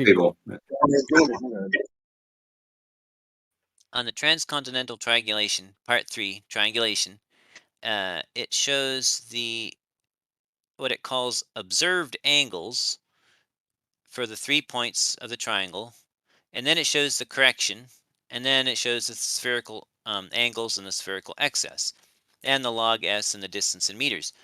But the first column is observed angles, which is what they're claiming is what they observed before applying any corrections. And I just added up those 3 angles, and it's literally about 34 arc seconds greater than 180 degrees. So it actually does look like they're claiming that their observed uncorrected angles, just as they measured them, as they observed them, does have spherical excess. Well, that's not what they claim. So what page are you on? You'd have to tell me what page. But they don't give the actual individual readings. They give averages. They only give weighted means and averages. Okay. Are there measurements that add up to greater than 180? If these are averages, then there must be measurements that add up to greater than 180, correct? Right. Averaging is not applying a correction. It's just averaging. Yeah, but if there's refractive effects that are going to cause slight variations, so you're going to have certain fluctuations, and then if they weight those in a way that is weighted towards whatever agenda they want, because they're not actually giving the individual ones that somebody could go out and verify, they're just giving the weighted meme and selling it as, it's in a sense, the whole thing's a sham, just based on that alone. Like dude, think about it. If a bunch of people that you don't agree with on the shape of the earth, if they went out and did all these measurements and they came back and said, hey, we're not going to actually let you know all the individual ones. No. We're just going to give you these weighted averages. Trust us, it's legit. We pick the good ones. We throw out the ones that were no good. Trust us, it's all good, because that's essentially what they did. I mean, they do give some information on how they claim they did it, but it's basically a backdoor deal at that point. It's not even giving. Now, that's even taking this on face that this is even something that can be done optically over this long of a distance, because like I said, that's a whole other layer to this. But even just trying to just take that on face value, it has that fundamental flaw. So you're saying what? It's the distances between the points. Let's make that clear. It is the distances between the points.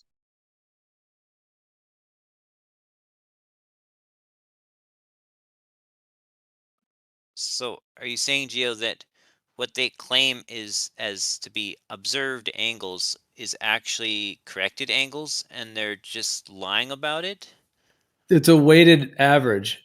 It's a weighted mean, and then they do corrections after as well. So you're saying they somehow distorted from a straight mean? Well, if I went out and let's just say I was going to measure something, and I measured something 10 feet. Next time I measure it, it's 10 foot, 0.2 inches. Next time I measure it, it's 9.98 inches. Next time it's 9.9 inches. Next time it's 10.1 inches, etc. Okay, and if you had a whole range within that. Now, if somebody was going to present some results that they were getting, in this case, shooting theodolites over incredibly long distances, at the very minimum, they should be able to actually give us like the time, the actual registered time and the precise measurement at those times. Because then at least we could be looked at. We could go out and verify it. We could, it could be replicated. But without that, they're just taking all the ones that they did get, and like I said, more or less behind closed doors, coming up with an average, a weighted mean that they claim that they use various techniques to do so. But at the end of the day, they're keeping some and throwing some out. So if they're keeping the ones, like if I kept all the ones that were, more like around 10.1 or 10.2, and then that's what I present, say, hey, look, I measured 10.2, spherical excess, that's invalid. You think they cherry pick the value? I mean, seriously, if you had this conversation with and you started saying, you know what, it seems like all this is bullshit. You just like pull out the numbers that fits your model, and I'm just really, I don't believe it. You think they wouldn't have a really concise and strong answer for that contention? So maybe you kind of broke up for the first part of that. I didn't quite hear it, but do you not think they would have an answer? Seems like you're challenging the whole average. You're still breaking up. You're breaking up. No, I'll just forget it then. So do you have evidence that they actually somehow spiked the weighting of the mean to specifically cause what we would expect for spherical excess?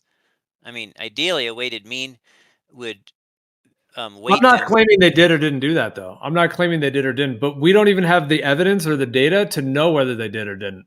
That's why it's logically unsound. Right, so you can't claim that that's what they're doing. Well, like I said, think about, I was trying to make an analogy that if a group that you guys don't agree with on the shape of the earth went out and did a whole test, and they came back and they claimed they took a bunch of measurements, but then they did an average mean, a weighted mean, and then they presented their results, and it happened to be the result that disagrees with what you're saying. Would you just take that on face value, that they didn't even give you all the data that you could go out and replicate, but instead they gave you some weighted mean that you cannot even validate or verify? Yeah, what we're talking about here has been verified by many different entities. Okay, and if a bunch of flat earthers went out and wanted to replicate that, they could. And there's really two questions here, and I'm not sure which you're getting at. One is whether they even did what they claim they did. We don't know that. They could have just sat and wrote the whole thing up and made it up without even going to any mountaintops. The other question is, if they did what they said they did, was it a legitimate measurement, or was it actually, were they actually, if they did it how they said it, are they actually claiming to have done something that would bias the observation, the observed angles towards spherical excess? I agree that if they just made the whole thing up, then yeah, we can't trust it. But if they did what they claim they did are they really claiming to have weighted the observed angles in such a way that would cause a bias away from an average? Yeah. Are they specifically biasing them to bigger angles, to some to 180 degrees? Because taking a weighting an average shouldn't cause a bias. I mean, if you're weighting it on a valid That's the reason. point. That's the point. We'll never know with this. They don't give the data for it. They don't actually give the evidence by which we could even evaluate that, because ultimately the ultimate validation of it is being able to go out and replicate it. That's, if it's valid, then it should have that capacity. Instead, we get this just incomplete data set. Well, but you're dismissing it. Well, if I understand correctly, your issue is not the methodology, but strictly that we just don't have all the information, and that perhaps there's another study out there that does have the information. You would then accept that. When it comes to this, no, I absolutely disagree with the methodology as well. It's abysmal. It's terrible. I guess that's what it involves optics over incredibly long distances. So you're dealing with refractive effects and their weighted mean condition. This So is back to what we were talking about, way out of the range of what these instruments are supposed to do. But that's just incorrect, Buster. That's incorrect. It's incorrect. Yes. Yeah, we're talking about what the arc of the parallel. That has to do with distances between the different control points, doesn't it? It's the arc of the parallel. Isn't that what we're talking about here? Massive triangulation survey. Yeah. Theodolites don't have a distance limit. Right? Differential leveling with auto levels has a distance limit. That's a process, not a limit with the instrument. And Ruhif, you point yours at the moon, right? And you say you can measure angles to the moon. With my theodolite, I can, yeah. You're going and stars, yeah. What's wrong with that? Going the distance. Yeah, I measured. I measured the angle to a star, and it was within 6 arc seconds of what Stellarium said it would be. Amazing. I figured the people who wrote Stellarium wouldn't get it that close. They'd just say, no one's going to actually check it. No, Stellarium works. Yeah, it's all built on an azimuthal planar grid. But this, I mean, this is an interesting idea here that Rufi is saying. Ruhif is saying that we have known angles. We use the devices to measure the known angles. We know the distances are crazy. Why do you still have a problem with the device measuring the angle? Yeah, how far away is the moon that I can measure an angle to? Like how do we know the moon is a half a degree in diameter at all, Buster? Because it sounds like you're saying there's zero device in human existence that could measure that angle. I don't give a nice shit one, what Negator. degree the moon is. Nice one. I didn't bring that up. That wasn't me. Why did you point that towards me? Well, because you mentioned that we're using these devices, air quotes, out of their... Well, you're conflating something I said with something Geo said. Okay. Well, do you think that it's possible to measure an angle with a theodolite to an object that's, 10 miles away or even 5 miles away? I would say when you start getting at certain distances, you're going to get less accurate readings. Okay. So then if I wanted to test the accuracy of my device, could I use it to measure the angular diameter of the moon to test its accuracy? Why am I being brought into an angular size or an angular measurement to the moon? And when I brought it up, I wasn't even talking about that. I was joking because Ruhif claims that he can shoot his theodolite to the moon. And I'm just saying he believes that. And he also believes the moon is 250,000 miles away. So I'm just saying Ruhif's limits to how far he can use the theodolite have no bounds. But what grounds do you have to disagree with his results? Well, I used the analogy earlier. Like, let's say you have like a 12-inch ruler and you can measure your desk pretty accurately. But if you're going to try to measure the distance across the entire city of Los Angeles with a 12-inch ruler, your accuracy is going to be way off. So a theodolite can be used in local distances like for building, roads and tunnels and parking lots and warehouses and all kinds of construction. And that's what it's validated and verified to be physically accurate. So using it over tens of hundreds of miles is akin to using a 12-inch ruler to try to measure across an entire city. You're dealing with a tool that's only been validated to have an accuracy at a particular range, and then using it it's like going off wall. Coming off of mute. It's like hold on, let me just finish. Maybe he was opening his mic because he wanted to say something. Let me just finish by saying it's like going completely off the beaten trail for what the tool is used for. Okay, but if your hypothesis is that it can't be used for that because of the distance, we could then test your hypothesis that the distance is too great by measuring an angle to the moon from another star or from the horizon or the moon's angular diameter.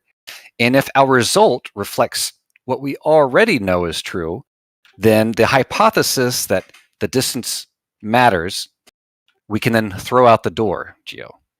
Right? Therefore, if we know the moon is 32 arc minutes across, and we can take a measurement with a theodolite, and it gives us a measurement of 32 arc minutes, your hypothesis is incorrect. And the only thing to do is throw it out. Correct. Nice one, Negator. Yes, well done. Is that reasonable?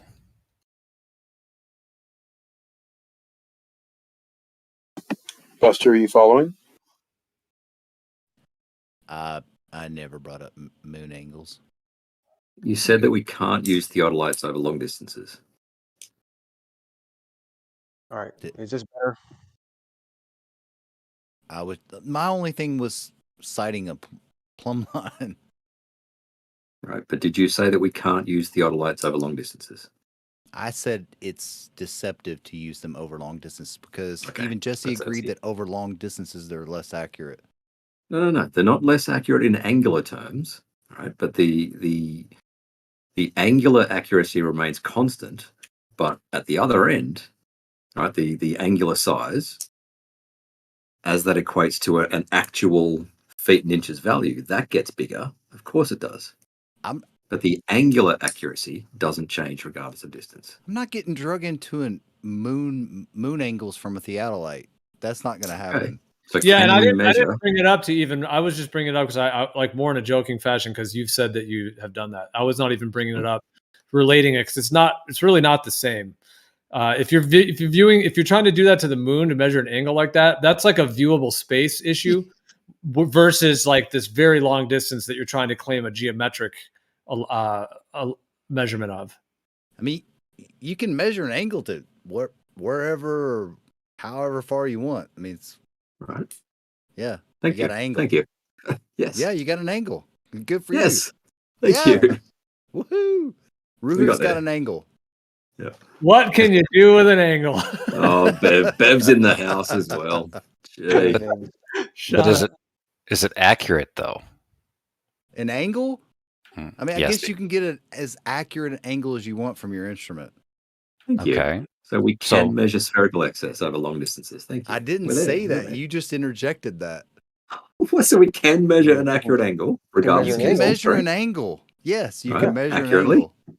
Accurately, You can yes. get an angle to Yep. whatever you want. Excellent. So we can measure left to right, but not up and down, right? It's how that Theodolite has that was my whole point in the beginning was that the instrument itself has the built-in, like you can flip the scope 360 degrees. You can actually spin the scope, spin the whole instrument on the azimuthal 360 degrees. But we can put the crosshairs on something. Yeah, right? you can put the and then crosshairs, put the crosshairs on a plumb something else. line. You put the crosshairs on a plumb line. Right. But you can put the crosshairs on a target, right? From plumb line. long distance. Yeah, if that plumb line, let's say that plumb line had a target on it, could I put the crosshairs on there? Just a plumb line. You got a vertical crosshair in your instrument. What if I made a really big target? Could I put the crosses at the center of it? Wait, what? I think Buster's saying yes.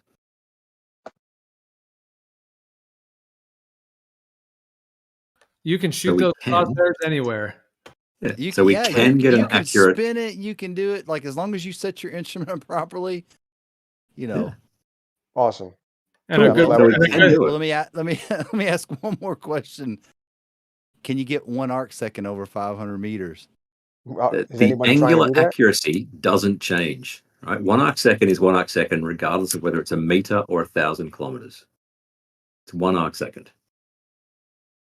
You can measure that over That's 1,000 with meters. a theodolite over any distance. Like I said, the angular accuracy Oh, how would you do does that? not change. How would you do What do you it? mean, Howard?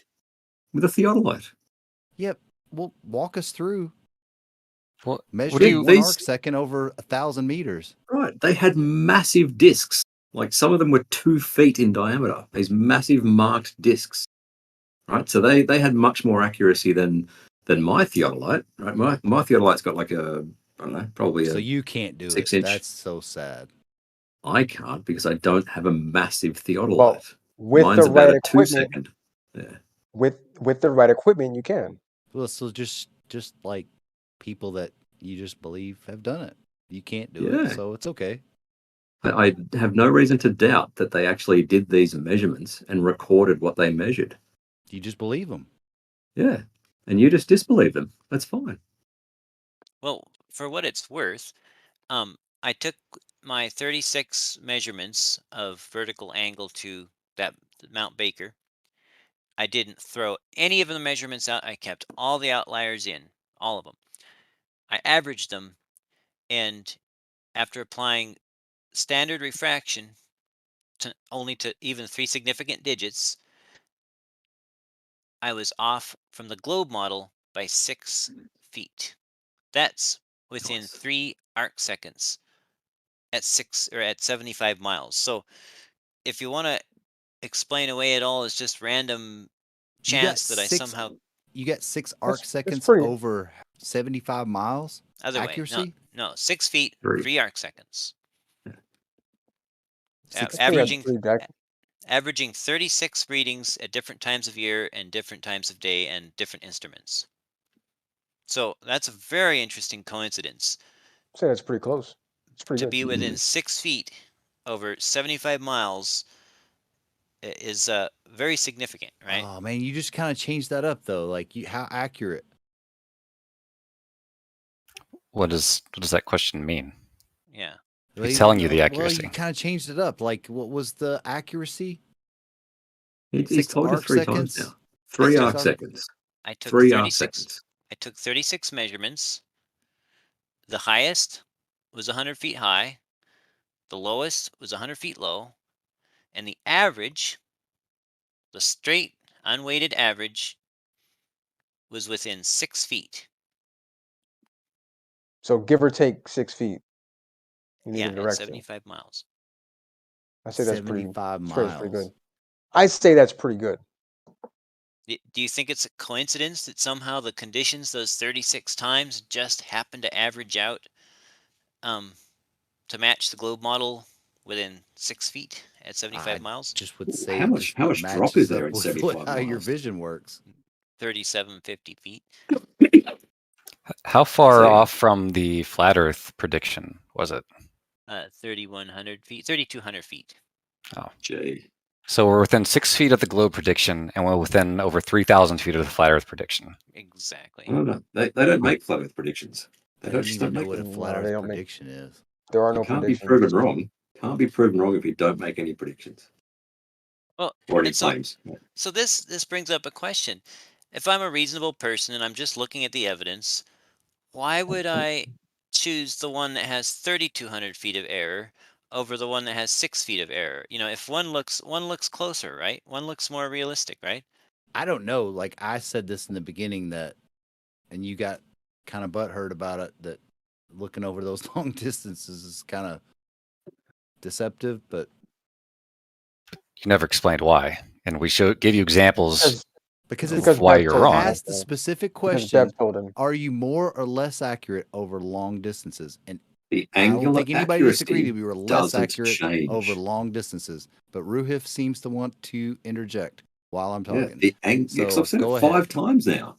The angular accuracy does not change with distance, right? But the actual feet and inches value that might equate to at the distance, yeah, that does change. But the What's angular accuracy does not change. what was his angle? Whose angle? Jesse's. Yeah. My average Jesse. angle? What was your angle?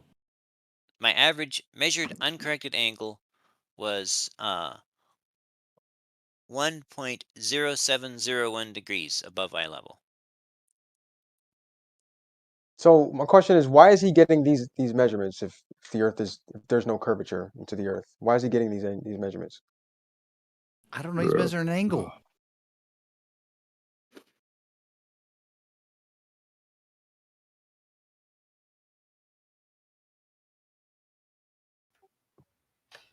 He's measuring an angle over super long distances where nobody seems to disagree that you're less accurate over long distances. Oh, Jesus. The Okay, but- angular accuracy of the device does not change with distance. And where are you getting that from, Ruhif? Why you're just asserting it? Do you have any reason to? Why do you believe that? Because The moon can- comparison, Geo. yeah, that's. Well, let him answer. Let him answer because No, he that's a good enough answer. asserted it several times and hasn't really said why. Yeah, if I can point it at something, right? The angle that registers on the machine, it doesn't know how far away something is, right? You're just looking through the sights at whatever you can see. Mm-hmm. Yep. And Yeah. And the device doesn't know how far you are looking. right, but that's the whole point because when they use these in construction and in building, they validate the accuracy with the physical world. So they actually connect the equipment and what the equipment is doing to the physical world. Sort of like if you're using like a laser level, for example, and you're trying to level something, you have to validate that with, let's say, a board that you're nailing in or whatever it may be. And you have to cross-validate it with multiple different tools to make sure that the tool is giving you the point to correlate to reality and then the reality back to the tool. There needs to be an interchange there between the physical, tangible world and what the tool is doing. Whereas what you guys are doing is just, what this is a one-sided approach where you're just shooting it off without validating it in the physical world, and then you're claiming that it's validating the physical world. It's like assuming the consequent. I mean, he did say he used several different tools. And when you say validate, I don't know what you mean when you say validate in the physical world. What does that mean?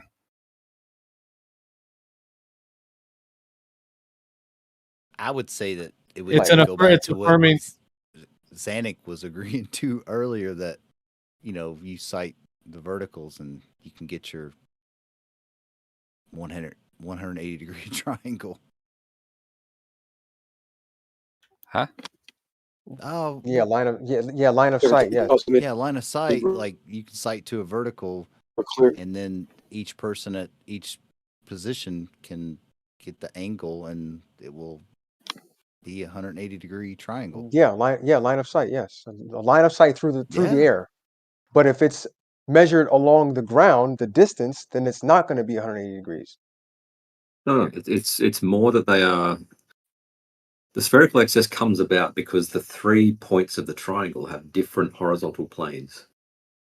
So it's Right. not whether it's a line of sight or not, because it's whether it's one triangle in one plane or 3 separate horizontal planes. If it's a triangle in one plane, then yeah. So But that's then the your plane. but then your plumb Yeah, but- bobs would be parallel. Yeah, but like you could keep moving your instrument and keep sighting What do you mean? the plumb bob strings. Like you Right. could keep sighting the vertical. Right. They're going to be vertical, but they're going to be leaning back. You're not going to be able to tell they're leaning back. Well, yeah, but each time you set up your instrument properly, you would spin it. And you could set up. Well, there we go again. We're back to square one. Back to square one again. Xanic, you agreed. You agreed. No, they agreed as well. Everyone's so the only person that caught on to the problem was Riff or Negator. Kept on stopping me because I kept on making the point, and I think you glazed over it that the angle, the vertical planes are not the same. I mean, the horizontal planes are not the same. Vertical planes aren't the Sorry. same. The horizontal planes are not the same. If I'm citing these three posts, yeah, but the I'm going to instrument is see. set I'm up going to be underneath citing them at the same plumb bob. height. There'll be different angles.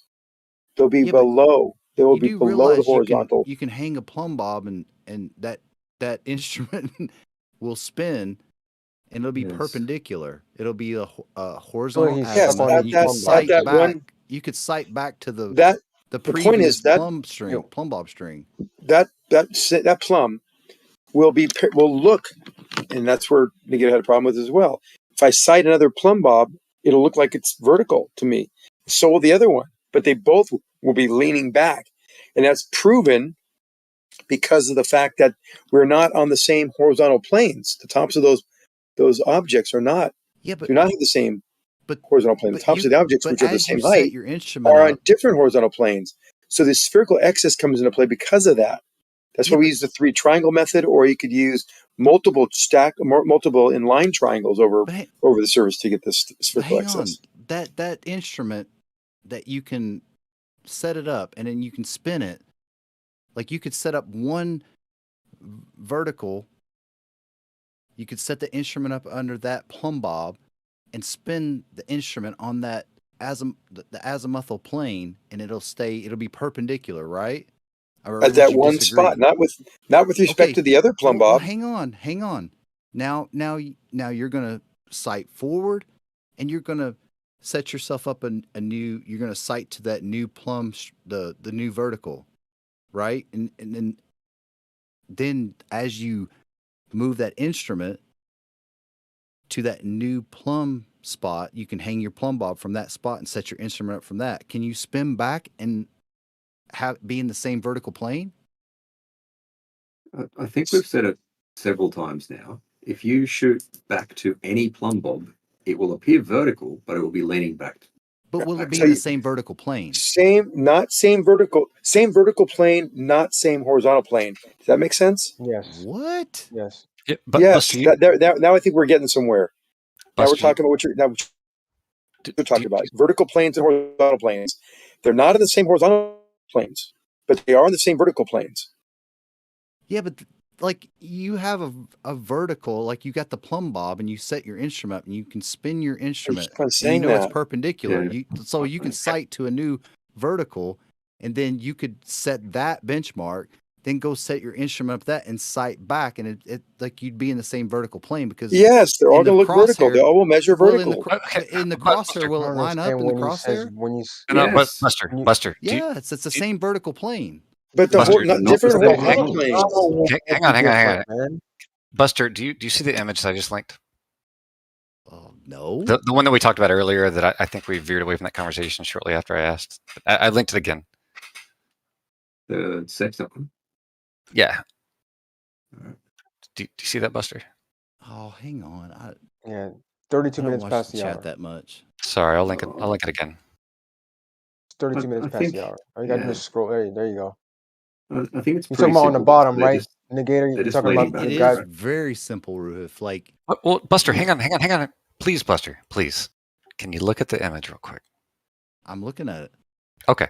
Do you see the top image with the green slope representing the Earth, and you have 3 observers? I'm going to ignore the 3rd observer on the right, and you could ignore all the stuff about sextant measurements, yada, yada, yada.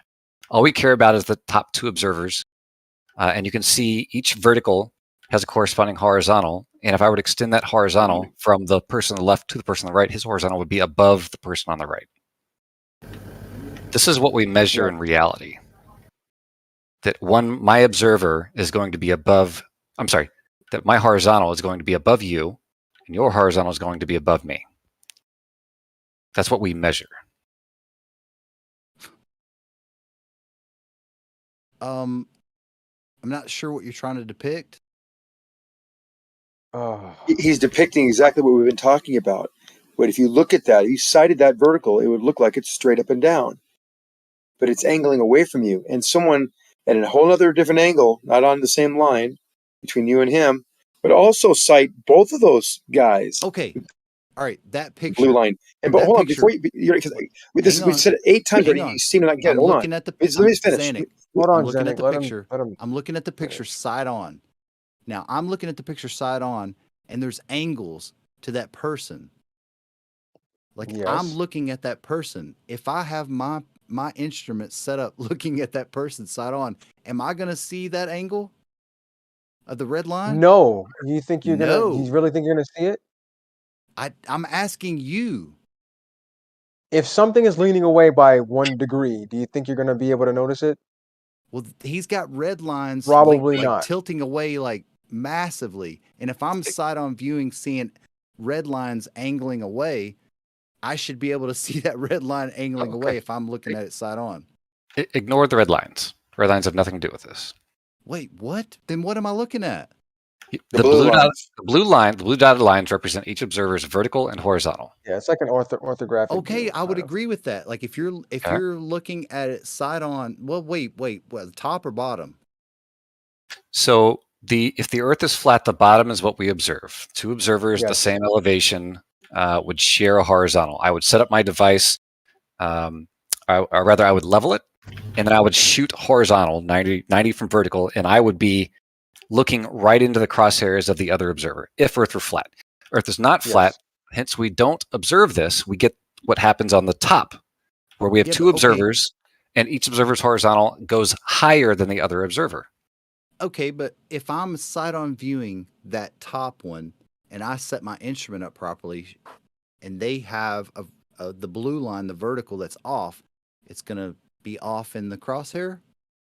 I don't know why. This is confusing. You're not citing these people from the side. You are one of these 2 people. You posted a picture where I'm No, citing them from the I side. get it. Yeah. Hey, the simplest thing is just they're leaning where I'm back. citing them from the side on view. Yeah, Negator. He's saying, look at the guy with the 2 blue lines. They look like they're angled from where looking at them, just like through this picture. But if you were sighting them, you'd see one vertically, and you could move the theodolite that's set up properly to the other one. It would look vertical on that one as well. And that doesn't look like it from this picture, but that's what we would measure. You're not able to grasp that concept, and that's a problem. It's just very simply, if you sight a plumb bob from anywhere else, it's going to be leaning back. It will still appear vertical. It won't lean left to right. So no matter where I set my instrument up, or if I have an instrument and Ruhif has an instrument, it's going to be tilting away from me, and it's going to be tilting away from him. Yes. And it will still look vertical. Yes. Oh, I mean, Very that's simple. like, you'd have to show that because Negator did not show that. How can you confirm it's leaning back? How do you show that? Because it's lower. Thing. Yeah. How do you show that? How do we see Measure it? Fucking measure it, Godric. Jeez. Can you show me the measurement? Oh, who's done it? Main surveyor's done it. I've done it. Well, that Can you show me at one time? Roderick, showing you the measurement is not going to do anything. Is why exactly I asked. Like, somebody show me 1 arc second over 500 meters. I guess you're claiming it leans back, but how do we know it leans back? We can see 16 arc seconds. 16 arc seconds we measure. And the reciprocal zenith angles tell you that angle. Can you show us that measurement? Yes. Yeah, Jesse's done it. Jesse would have posted it today, right? I'll post it again for you if you like. You need Jesse to do this? I will put it in the chat. You hear me, guys? Larry's done it too. I think I'll Larry's put it in the chat right now. The picture, the sighting, and the measurement. It's in the chat as we speak. Okay. There's the picture, and here are the measurements, the raw data. No rounding, no fudging. That's just what you got right there. I'll show another one as well. That's from what, like 1 mile? No, from a quarter mile about. You're showing us that's above the target, right? That crosshairs are above the target, are they? Correct. Yes, by that's what 16 would happen. or 16 arc seconds. Shouldn't the center of the target be the bit that's being targeted? How big's the target? It's pointing at it's above the target. All right. Yeah, that's because the Earth is curved. That's why. Jackass. Did he say quarter of a mile? How big is it of a quarter of a mile? Just a minute. Go on. It's 16 arc seconds deviation from that. How point where it's how supposed to be lined up large from is height. that? Is that over like 8-10 inches, something like that? Because No, that's it's- what you're sighting over the top of that fucking target. No, it's no. It's He's got the crosshair over Jenna, his you target. How posted did he a measure paper it? of the Yeah, numbers. that's because they're pointing at. They're supposed to be pointing at each other, but apparently, for some reason, it's pointing above it. Yes, exactly. How far above it should it be? That's because the Earth is curved. With Bev. what does the dogmatic globe model say? That because should the Earth be is curved, above. Bev. The target's about 8-10 inches. So you've got 5 inches to the top of the target, and then you've got however much it is above that. What are the dogmatic globe models numbers for half mile? Well, first of all, That's Bev, half it mile shouldn't- lake, isn't it? Bev, hello. It shouldn't be above it at all, right? It shouldn't. I don't know. Jesse's the one that set the fucking we thing got up. the Can answer. you We trust got the it? answer. The answer was know. Bev doesn't know. That's the answer. Right. No, the answer is Bev's the one that's pointing out that the fucking lines are above the target. Exactly. That's a But problem for flat Wait Earth. a second. B-ball. It's What was not he flat measuring? Earth, Wait. B-ball. What was he measuring to get these measurements? But the point of it No, was for it to no. be pointing Answer the question. directly. What was he measuring? What was he measuring to get He those was- measurements? He was pointing it directly at the lens of the other theodolite. It's above it. Yes, Not the picture. a Exactly. fucking theodolite, It's supposed to be. B-ball. But It's supposed to be. target. It's supposed yes. to be. You don't even know what you're talking about, Bev, B-ball. What the shut up. fuck are you doing? This- Well, first of all, I would take someone who is actually a surveyor over whatever you say any day. This picture, this is just a picture of him showing what it looked like when he leveled his other device. Yeah, He because has not linked the you picture. can't put a camera on it, can you? It he has not- invalidates everything. He has Right, not. of course it He does. has not linked a picture yet of when he pointed it at the target. Do we He's understand? pointing that it at the now? target there. No, That's but the one let's that say we Jesse didn't have a- Jesse Bev, fucking- he's leveled and it's above the target. Yes. That's the point. That's not the measurement picture. What's the measurement picture then? Right, because he's sighting at a target. The target's about 10 inches square, isn't it? Yeah, like. Or what's do you the not know? reference- You don't know what the What do you mean, target what looks target? like, do you? What's the It's the other reference theodolite. point? It's not a he's- fucking other theodolite, B-ball. What is it? It's a What is it then? target. What He's is it got then, the Bev? theodolite. It's a target. Yeah, Well, we- okay, we how get that. high is the target, Bev? I don't know. It's there in the picture. It's You know what I below think? the you know what I think? crosshairs. I think they're both the exact same height. Do you think? Right. You think Well, they're both the why? exact same height? Why over half a mile? Is he over 10 inches out? Because the Earth is curved. Answer us That's that. why. Go on. Because the Earth is curved. Oh, 10 inches over half a mile. Mm-hmm. Yeah. Yeah. Well, that's a trustworthy fucking surveyor, isn't it? Mm-hmm.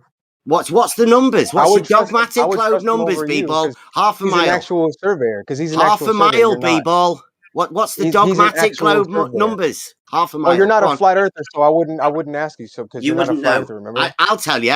It's a You're not quarter. a- you're not a- It's a you're not a quarter of flat the earther. mile because it's a Well, quadratic look, function. there goes some So good you're looking measurements right there. for 2 inches. But he looks like he's over 10. I'd say he's more like a 12, 15. How high is the target? It's How meant high to is the be. target? It's meant to They're be at both the leveled, same right? height, isn't it? Yeah. For some reason, it's above. I don't know why. What's going on here?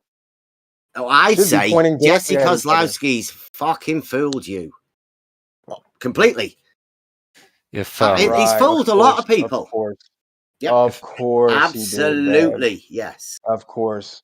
if that's the case, and we've got all these hundreds of videos of Globers doing these measurements, documenting them, detailing them, taking You've photos only and got pictures. Jesse Kozlowski and Larry. That's all you've got. Oh, and No, there's- Jeff as no, well. there's too. actually plenty They've of all them. gone. minute. They've all Wait a gone. minute. What I'm getting at here, and I always bring this up, is there's not a single flat earther that has gone out there and shown us that we're wrong. Not one. Or at least We don't care about the flat earthers. at least I'm what they just have not bothered done. about this picture. Okay. What you haven't Can done we have is a consensus view? How high above the target is that crosshair? Everyone, come on in the chat now. How many? How far would you say? The crosshairs above the target. Have you measured it, Bev? No, I'm just going to say, like, eyeballing it. How high is that crosshair above the target site? It should be pointing directly at it, Bev. It should be 2 inches above the center of the target. Now, please tell me how far Why is it not pointing above directly at it? is People, it? people, you are talking right over him, man. Come on, let's try to go one at a time. To me, I'm zooming in on it. It looks closer to what Bev's saying. If I had to estimate, 8 inches, 8 to 9 inches, maybe 10. Wait, but Geo, look at what Zanuck posted, the measurements. How did he get those? We've explained it already. Because he measured it many times. How? Not just once. He copied it from somebody. Maybe you should watch the video. I'm sure you guys have seen the video many It's gone times. to the decimal place of an arc second. Yeah, but I don't think that's the thing. Like what Bev's saying, like, how did he get to those? Like, what was his reference point of measuring to? Buster, he pointed it at that. See that yellow thing in the picture? Yeah, it's above. It's above it. Yes, but listen, this picture is not him doing a measurement. Do you understand that? No, putting a When he- camera when he- on Bev? an auto Hey, level Geo, or theodolite invalidates the thing. Yes. But here's the like that's true, but like here's the thing. How do you get an arc second over a half a mile? Why is that a question? Because he has decimal points after his readings. So what? What's the problem? That's past. That's from an arc isn't minute. that from it's level? arc seconds. It's a decimal point. It's like past arc seconds.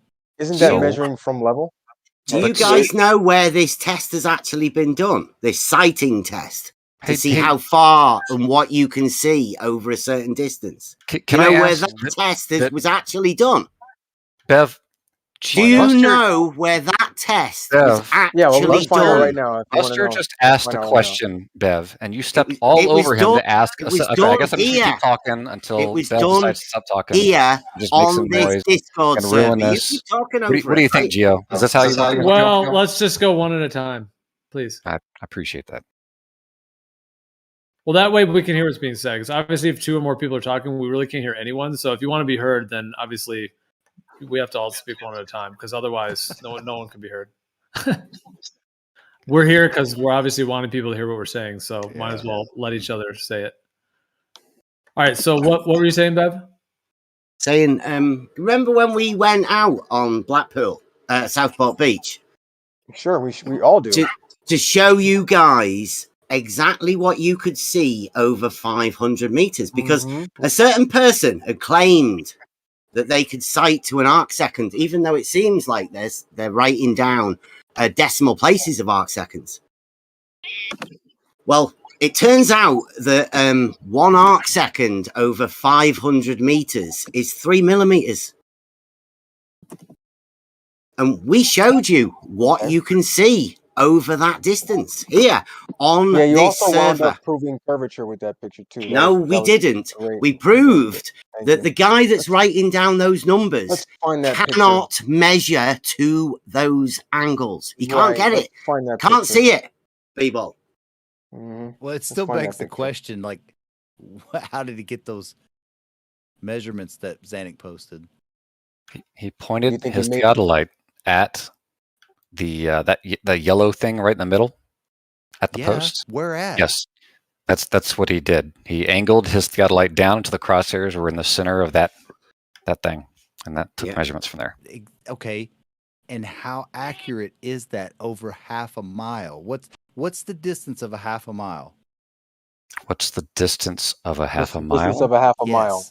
It's like a quarter mile. It's like a quarter Dogmatic, mile. get the Ruhif numbers It's out. Do you want only me to about get a the quarter. Hold on. It's I'll only get the about a Ruhif quarter numbers. mile. I'll get them It's only about a quarter mile. quarter mile. It's like 1,200 feet, I think it was. It's a quarter mile. Holy shit. Yes. And he's that far above the fucking target. Zanuck, I don't think you should be talking, mate. Is this? Why is Is that? this? Well, Negator, did you say that this picture? Hold on, Negator, did you say this picture wasn't the actual measurement? Wait. No, as far as I know, that's the picture of just him showing what his horizontal looked like. Explain how you get explain how you get accuracy with an angle on a theodolite negator. You mean? Wait a minute. Theodolites measure angles. Your Okay. question is, how do you get an accuracy of an angle with a device meant to measure angles? Yeah, how do they do that? I don't understand the question, Buster. Can you rephrase it in another way? You just rephrased my own question and you're saying I need to rephrase it again. How do they get that measurement within that instrument? You mean like the actual mechanics of it?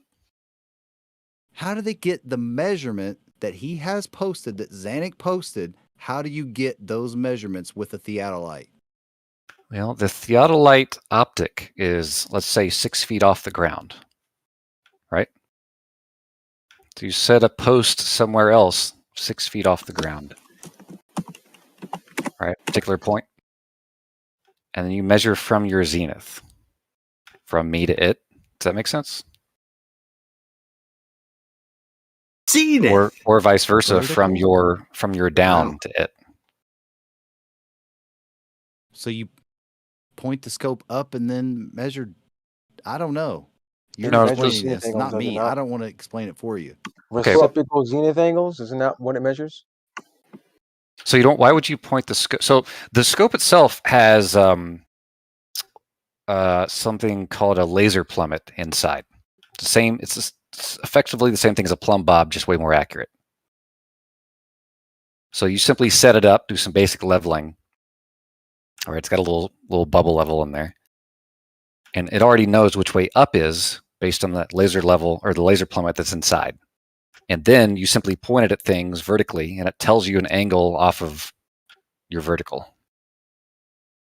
I think Bev has a problem with the picture because Zanuck, you're Yeah. not you're helping him, but you're not helping. Well, I'm trying to help. There's two different Anybody who wants to help measurements. here. The picture Whoa. shows it No, not stop, above the. Zanuck. I'm talking with Negator here, and you're interjecting to like divert the conversation. I'm not trying to divert anything. Yeah, I think you are. I'm really not. He has number 1, number 2, number 3, number 4. He has two different measurements. Right. How does he get those? He has 4 measurements. By Those are reading the the reciprocals. display. The one that you posted, there's by reading the 5. display. Yeah, the device tells you. You He point read at the it, display. it tells you. He did 4 different days. So yeah, I'm sorry. There are 4 different days, but multiple measurements. I had the data also earlier, and the series 1 gives him a reciprocal zenith angle of 17 degrees.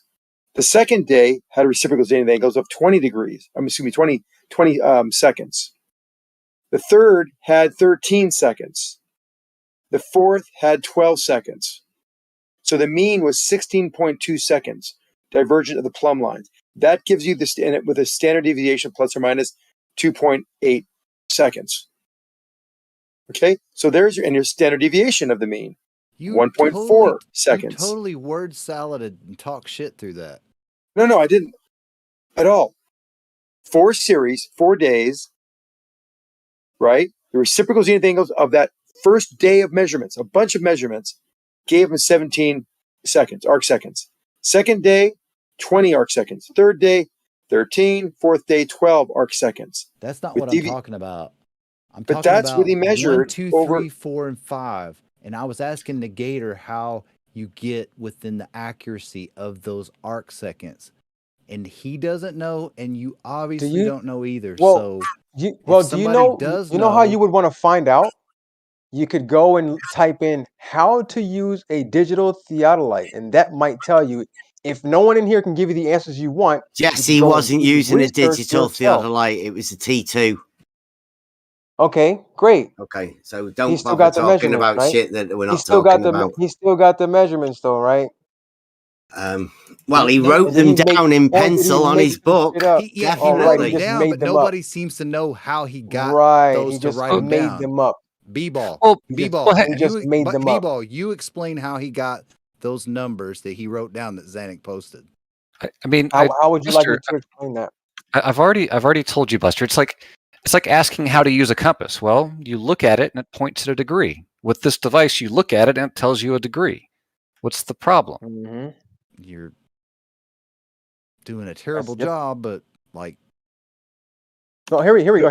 Those are the degrees he got from this theodolite. He measured the degrees. How do he you wrote them get- down On the screen, it shows. If you I'm look trying at to answer you, and you keep on asking the question. You're not listening. Those if you look 5 at the measurements. I had the screen, you're 4 not listening. days in It series. shows- Those are the details of the measurements of that day, with the temperature data and the angle data, and the angle data all adds up, and then he has the values at the end. I'm asking how he got those arc second measurements, and nobody because in here on the knows how to screen, explain how he got them. on the screen of the theodolite, it has a digital screen. He most likely No, the looked at T2 screen doesn't have a and digital. he read the measurements. It's not digital. Nobody knows how he wrote those measurements down. This is amazing. I don't think you know what you're actually saying right now. I do. He has the number 1. This is what I'm looking at. What Zanuck posted. Zanuck posted those. This is what happens when you take your argument from someone else. What argument, okay, B-ball? let's back We've up. already been through all of this, guys. I think you're confused, B-ball. Okay, let's agree. Please, no, wait a minute, please. Let's get the argument from B-ball that's being misrepresented. What's the argument that's being made here? It's your argument that this gentleman who did these measurements isn't doing them properly. No, I've shown that you cannot cite Right, to but make he's an these actual surveyor and you're not. measurements. Okay, And he's an actual surveyor and you're not. Who so- is? How did you? Hold on, B-ball. You're kind of clipping him, man. Let's try to. All right, sorry, go ahead. Sorry. Just yeah. The problem is that everybody that's trying to make a statement about what Zanuck posted of Jesse Kozlowski's numbers, but nobody knows how he got those numbers. Okay, I've been trying to explain it the entire time, but nobody seems to want to listen. Can we agree to something, Buster, that these devices do measure angles, or is that in dispute? These devices are not capable of measuring angles at all. No, they measure angles. I'm asking you how Okay. he got the Buster, 1, 2, 3, Buster. 4, and 5. Okay, on the you top don't. left corner. How did he do that? Okay, you agree that they measure an angle, right? Do you agree that they measure an angle in terms of degrees? Are we on the same page there? Yes. Okay, and if we break it, what's the next unit down from a degree? Oh, degrees, minutes, seconds. Everybody knows this, Negate. Hang Well on. done. Hang on. We're not talking about that. I'm Okay, asking so, you how Buster, Jesse you don't got have 1, to 2, 3. say it again, okay? I'm a grown man. Please don't do that. All right? You agree that then it can measure in arc minute, correct? Yes. It can. An arc minute is a subdivision. Listen, Come an arc on, minute is a come on, subdivision of a Nick. Don't degree. don't You treat agree him with like that. he's a child. An He's a arc grown man. An arc second is a subdivision of a arc minute. What is the duh. problem with the Yeah. ability to measure an arc minute, or rather an arc second, but not an arc minute? What's the You're difference? still not answering the question. What those measurements he got, how did he get those?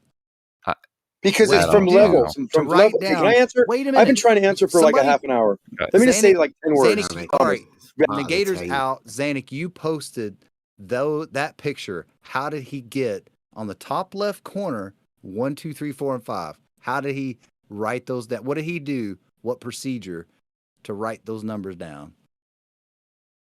He sights the crosshairs on the opposing target, and he gets a angle measurement that's digitally read on the theodolite. And if you're wrong, he has the theodolite that has digital readout, so you can get the accuracy that we're looking for. It's digital, and he writes that down, and then he can get the reciprocal zenith angles because it's angles from both. Pardon me? Are you talking about Jesse, or are you talking about the guy that probably doesn't live in The Maine? main surveyor. All right, so we're This- not talking about the picture that you showed of the guy on the lake now, are we not? Are we swapping to somebody else? Yes, no, the one on the lake is main surveyor. No, it's not. That's not Then the I get main him. It's surveyor. not, It doesn't Zanuck. really matter. No, it's It not. doesn't matter whether it's Jesse or main surveyor. It does, These were because done. you obviously It don't doesn't know what you're matter. talking about. Bev, Wait a no, I minute. do, because I'm going to tell you Fucking hell, how they did Zanuck. it. But So wait they- a minute. Wait a minute, Zanuck. You think like let's take number one. There's two readings for number one. You think that's citing to one side and somebody citing from the other? Correct. Wow. You are totally wrong. Why you say that? I'm not even gonna entertain that. Like you're No, because you have to have the angle that you measure to them, and then they measure from them to you, and then you should have an angle that adds up to 180. the ignorance of this conversation and you posting that is beyond. It's just like I don't know. So here's what you guys can do, right? How do guys you can go get out and reciprocal the zenith same- angle? Go. Look, Hold on. People's posted You it guys there. can go Look, out. it's Jesse You guys Kozlowski. listen. Great, Can I finish? great. You guys can go out, get the same equipment that this gentleman has, right? And you can go out and make the measurements and show that what B-ball. he did is incorrect. Why don't you guys do that? Why don't you guys just do that? B-ball. I had a conversation with George about George. I don't know how you say Listen, his if name. you're gonna God go rest off his on soul. something else, I had a I don't conversation. want. Wait a minute. Go ahead. I had a conversation with him, and he actually helped me understand what goes on with the theodolite.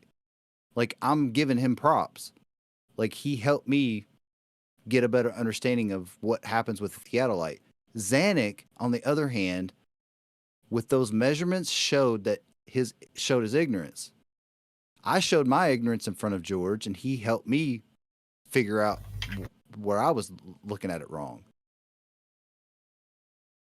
So those measurements and what you guys are looking at, like I did not realize that you guys had such a misunderstanding of what those measurements are. And I don't know if anybody does. I want to say something to Toffle. So what would you? Okay, so how would you go out and actually?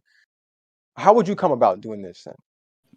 If it's all incorrect, if the measurements are wrong, why don't you guys just go out, get the measurements are what the measurements are. I ask a question on how they got the measurements how in he the got first them? place, and So nobody what here you can do, right? So what you can do, right, is you get the equipment, you maybe study on how to make those measurements, and you recreate.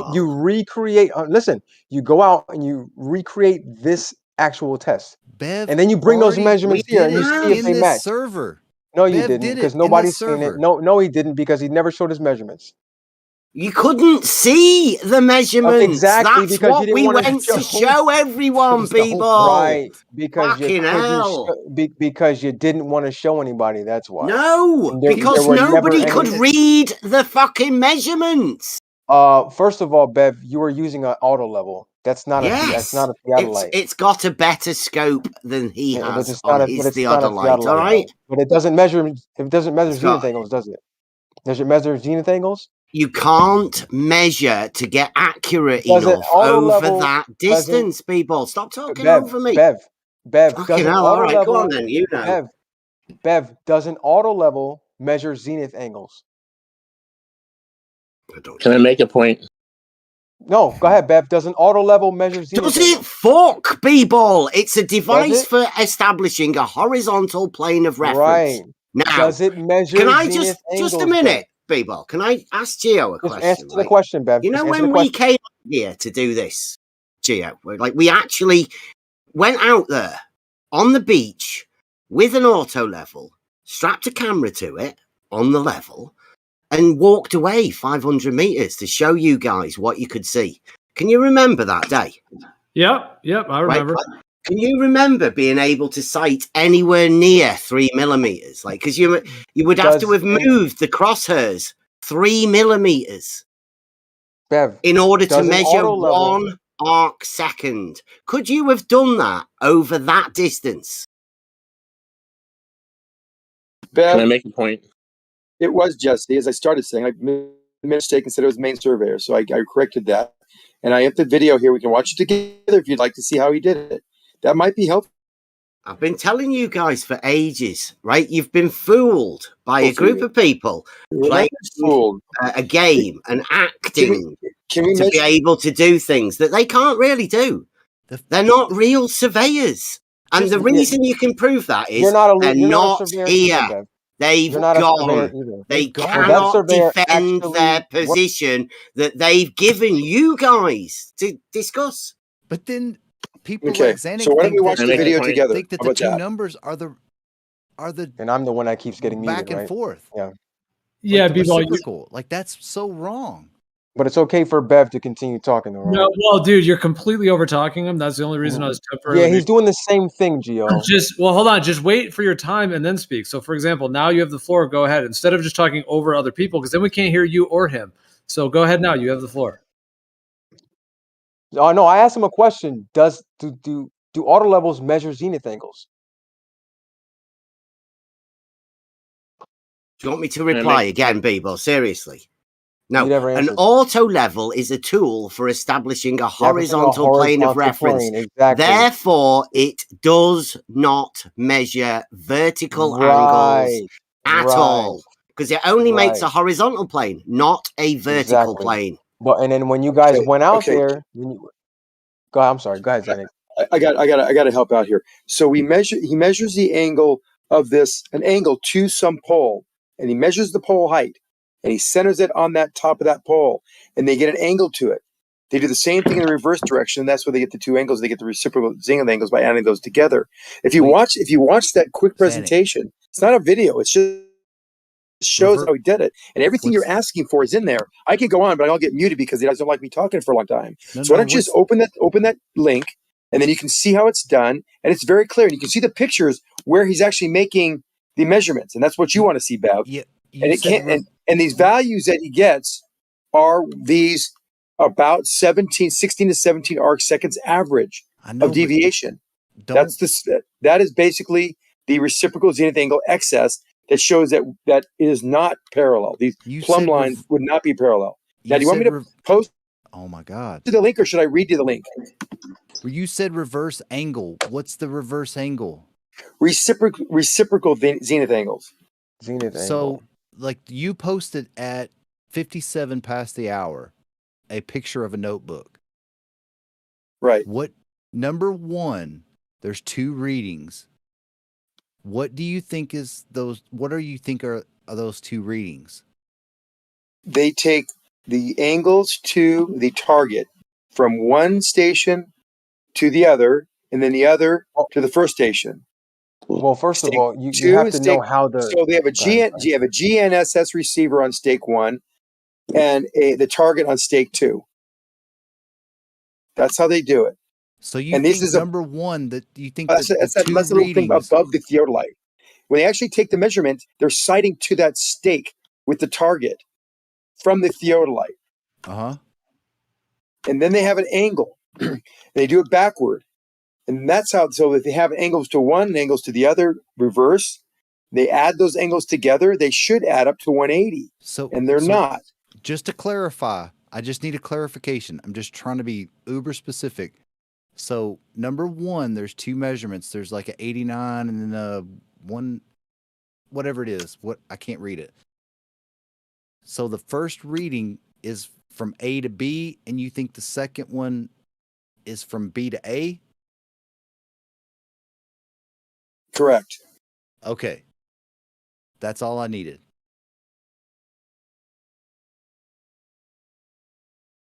Sure, real quick. I want to make a point. Browser is nice enough to send us these instructions how to use the data light.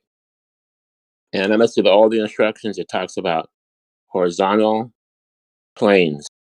Doesn't say anything about curving. Doesn't say anything about a triangle more than 180 degrees. It's just horizontal planes. It's very clear. So what the hell are you guys doing? All I was going to, I just wanted that clarification from Zanik because George would totally disagree with you. He's saying he went from one spot and just measured one angle to the same height station on the other side of the lake. The GNSS sensor. The receiver. If you're that ignorant about those measurements, I don't even want to really I'm telling correct you. Do you not agree that the target set on stake 4 and the GNS receiver was set on stake 3? I'm just talking about this was a measurement from point A to point B. And you from think stake that 1 to stake 2. And you think that those two measurements are from like at 1 is from A to B, Why and then you from think B you to ever A. got me? And you are so delusional. Yeah. Not delusional. They go from 1 and 2. They to 3 to 1 to 4 or 1 to 3 and 4 to 2. They go back and forth. If we're looking at the book, it says he's got zenith angle, right? Is that what we're looking at here? The zenith angle? The pencil stuff. You guys Stuff are he wrote down in pencil in the book. Yes. Struggling. Zenith angle. All 4 stakes were set Vertical. to 26. Let's see, one hit. One's a horizontal angle and one's a vertical angle. All B-ball, 4 stakes you were are set to not be within the helping worst at case all. range of a half inch at the elevation of 26 feet. That's the elevation of these particular points. They both are 26.03 feet. It shows them mechanically setting up the with a pointer on the theodolite to that 1280 centimeters, I think, above the ground. My only clarification question was to ask that top the one that you posted, set 1, zenith angle, that little those set 1, 88 degrees 11 minutes 28 seconds, and then 271 48 35. And I was asking you specifically, is the 88 11 28 from A to B, and is 271 from B to A? No, the 88 is a zenith angle. You're back to this. Do you not understand they use 2 theodolites? They got one on both sides of the lake. He only had one. Don't be silly. No, they have 2. No, they didn't. Yes, they do. I have a picture of it. He's a wild 2. He T2. moved it. Hold on. The second theodolite set on stake 2, and the GNS receiver was set on stake 1. Second theodolite stake. There's 2 theodolite stakes. All right, Zanuck. One question. Set 1 zenith angle. You got 2 measurements. How did he get those 2 measurements? I think you posted it. Did you put? Yeah, you posted that notebook thing. I'm asking Zanuck. Set 1 ZA. There's 2 angle measurements. How did he acquire those 2 measurements?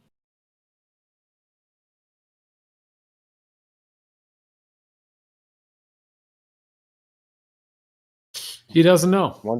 One's a horizontal angle, one's a vertical angle. I didn't ask B-ball, I asked Zanuck, and B-ball, I will ask you now. B-ball, how did set 1 ZA, how did he acquire those 2 angles? He read this screen. That's it. That's my answer. So you get the angle measurements in it. Can I just come in? Oh, thank you very much, B-ball, for posting that picture. Can you remember when we came in here, Gio, and put a screen to show you guys what you could see over the auto level? Remember when we said it's not actual surveying, right? This is just an optics test, right? And when we came in here, we said, look here, right? Look at this. This is the 3 millimeters where you should be looking. Can you see 3 millimeters? Now, that's what we came here to do. Yeah, we see that you created a horizontal plane, and that horizontal plane And I've posted a picture there. Do you want me to post it again, just so everybody can see it? Yeah, right, your horizontal plane is it says intersecting. 1 arc second is 3 millimeters. Look here. Look here. We have 16. We got everybody to do that, right, We have B-ball? 16 arc seconds. We're looking for. Yeah, not but one. your crosshairs are hitting a lot higher than they should. No, they're not. Here's a picture. Can you look in the chat accurately place the crosshairs within 3 millimeters? Do you have the picture? Hitting the top of the building. I see that. Do you have the hitting picture? the top of the building. And you're doing exactly like you were meant to do, people. Can you they're hitting see they're that hitting on the the top of the measuring building. rod you cannot measure to 3 millimeters? Can you see that? Well, What I can see is that your crosses are hitting a lot higher than they should. On What that do you mean video. a lot higher? Yeah. Just look at the measuring rod, people. See Yeah, there. I'm looking at, Can you yeah, I'm see looking to at your, 3 millimeters? Let me go down here. How close do you They're think not, you could it's get? not a matter of higher, guys. It's a matter of getting an angle above the theodolite to the sensor It's a above magic trick. Hold Everyone can on. see it. It's right there. Okay, you're not Right gonna there. let me Everyone talk. can Okay, see so it. Yeah, we've seen it. Just the fact that you guys don't know how he acquired those angles is baffling to me. Well, maybe you should go find out. If did. we're not George, giving you, if we're George, giving, we're hey, not giving you the hey, right answer. the late George. Okay, go ahead. Lay it on us then. Tell us what they are. If you have the answers, go ahead. I'm not telling you. George helped me Okay, figure it great. out. Yeah, George doesn't believe the Earth is flat either, so he wouldn't agree with you there. He It's helped me not figure out how the flat. theodolite works. Fucking hell. Obviously, you guys didn't talk to George. Yeah, I talked to George. I didn't demean him and belittle him like you guys did. We didn't. Yeah, okay. That's a blatant lie from Okay, B-Ball there. right. Sure. Mm-hmm. Oh, you 'Cause guys treated George George with actually, so much respect. Yeah, you George sure did. actually, am I allowed to speak or are you just going to talk all over me? I was just going to say that actually we had quite a good conversation with George, and George was going to come and visit us in the UK when he came over to see Rumpus. Me and him were actually going to go out for dinner. But yes, we were really mean to him. Yeah, you were. Yes. According to Beeble, whose word should be taken for absolutely everything. Yeah, you guys treated him with so much respect. I remember all the times you guys. Yeah. We did. Is this a bit like when you went on Red's channel and couldn't give any examples? You just talked shit. When did I go on Red's channel? Oh, it might have been the other one, Steve McRae, but Red's was on there. And you were just talking shit with no evidence. Is this the same I have thing? plenty of evidence. The Go Earth on being then. a globe. If this you want to Oh talk about. no, we weren't talking about that. We were talking about your accusations. What accusations did I make? Do you not remember the last 3 No, minutes go ahead. of this Fill me in, please. conversation? No, fill me in, please. What accusations did I make? Okay, everybody has just seen what happened there. That is all I needed. Thank you, Beeble. What accusations did I make? Okay, no one's gonna say. Okay, go ahead. Carry on. Everybody knows, people. What accusations did I make? Big magic trick happening that you can't even see yourself. We were the ones that talked to George. It's there in videos. You can actually watch the videos and listen to the way we talk to George. Everybody, like you call, like you say, guys George, are just like you call him slandering us. George Here's Nutsack the and all thing. that stuff. That's real nice. You call him here's George Nutsack and all that. That's real respectful. Yeah, here's the funny thing is that I'm live on a video with my confusion about how those measurements are made. And it was actually George and Bev like helping me figure out how they do those measurements, the angle measurements. But you guys, Zanuck, B-Ball, don't know. And it's obvious how they got. So how about you go ahead and those angles? So how did he acquire the angles then? If you know, go ahead, fill us in. Wrote some 'Cause numbers obviously we down don't in a know. book. And you Just guys so he took just made everything them up. on. Yeah. So he just made them up. So your claim is that he just made them up, right, No, Bev? the claim is that he cannot measure that accurately from sighting. Why So not? you guys, why not? Because look at the Why fucking not? picture. Have you gone out and tried? 3 millimeters in Well, that how fucking come you sight, don't? people. What can in you this see? server, he went out purposefully to show that you cannot do that accurately. But Why? you guys don't even know how he acquired those angles in the first Bev, place. you So used an auto level. You didn't use a theodolite. You're not measuring zenith angles. It's got a better Bev, let me scope ask you a than question. he has. Does an auto level measure zenith angles, Bev? you don't even know how No, he it acquired the doesn't. numbers. It doesn't. B-Ball. So no, you Not didn't do involved, anything. people. That's not Yeah, relevant. it is. It is It's an relevant. optic test, It is B-Ball. relevant. It's measuring a zenith angle. Okay. It's not He's trying to it's not measure an a auto horizontal. level. No, dude, he's trying to measure a horizontal. You're claiming he's shooting off No, from space. The measurements that he's showing are from zenith. No, Gio, we're not measuring a horizontal, right? Putting a camera on the back of the auto level invalidates the tool for surveying Of course. purposes. That's This your opinion. That's not was true. an optic test to show people what you can see over 500 meters. Now, in order for you to accurately measure to an angle of a 1 arc second, you have to be within 3 millimeters, because that's what an arc second is over that distance. 3 tell me why millimeters. So so we tell me went why out your there to crosshairs- show people, B-ball, that you cannot sight 2-3 millimeters over that distance, right? Now, just the fact that there's a big Black Pearl Tower in the background, right, does a magic trick to everyone, because they can't see the fact that they've been fooled by some guy writing down some numbers in a book.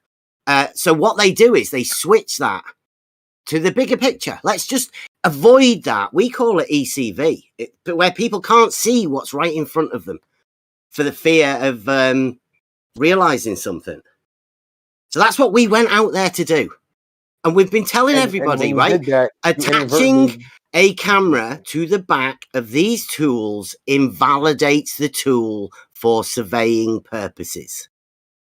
I agree with that. Yeah. I Of don't course even you know do, what you guys Gio. are talking about, but Bev seems to be the most rational person here. And right.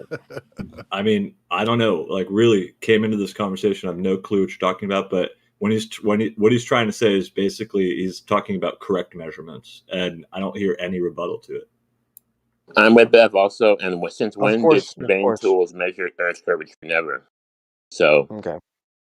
I don't know what you guys are talking So about. Earth, what is your response? Because could you enlighten me, like, on what the conversation My is response about? to what? My response to what? To Bev, to whatever, to this whole To the discourse. guy. Okay, so first, let me go ahead and show you the picture what I was talking about, right? So if you look at the picture that Bev posted at 14 minutes past the hour, he's holding a measuring rod and they're looking through an auto level, right? So that auto level is a specific distance above the ground, right? The crosshairs are hitting at a specific height above where he's holding, right? No, it's In the leveled on the distance, ground that he's at. right? Hold on. I'm not finished. So in the distance, you see that tower back there? The crosshairs are hitting at the top of that building, which is well above his elevation. So this is what he doesn't want you to see. This is what he doesn't want you to look at. Because when he took this, hold on, when he took the picture, he inadvertently That's where I showed that. made Hold you on, I'm not look, finished, people. Bev. I'm not I finished. made You're you gonna- look okay, let's go. there. B-ball's Talk laughing. over me. You're laughing. Talk all over me, right? So when he took the picture, right, he inadvertently showed that there's drop from horizontal. That's what he doesn't want to show. That's what he doesn't want you to look at. He wants you to say, well, you can't get millimeter accuracy from this distance because you can't read the measuring rod. Well, I don't have to read the measuring rod. I can see that tower is a specific height. The top of that building is a specific height.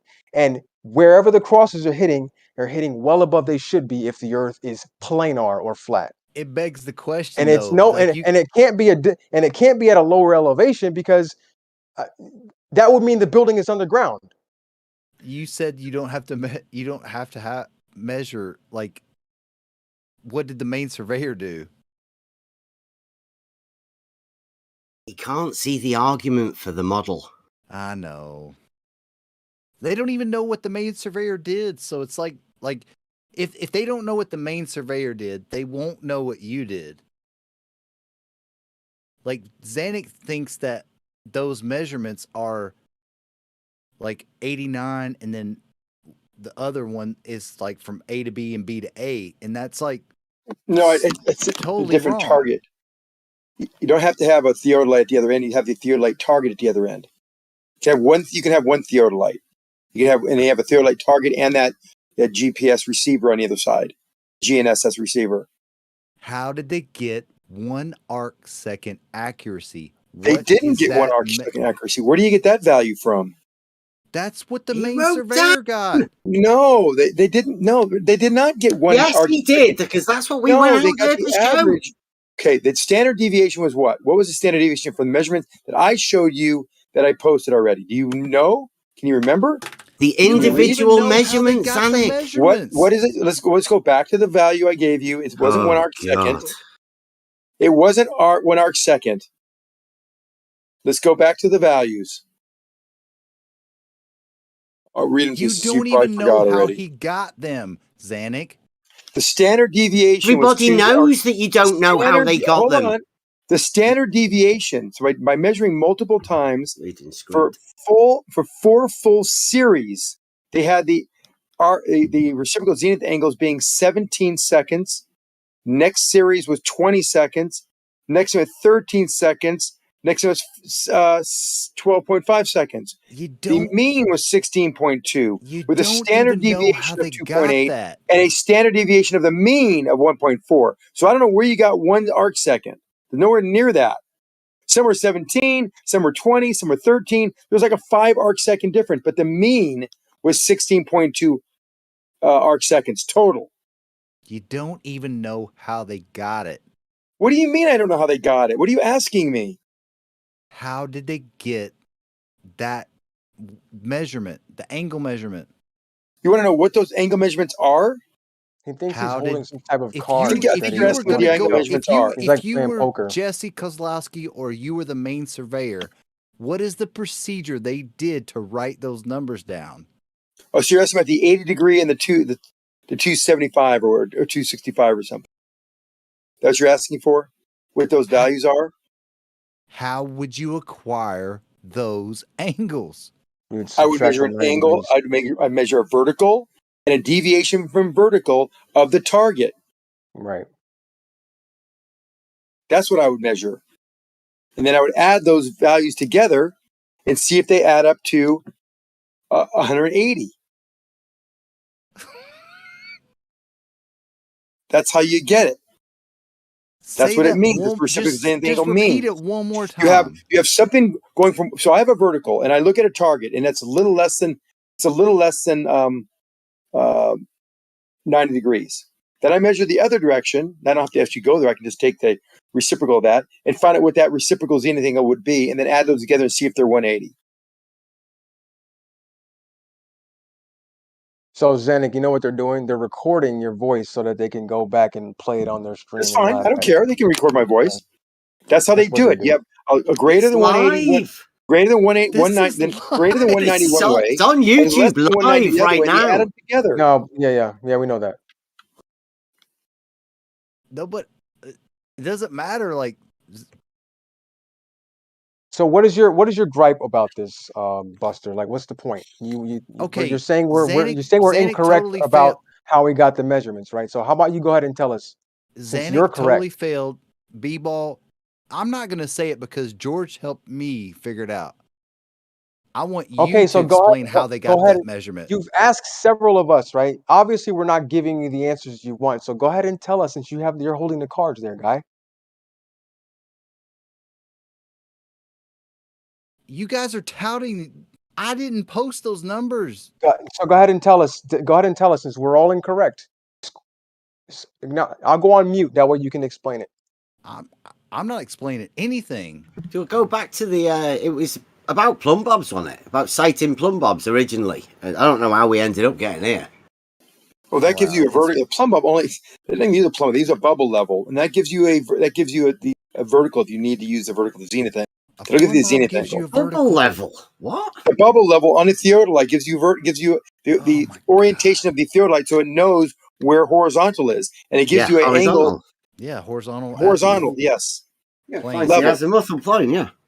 Level horizontal. That's what the theodolite allows you to establish itself. Did you just literally what I said? Say level horizontal. Level horizontal, yes. Okay. Is level horizontal then? Level is horizontal, yes. He's talking about horizontal sure? angle and vertical angle. That's what he's saying. Horizontal is you establish level, and horizontal is the level direction. Remember I told you how level means a direction? It's out in the distance into infinity at that one point perpendicular to plumb.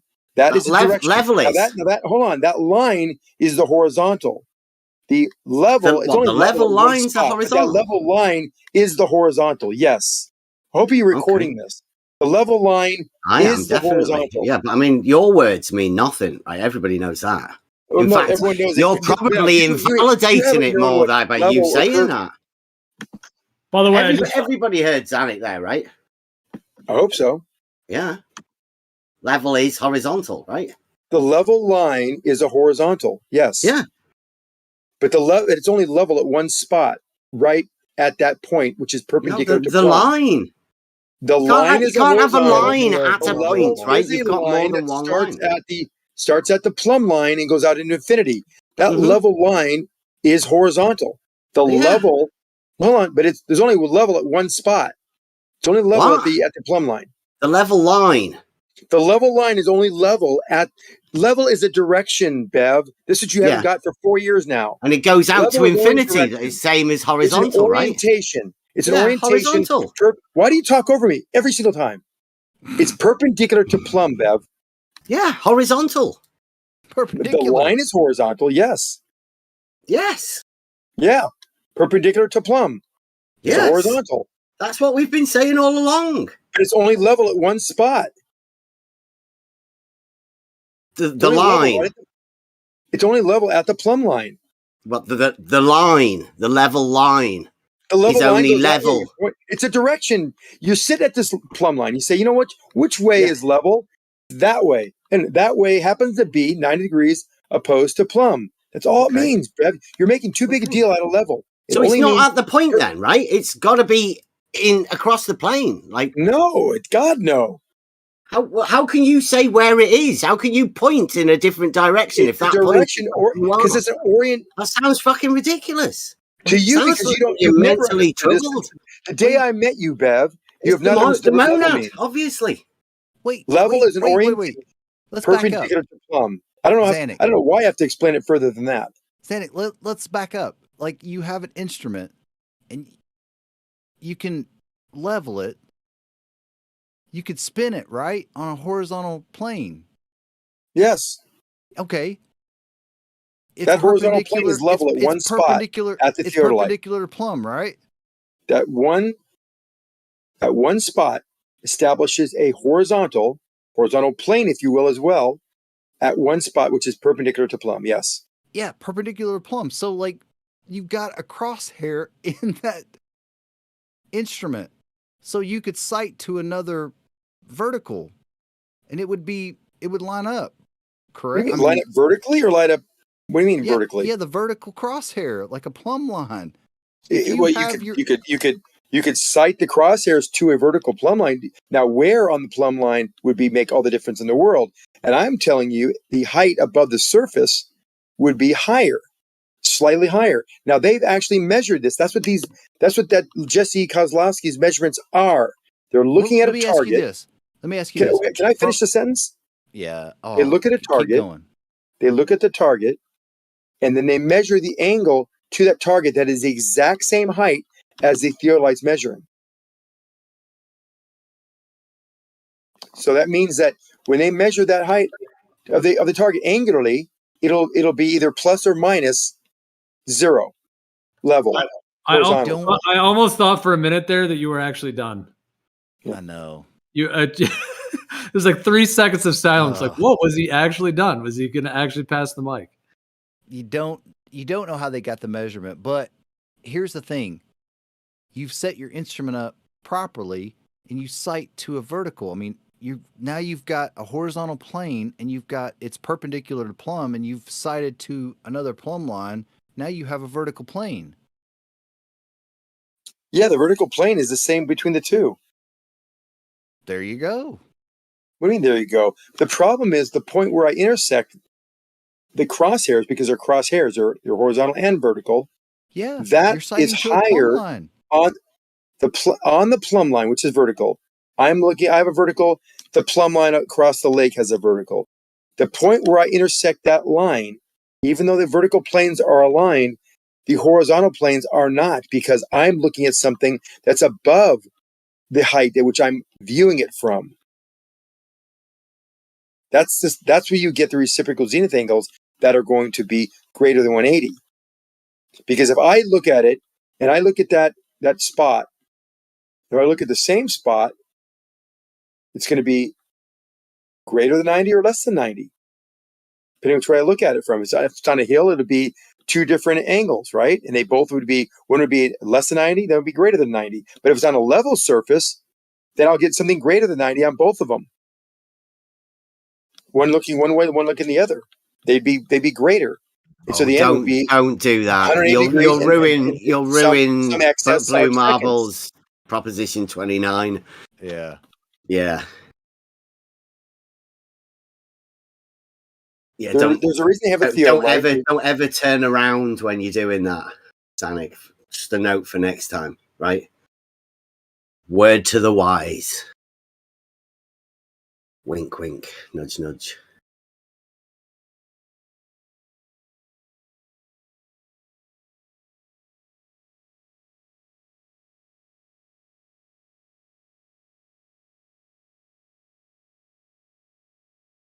Don't ever look behind you.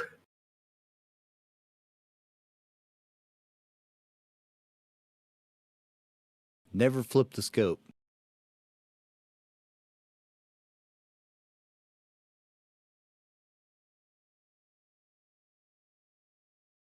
Or turn the scope.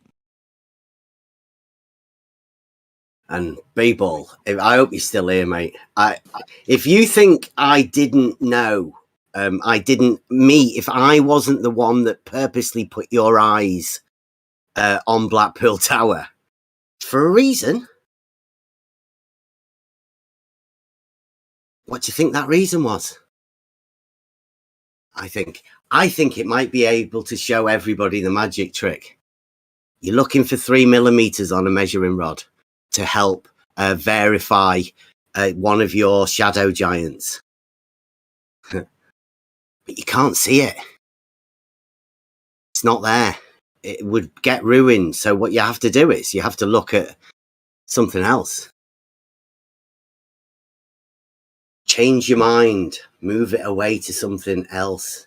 Convince yourself of something that everybody knows. Like you invalidate the tool for surveying purposes by putting a camera on it.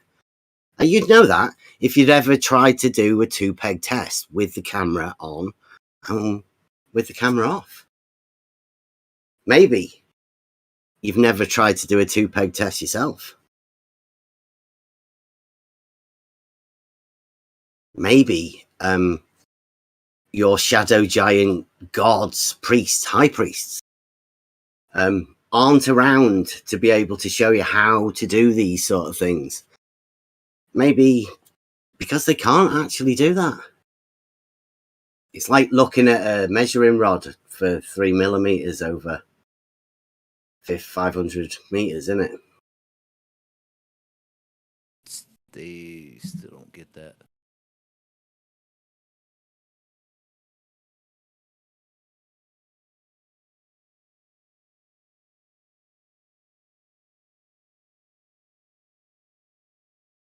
Made it go quiet. Yeah. I'll give it away, B-Ball, because George helped me. You flip the scope. Zanuck, you flip the scope.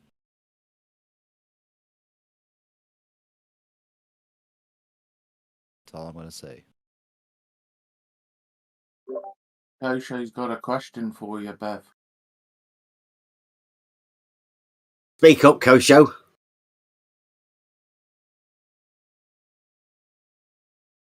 Have I got him muted? I might have him muted. Let me check. No. Well, that makes sense. That's why it's 271 and 88. You flip the scope, Zanuck. It's not reciprocal. You just gives it a reciprocal. No, it's just that gives it the reciprocal zenith angle. Yes, because now you're double and check it upside down. Instant expert. You flip it around upside down. That's why you measure 271. You know what reciprocal means, right, Zanuck? Don't ya? Yeah, I hope so. You ever find a flat earther that did these measurements too, or no? Pardon? Yeah, that's why he did it in this server. Wasn't a flat earther though. Yeah, I wasn't doing it for the flat earthers, guys. But you didn't do this. You didn't follow the same methodology. No, I just went out there to show you exactly what you can see. Right, which doesn't have anything to do with this methodology. No, that's all I'm doing. I'm just trying to let people see what's there right in front of them. Why are you so insistent on tying it to the shape of the Earth? That seems like a funny question to ask in this debate. I don't know. And why do you think anyone that disagrees with you has to think the Earth is flat? It's also a funny question. Funny that you brought up. Do you want to ask me like a good faith question? Well, no, I'm curious. You keep using these words, and I'm curious about your use of them. Which word should I use? Did you? Is this a case of everybody forgets what they've just said? I think so. Yeah, because Negator, because you're the one saying that, Negator. That's the point. No, they're not. No one else is claiming those things. You're the one doing that. So why are you bringing that into it? Well, If we're talking about geometry and surveying, we're in a debate about the shape of the Earth. That's the point. It's not. Not necessarily. That's the The point. problem. The point is. Yeah, the problem I have and that we have is that we've been telling you how to measure this for a decade on the internet. To measure what? And not a single flat earther has published his results showing us that our methodology I don't care about either flat is earthers. incorrect or reveals something other than a globe They Earth. just have to right? avoid it all and bring it back to the shape of the Earth. That's all they can do. What exactly am I avoiding, Deader? What would you like me to address? I'm sorry. I'll try again. It's amazing. Can I point out, right, that I came into this arena. Had a comment, I came into this and I'm waiting for arena her to ask her question talk again to Jesse because that's how normal Kozlowski. adult conversation Because goes. that's where I came in. When two adults speak, they speak to We're each other. talking. All right. Okay. I came into this because I was talking to Jesse Kozlowski purposely. This is specifically around the topic that I came into this arena, right? Like I've always said, I'm not a flat earther. It's just that some people assume certain things about people whenever they come into an arena. And all I've been doing is trying to follow why Jesse Kozlowski did certain things, because they're not standard practice. If you look back in the history of all of this stuff, there are only a few shadow giants. Yes, there are only a few shadow giants that do any of this. And Jesse and Jeff are a couple of the people. So I came here onto this server can you repeat to your show question people to me? Because I don't know how why they Beth can thinks he wants see to just things. monologue All this right. entire time. It seems like you had something Just interesting you practical wanted to stuff. ask Don't me. worry about it. Ditter. Yeah. Is the question why I'm asking this? Is that the problem? ECV, it was something about. No, dead air. You all of a sudden got a cat got your tongue now. Yeah. Dead air. What's this about? Hey Bev, do you Well, wear a I get what headset or do you have speakers? What do you mean? Do you wear a headset or do you have speakers? Obviously, What's the this? implication What's is got to do with it? Just carry on doing whatever you're doing. I don't know. Are you harassing a woman or something? What are you? Are you okay? No, because when people speak, it's almost like you don't hear them. No, dude, you talked over him for 60% of the things he just said right there. You talked over him almost the whole time. Because he wanted to talk to Emma, who obviously doesn't want to talk to him. No, Emma asked him a question. That's why. Yeah. Yeah, but I mean, if he wants to respond, that's fine. And then if she wants to respond, she can. But I mean, you can't just talk over someone else because you just wanted her to speak instead of him. Like, it's an open Yeah, panel. but I think Bev was the one that talked over Negator. No, Negator said his thing. Bev then started speaking. Negator talked over him 60%, at least half of the time. Because I think because Negator was trying to get her attention. Yes, because he wanted my attention so badly. But it was we'd already made it clear that Negator didn't even remember what he'd said 5 seconds before. So there was no point in me continuing the conversation. Okay.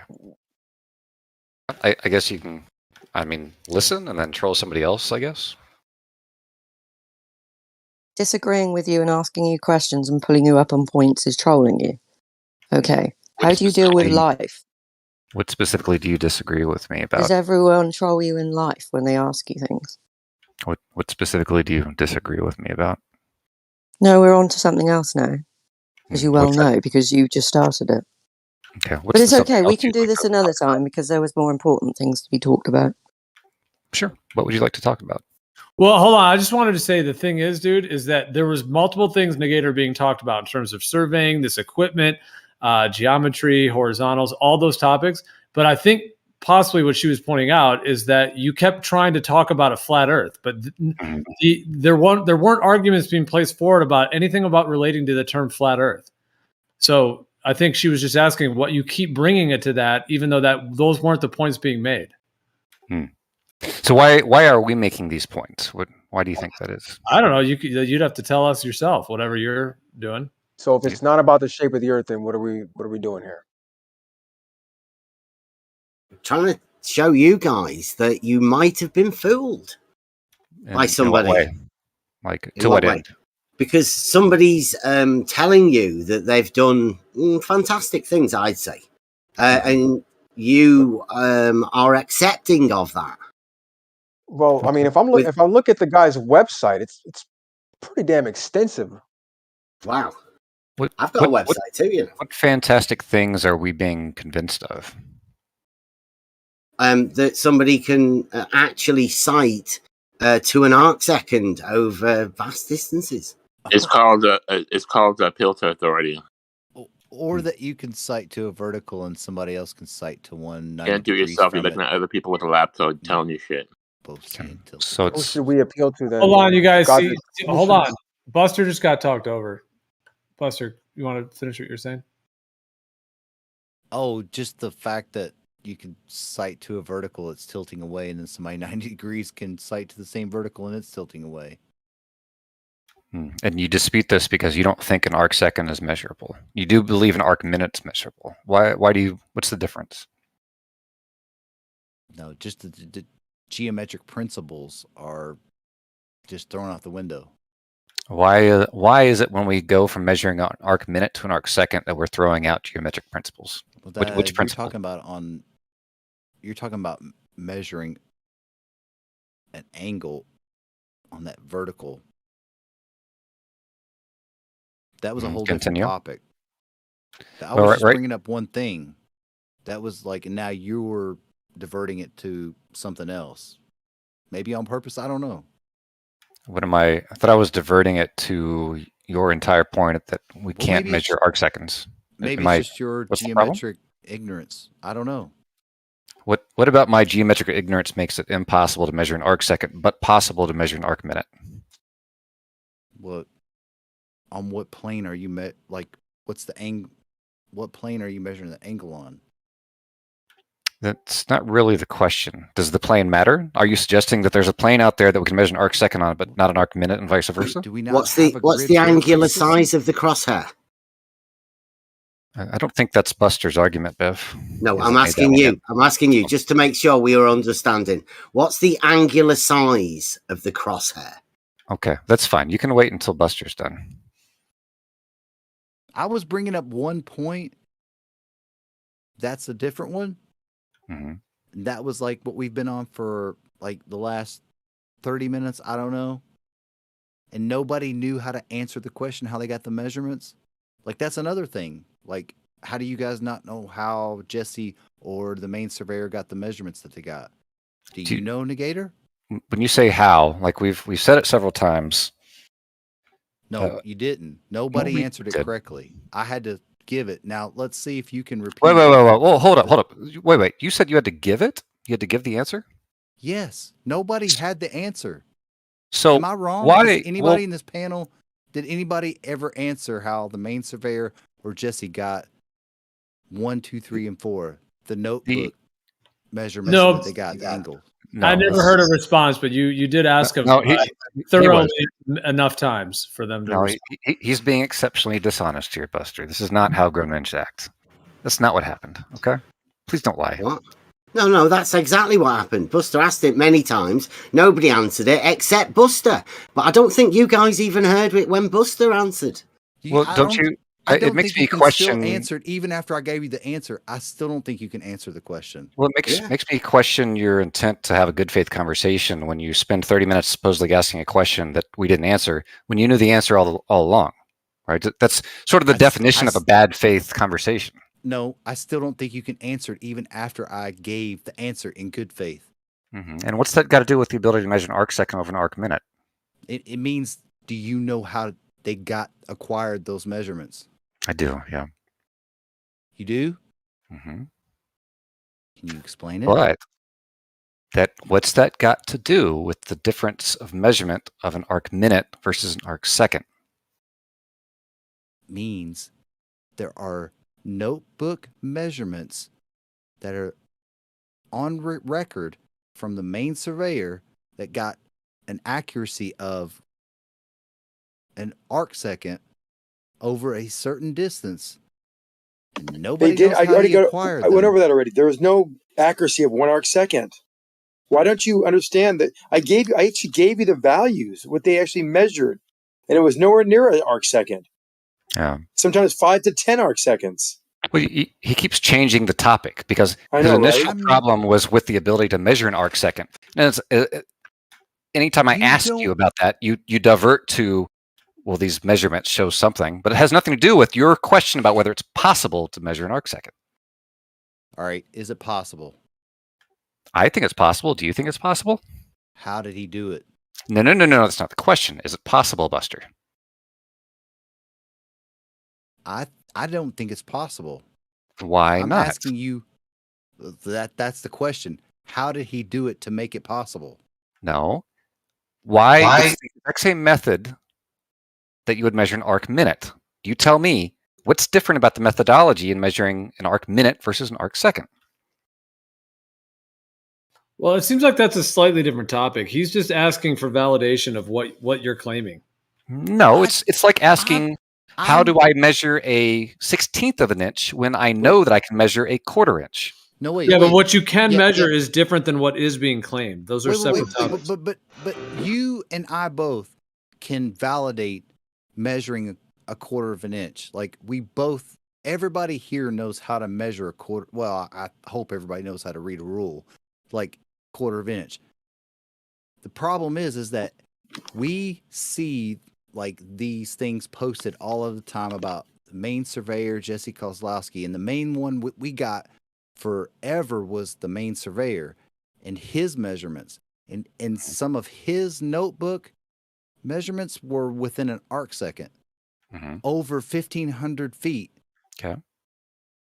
But nobody knows how he acquired those measurements. If you can explain how he acquired those, feel free to explain.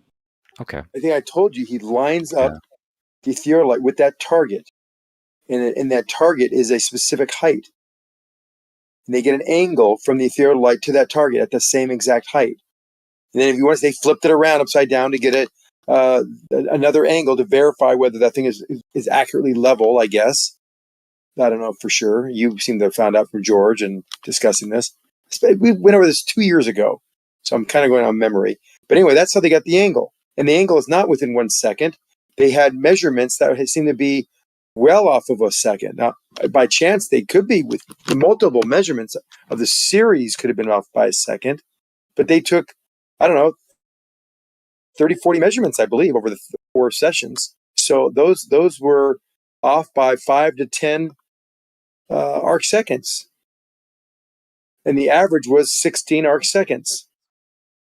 And that average is what gives you the spherical excess. It's funny how you didn't know all of this stuff before, and I gave it No, to you. I said now exactly. You know. The only thing I didn't know, they flipped it around. It's the only thing I didn't say differently than right now. Go play He it did back. 40 measurements. Did he just keep flipping it? Is he like a flipping the thingy with two No, X? they set it up. They take a measurement. They wait, set up again, take the measurement again. Everything's done in succession. Multiple measurements. I think he did, I don't know, 5 or 6 measurements in one day. And then they went back the next day. Over 4 or 5 sessions, they took measurements, multiple measurements. I have over that half a logbook mile too. lake. The Half problem, a mile, yes. The problem I have, Buster, is you're not explaining your problem very well.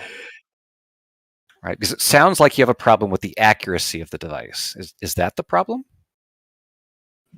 Yeah, what did he flip the scope to? Can I make a comment? Sure, go ahead. I didn't have a point Yeah, all yet. you said you made a bad analogy. You said I can measure a quarter inch, and how does that?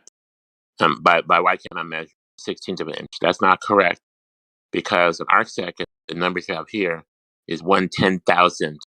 So not a correct analogy. That's like saying, can I measure a 1/500th of an inch? That's what you're doing. So nice No, try. the analogy was to show a device that's capable of measuring several different units, some that are smaller than others, so an inch, a half inch, a quarter inch, a 16th of an inch, and comparing that to the theodolite, which is capable of measuring arc second, arc minute, and a degree, and then asking, why is it weird that it can measure in arc minute but not an arc second? It's not about, Likewise, it's not well, about the He's angle, it's questioning about your the accuracy, distance. right? Because I don't you have know. one He hasn't degree. been very descriptive in what the problem is. If you have 1 degree, right, and then the picture you posted with the mountains is 1 degree, and then 6217. That's 1/10,000 of a degree. 16217. Did I get it right? That's 1/10,000. No. So one arc minute is a 60th of a degree, and 1 arc second is 1/3600ths of a degree. 3600. Yeah. Okay, so 1/3600ths of a degree. He's questioning the accuracy. That was close. He's questioning the accuracy of that. That's all. That's fair. Okay, but that's how accurate the device is. It tells you to what degree, or rather, to what arc second you're measuring within.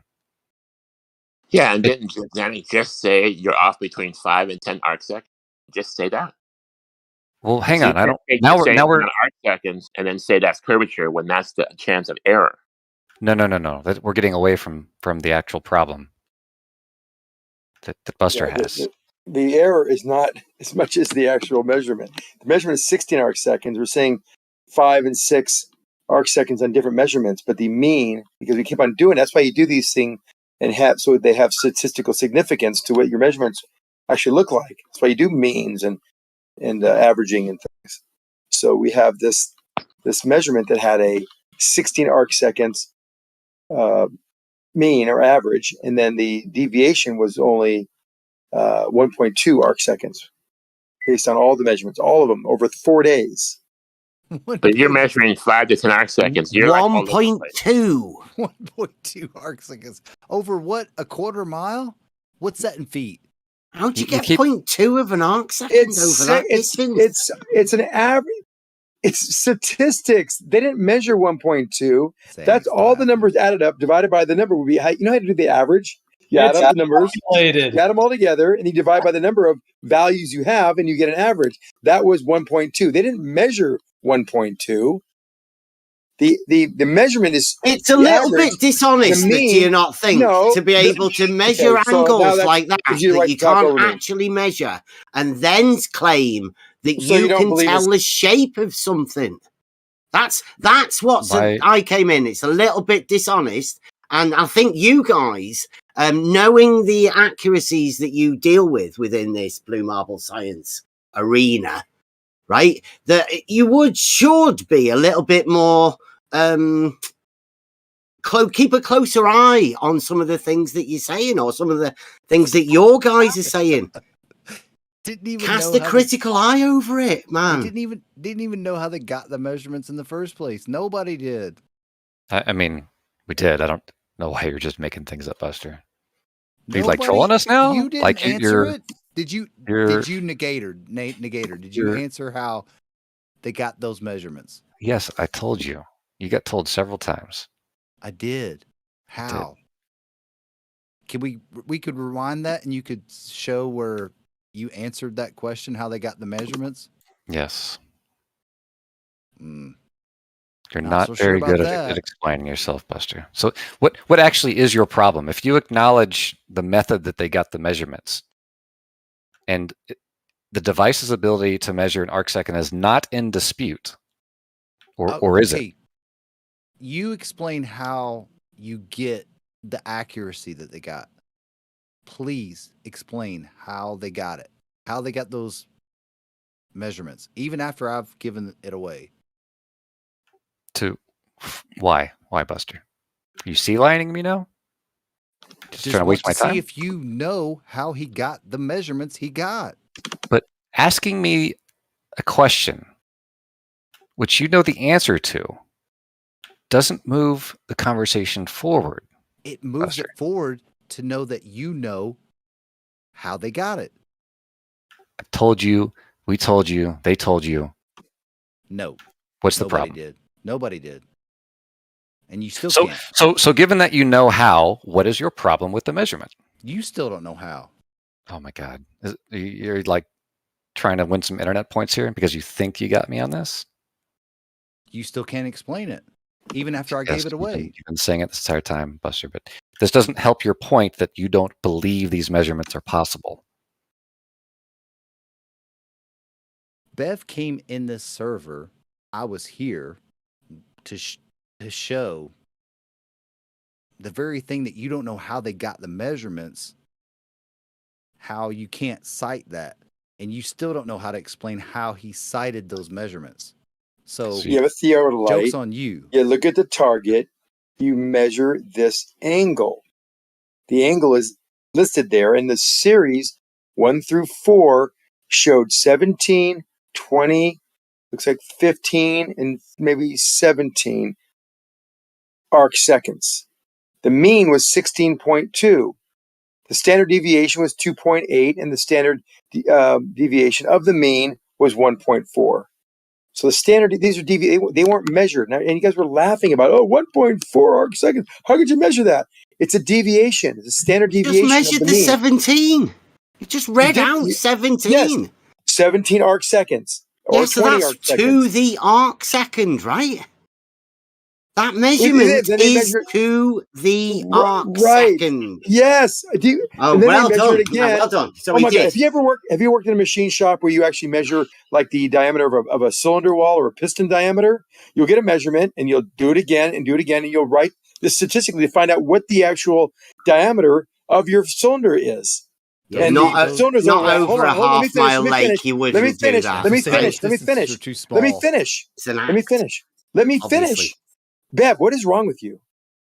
I was talking and you just Pointing out your rudely interrupted me. sophistry. I know you carry on It's with your not script there, sophistry. Zanny. You make a measurement, you write them down, and you do it again, and you do it, multiple 10, 20 times. And the series of measurements ended up at 17.1. That was the average of all those measurements. The next day they did it, got 20.3. Then they got, looks like 15. Then they got 17.5. The average was 16.2. That's the average or the mean. You don't even know how he got it. Oh my Doesn't even know what it is that he's saying. They got it by measuring the deviation from level horizontal from one theodolite.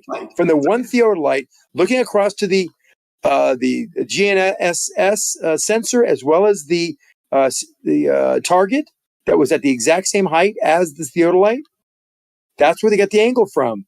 No, you're just adding angles to a straight line, right, Zanuck? You do realize that. What do you mean you're adding angles to a straight line?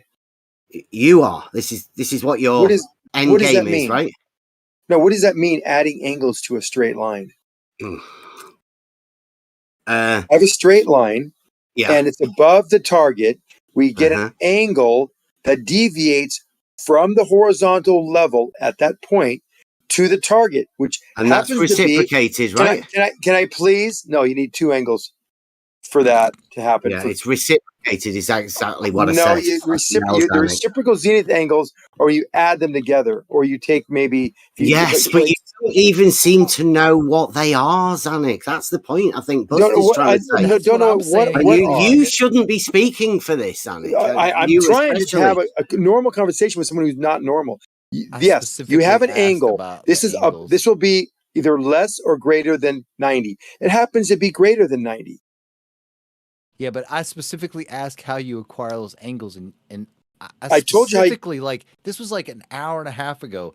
I asked from, like, those measurements that are written down, are they from, is one, you know, like from A to B, and then the other one from B to A? And you said yes, like, you totally agreed with it without, like, knowing how the instrument works. Like, that instrument, they sight to something, flip the scope to, I don't even know, like, whatever marker. That's like the whole thing we've been asking this whole time, is what is the reference point of, like, I said flip the scope.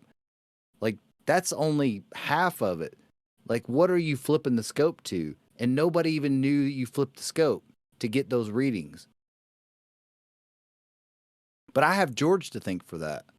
Oh, okay, we got you. That's a very that's a salient point when it comes to reciprocal zenith angles. You can get them two ways. You can get them from measuring from one short. Can I just finish? Can I finish, please? You can get them from measuring one side to the other and the other to the first side, or like you said, which I didn't know, they flipped it upside down just to make sure that there's no error in the measurement. If you just Googled it's leveled, and now they're going to that meter that shows a deviation from horizontal is now upside down and you're seeing the other side out the other direction, and that would give you another angle. And you add those two together, or you subtract one from the other because it's going to be something minus 360. That's where you get the 270 or something. 270 minus the 89 or 90, whatever that number is. That'll give you a number, and if that number is greater than 180. Then you know you have some type of problem with a flat surface to that object. So that's because my straight final lines answer. have 180 degrees, don't they? Two right Oh my angles. God, Bev, you're so like 2016. we're seeing an object that's below level. The only thing we turn the thing over for is to validate that there's not error in our measurement or that we leveled it incorrectly.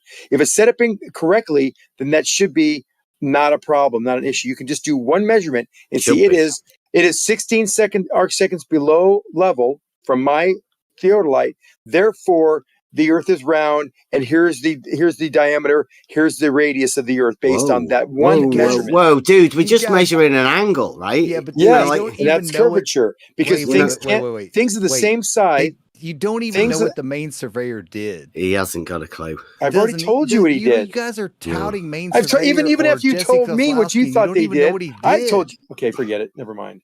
Your sophistry I've told you what you've done. Terrible, Zanuck. You are the worst. They measure to a target. They get a deviation from level. That is the 83 or 84 degree, 86 to 86.7 or something degree number on on the multiple measurements. By the way, they did 4 series, 5 measurements per day. Wow. And that one measurement, hold on, that one measurement busy day. That one measurement is something not 90 degrees. And then they turn it upside down as Buster said, and they get another measurement. And then they subtract that from 360 and then see what you get as far as this number that was, plus or minus above or below 180, and it's above 180. Blue Marble Science Geodetic Surveying, because it's not a normal procedure, this. You should just point that out to everyone. You should tag out letting the gator take over. Just point that out to everybody. He's right, Buster. You really have no leg to stand on as far as like talking down to people. I don't. Well, you don't. There's no reason for this. Okay, so you could explain what the main surveyor Jessica tell me. did. Tell me. I'm not telling anybody. I've already given away too much as it is. He doesn't know. He doesn't. Negator. He thinks he knows because they flip this thing upside down and view it through the other direction, and therefore that gives him a leg up because it's a whole different angle now versus horizontal because it's been reversed. That doesn't change the situation that all you're doing in essence is measuring a deviation from the horizontal, Bev. It's a level horizontal line that is not going to be the same for another object 400 yards away. What would you call the line that is the shortest distance between those 2 points then? A line between the two objects. Yep. Not horizontal, though. Well, what would you call it? The shortest distance? A line. It should be a line to the object. Shorter than a horizontal. Shorter than technically it is shorter than horizontal. Yes. So what do you call a line that's shorter than a horizontal? A line that's shorter than the horizontal. Yeah. There's no name for it. It is just a line. No, because you just fucking made it up. It's in your mind, right? It doesn't exist. You can't add angles to a straight line. What this is where you're just in the same mode you were when you first learned that level didn't mean straight. Level doesn't mean straight. You can have a level line. A level line just follows equipotential. Forgot about that, Sonic. A level line is just some line that follows equipotential. That's in every surveying book around the world. Yeah, everyone knows that but you. At all points at right angles to it. Yeah, that's what equipotential surface is, right? Xanax reached the end when he resorts to gaslighting. Well, it's hard when you have these couple people that are just so ignorant of what they're talking about. Right. Yeah, obviously. I told you that Negator responds with actually a gaslighting technique. No, projection. Bev, I told you that level. I don't think anyone disagree with me that level is an orientation perpendicular to plumb. If the Earth is horizontal, round, that's a horizontal line. Yes. Yes. Yeah.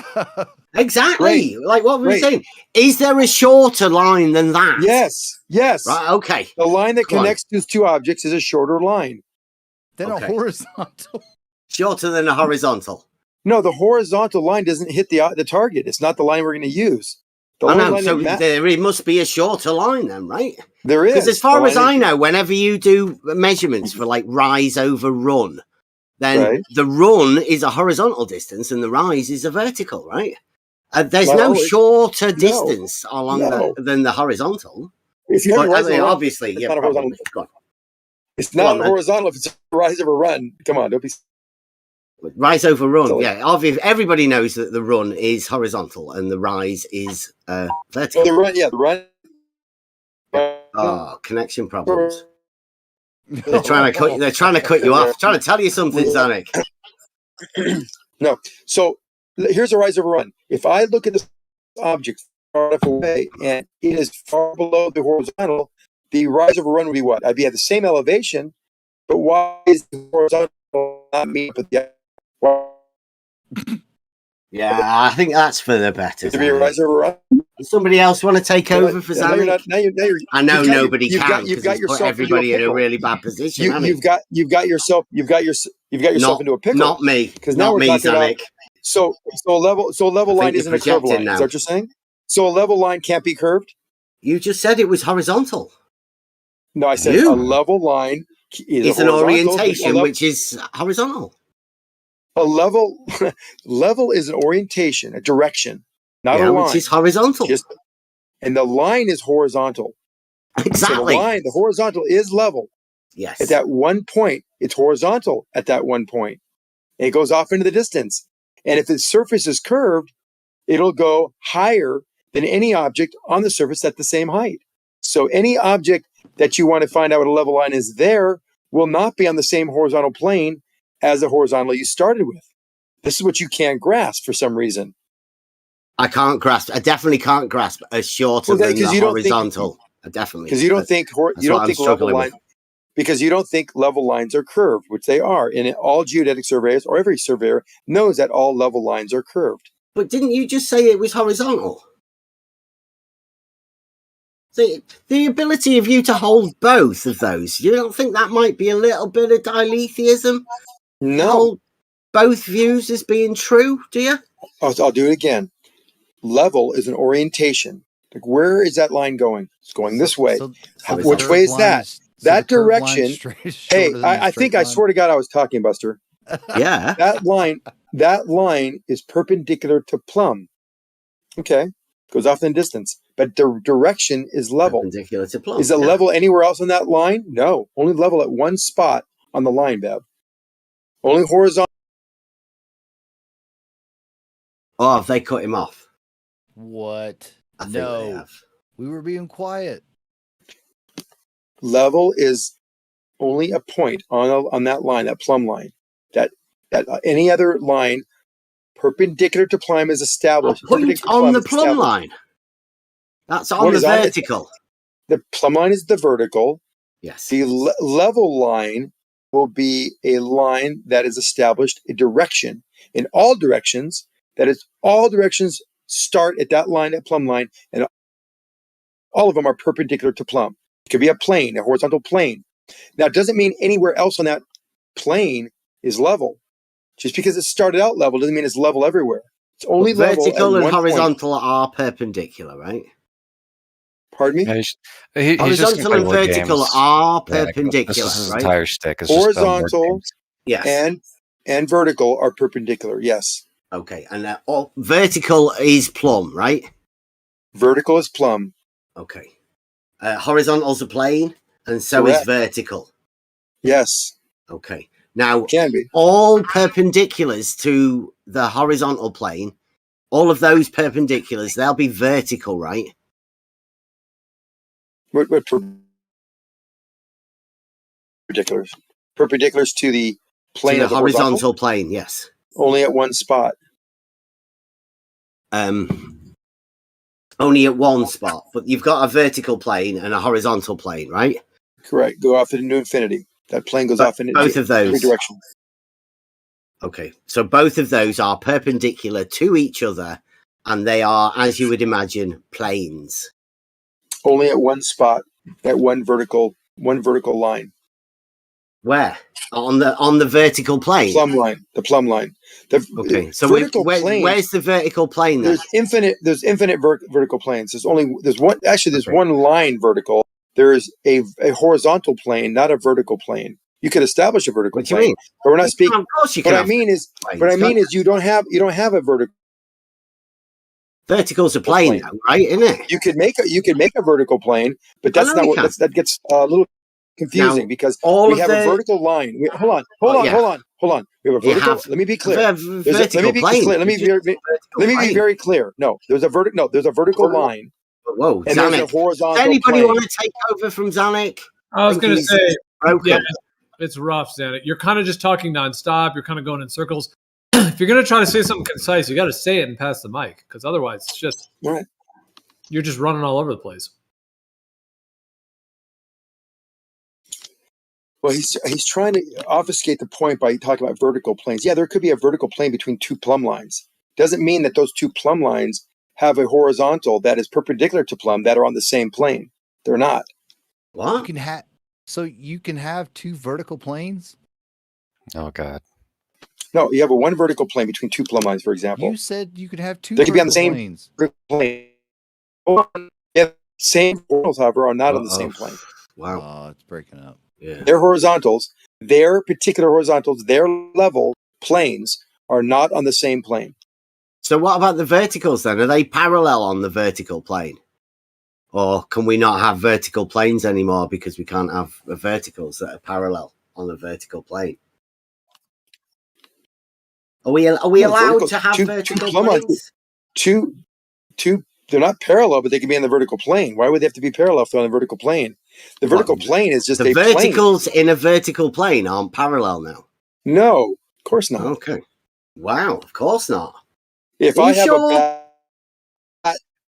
if I have a telephone pole that was knocked to a 45-degree angle, and I have a straight up vertical plane, as I look down from one to the other, but they're not parallel. One is angling away from me. Oh, come So they're on on. the same vertical plane, but they're on the same vertical plane because I can see them. In fact, if I had them right in line, I wouldn't be able to see the one that's leaning away from me because it'd be blocked by the ones in front of me. But it's on the same vertical plane, even though it's angling away. Now, if I look from the So side, the verticals then on a they're not vertical on the plane would vertical have plane. to be angling away from each other, would they? Well, if it's going to be the same vertical plane, how would it stay on the vertical plane if it wasn't? If it was angled to the left or right, it wouldn't be on the same vertical plane. Okay, so That's could obvious. you Now we're just place a talking dumb. horizontal line right in between two of those verticals? What? Could you A horizontal place, line? Okay. Yeah, let's just imagine two verticals and a horizontal. Okay. Okay. Now, is there any chance of us having a perpendicular relationship between vertical and horizontal? Well, now we're looking two verticals. Yeah, with two one verticals on horizontal. a vertical plane and one Okay, horizontal no, being placed. those will not those two verticals will not share a parallel horizontal plane. Okay, that's They exactly can't. where the angles have come from, isn't it? Your extra angles. No, they do not. That's why we have the excess angles. That's why we have that's why we have the reciprocal zenith angles that are greater than 180, because they can't have the same. They cannot be in the same. They cannot share the same plane, nor can they be parallel to the same to one plane. Yeah. Some people might say though that you can't actually have that horizontal line in between the two. You know, that gets really complicated, doesn't it? No, it's not. You can always have. You can't have the horizontal line is more direction. You have a horizontal that's established from a vertical. That is a direction that starts from one point that was perpendicular to plumb. Anywhere else on that particular horizontal, if you drop the vertical, would not be perpendicular anymore. So you could say that it's only level at one point, and that's the accurate. But it's a line, way to describe right? that. That's the problem, It's a isn't line. it? It's a How line can you that's have only a line at a point. It's a line that's only perpendicular at one point. It's a line, though. You're right. But perpendicular is a line. No, Like, perpendicular no. Perpendicular is the relationship between a straight line and another straight line, right? Right. Sure. But it's Okay, only so perpendicular. you have both, right? You have both lines. They're the same line, really. No, they're not. They are. And they have the relationship of perpendicular. That's how Euclidean Perpendicular geometry only too means 90 works. degrees. And Just 90 degrees is the geometry, angle. really. Everybody knows that. Okay. Well, 90 degrees is the angle that's Yeah, from the right vertical. angle. Yes. Right. The right angle is from Vertical that to one. horizontal. Why when I start talking, do you talk over me 3 times in a row? You just did Let it. me. I think I've got a You just did it 3 times in a row. Can you just not do it this for a second? This kind of gives me a headache. So you got a vertical, you got a horizontal, you got a level line that's a horizontal. It's only level and horizontal at one point on that vertical line. That's it. It's the only the only place ever on that particular plane or line that's going to be. I could have sworn I'm still talking. No, but everybody else, at least everybody can have a picture of what's actually going on here now at the minute. It's in the Okay. chat. Somebody posted it earlier. Reciprocal zenith angles. Right. And what we're doing is we're talking about these two red lines, the verticals on a vertical plane, as Zanik says. And we're talking about the blue line being horizontal, right? Orientating that one line horizontal. And what would occur?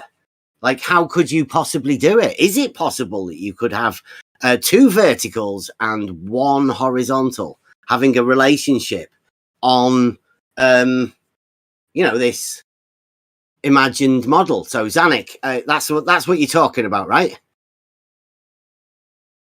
No, that one line. being horizontal. You asked me a question, then you start talking over me again. Let me talk.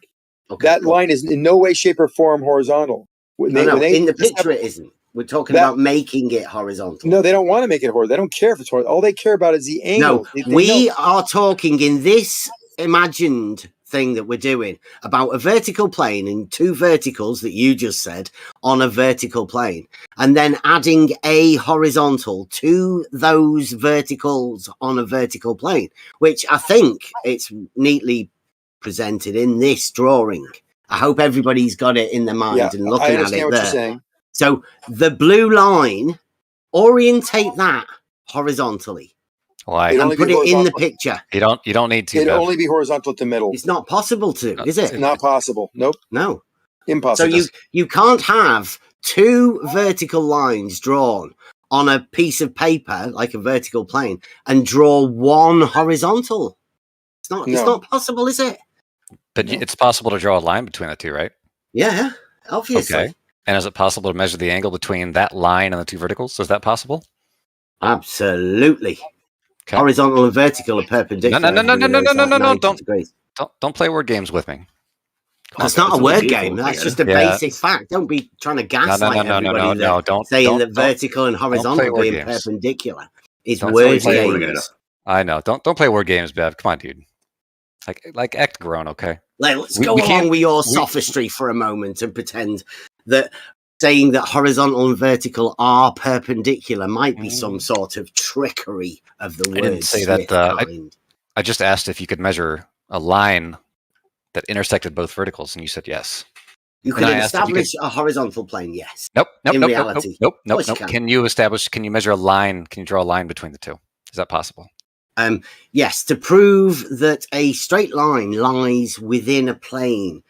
Absolutely, yes. Mhm. And it's possible to measure the angle between your vertical, my vertical, and that line? Vertical and horizontal are perpendicular, like I said. Didn't say horizontal. I just said a line. Come on, Bev. Well, I did say that vertical and horizontal are perpendicular. Yes. Right. But we're not You talking can, about of course, you horizontals. can measure that. Bev, Yes. it's telling to me and the entire audience that you continue to throw in the word horizontal. I know why you're doing it. The intelligent people here know why you're doing it, and you know why you're doing it. And what I'm asking you to do is please be honest and just stop. Keeping it in the realm of everybody to be able to understand, right?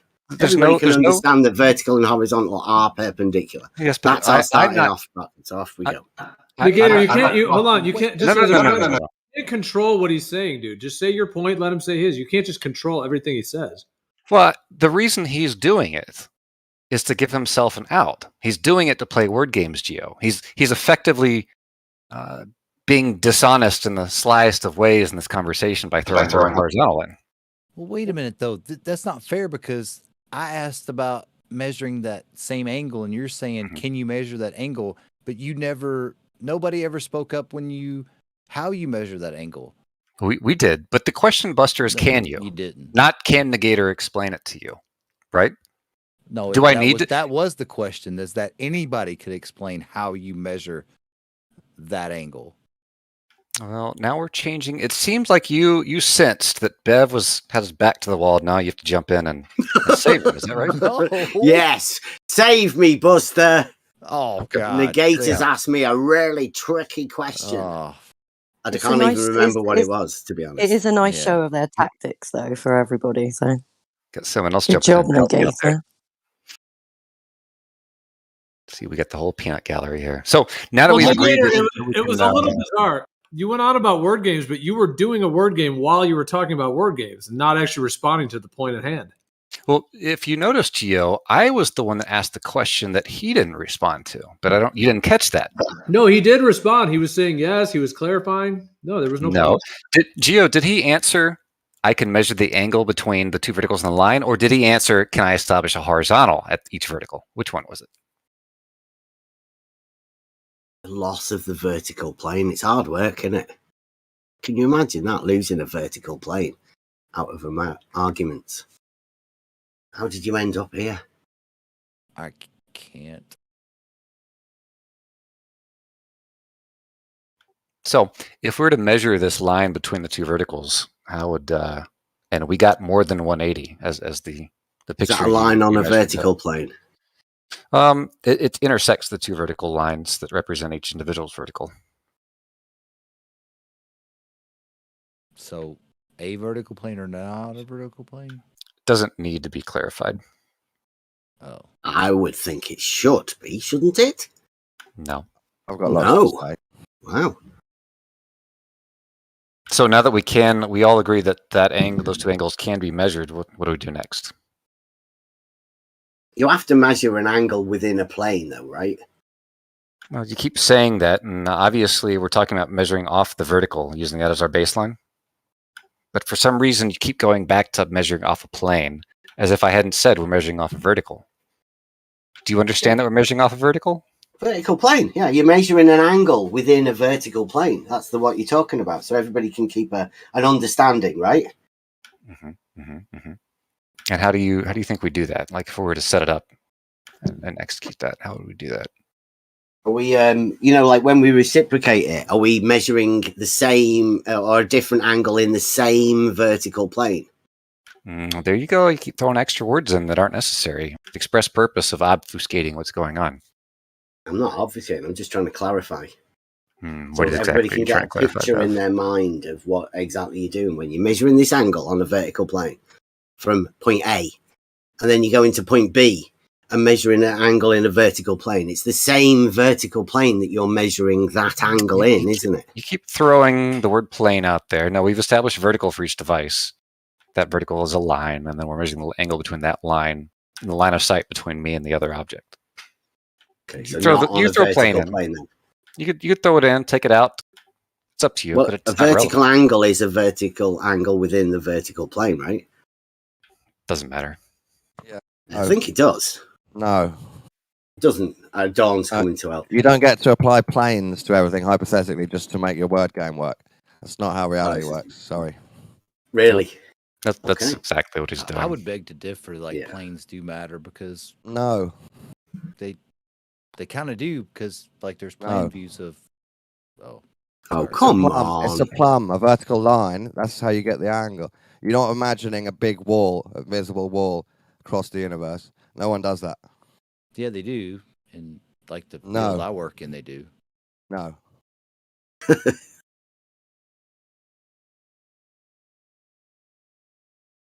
So you don't believe have you lost your belief in vertical and horizontal planes, Dawn?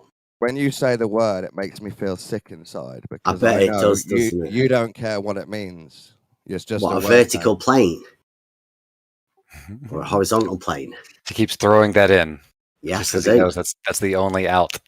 How is The that only going way to help he you can- measure Earth, Bev? How is knowing about an invisible plane going to help you measure Earth? That's just the basis of all measurements, right? No. Yeah, I think so.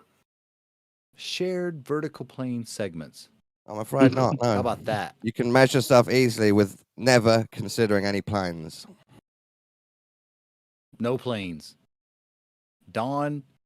No planes. No planes. The Dawn are gone. Planeless Dawn are gone. The Dawn are gone. Look at that. What's that going to be like? Imagine that. Point. Tell that to all the planar surveying, Don. See how far you get. Well, it's not exactly relevant to the question at hand, though, Gio. What He shape did do say they it, though, claim didn't Earth he? is, Gio? Do they claim it's an Earth? A globe? Globe Earth. It's got nothing to do with that. They just survey the land, right? They don't. They make no claims. There's only a few, strange few, blue marble science geodetic surveyors that actually perform these procedures that you guys sort of have considered shadow giants for quite a while. What are you talking about? Just people being fooled, right? I don't. You just said that it's only Blue Marble Science that does these special globe. Blue marble science geodetic surveyors. Right, blue marble science, as in the Do you big mean capital S. real The claimed. Do you mean real surveyors? Who do it as a job? No. I'm talking. He's not No. learned. Bev, he's No. not learned. He doesn't know about Plato. How dare you? Dawn, shadow giants. What shadow giants? What? Plato. What is You've it? never read They're Plato? the shadows on the wall. Republic? You're trying to say that real geodetic surveyors that claim it's a globe and find drop. And They stuff, don't. You're saying they don't. Yeah, they don't. A minute ago, you said they were. You said only. No, those. only Jesse Kozlowski, no longer around. He's gone somewhere. I don't think he's ever going to return.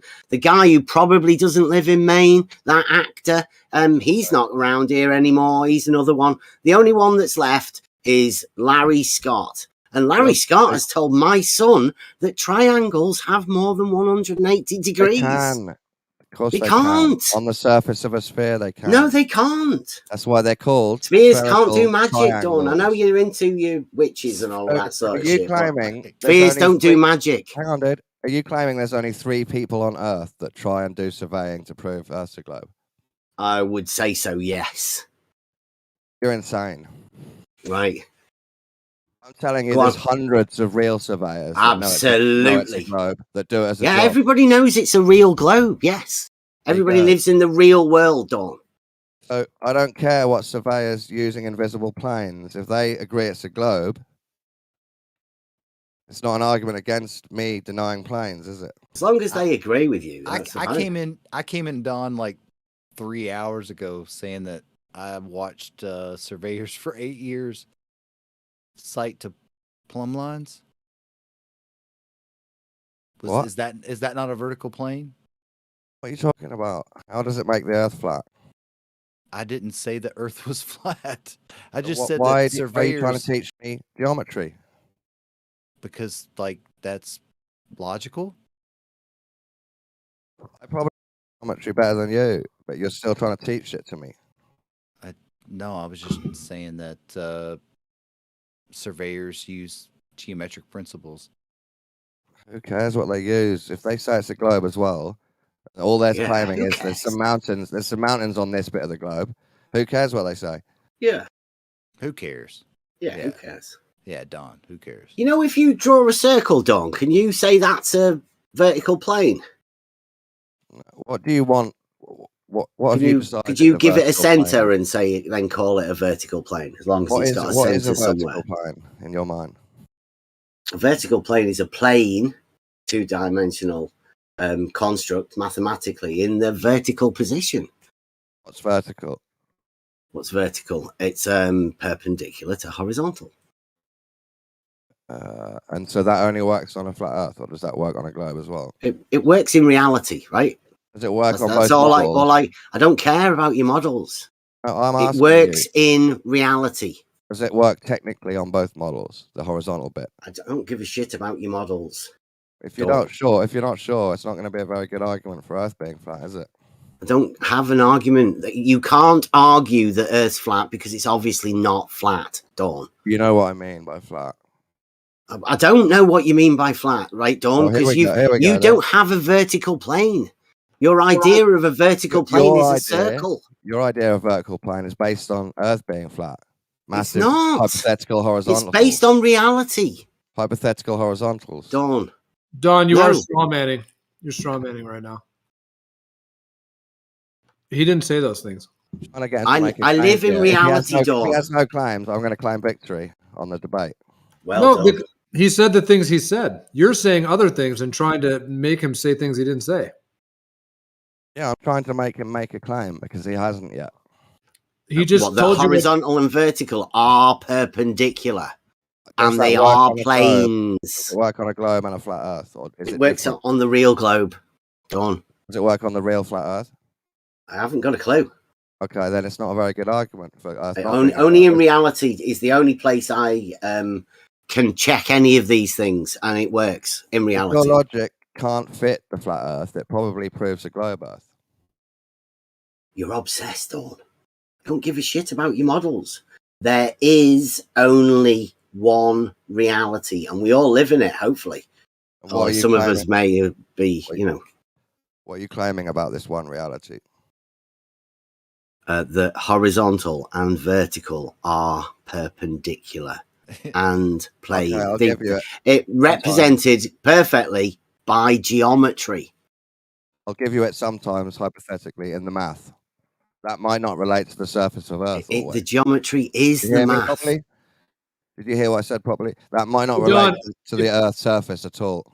But if you can stand on the earth and do it, then that's the geometry precedes the earth shape. It's just that Yeah, but the earth, Right. If your he's framework, presuming a horizontal is going to fit towards Earth's surface all the way Just along. reality, Dawn, please. no, yeah, like Or he's if you going to learn assume the that geometric his vertical is principles. perpendicular to the whole of the Earth's surface. That's what he's assuming now. No, that's how you. It's not, because that's how you get elevation change. But the geometric principles still stand. Like that's how you find elevation change. Yeah, but how are you going to relate it to Earth being either horizontal or curved? No, you use the horizontal to find the elevation change. Right. Have Yeah. you? Have you found a not just elevation change, but drop in the surface from horizontal? That's the elevation change. No, I'm afraid not. Well, how do you Dawn. differentiate? How do you differentiate If Bev between agrees, elevation change and curvature? easily, see if Bev agrees with you on that. Bev, is drop from horizontal the same as elevation change on a globe? On the real globe, On the yeah, globe that's model. how you measure elevation change in reality is by measuring a change from a horizontal plane. But is A the curve vertical change is the curve on a of the Earth, vertical datum. is the curve of the Earth the same as elevation on the globe model? All of them are measured on a vertical datum. Just Dawn. answer the question, Bev. What? Huh? I didn't even realise. Don't know what you're talking about, Don. You're mental. You're you obviously obsessed with a model. Double down. You can't get you can't get your mind off it. Like literally obsessed. I'm okay, talking about reality. You be quiet Dawn. now. Buster. Elevation and drop from horizontal, the globe, curve, surface are different things on our model. Two different things. Curvature of Earth is not elevation change. Can't get your mind off it. I asked you how you differentiate them, but you just repeated back that it's different, and you didn't explain how they're different. So it's still on you. One Ball's is still in your one court. is the curved surface of the Earth. One is sticking up and down above sea level. What? Say that one more time. One is the curved surface of a ball Earth. One is Earth sticking up or below sea level on the surface. Two different things. Okay. You still have geometric principles at play here, that you have a horizontal not always. and you have a It vertical doesn't. change that's elevation, and you still haven't differentiated. His vertical plane's different. I don't stick to your geometric principles because I don't think they're true. Well, then what geometric principles do you stand by? I don't, really. Well, then you have nothing to stand on. I apply so math you and talking geometry to is irrelevant. reality. Your talking is irrelevant if you have no geometric principles to stand on. No, that's bullshit. How? Don, are you just like going into solipsism now? Like, No, I'm saying you that can't their know logic- anything and nothing's real. I mean, is that where you're going? Their logic doesn't apply to me working out what shape Earth is.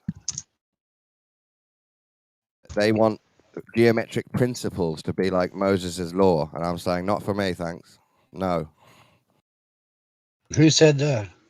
Well, if you have geometry, you then have the Earth that is within the geometry. So just because the soil does what it does, but the geometry precedes anything that's relating to the soil. Let me apply their geometry principles to my globe. Vertical is straight up from horizontal, yeah? Then you go round a quarter of the globe, you're now on the side. That vertical is no longer perpendicular to your horizontal. It's only perpendicular to the other horizontal you did before. So their geometric principles breaks down because Earth's a globe, if it's a globe, straight away.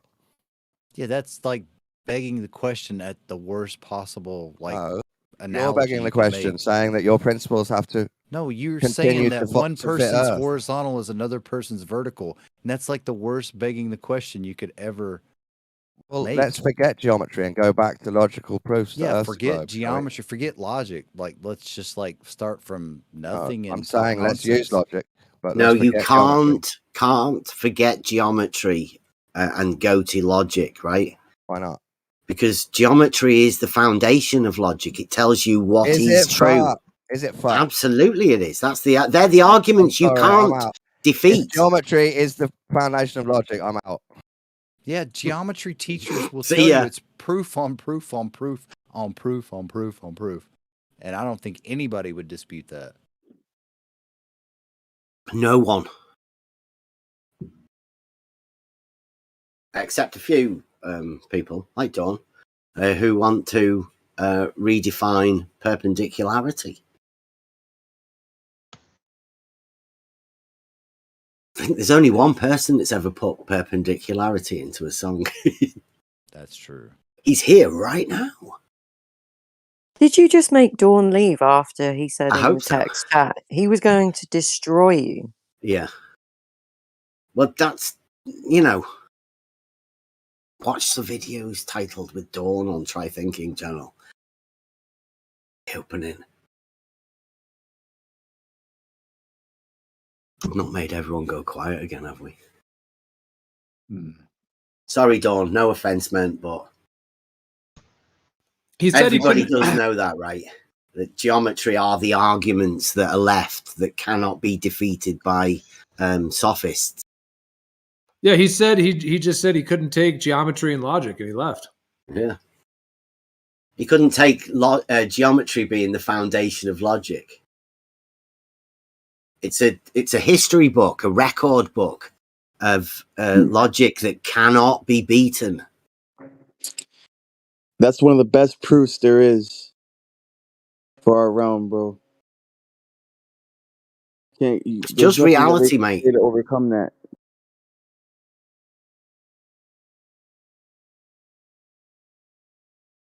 Always, people have a clouded mind by models and arguments that have been given to them. Obviously, I think it's been on display.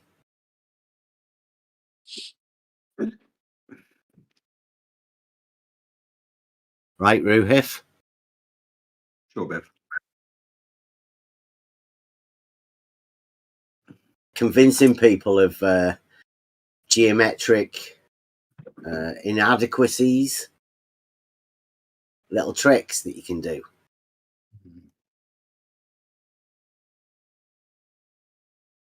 It's not really clever, is it? You want to advise people against attempting trickery with geometric principles. Mm-hmm.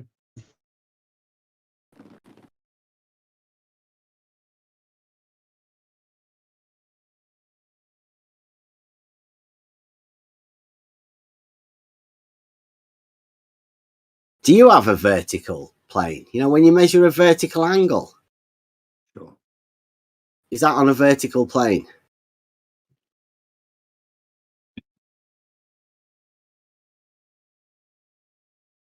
Who are you asking? Anyone? What do you reckon? Is anyone brave enough? Yeah, it's kind of where it left with Don. Don wasn't able to actually support that, so he kind of left. I mean, he was making the claims of the model, but he didn't have any way to actually show that in reality, of course. Well, I can carry on. I'll try and relax, but I've searched up and geometry relies on logic, not the other way around.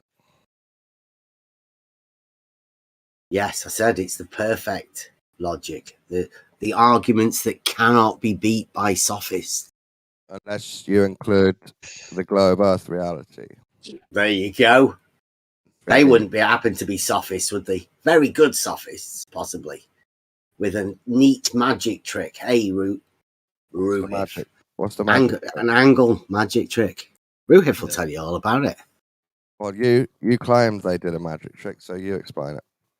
I think they try and add more angles to a straight line, but they do it through triangles, amazingly. What does that mean? Trying to add more angles to a straight line. What does that mean? I don't know. Zanuck tried it a little bit earlier, didn't he? Algorithm.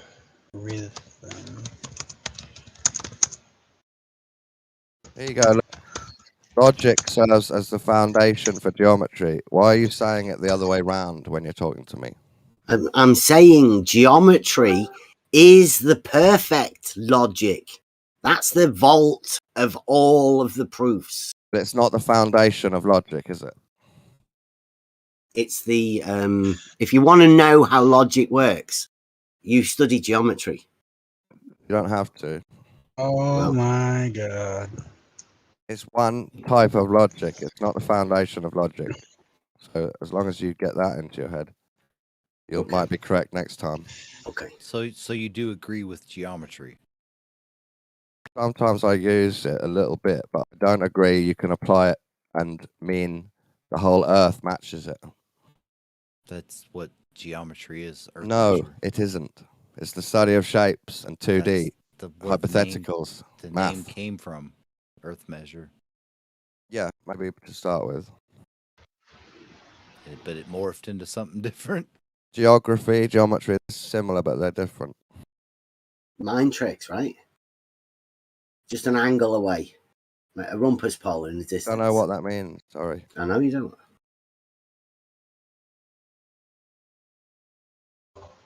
So this is kind of on topic, but I just found this paragraph describing Google Earth. Brilliant. Google We're not Earth really is talking about the Earth, you know. No, but I know, but your conversations get a bit circular. So I was just going to look at this. Onto a 3D globe. They're admitting they just superimposed the data onto a 3D globe. So it's over. Okay, Earth's flat. Well done, Blah. That's offensive, that, to call it 3D. Yeah, you can't call anything spherical. How would you make a globe Earth, Bartek? Wait, Google, what's Google that? Earth. Don't you know that it's 2D? Right, you can't. Like, I know Ruhif was calling you a flat earther, but he's calling you that because you said it was 3D. Imagine that. Can you imagine what somebody calling you a flat earther because you said the globe is 3D? Me? No, I never said that no. to Dawn. No, you didn't say it to Dawn. You said it to somebody else. You called him To me. It is Yeah. 3D, but No, we no, treat no, this- no, we no. treat this you're as you're not 3D. Dawn, are you? No, I'm an anti-glober. Yeah, that's what I Now- mean. Like, he's just called you a flat earther because you said the globe was 3D. And actually, No, no. you tell him, Ruhif, it's 2D, isn't it? What are you talking I'm about? just telling you. It's 2D, Bev. Tell him. It's 2D, isn't it? What did you All say, surfaces Ruhif? are 2D. Yeah, all surfaces are Surface 2D. is 2D. Yeah, there you go.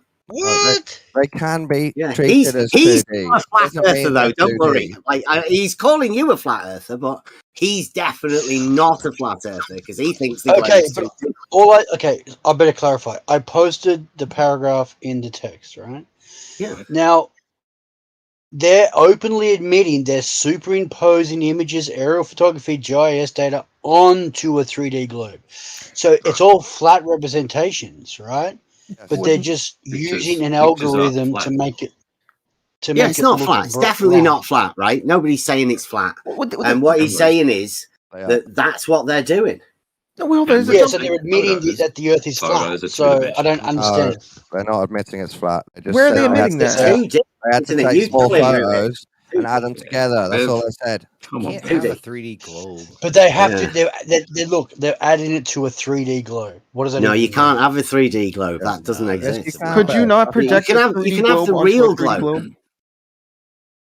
You could project a 3D object onto a 3D globe, or so if the Earth is a globe, you can project a globe onto a globe. I mean, that's not 3D. Be You careful. can't have 3D though, can you? Tell him, Ruhif. Yeah. I don't even get the argument. You've got to forget about the monad, right? Get rid of it. It's not there. But always think about it. Arma, they say that the surface of a sphere is 2D. Yeah, that's how math works. It's treated as 2D, but it is actually a part of a 3D shape existing in the 3D realm. It's identifying. Wait. Sorry, Gio. Don, go ahead. Surface treated as 2D, so you can do maths on it. But if it's curved, it means it's 3D. You're just not concentrating on it as 3D. It's usually hypothetical at this point, but the Earth might be a 3D shape. You're not meant to say that, Dawn. To identify a Say point on whatever a I want, sphere, then. use 2 Let coordinates. Ruhif speak. Come on. Yeah, to identify a unique point on a sphere, use 2 coordinates. The end. 2D. Doesn't make it 2D though, does it? Informationally, though, you could. I mean, this is sort of a silly argument. I mean, it's just. It's not an argument. It's just a statement, right? Like, who's It's making an Bev's argument triggering. about this? It's Bev's triggering over 2D and 3D. 3D. I just He can't have both in his head. It's too we're much. just wasting time with this, though. Like, well, who Yeah, gives a like shit? Dawn said, right? 2D's a plane, isn't it, Dawn? And then if you curve No, it, then it's 3D. It's You guys treated waste as a so much. plane. Doesn't You guys mean waste- it's horizontal and flat. Yeah, that's what he means, Ruhif. He means 2D's a plane, obviously. Everybody No, knows I just that. told you it's not a plane. It can be treated as a plane. What, 2D's not a plane? It could be curved. It is a plane, though, isn't it? Length and Your- breadth. Your Not a definition plane, of but it plane can be is, treated as is a an plane. invisible flat surface. It's not. No, it's not. What's a not plane flat, then? it's just a What's plane. a plane, Bev? 2D. What are the Right? qualities? Everybody knows 2D is a plane. What are the qualities of it? X and Y. Can it curve? You know, like when you did maths at school, right? You've got X and Y, just those two. Can That the line between them curve? depicts the plane. If the line between them curves, is that still a plane? You can draw a squiggly line on a plane, yes. You can't answer. Yeah, you'd need a plane to be able to draw a squiggly line on, right? And that plane, right, as you know from mathematics on the chalkboards or whatever, all of the Y's and all of the X's are perpendicular to each other. So It depends on your mathematical. would that be offensive to call them horizontal? Like, would it just be depends on- offensive to call the X and the Y axis horizontal and vertical? Yeah, but it depends on your coordinate system, right? That's all. My God, you jumped from points to axes. You don't know what you're talking about. It's just the two straight lines, 2 dimensions. That was what I was It's explaining. two lines Don. now, not 2 points. On a plane, You can have as many lines as you want, and they will all be within the plane. None of them leaving the plane. They would all be within the plane. And the plane curve round a ball. No, planes don't curve. Okay, there you go. That's your issue. What? Gauss had an issue. Planes don't curve, you said. That's your issue. Yeah, planes don't curve, right? So you're imagining a massive hypothetical flat wall. A plane. Yes, a mathematical plane. Yes. And that's your issue. Okay. Don, Go on, give us an idea of another one. How many coordinates does it take to, define? Get to the center of a Tootsie Pop. Oh, shit. No, come on. Let him explain his plane that isn't a plane. Well, he's not going to. That's why I'm asking him this question. How many coordinates does it take to define a sphere? The surface of a sphere. Go ahead, Don. Answer. You know the answer. What's the question? How many coordinates does it take to define the surface of a sphere? Is it 3? Yeah, it's 3. It's not. It's 2. Wait, what are we talking? Wait, did they get The the center? Just at the radius. That's it. That's all you need for a circle or a sphere. That's a circle. Yeah, the center and well. the radius. Yeah, that's all you need. No, you have 2 angles. Okay, you have the angle. You have the angle of You the need radius. You have the radius. Right. You have the angle of the radius, and then you have the angle moving to the right. The angle of the radius. It's a sphere. It's not a circle. Yeah, if it's a circle, there would be 2, but I guess if it's a sphere, you need 3. You would need 3. No, you don't. You need yes, you do. 2. No. Wait, hold on. Come on, guys. Wait, can we real fast restate the question? What was it again? Just so I can. It's a representation into the 3D realm, right? Of a circle. Circle's 2D. Sphere is 3D. Extra dimension. Simple. The reason why it's 3D is because it takes 3 coordinates to define it. No. So then, because it exists in reality, like everything in reality. Where is the 3D. third dimension, right? If you're only using 2. 2 dimensions is a mathematical concept that you learn. Right. Geometry. That's a 2-dimensional object. Right. No, there's no such thing as a 2-dimensional object. Bev, are you trying to convince yourself that you're wrong? I don't understand. Yeah, it's very meta. Well, the 2D, there's no third dimension. So, I mean, how can it exist? You need 3 dimensions to exist in reality. So, a circle being 2D is the concept of a circle. We're talking about a sphere. Yeah, you add the other dimension, it's 3D. There you go. Okay, so why are you arguing? I wasn't aware that I was arguing. We were talking about a sphere being 3D, but Ruhif wants it to be 2D, and Dawn as well. He wants a plane to be able to wrap around a ball. Hyperbolic plane. I looked it up now. Talk about the surface, though. I mean, it's not a plane, is it? Hyperbolic plane. No, but the surface of a sphere is not a plane. That's not like what surface is. Hey, look up the definition of surface, man. All right.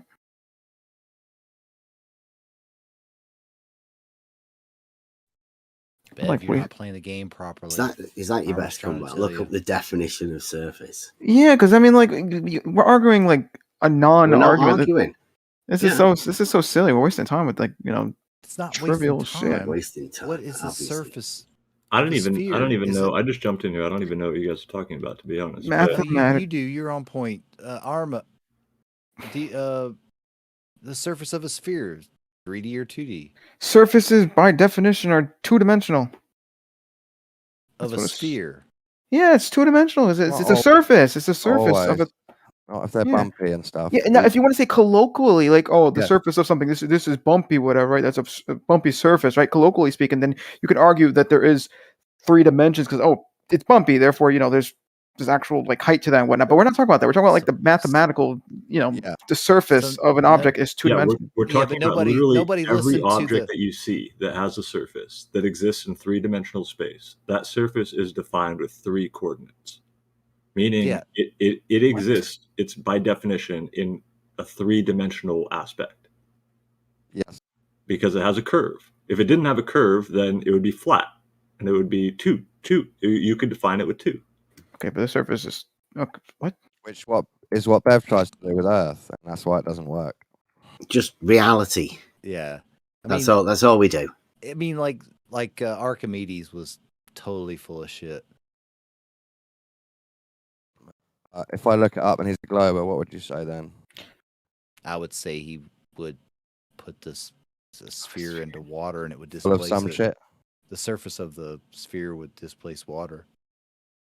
If he's a glober, would you No, say it's the only full of volume of some a sphere that displaces the. What do you mean the surface?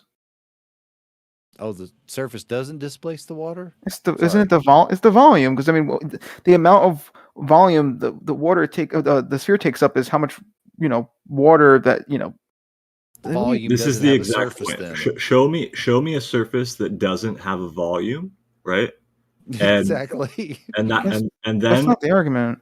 no. Yeah, yeah. It is. Have If you it just seen has it a in the chat? then it just has an area, right? It's flat, meaning like if you filled in the space underneath the curvature of that curvy surface, right? Surface, then you could say it had a volume. If you just look at a flat 2D thing, then you say it just has an area. Or that curvy surface, you can define it and say this is the surface area, right? The area of the surface. But that surface is still taking place in 3-dimensional space. Okay. There you go. Check that out. If a surface is fully submerged into a liquid, then the volume of the displaced liquid will be equivalent to the volume contained by the submerged surface. Yeah.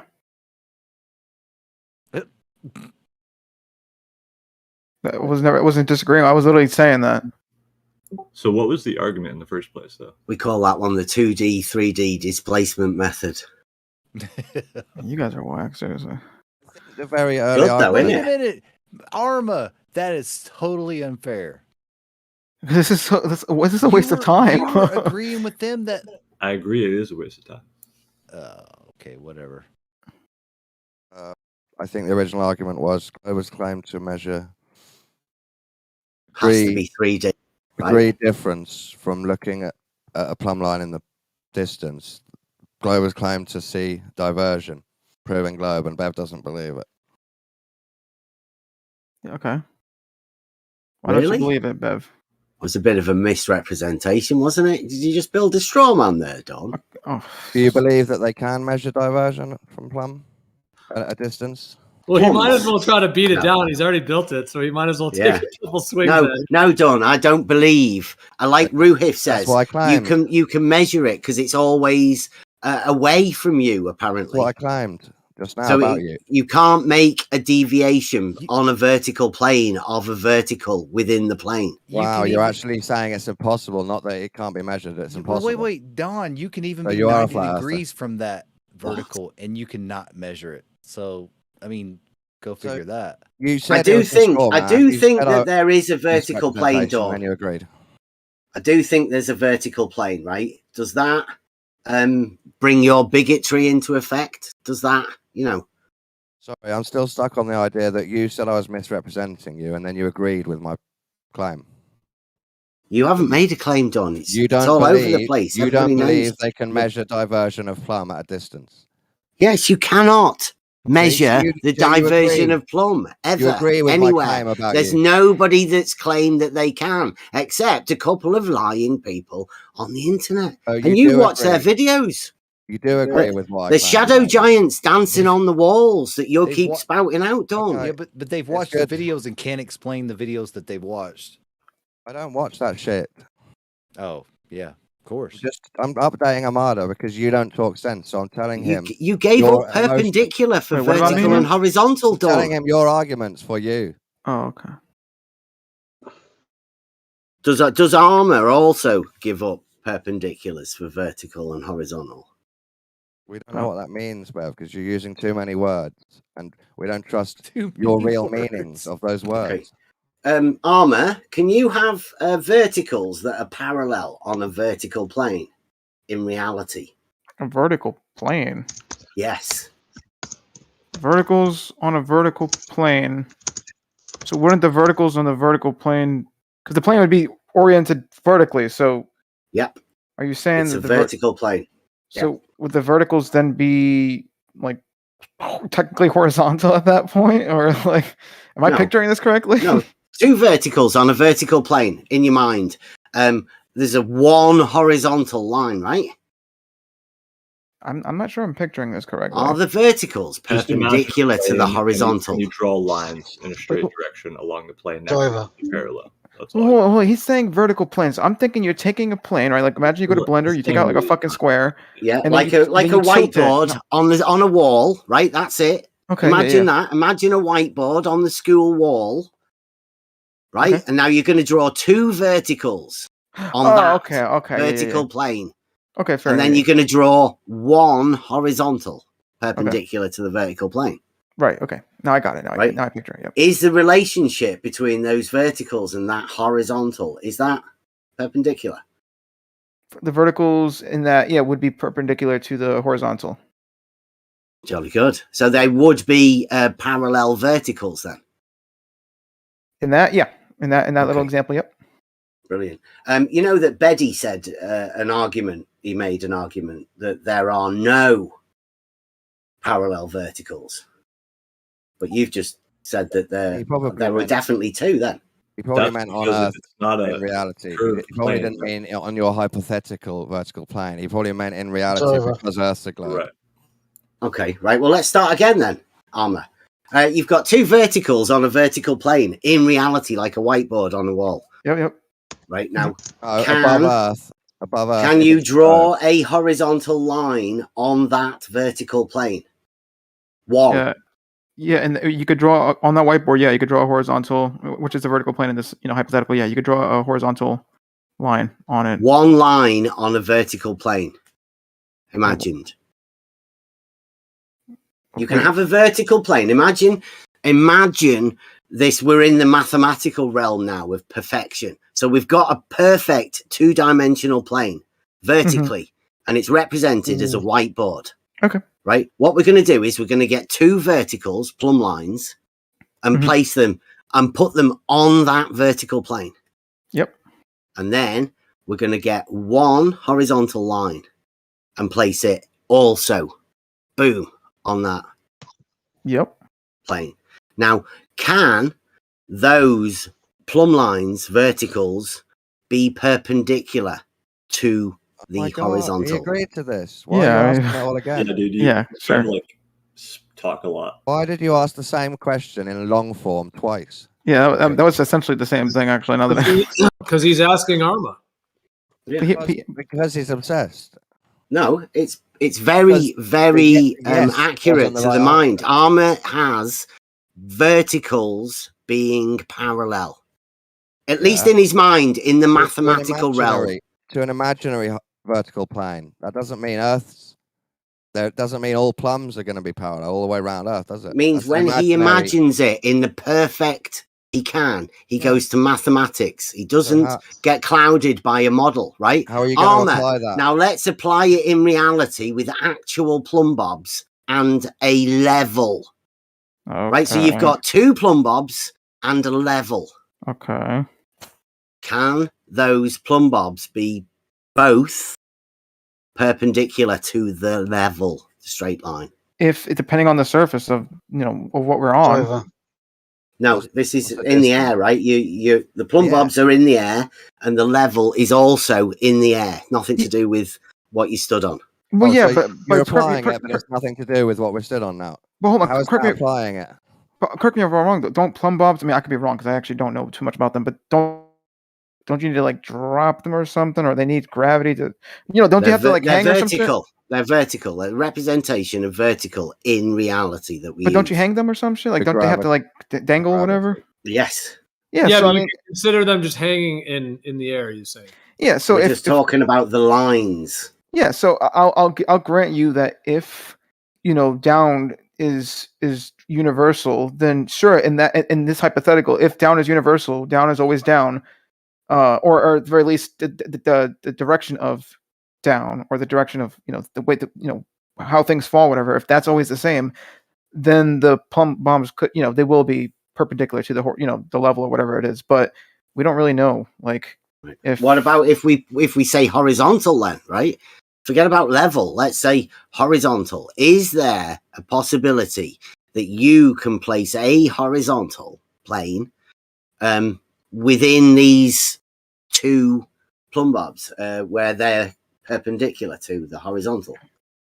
It's possible, once again, if we assume that there's a universal, like, because we're dealing with plumb bobs. If there's like a universal down or direction, things falling down, whatever, then sure. But it really depends on. Yes, on a flat Earth, Bev, that's correct. But Yeah, on a flat Earth, you'd have to do it for real. Not just in reality. I was just saying, what do people imagine? That's all we're doing. Yeah, but right? I mean, yeah, when you imagine, because Armor's got a vivid imagination as well as you do. Yeah, but we're globers, so we know Yes. plums divert as it goes round. Okay, so can you have these plums being vertical, perpendicular to a horizontal? I think plums at a certain distance divert from each other, meaning one of them won't be plumb to the original horizontal; it will be plumb to a new horizontal round the globe. Mm-hmm. Yeah, Dornagon. Dornagon globe, we call it. Okay. Yeah, A sphere, like a ball. Very simple shape, not something I made up. An actual shape. Do you have any way to substantiate it other than just an assertion? Yeah, the drop from horizontal that people measure, obstruction, sunsets. What do you call the shorter distance then? We're going to end up back at Jesse Kozlowski. No, this is right. We're right. The fundamentals, Don. Not knowing how to measure. What do you call the shorter distance than the horizontal? What do you call it? Let's give it a name. Level. The curved surface is shorter than a straight line. That's Bob territory. Be careful. Well, the straight line goes through Earth, which you can't walk, can you? That's a good point. But the horizontal is the shortest distance, right? No, Everybody knows on that. the No, surface of a you've sphere, got you've got something shorter than a no. horizontal. Yeah, the Great Circle route. Curve, yeah, you have. You've gone I'm full. afraid if you're on the surface of a sphere, the curve is the shortest route on the surface, unless you tunnel through the ground, which takes time. Shorter than a horizontal. That sounds mental, that Don. That's your issue. You need everything in reality not to be curved. That's your issue. I just can't see how a curve can be a shorter distance than You're a straight line. denying the surface of real shapes that you've held in your hand before. That's your issue. I'm just not deluded, I guess. But I mean, hey, I don't know. I don't know what sort of community we're in around here, Don. You're obsessed with geometry and you stopped at 2D. It's 3D. I've said that You forgot. all along, Don. You ignored the full reality is 3D. Yes. Yeah, you ignored that. You ignored the geometry. Book 11 is where we started, Dawn. Book 11. If you're going to try and apply 2D Euclidean geometry to the globe, you're going to be wrong every single time. Okay, there's the statement, right? So what do you apply to reality? All of geometry, all of math, all of logic, all of science. Oh, not please just say, Euclidean. You should just say In spherical fact, you can geometry. throw Euclidean right in the bin and get on with the rest of the study. You can't use logic to refute Euclidean geometry, obviously, because I don't know what you're doing. You I have crazy. I've Yeah, I given know the you logic have. that Obviously, if we're Dawn. standing on the surface of a ball, Euclidean geometry breaks down. That's my Yeah, logic. it doesn't. The ball is Euclidean. And you're standing on it, Dawn. You can't use his 2D plane principles and make them work on the surface of a sphere in But reality. you are. No. They do. Everybody No. else does. Like No. the people that believe in a globe, they're hyperbolic and spherical, which is 2D. Hyperbolic planes. Hyperbolic and spherical that's 2D geometry. Some of it's treated as 2D, but you have to use the 3D to know that it's It never makes it into 3D, Dawn. The only geometry that ever makes it into 3D reality is Euclidean. Yeah, book 11. One day you'll manage to study how balls work, but you haven't got there yet. Right, yeah. Logically, plumb bobs diverge from the original horizontal. You're going to have to choke on that. Yeah. How? Go on. Please derive that logic. Because Earth's a globe, and plumb is pointing towards the center. The monad. The monad. No, So you start the whole thing off with begging the question: and an affirming the consequent. We have Don? a We did this hypothesis. like 3 hours ago with Jesse. It Yeah. was like, if the Earth's a globe. Yeah. It's not an assumption. It's based on all the other knowledge that Bev's ignoring. So with If all the of that Earth's a knowledge, globe. if Earth's a globe, his geometrical proofs fall on their face and can't prove what Earth is. No, If then, that was a good one. Go on. Yeah, no. Say it in a logical format. If then. I've said it pretty clearly twice. Oh, come on, Dawn.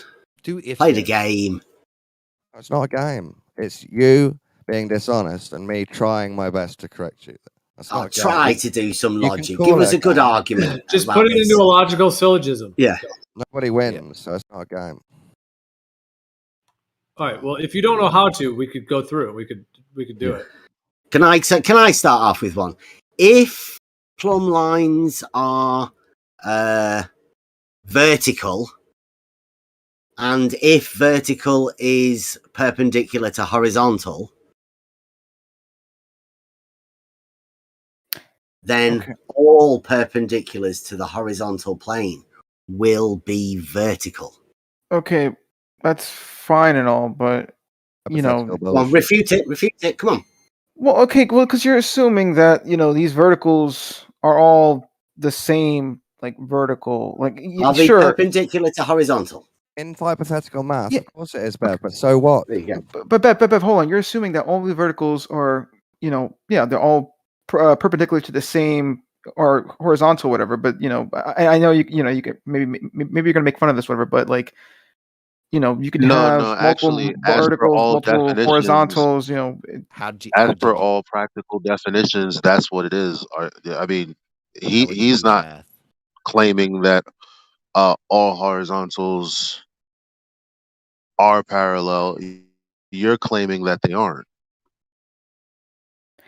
Okay, but it's still just a name, though. Yeah, Like, we got verticals, whatever. I mean, it's still just a name. Like a name doesn't like somehow magically make the Yeah, thing that has like practical true. use as per the Elijah. definition. Elijah, Like do you I get- said, but you have one definition that differs from that, and that's not practical. It's actually begging the question. But you within get- the definition itself is a contradiction.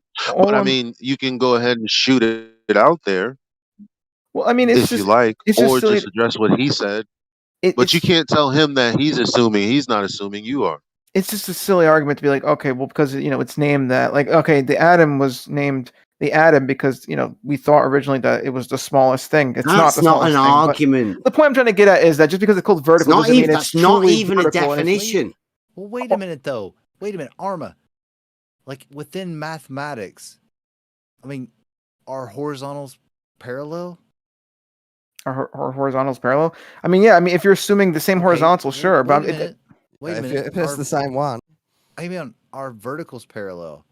if you're assuming the same like orientation, whatever, same vertical, then yeah, sure. I mean, how it would you is. do You math guys are if asking that- questions, how would but you- it doesn't how- relate to reality. You're just saying in math wait a does this work, and we're saying yes in math. But how does that relate to Earth? Because because that framework works in reality. Well, but Bev isn't claiming that. Bev doesn't have the balls to claim that. It's only you claiming No, that. Pythagoras did. No. Yeah, he did. Pythagoras was a glober, bruv. It's also done in Pythagoras- planar surveying all the time. I mean, Pythagorean theorem works in reality. That was a glober. He's a glober. but is this? Come on, is this what you guys really want to argue about? Like definitions? Like it's silly. Like That's all it's they wanna- that's all it doesn't- Bev wants to argue about. How is it Definitions in silly math. to argue How would about Pythagoras be a glober? Please, can you stop saying that I want to argue about stuff? It's not me that's arguing. I'm just stating facts What's that about mean, Paul, horizontal then? and vertical and Why what are you happens. saying math facts that don't relate to reality? Why? Well, Don, hold on, Don. What did what he say? How does it relate to planar surveying, which does relate to reality? Horizontals, verticals, the it question is, precisely why is relates he to reality. assuming that? Why is he saying that Bev is assuming something? No, he's not.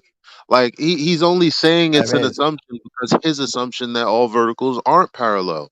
That's a fucking flip of the burden of Elijah, proof. Elijah, The he's truth laid it. is, no, He's laid it actually, out in a meme. as we use it, when you need to have a vertical, it's referenced off of horizontal.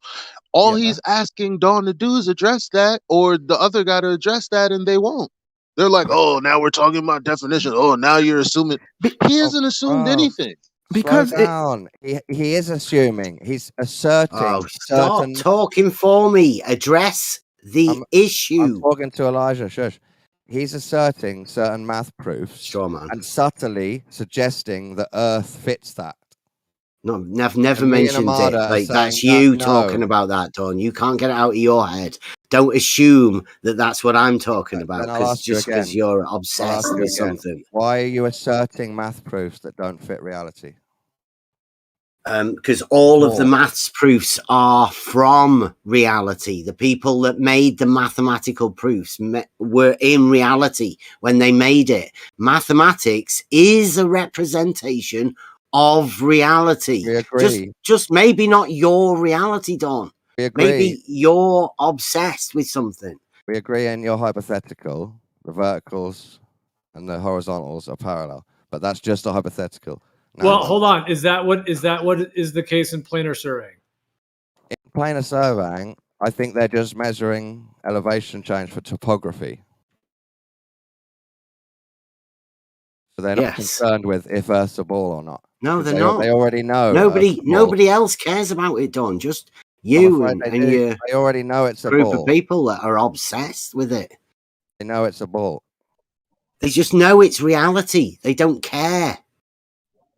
The real globe, Dawn, that's where everybody lives. And everybody has level being horizontal in reality. Sorry, I meant Geo. You and Buster, Geo, are trying to But argue this could fit reality. That's the shit I'm talking There about.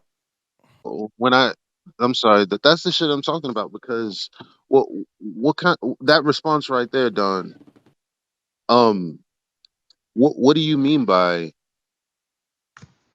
What do you mean by they just deal with elevation change as it pertains to topography? Well, because when we talk about level and we talk about elevation change, there's only one way to do that, unless you think on top of that there is some sort of 8 inches per mile squared drop. Now, if you're going to say that level is the change in topography and not that at the same time, that's what we call it. That's what we call a contradiction. Planar surveyors are not interested in measuring. That's how you prove the dogmatic globe. They're not interested in measuring Earth to be a globe. I just told you that what you're trying to infer is that and then talking a over me? What's contradiction. wrong with you? Come on, guys. We gotta. I mean, because he's not really responding, Gio, to what I just said. Yeah, basically what he just said that I just responded to that he's about to repeat is there's a contradiction in terms to say that they're going to talk about topography, but it has nothing to do with the elevation change as far as a sphere is concerned. That's a contradiction in terms. Oh my God, you're confused. That's why that's how we're going to prove the dogmatic globe, right, Elijah? Just like that. You're not going to prove the dogmatic globe. It's Absolutely, yes. Already Elijah's proved. just going to do it now, right? Because what you're going to do is you have to accept that, obfuscate, and pretend Elijah just didn't hand you a contradiction. You can't see the contradiction, therefore, dogmatic globe proof. I'm still waiting to respond to Elijah. You're going to hand wave away a contradiction. Everybody can hear it. Everybody can see it. Everybody knows it goes on. But what are you talking about? Dogmatic globe proof, Don. What is that? It's what you're going to do right now. All I'm going to do is tell Elijah that I believe geodetic planar surveyors are not measuring to check if Earth's curving. They're just measuring the ground changes up and down, sea level, get the maps correct with topology, because they already know Earth's a globe through using logic and trust. Logic and trust. Yeah, the best ways to know things.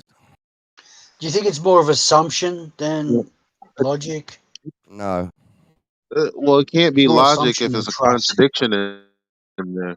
There's no contradiction. That's obviously a basic first in logic is not to have any contradictions. You can't talk about elevation change minus 8 inches per mile squared because that's actually assumed because they're not really looking for earth curve. That's ridiculous. No one calls Dogmatic that globe proof. No one calls it elevation change. That's the curve of the Earth. Different. Dogmatic globe proof. Dawn, are you serious? Like, Can't you see long distances? What do you mean? Well, Well, we a can curve of see the Earth long is elevation distances. change. That's why it's a No, it isn't, contradiction. Elijah. If you get that Yeah, it wrong, is. you'll always be wrong. You'll just be Yeah, wrong. mountains. You can see the curve of a mountain, right? That's an elevation change. That's a curve No, that it's you not can the surface see. of Earth, There is it? is an elevation change. There is the surface. Yes. No, it's not sea level surface curve. What we're talking about. Well, I don't know what you're talking about. You're talking about Yeah, something pretend you you don't can't understand the see. globe. Yeah, That'll you're make talking sense. about adding Yeah, but how? angles to a straight line, Dawn. No, I'm talking about a hypothetical planet in space curving because it's a You're ball. creating a hypothetical? What?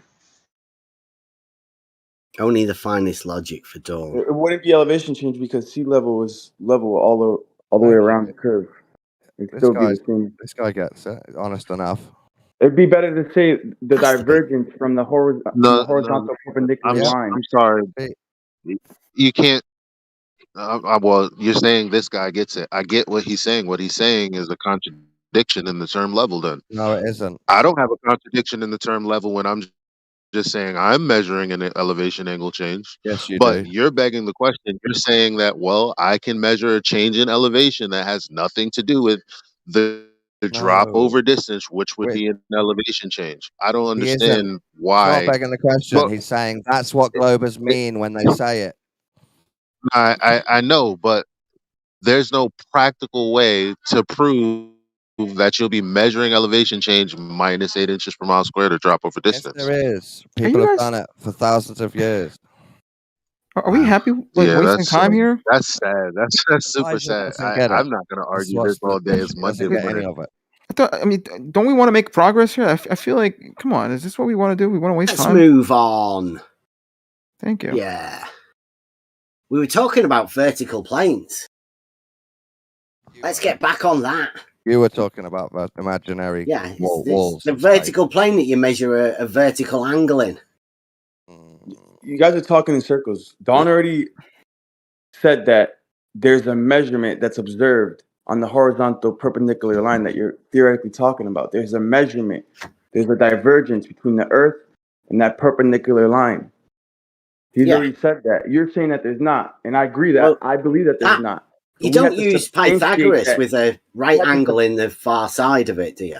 When you know when you Dawn have has an to prove it though. Dawn has to prove his point that in fact Dawn there can't is prove a anything. divergence from that perpendicular line with the original plumb bob, right? You put a square to that plumb bob and you get that horizontal line that goes out to infinity.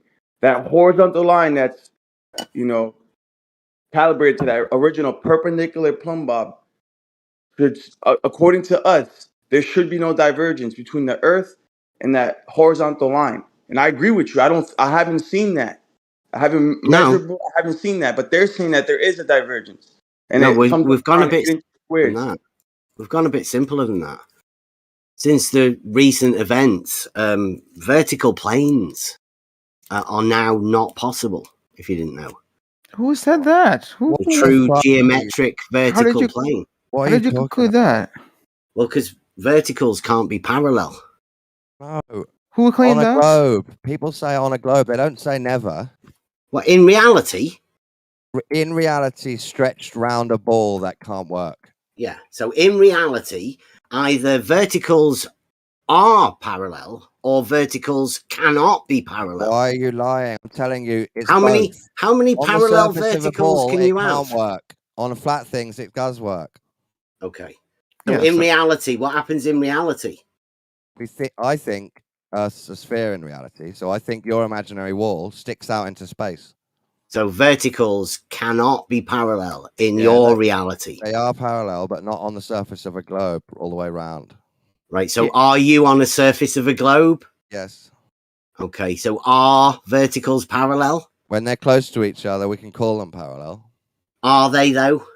Are you fooling yourself? I'm telling you, they're partly parallel. Until You just wanted to fit in with everybody else by saying parallel they are. means that Are you being true to yourself? Parallel doesn't Dawn? mean exactly because of Beth's math. It does. It Parallel. means they're That's nearly exactly parallel. what parallel means. No, sorry. It means that no triangle will ever be formed with 3 lines. I'm afraid that's only hypothetical, Bev. Did he just say parallel doesn't mean parallel? Well, I mean, Absolutely. look, okay. Hey, how about this? How about this? Right? Because I will say this, right?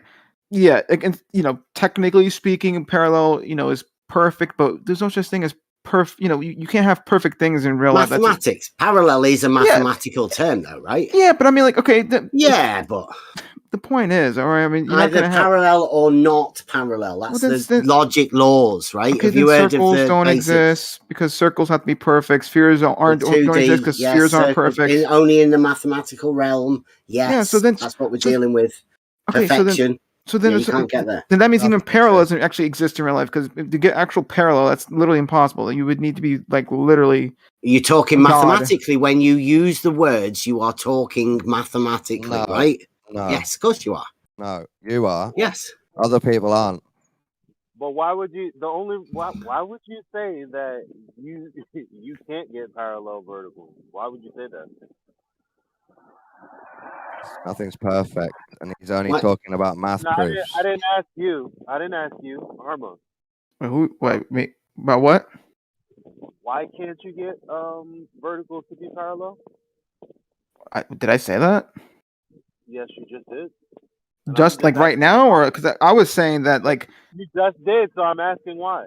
no, what I just said was that in terms of Yo, like wait, am I smoking? Did he? maybe you not are just smoking. Let me say- say what I fucking said. All right, and don't tell me what I said. Okay, what I said. don't do No. Let that. me say what I said. All right. Let's get a third party. Let's get a third party. Did he? Not you. I'm not asking you now because I know you're willing to lie. Someone else who isn't me or Dawn or Arma. Did he not just say Yes. that verticals aren't parallel? You'd have to be God. He said you had to be God to make No, it. I said you'd have to be God if you want things to actually be parallel, like to truly be Exactly. parallel. So let's not be semantical. Yeah, but that's what I'm saying. That's why it's fine enough if something is close enough to parallel. I mean, I guess you could argue. You're double speaking, bro. Like, Don't just, you feel just like stop. you're in a cult the way you're talking right now? Like, it's What? No. coming off real cultish. No. You're a member of the Bravidians, Elijah. Did that happen? You did the initiation and all that. So would you say then if vertical and horizontal were perpendicular, forming to the mathematical understanding of that, that could be God that did that? Is that what you're saying? No, what I was saying is if you want to truly get something parallel in reality, right, you would have to have like infinite precision because that's what you would need. You know what I'm saying? Otherwise, right? yeah, okay. I'm saying if you want true parallel, if you want true parallel, then you have to be God. But the thing is, we can't get that. So let me. Can I fucking finish, man? Seriously, hold on. So because what you're about to say.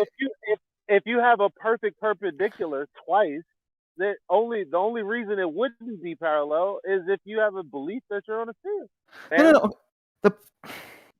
Or a disbelief in God for you to be able to make it possible, right? A tiny bit because true, he doesn't have it even being possible without a God. Armada, shall we just give them that we think Earth's a globe, so nothing's parallel? I mean, yeah, I mean that's. But no verticals are parallel because Earth's a globe, and they need to just choke on that. Yeah, obviously it's us, isn't it, Don? Yeah. Yeah. Your math's broken down. We've denied you. No, they're not parallel. Fuck you. I'm not too sure why you're allowed around here, Don. You're obviously going to infect people's minds with some crazy shit. I feel the same about you, totally. Mm-hmm. You've got nothing, no argument, no. What's your argument? That math should apply to reality, even though you can't make it apply? If all horizontals are parallel to the plane of the horizon, then all horizontals will be parallel to each other. Yes. Your best argument there's an argument. If. Yeah, if then. Why do we allow this round? Some of the best arguments, positive modus ponens. Lester and Gio and Elijah are here to make real arguments, and you're here to make ifs. Well, it kind of seems like you're projecting, Don, because you just did a whole begging the question. You just said that everyone needs to just accept it's a globe. Meanwhile, Bev is actually putting forth a logical syllogism and showing how that relates in reality directly. I didn't say that. I said they need to choke on the fact that we think it's a globe. I don't think they should just believe it's a globe. Just reality. It might have sounded like that. I was insulted. Well, it sounded like that's just what you said. No, I didn't say you need to just cope that it's a globe. I'm saying you need to cope that our answer is it's a globe, so no verticals on the globe are parallel. All right. Well, then, do you have a logical syllogism to back that up, and then you have a way to validate that in reality? I don't care for logical syllogisms. And you don't care to link it to reality, so you're you're in a hypothetical idea. Yeah, I'm linking it to reality, but I'm not proving it is reality. I'm linking it to reality to say all spheres work like that. They don't. Don't. Do That you doesn't think- happen on balls. you think- Verticals do not go to the center of every ball. You think all verticals Not are in parallel? reality, Dawn. You You think were the one that verticals are just said parallel? all spheres work like that. All You spheres think- don't work like that. What do you mean they don't all work like that? I mean, you think they're- verticals on a sphere can be parallel? No. In reality, Dawn, Yes. On real balls in reality, you can can't. verticals be parallel? Can you? Well, you can slice a ball vertically, can't you? You know what I mean by vertical? An imaginary plumb on the ball surface. Yeah, this is what I'm talking. This is why are Can we that doing be? this? Can that be parallel with another one? Yeah, because see the communication plum. breaks down only because the communication breaks down only because the way you're defining. Well, just saying that Want me a to ask plumb you? bob on a sphere. Well, do Do you want me think to you just- can get a plum to fucking point towards the center of a ball? Shall we think of matchsticks with blue tack to a ball instead? Can they be parallel? No, with each we're other? talking about plum lines. In Yeah, reality, we're using- bring no, a ball no, near no, a plumb line. Does it start pointing at the center of No, it? We're not using plumb lines in reality. We're thinking you- about what a no, ball that's would be right. like in reality with matchsticks. A ball, on it now. yes. Vertical matchstick. So you've made one. Can you make another matchstick on that ball surface be parallel with the first one? Perpendicular to the horizontal that the first horizontal. matchstick makes. Yeah. Right, so horizontal and vertical are perpendicular. We'll go with those rules. And so we've you got pick one another vertical matchstick on a ball. Like it, I don't know why you want to bring a ball, right? And then we make a horizontal plane. Yeah. Okay. Now we travel along that horizontal plane and we make another perpendicular. No, I'm saying you travel Horizontal along and vertical are perpendicular. I'm saying after you put the first matchstick on, you travel around the surface of the ball and put No, another. you've made a horizontal plane. No, he was saying travel on the plane and then drop another plumb line. It's not going to go to the center of the sphere. Why is Bev misrepresenting my challenge to him while taking Because that it? doesn't happen to balls in reality. Geo, let me ask you. You can't put a horizontal plane on a ball and then imagine that the plumb bob that you're going to make will go to the center of the ball. Let me ask you, Geo. Don, he's linking the logical syllogism to. He's trying to apply it now to your globe model and showing how that doesn't work. He's But you haven't he's totally refuted. ignored my You haven't challenge. refuted the logical syllogism yet, and you're also asserting the ball. No, I'm asking a challenge, Geo, about hypothetical balls with matchsticks on, and he's ignoring it.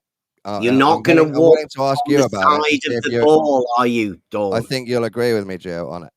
The keep- second matchstick sticking up vertical from the ball surface cannot be parallel with the first one, can it? Can you stand on the ball? Right, Would you- in would you reality, agree, let's make Gio? a really big ball If- where you if- stood on top of it with a clown suit, maybe a See what you're note doing now. and big fancy Ignored my boots. point, and he's talking about Just clowns. walk around the ball for us and show us exactly with a holding a plumb bob. You tell So us it's- how it will work. So he's on a hypothetical ball in a clown suit with fake plumb bobs. Well, No, with a acting real plumb bob, like an actual real plumb bob. Totally up in the wind bullshit. I'm trying to get him to admit that ball surfaces can't have parallel verticals. So if Earth was one, it wouldn't have them. Well, then make a logical syllogism, and then you have to validate it in reality. But I thought instead of logical syllogisms, I could talk him through imagining this ball, and that might be less on the ball. nerdy. So at what point is the horizontal plumb line not parallel to the Earth? It's not a horizontal. far out? Plumb lines are vertical. There's no parallel to a ball. Yeah, but that's that's just begging the question, man. Like, why you don't have any way to prove that? Can I ask you, Elijah, the same challenge? See if you agree with me. if I put a matchstick No. vertical on a ball, and then I put another one 2 inches around the ball surface, and I Yeah, decide that, but and I decide that one's yes, vertical too, they won't be yes, parallel, yes, will yes, they? yes. In your reification, not even in your example. Hey, look, listen. If you're to take matchsticks and place them around the ball, the verticals would not be parallel. But the problem with that is when You you're agree? dealing with horizontals, Agree with when me? you're dealing with horizontals and parallels, though, in reality, what does that have to do with the ball? That's the question. You do agree with me though that the two matchsticks can't be parallel because they're sticking out different directions of vertical from a ball. If you stick them onto a basketball, I just That's heard. all. Yeah, did you not hear what I said? If you stick them onto a if you take matchsticks and you glue them onto a ball, then there you don't have anything that's parallel and that are. I mean, there's no what parallel verticals. Vertical to what?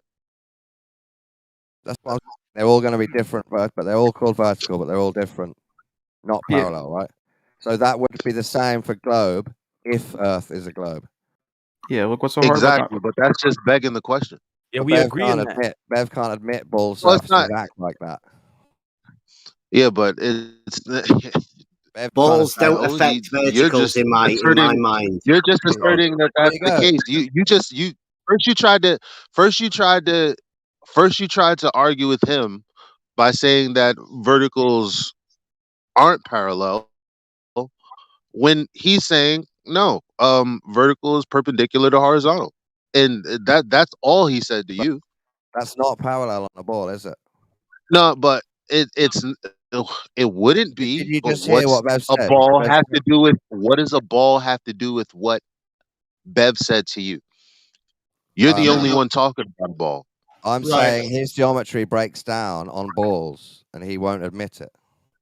Because that's not what we What see does in real that life. have to do? What does that have to do with him saying verticals are perpendicular to horizontal? Because You're saying, well, that he wouldn't work knows. on a ball. Do we live on a ball? You asked me a question. Do you want me to answer? Well, I just asked you this question. Yes, I believe we live on a ball, and I think Bev is Okay, stating how do that. you know that? Hang on, I'm answering the first question now. Yeah, but how do you know? How do you Don't know worry that? about me, We Dawn. already got. We I'll be all already right. got I'll past. speak for Elijah, myself. Thanks. Elijah, he I'll just be said he fine. believes. Okay, why are you? I mean, Okay, and now I said, what's the justification for that? okay, there you go. You said I'm telling you gonna no. totally ignore your first question then, if you want. What's the justification for you believing it's a ball? That's the question. Nighttime. Obstruction at the horizon. 2 celestial Nighttime, points. did you just say? That's what I'm The moon saying. What appearing is as not? full. What are you just going to affirm that it's a globe, which is your argument because nighttime? Is that the argument? Again, that's a Nighttime's fallacy. one of my reasons. That's for a thinking fallacy. it's a ball. I'm No, just it's not a listen. fallacy. Every time I That's not a say fallacy. your word, every Axiom time one, I mate. say your well, if I listen by the definition and the form of his words, as true as anyone can hear what I'm saying, yes, he fucking did just commit that fallacy. Wait, what was the fallacy again? Affirming the consequent. You asked him why he believes the ball, and he gave you like reasons why. I mean, this. Okay. So how is I that believe fallacy? in ball because of nighttime. It's nighttime, therefore Earth is ball. You What the asked fuck me is hard why. about this, Armor? Tis Ask me why. globe. Well, That's good I'm enough sure proof there's- for me. I'm sure That's there's- dogmatic globe proof right there. I I'm mean, sure how there can was you more not accept that? I'm sure there's more context to what he was about to say. Like, No, okay, no. Nighttime. The words Nighttime. in form, by definition, is affirming the consequent. I don't understand what's so He's hard. got me there. Tis globe, right? Elijah, do you want to know more about why I think it's a globe, or are you going to pretend that it's all Well, just you a said fallacy? horizons obstructing everything. Well, geometrically speaking, since we wanted to talk about geometry and how you're just using math, but it's not in reality. Well, okay, well, show me the geometric horizon. Speaking about math. Yeah, all Okay, you're so horizontals confused. are Oh, parallel man. to the plane You're of the so horizon, confused. right, Dawn? What? Isn't that where we Ooh. started off? He says no. He says no. Wow. I'm not So- really making claims. I'm just telling you that your math Sounds like only, that's you're making a claim that your math only fits the definition for hypothetical flat horizontals Earth. is not true. My claim On a is theoretical globe, you can't have that. He already said that. Right. Okay. In reality, can we have it in reality? What? The all horizontals being parallel to the plane of the horizon. not on the surface of Earth. No. Right. So the definitions of horizontal being parallel to the plane of the horizon, they're assumed wrong, are they? No, horizontals still can be horizontal, parallel to the horizon. That can still work. Okay. But How far can they work? At what point are they not horizontal anymore? If all horizontals are parallel to the plane of the horizon, then all horizontals are parallel to each other. It's a mathematical principle. That's absolute nonsense. If Earth's No, flat, it follows. It's if Earth's flat, yeah, but we don't it's think not. it is. No, we're not talking about the Earth. We're just talking about horizontals being parallel to the plane of the horizon. You say in reality at the beginning of that question. My answer is no. Okay. Sorry. Right. So, you disagree with all definitions of horizontals? What's the definition of fast again? I just want to hear what's the definition of fast of horizontal? Say that again. What is it? No, you said it too fast. What is the definition of horizontal again? You have a look. Don't bother asking me. Go and look for yourself. Well, you said it earlier. Go on, off you go. Off you pop. Go and have a look. Everybody do it for themselves. Don't trust me. You can't trust me. I'm just Bev. Okay, look for yourself. Yeah, but if I look up horizontal, though, I'm going to obviously get the math definition, right? And that's only going to give you, like, I want the actual definition for horizontal, like on, like, Earth or whatever. when you're doing Parallel to measurements. the plane of the horizon.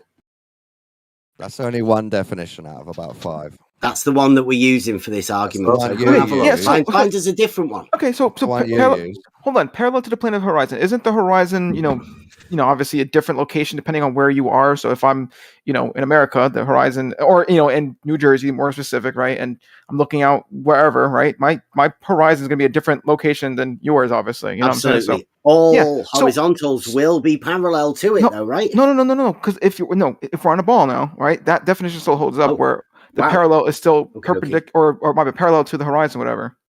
Yeah. In reality, though, right? All horizontals will be parallel to the plane of the horizon, won't they? Sorry, hold on. I was reading text. Say it again. In reality, like the reality that we all live in now, if everybody wanted to go out and check the definitions that they've already checked, then they could go out and affirm this, couldn't they, for themselves? That all of the horizontals where they are indeed parallel to the plane of the horizon. They could even walk around for a bit as well. How would they confirm that? I think it's How would they confirm it? By checking. That still checks out with the ball, though. You could still be able to... No slope, right? You know the definition of horizontal. No slope to any position. He's changed it. See, he's using a second definition now in the same argument. No, that's what horizontal is. Everybody knows that, right? Parallel to the horizon and this other stuff I say about it. Yes. As horizontals are. Zero slope. Everybody knows this. I don't know. Then I don't know. I had it last. He's hot micing. Eli, I think you're hot micing. Yes, of course, horizontal follows the shape of the Earth. Some might say. What the? What? Horizontal's a straight line, though, Dawn, right? I'm at this point. I'm willing to totally rape the word horizontal and change it into the same meaning of level. Go on. To piss you off. Yeah, go on. So horizontal's what? It's curved around Earth sometimes. Right. So now you just want to change the words. Give us bendizontal, Dawn. Come on. You've already got it. I'm just doubling down. I like how you said. Bendizontal, Dornagon. You misunderstood horizontal that badly that you thought it couldn't stretch around the surface of a ball. It's a straight line, Dawn. Everybody knows that. Or a plane. Imaginary thing that you got from a tilt. Everyone knows that. Don, I just like how you said sometimes. Yeah, because locally it's totally flat level, but over long distance, all the horizontals meet, creating a big circle. Something like that. Imagine it. Maybe because Bev's ready to use the word level and horizontal whenever he wants. Maybe we should. And if everything means curved around a globe, he'll have nothing left to speak on. Just check. I don't know how many times I've used that. I've been talking about vertical and horizontal being perpendicular. Yeah, I think. it's always imaginary lines with you, isn't it? Yeah. Well, look, Bev, I obviously love it. And I hope you're proud how I can argue alongside you, bro. Oh my God. You don't even know the difference between level and elevation change. Right, you obviously do though, Don. You're the one In the speaking globe. for this. You've just been horizontaled, Don. Anybody else want to go against Don? You might have found yourself a new power here, Don. I think a lot of people have already sussed onto this. They can just come into an arena and state some really stupid shit, and then get the support of a band of brothers. Maybe. Looking at your reflection, how does that feel? Arma said that. Wait, what happened? Parallel doesn't have to exactly be parallel.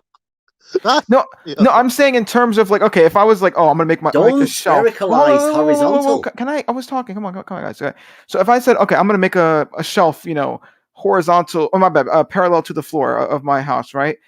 Like it's technically not parallel because there's not infinite precision on that. If I was to extend that indefinitely along with the floor of my house, whatever, they would probably meet at a really great distance. So that's what I'm saying.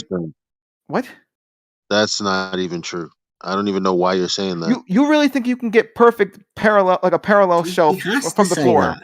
No, I'm saying no. Seriously, do you think you can get 100% parallel with the? Yeah, parallel is parallel. Period, bro. That's no one has modern day sophistry. Serious right now? Please don't try and do this to mathematics. Like, come on, who's gonna Don't you do it to yourself? You should within a realistic. God. Literally, we have Rakia who talks about creating a horizontal using level water when he fills up.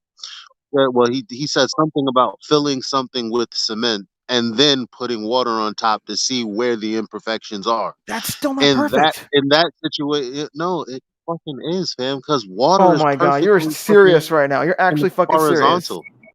You think we can get? Yeah, because water is perfectly level. That's why. That doesn't matter if it's perfectly level or not. You're still using human hands. Is perfectly level. That's why. You're still using your human hands to set the shit up or whatever the fuck it is. I mean, sitting here arguing. You're not arguing against horizontal and perpendiculars. What you're saying is, we wouldn't be able to get precision, but that doesn't even have anything. No, he's saying to do with on his globe, right on the monad that he's worshipping. This doesn't occur. That's what he's saying. He's saying it's slightly different than actual reality. You guys are whack if you think you can get perfect. Bro.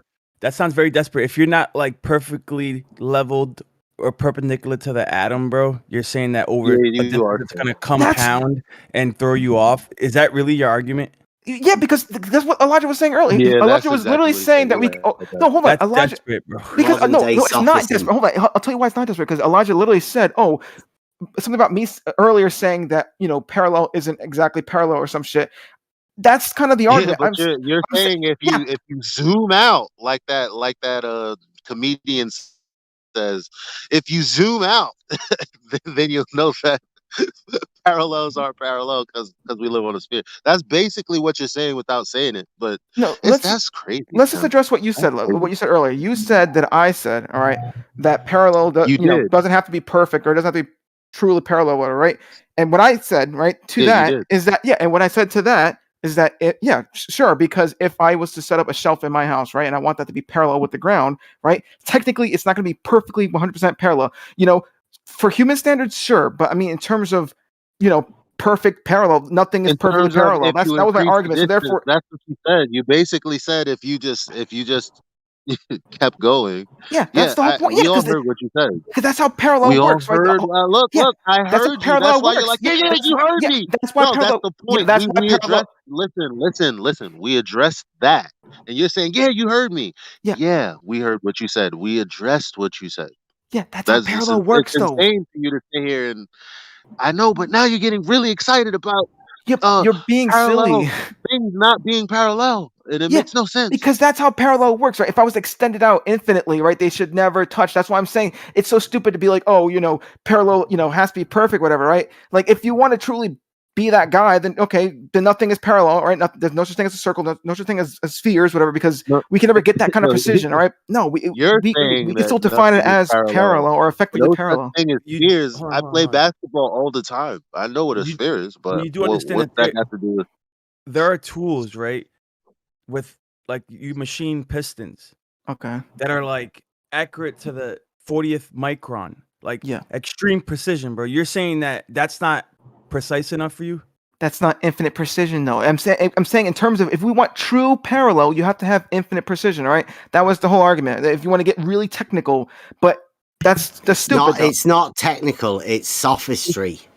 My whole point is that what he's saying is, if we really think about it, and you get enough distance in between it in our reality, which is a sphere-like, of course it wouldn't be parallel. That is basically what you're saying. Dude, you're religious as fuck. I don't know if I was really okay. Look, point is, all right. All I'm saying is that this is a very if something is old close enough to argument. parallel, I was literally just trying to like steel man, I guess, Dawn, wherever. I was just saying that technically speaking, nothing is truly parallel, right? So if we have something close enough to parallel, we could just call it that. Like, oh, it's practically parallel. I'm like, sure. Yeah, why not? you can always imagine a monad, right? If not parallel, right? At least you've got a chance. If you've got parallel, that's perpendicular, then I don't know. It's troubling for you. I'll give you another one. Telephone poles half a mile apart are parallel and not parallel at exactly the same time. Yeah, that's Dionysianism. That don't. Well, no. They're effectively parallel. They're effectively parallel, right? But if you want to get really technical, because they're on. Oh, hold on. Yes, they are effectively parallel, all right. But the thing is, because parallel and not parallel. Let me finish. All right, I said they are effectively parallel. Let me finish, man. So they are effectively parallel, right? But if you want to get technical, because they're on the surface of a sphere, all right. They're never going to truly be parallel, all right? They're not, what I'm saying? Like they're for all intents and purposes, they're parallel, but really, if you really get precise, they're not, all right? So you are taking the question then and using a definition of level that's a contradiction in its own self. I don't even. There's only one place you can find that definition is Merriam-Webster under adjective 1A. All over Google. And it says having no surface or higher with respect to the curvature of the earth or some shit like that. That's a contradiction immediately, fam. I'm just still managing on. That's it. Depends how much the curvature of liquid water is, doesn't it? I mean, what is the curvature of liquid water? It states a little bit earlier that it's a horizontal condition. Surprising that, isn't it? In the same dictionary. So can a dictionary contradict itself? Is it possible modern day?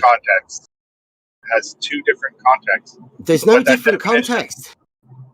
Yes, there is. The definition of level is also found in surveying dictionaries or surveying manuals. Only on McToons. They're worshipping the shrine of a McToonery. That's the only place, isn't it? Why do you bring up McToon? No, because in surveying, level and plumb are perpendicular, and representations, vertical and horizontal, are also perpendicular. And in surveying, what shape is mean sea level? It's not a shape, it's a vertical datum. It's a point on a vertical datum. It's an elevation. Okay. And when you take all those datums and you plot them out, what shape does it make? Well, I don't know. They're just heights above mean sea level. Well, what's a geoid? Can you define geoid? Yeah, roughly spherical. Well, that's what you get when you map out mean sea level changes. Because the map of the UK that measures mean sea level changes is, I've got it on the wall. The one made by the company that told you Earth is a sphere? That company? I don't know. Did they? They didn't. Some dude on Twitter, you mean? I don't know what you're doing. Works at that. We're talking about vertical and horizontal being perpendicular. Yeah, that answers Twitter questions for that company. that the one you're talking about? Don't make such a big deal out of it. It's like it's some sort of a setup that you're relying on something that somebody said on Twitter. I mean, I wouldn't rely on that at all. That was what you said. I'm just asking a clarifying question. Is that who you're talking about? The map? I don't know who makes the map. No, the company that told you the Earth has curvature. Is that the one you're claiming? There's loads of curvature. You see it all over the place. Wow, we were talking about it earlier. Now he's on about the curvature. Like, he admits the curvature, but it's not the globe. Yeah, the mountains. Like, can you not see the curvature? It goes not. up and it goes down. It's all over the place. absolutely Everyone not. can see it. And the oceans are curved as well, right? The waves, tides, oceans, definitely. You think, is that what they told you? Is what they? What? Who's they? What are you talking about? We're talking about vertical and horizontal being perpendicular. Are you saying somebody says that isn't You said a relationship? Ordnance Survey is they. They are the ones that map. I haven't really talked to the Ordnance Survey, actually. Well, who answered you on Twitter? I don't know, some random person in an office. I don't know. The Twitter representative. I don't know. They might have outsourced it. Probably have, actually. It's not a government agency, you know. It's not a government agency, you know. No, I didn't say it was. Okay, right. So it's just some random representative. Twitter. No, it's not a Twitter representative. Who do they represent? On Twitter. Who do they represent on Twitter? Yes, which company on Twitter do they represent? Was it Ordnance Survey? I think so. It might have been, yeah. It might have been. It might have been. Okay. You don't remember? Or you're lying? Which one? I don't know. Why are you bothered about what somebody said to me on Twitter? I'm not the one who seems bothered, Bev. Are you the one that said it? Are you? Is that you? Don't tell me it's not. It's not you, is it? No, it wasn't you on Twitter. No. This conversation is insane. I know it's weird, isn't it? Why don't you try get to things that you actually believe, Bev? Try and talk about vertical and horizontal are perpendicular. No, I mean real things that you believe. Well, maybe not math proofs that you learned because you thought it was fun. I mean real things you believe. Why don't you talk about that? Real things? Yeah. I tend not to have as many beliefs. I try to have knowing. Don, you know he doesn't believe in real things. I know. That's why I'm teasing on this point because I know about real things. You want to talk about vertical? They're real. I know about them. Two do you concepts. Want to ask me what I know? Yeah. What do you know? Okay. I know that level is horizontal. Do you know anything about real things? Yes, I know that level is horizontal. I'm afraid that's two concepts. To you? No, to anyone. It's not a concept. It's what you get. If he says yes, I know an inch. It's what you get when you 25 millimeters. Like, I'm sorry, you definitely interrupted me, and I definitely waited for you to finish. Because you're about to white that's knight nonsense. But that's what's weird about this. Just because you're saying I'm white knighting doesn't change the fact that it's weird that you would interrupt what I'm saying. I mean, you didn't say Arma stop white knighting for me. You didn't say, hey, this other guy stop whiting right now. What is real about just say your point. What's real about vertical? There's nothing weird about that. I said what's weird. What's real about is that what do you mean what's real about it? What is real about the concept of vertical? Well, it's real to you, and it's real to you until you're saying, well, it's really just a concept because we live on a sphere. Like it's real until you're not getting it. You believe that. No, I am getting it. Would you agree with me? It's a concept, the idea of vertical. No, that's dumb. What do you think it is? Just drop a plumb bob. You just drop a plumb bob and boom, you have a vertical. So you mean a hang? What's not real about that? Vertical. Yeah, the only way you have a vertical is if you have a horizontal. You can't have a vertical without one. So you've changed the concept of vertical to an actual weight and an actual They're swing. perpendicular, Dawn. Elijah, you said you just drop a plumb bob. What do you need a horizontal for? Yeah. Why exactly? Where did you mention horizontal? Well, there's no such thing as horizontal. There's no such thing as horizontal without vertical, and vice versa. What are you talking about? Well, there's a relationship between the two, but you don't. They're perpendicular, dudes. What's up with that? You happen to have both, but you don't need one to have the other. They come together. You can't separate at a them. point. At a point. No. They come together at a point. No, they're planes. Look, boss. Planes that touch a point. Don't worry, it happens in reality. Don't worry. There's no need why to are you out of fear breath, it. Bev? Are you fighting?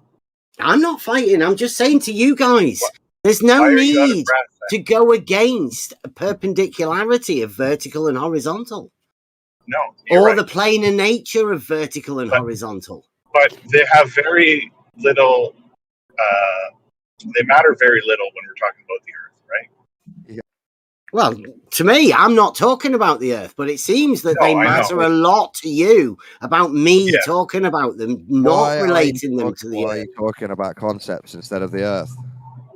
Because I didn't want people getting fooled by somebody who was giving them a proof that isn't actually a proof, right? They've been fooled by measurements taken. Instead, you're asserting math that doesn't relate. No. Your concepts have little to do with those measurements taken there, Bev. The vertical plane that the measurements are supposed to be taken in over a distance that isn't optically possible. Do you mean like LIGO? No, we're talking about Jesse, aren't we, in the vertical plane? Okay. Are you talking about the horizontal plane of LIGO?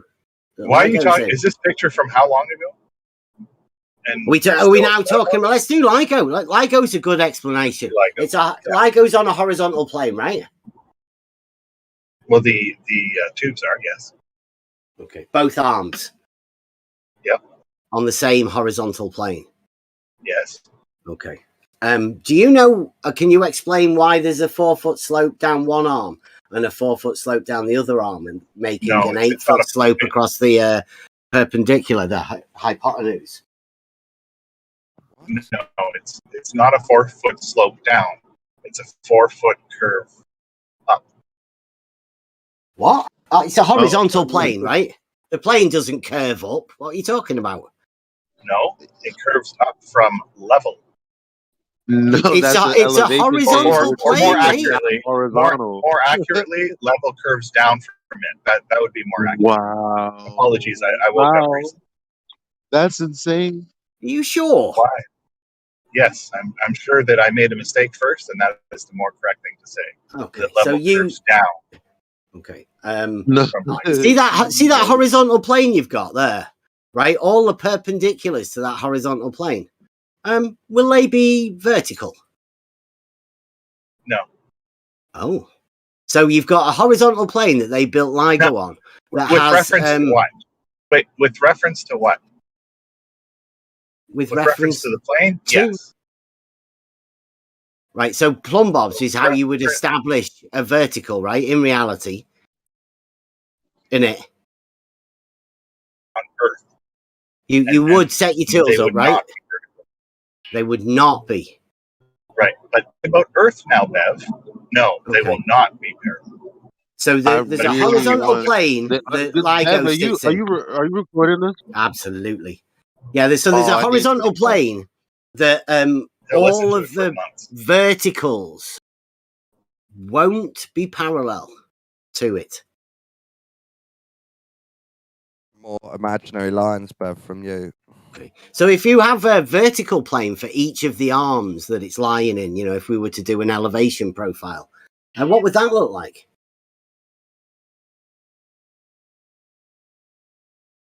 If we had an imaginary wall sticking up and then two imaginary floors. Well, no, this is a real thing. It's LIGO.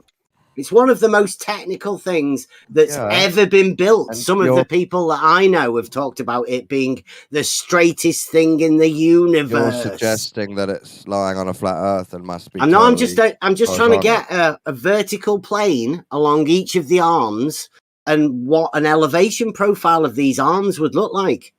Seeing as they're on a horizontal plane. It would go around a globe a bit, wouldn't it? On a horizontal plane. If you're going to call it that, yes, the horizontal plane. No, I didn't call it that. Chunky. Who did? Chunky. No. It's a horizontal plane. You started LIGO. What did you call me, Beth? Chunky. What's your name? Don't make me use your name. Bev, you've just used it. Bevidian. There you go. Dawn's gone even better. So yeah, try not to straw man Chucky with horizontal planes if you're discussing something that's attached to the Earth. Yeah, with vertical planes we were talking about along the arms, perpendicular to the horizontal plane that's been made. Not a horizontal plane if it's attached to Earth, is it? He said that's what the arms are in. No, the arms are in a horizontal plane. You started that bullshit. Yeah, are you saying he was wrong to agree, or Yes. the arms of LIGO are not in a horizontal And the plane, reason he according to Dawn? the reason he He says, agreed is we've not because got any better. you stated an invisible horizontal plane and then quickly word gamed it No, we as said if the arms. LIGO was stuck to one when you know Yeah, we it said won't the be. arms of LIGO lie within a horizontal plane, don't they? You just said and he that as said, if it's yes, true- they as if do. it's true. Yeah, so you tricked Yeah. him. Oh, that was a trick. Of course. Oh, right. Well, him agreeing Why was do the you trick, do it? or me asking was the trick? Why Which do one? you do it? Did I trick him into saying the wrong thing? Or was it his agreement with me He's trying to that help LIGO you. must lie in a horizontal plane He's somewhere? trying to help you, but you suggest things have to be horizontal at the beginning of each sentence, and people sometimes miss it. Okay. So, is there anybody else who willing to state whether LIGO arms either do or do not, or maybe even both, like Dawn's suggesting? They could be both. I mean, Chunky could be both correct and wrong at the What's same the time, couldn't he, Don? What's the distance of it, LIGO? LIGO, do you not know about LIGO? About No. 2.5 miles each arm, perpendicular to each other. What's an arm? How long is LIGO from one end to the other? 2.5 miles along each arm. Yeah, Each what is an arm arm? is perpendicular to each other. They fire lasers down these things and bounce them back. They're They fire- straight arms, You mean the perpendicular arms to are each like- other. Are the arms the stands for this thing? The concrete pads. No, Come on. the arms. He's correct, Don, and that the What? So the arms are perpendicular to the actual LIGO thing, but he asked for an elevation profile, didn't he? That was not going to be parallel. Talking all over him. Look what you're doing to him. Don't. He's robot. Straight. You're robot. Sorry. but they deviate from level because they're perpendicular. No, you're right. You're right. That's what I mean. That the level of Earth curves down from the arm. Yeah. So his trick is suggesting that the arms are perpendicular to the object, and then he wants people to believe that means they're all going to be the same. Can we have the same an plane. established curve down? It is horizontal, right? The plane that the arms lie in, they're horizontal, right? You don't know what you're talking about because you keep speaking wrong See, every time, he's Bev. telling. Don't stop talking over him. At the point. Roboting. I can't hear him. See? So it is a horizontal plane. They're both of the arms lie in a plane that at least is horizontal at one point. At one point, sure. See, there Anything you can go. be. Look. Anything can be at one point. Yeah. Anywhere. Horizontal.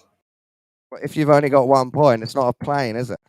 Right. And then are you saying that the elevation change occurs from that point of the horizontal plane? No, I'm not talking to you, Dawn. I know you know nothing about this. That's not just what I say. That's what the surveying company says.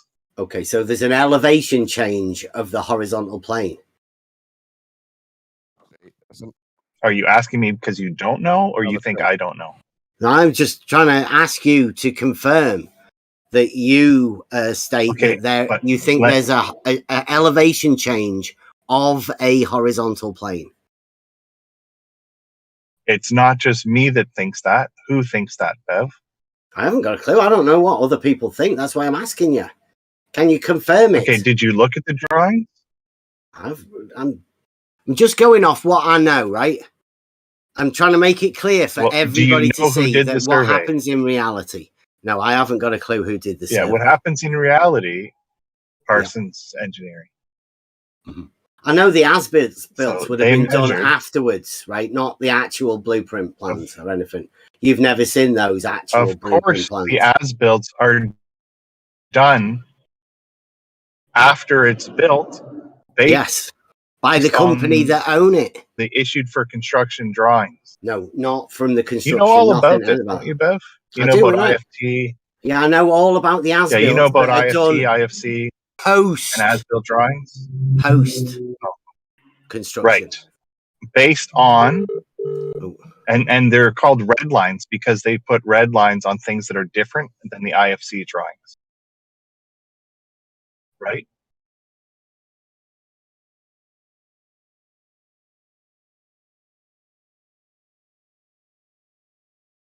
I think he had like a call or something. I heard his phone going burp, burp.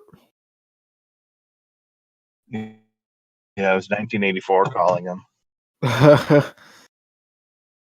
Chucky, is, in your opinion or your knowledge, is LIGO curving around Earth, or have they built their own platform for it, 2.5 miles long, that's flat? Yes, they built not a platform really. It's just two foundations for tubes, and those are straight, and Earth curves under it, beneath it. If you will. We can tell Bevy is correct about the arms being a horizontal plane. Right. So it curves away from that. But but they're only horizontal at the point where they meet. Yeah, where each one.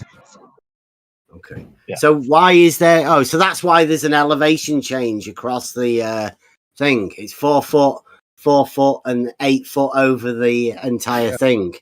That sounds a bit linear, doesn't it? Yeah. No, it's not 8 foot over the entire thing.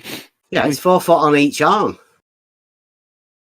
Yeah, At and the least for arms the are roughly Hanford one. 90 degrees. Yeah, so that's Yeah. so from A to C across the hypotenuse, there's an 8 foot change. No, the two ends are at the same level. Okay. No, they're on the horizontal Aren't they plane. the And same the way? horizontal plane goes, no, if you've not heard. Blue marble. It's this one goes, one goes up, I think up. Is it up? 8 foot to the apex and then up another 4 foot, sorry. 4 but he foot just to the apex and then 4 foot back up again. Okay, if you start at 0 and go to -4, and then the other arm goes from 0 to -4. No, how is that 8 feet? No, it's up Yes, 4 yes. to the apex and then turn at the apex and go up another 4. No. So yeah, You Hanford. go from the apex. You go from the apex down one arm, 4 feet, and if you go down the other arm, it's also about 4 feet down. No. One goes. The arms go opposite. One goes up to the apex, and then from the apex, the other one goes up. Blue Marble did a Then thing that about would it. be parallel, or it wouldn't be horizontal. Yeah, and you misunderstood it, I Bev. don't know. So it's Because not he horizontal. probably now, didn't repeat himself enough. So LIGO does not Probably lie within a horizontal He plane didn't now. repeat himself enough, so you didn't get it through your head. No, nobody said that. Okay. If it went up as you say, then it wouldn't. Oh well, I mean that's what Blue. I don't say that. Blue Marble's the guy that says that. Okay. And Blue Marble and Betty, obviously. Have you been keeping up to date with those? Is it rational? And not only I that, bet you Kosho, Zanuck, Kosho, Zanuck, all these guys say the same thing. It's 4 foot, 4 foot up one. Yeah, he doesn't. He doesn't seem to know that there's a 4 foot up. Has and Betty then been 4 on foot up. Blue Marble using it? He knows. No. He's heard it many, many times, right, Chucky? Don't play that you haven't heard this before. Well, okay. Guess who supplied those as-built drawings? Don't know. Was it you? Maybe Blue Marble Science. I don't know. Name over and over again. I was doing a Zanuck thing earlier. It was me. It was me. Yes. In Discord What's it doing a Xanax thing? So it was you that supplied the drawings. We missed most of that. I supplied the link to the drawings.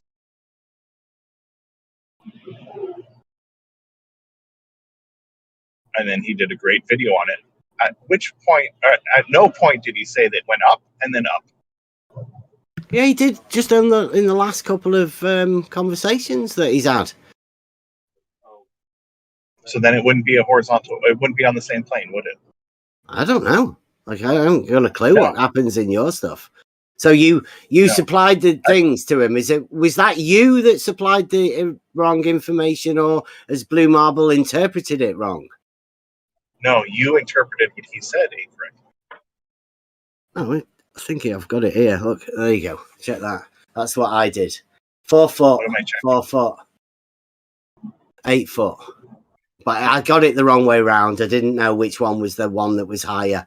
So it turns out that I think C is the one. You just have to imagine the letters the other way round, or I put the slope the wrong way. Which one is the intersection? A? No, B is where the apex of the two perpendicular arms. So you've got AB and BC. And it's supposedly no. Okay, what's the apex then? What's the apex? 4 foot. It's 4 foot. It starts the top, if you will, of your ball is at one of the arms, and then it goes up 4 foot to the apex, and then from the apex up the other arm, it goes up another 4 foot. So total from A to C, there's an 8 foot change of elevation. Listen to me. We're going to set the elevation at the vertex of the two arms at 0. If you go down arm A, level goes down the elevation is up 4 feet. And if you go up the other arm, the elevation goes up 4 feet. But that's from the vertex. Do you know what those words mean? Have you had a word with Blue? Do you want to have a word with Blue Marble? Is he around here? Has anyone got on the hotline? Blue Marble. I don't know. Do you know how to read his name to see if it's in the chat? No, it's not in the chat. Why do you keep invoking the man? Just get on with your because conversation.